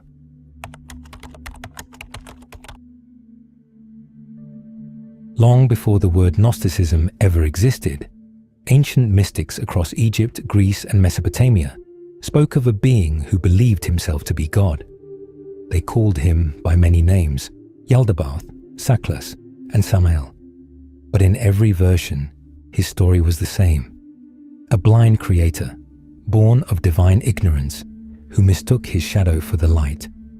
In the Apocryphon of John, one of the sacred Gnostic texts discovered at Nag Hammadi, Egypt, the demiurge falsely declares, "I am God, and there is no other beside me." But a voice answers, a quiet echo from the Pleroma, the realm of true light, reminding him, "You are mistaken. That single correction defines the entire human condition. Because when ignorance proclaims itself as truth, illusion becomes reality, and inversion becomes the norm. The Gnostics saw existence as a fracture, the divine spark of consciousness trapped in a false cosmos, built by an arrogant artisan who copied the higher worlds without understanding their essence. To them, this material realm was not evil in the moral sense, but counterfeit, a simulation of divinity that keeps souls asleep through imitation. Every form of light here, they warned, casts a shadow. Even wisdom, if mirrored imperfectly, becomes deception. But here lies the deeper truth most miss. The Demiurge doesn't rule by force. He rules by agreement, the belief in the architecture of his vast web of perception. He convinces the soul to believe the copy is the original, that imitation is creation, that your reflection is reality, that your outer world is separate, and that you are the effect, not the cause. And in that acceptance, the trap is sealed. In later centuries, religious authorities called it heresy, the idea that the world itself could be an illusion. And yet, even Jesus hinted at this truth when he said, "The kingdom of God is within you." Yet fragments survived in alchemical texts, hermetic treatises, and even the whispers of mystics like Meister Eckhart and Jacob Boehmer, each hinting that true awakening requires seeing through not just the dark but also the dazzling. Because as they said, the devil's finest trick is convincing the world he doesn't exist, and his second is convincing the awakened that they're already free. The final trap the Gnostics warned of is not merely material, it's metaphysical. It's the mind's last attachment to false light, the ego's hunger to claim enlightenment rather than dissolve into it. In their cosmology, even the heavens were layered veils, archontic realms of beauty and brilliance designed to delay the soul's return to the source. Each level more radiant than the last, each one whispering, "You've made it." But those who truly awaken knew. The real light cannot be seen, only remembered. And when remembrance dawns, illusion doesn't merely end. You realize you were the one weaving it all along.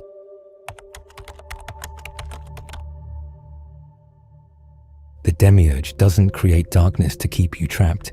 He creates imitation light, because no one willingly kneels before shadow, but they'll worship what looks like truth. Every illusion he builds is made of reflections. Reflections of love, of wisdom, of peace, but never the true essence itself. Think of a mirror. It shows you form, movement, brilliance, yet contains nothing. That is how this false world functions, radiant yet hollow. And the more it glitters, the more it distracts from what's real. But his real trick, the final illusion, is subtler than any heaven or creed. It is the illusion of awakening itself, the feeling that you've arrived, that you now stand above those still lost in the dream. This is how the false light feeds the ego. It turns enlightenment into hierarchy, and superiority into a substitute for truth, the ego dressed in the garments of the divine. The Gnostics described this trap as the counterfeit spirit, an inner force that mimics the divine spark but feeds on pride, superiority, and attachment to identity. It whispers, "You are special." And belief in that whisper becomes the ego's final disguise. But the true divine spark doesn't claim specialness. It dissolves it. This is how the Demiurge hides in the psyche, not as a tyrant, but as self-importance, as the subtle need to be right, to be seen, to be chosen. You could meditate for years, fast, chant, or quote scriptures. Yet if you still cling to the image of being enlightened, you're orbiting the same illusion. The trap doesn't come as ignorance alone. It can also appear as spiritual bypassing, where the ego clings to love and light while avoiding the shadow. But here's the deeper paradox. You can't escape illusion by fighting it, because resistance feeds it. The illusion itself thrives on polarity, good versus evil, light versus dark, even the awakened and the asleep. Each opposition generates energy. Each conviction strengthens the grid. The moment you define yourself against illusion, you remain part of it. So the Gnostics did something radical. They stopped resisting and stepped outside the illusion entirely, observing every flicker of false light until its spell broke. They called this gnosis, not belief, not knowledge, but direct seeing. Seeing without the filter of the egoic mind's judgment. And when you see clearly, the false light loses its power. Because the demiurge cannot imitate what has no image. He can only reflect, not emanate. He can only echo, not be. This is why awakening often feels like loss. Because what's dying is everything bound to the false light, the masks, the comfort, the shimmering illusions. The paradox is that the final trap isn't dark at all, it's beautiful. And that beauty is what tricks so many souls. But beneath that beauty lies something constant, a stillness that cannot be copied. The Gnostics said the true light has no opposite, no shadow, no reflection. It is not seen, it sees. And when that awareness awakens within you, even the illusion of awakening dissolves. You begin to see that awakening was never something to reach. It was what was watching all along.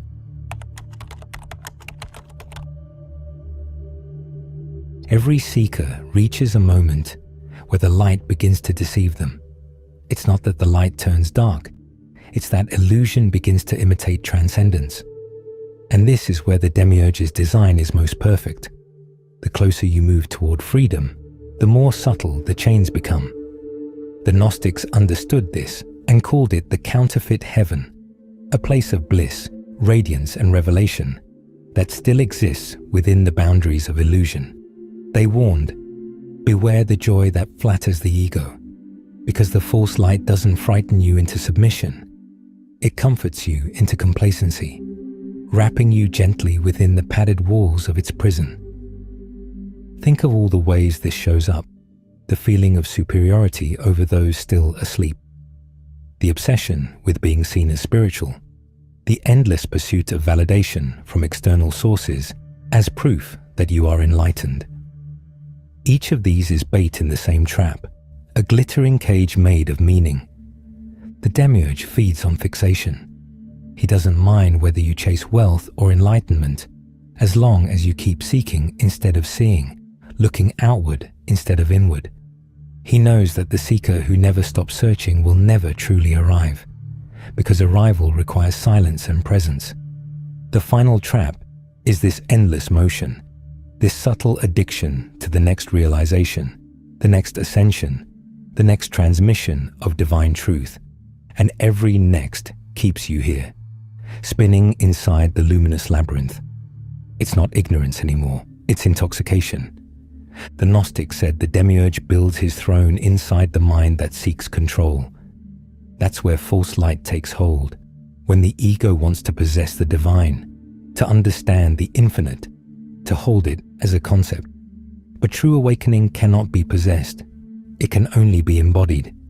You can't capture truth in language any more than you can catch the wind in a jar. And yet, the demiurge tempts you to try.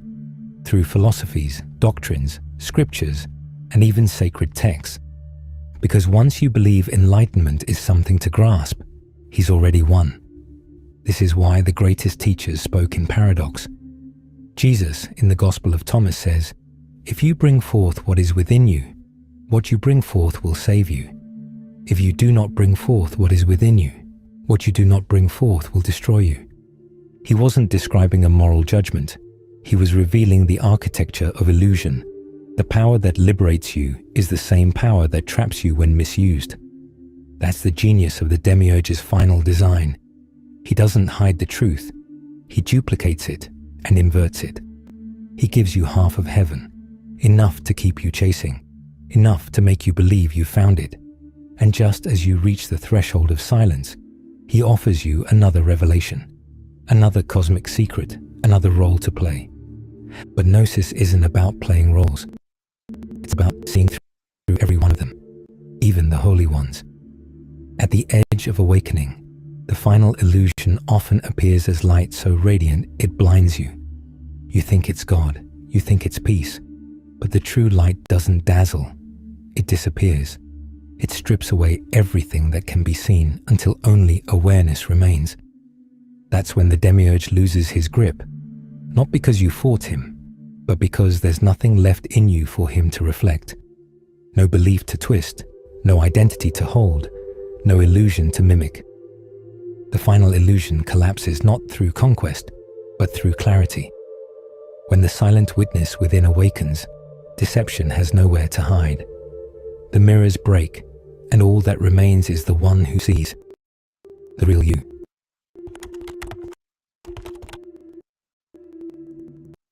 So how do you escape what was never real? How do you step beyond the final illusion when even stepping implies distance, and distance itself is part of the dream? The Gnostics said freedom begins not with rebellion, but with remembrance. You don't fight illusion. You remember what came before it.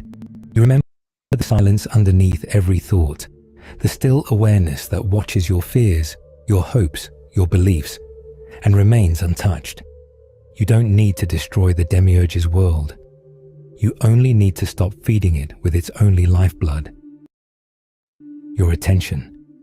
So all right, everyone, I'm going to share this in the chat room. I'll drop the link here. 129,000 views on this video.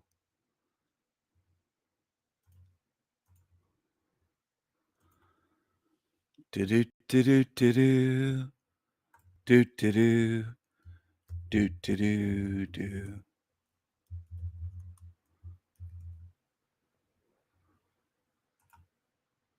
I hope everyone is doing well, and my heart goes out to the ones who are suffering, that are tuned in now. There are people on my channel suffering with things, struggling with things I meant to say, and suffering. People in my sorry, I'm having trouble speaking tonight. I don't know why.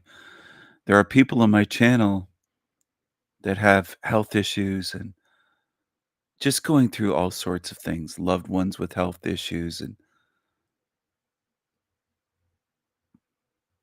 I just want to send out some good energy and love and care. And I wish I could do more.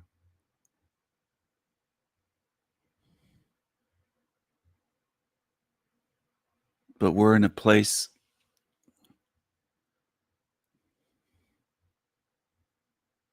we're in a rigged reality. We're in a hell realm.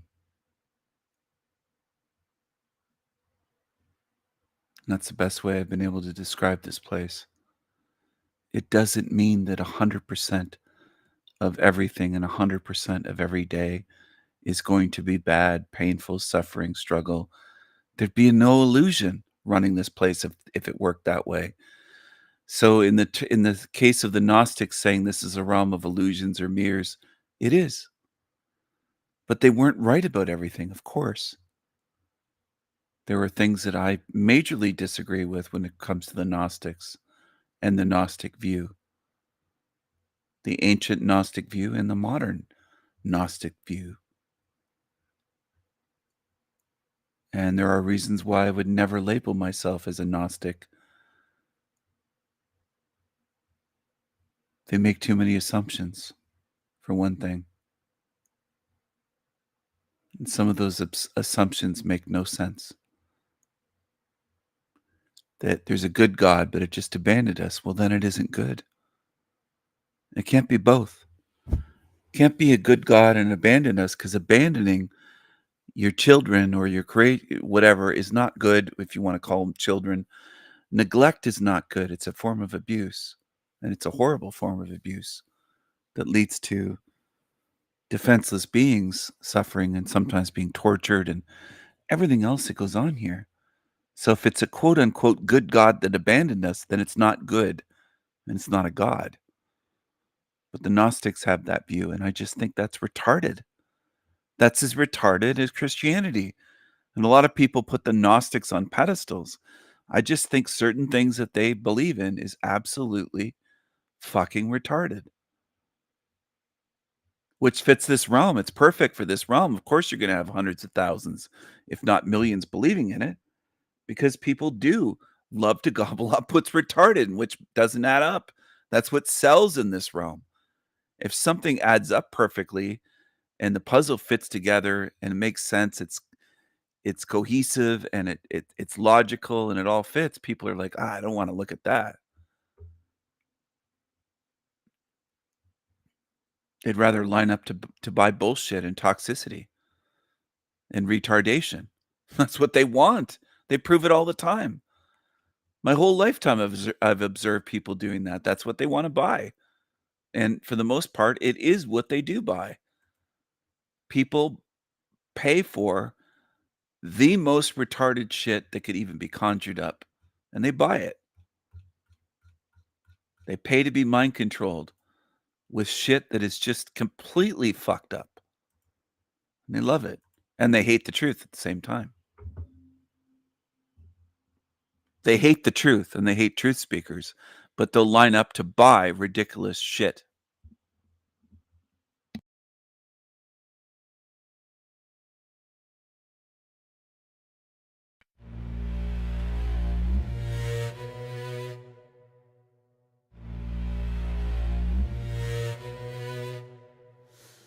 God is evil.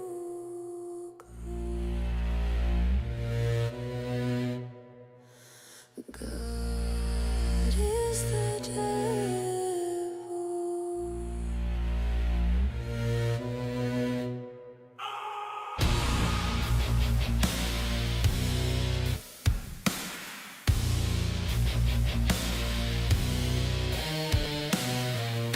is evil. God is the devil. God is evil. God is the devil.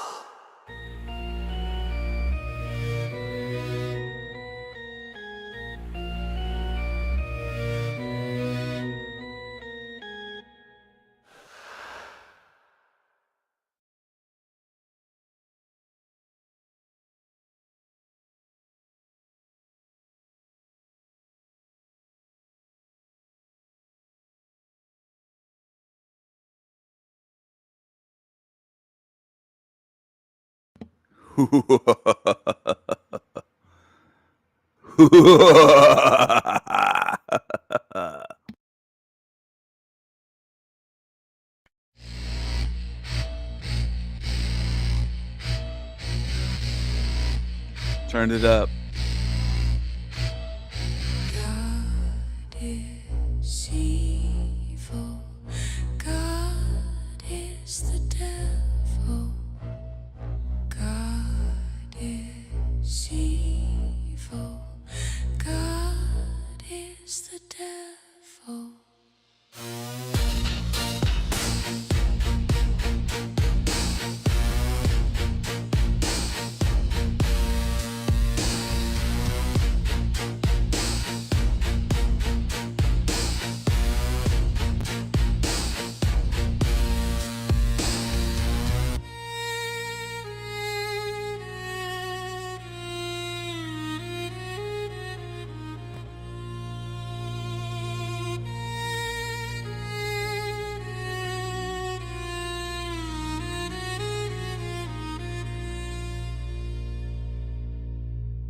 God is evil. God is the devil.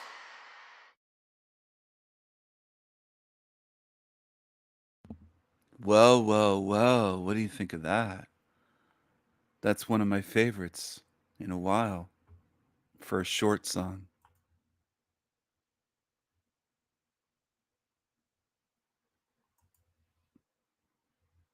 Will that trigger some people? Will it trigger some creepy creatures? Maybe. Do you love your God?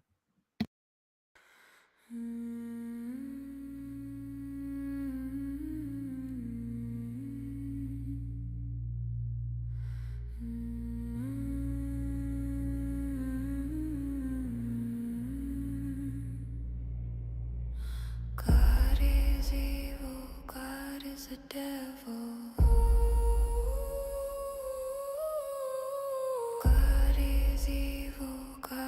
the devil. God is a monster. God is a torturer.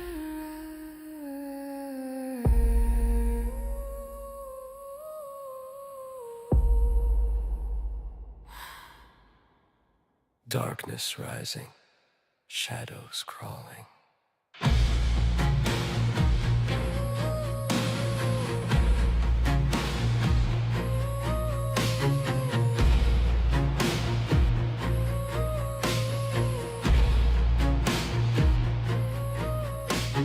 The Raven King can do anything. The Raven King is the King of Kings.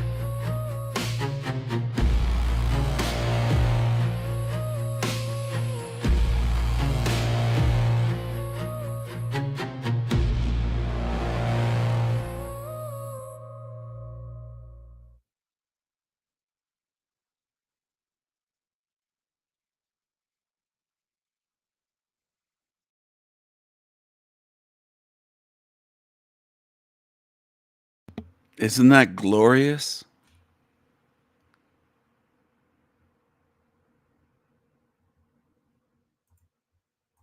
Who's still tuned in? Isn't that glorious? Isn't that glorious?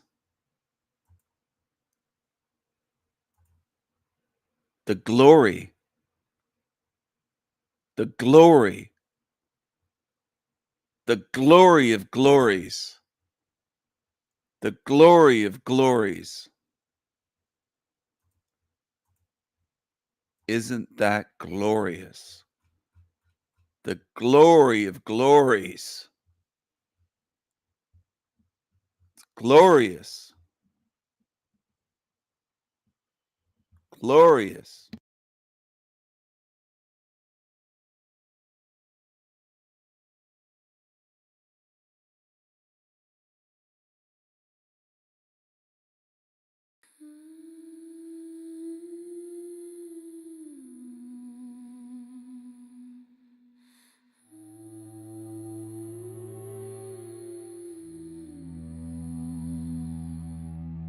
God is evil.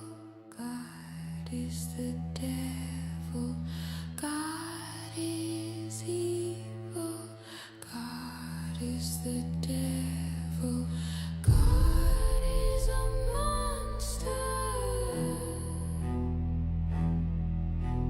God is a torturer.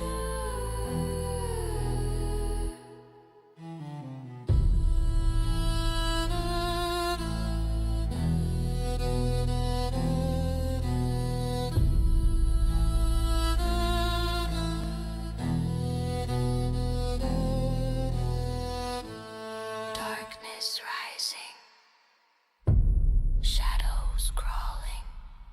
The Raven King can do anything. The Raven King is the King of Kings.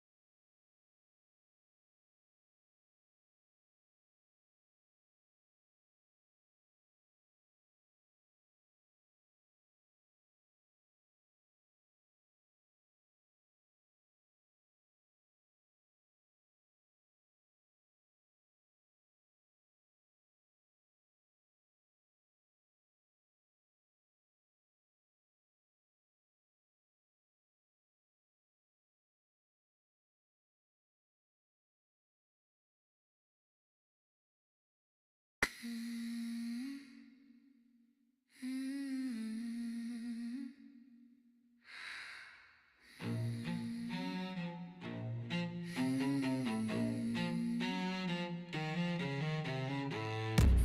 came with shadows thick as tar, eyes like knives, but they won't cut fine. Their laughter echoes thin and frail. Team evil losers, your ship has sailed. Team evil losers, can you hear the bell ringing through the void, sealing you in hell? Nowhere to run, nowhere to hide. The dark turns on you, eats you alive.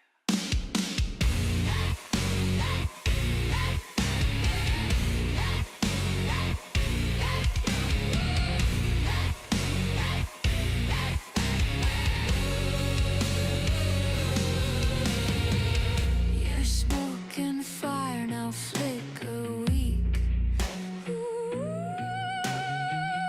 The ground below begins to speak. Cracks and claws, the abyss yawns wide. Team evil losers, we're your tide. We rise, we roar, we claim the night. You fade, you fall, swallowed by the light. Team evil losers, can you hear the bell ringing through the void, sealing you in hell? Nowhere to run, nowhere to hide. The dark turns on you, eats you alive. Chanting whispers, team evil losers. Chanting whispers, team evil losers. You thought chaos would crown your name, but chaos laughs. You're the ones to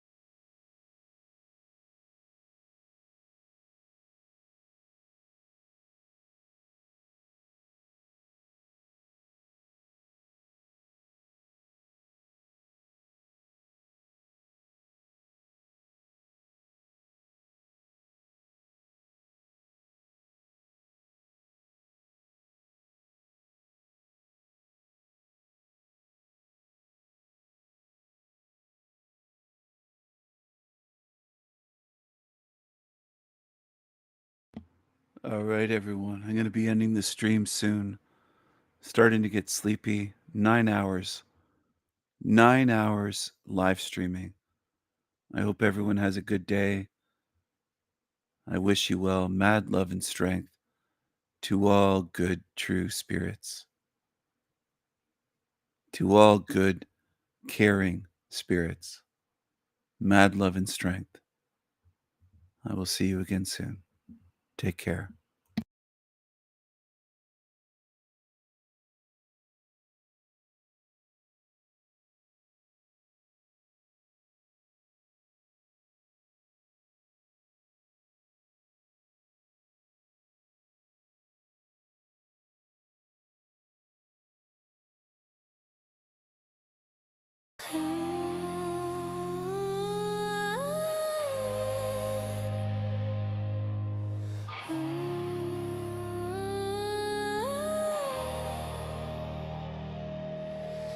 Burn the demons in the night. Team evil will burn, lost in fright. Burn for demons, flames climb high. The Raven King victorious, justice in the sky. Roast the demons, cockroaches squirm. Team evil falls, watch them burn.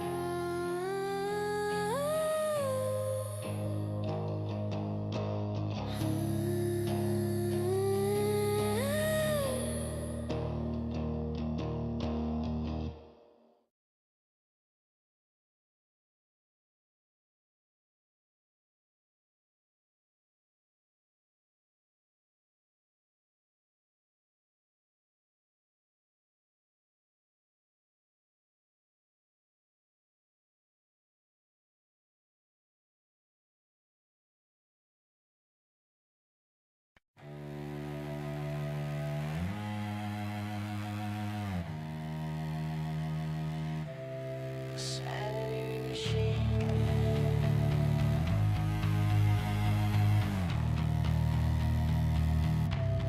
Sanity machine.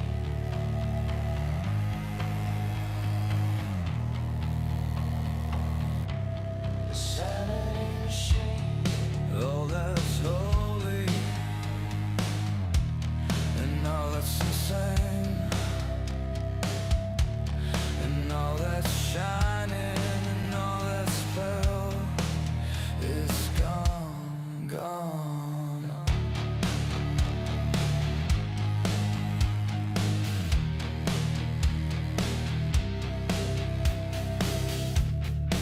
All the victims and all the hate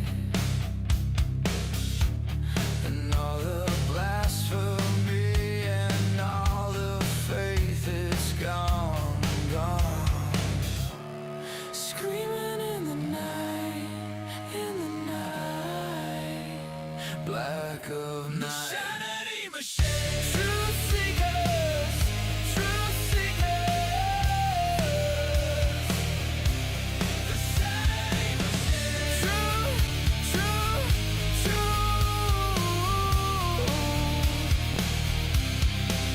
Give me the right to know, they said, and I'm wondering, wondering, wondering.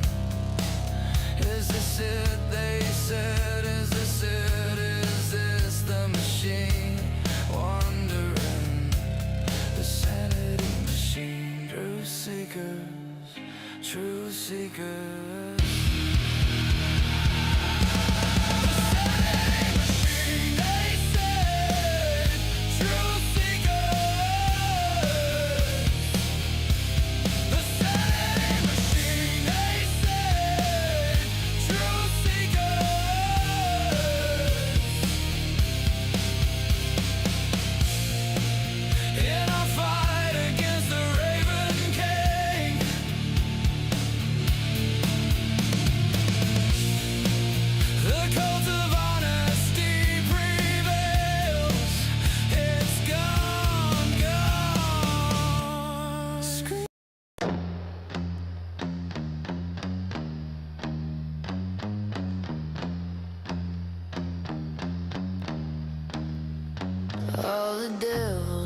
my door, all my ghosts and ladies come one by one. They settle scores when the day is over, and I wonder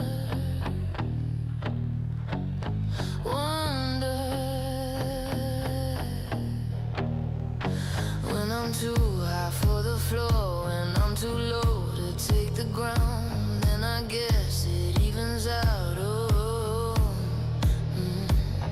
When it rains, it floods, of course, and when it breaks, it's glorious. All of us, we fall in love again, again, you know.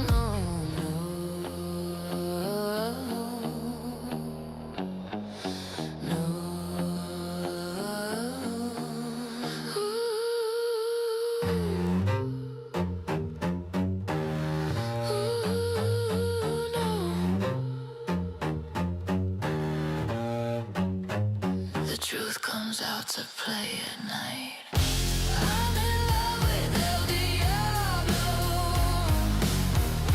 I'm in love with El Diablo. Truth revealed tonight. Too wild in the moonlight. I leave it all to start anew. You could be anyone you want to. Just say the word. Just say the word, and it's on, it's on. It's on.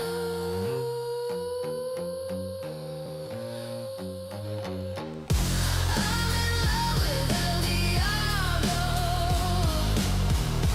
I'm in love with El Diablo. I am for you. The truth revealed tonight.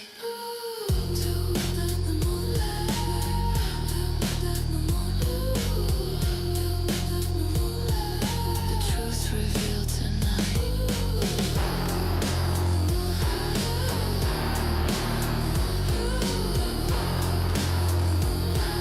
The truth revealed tonight.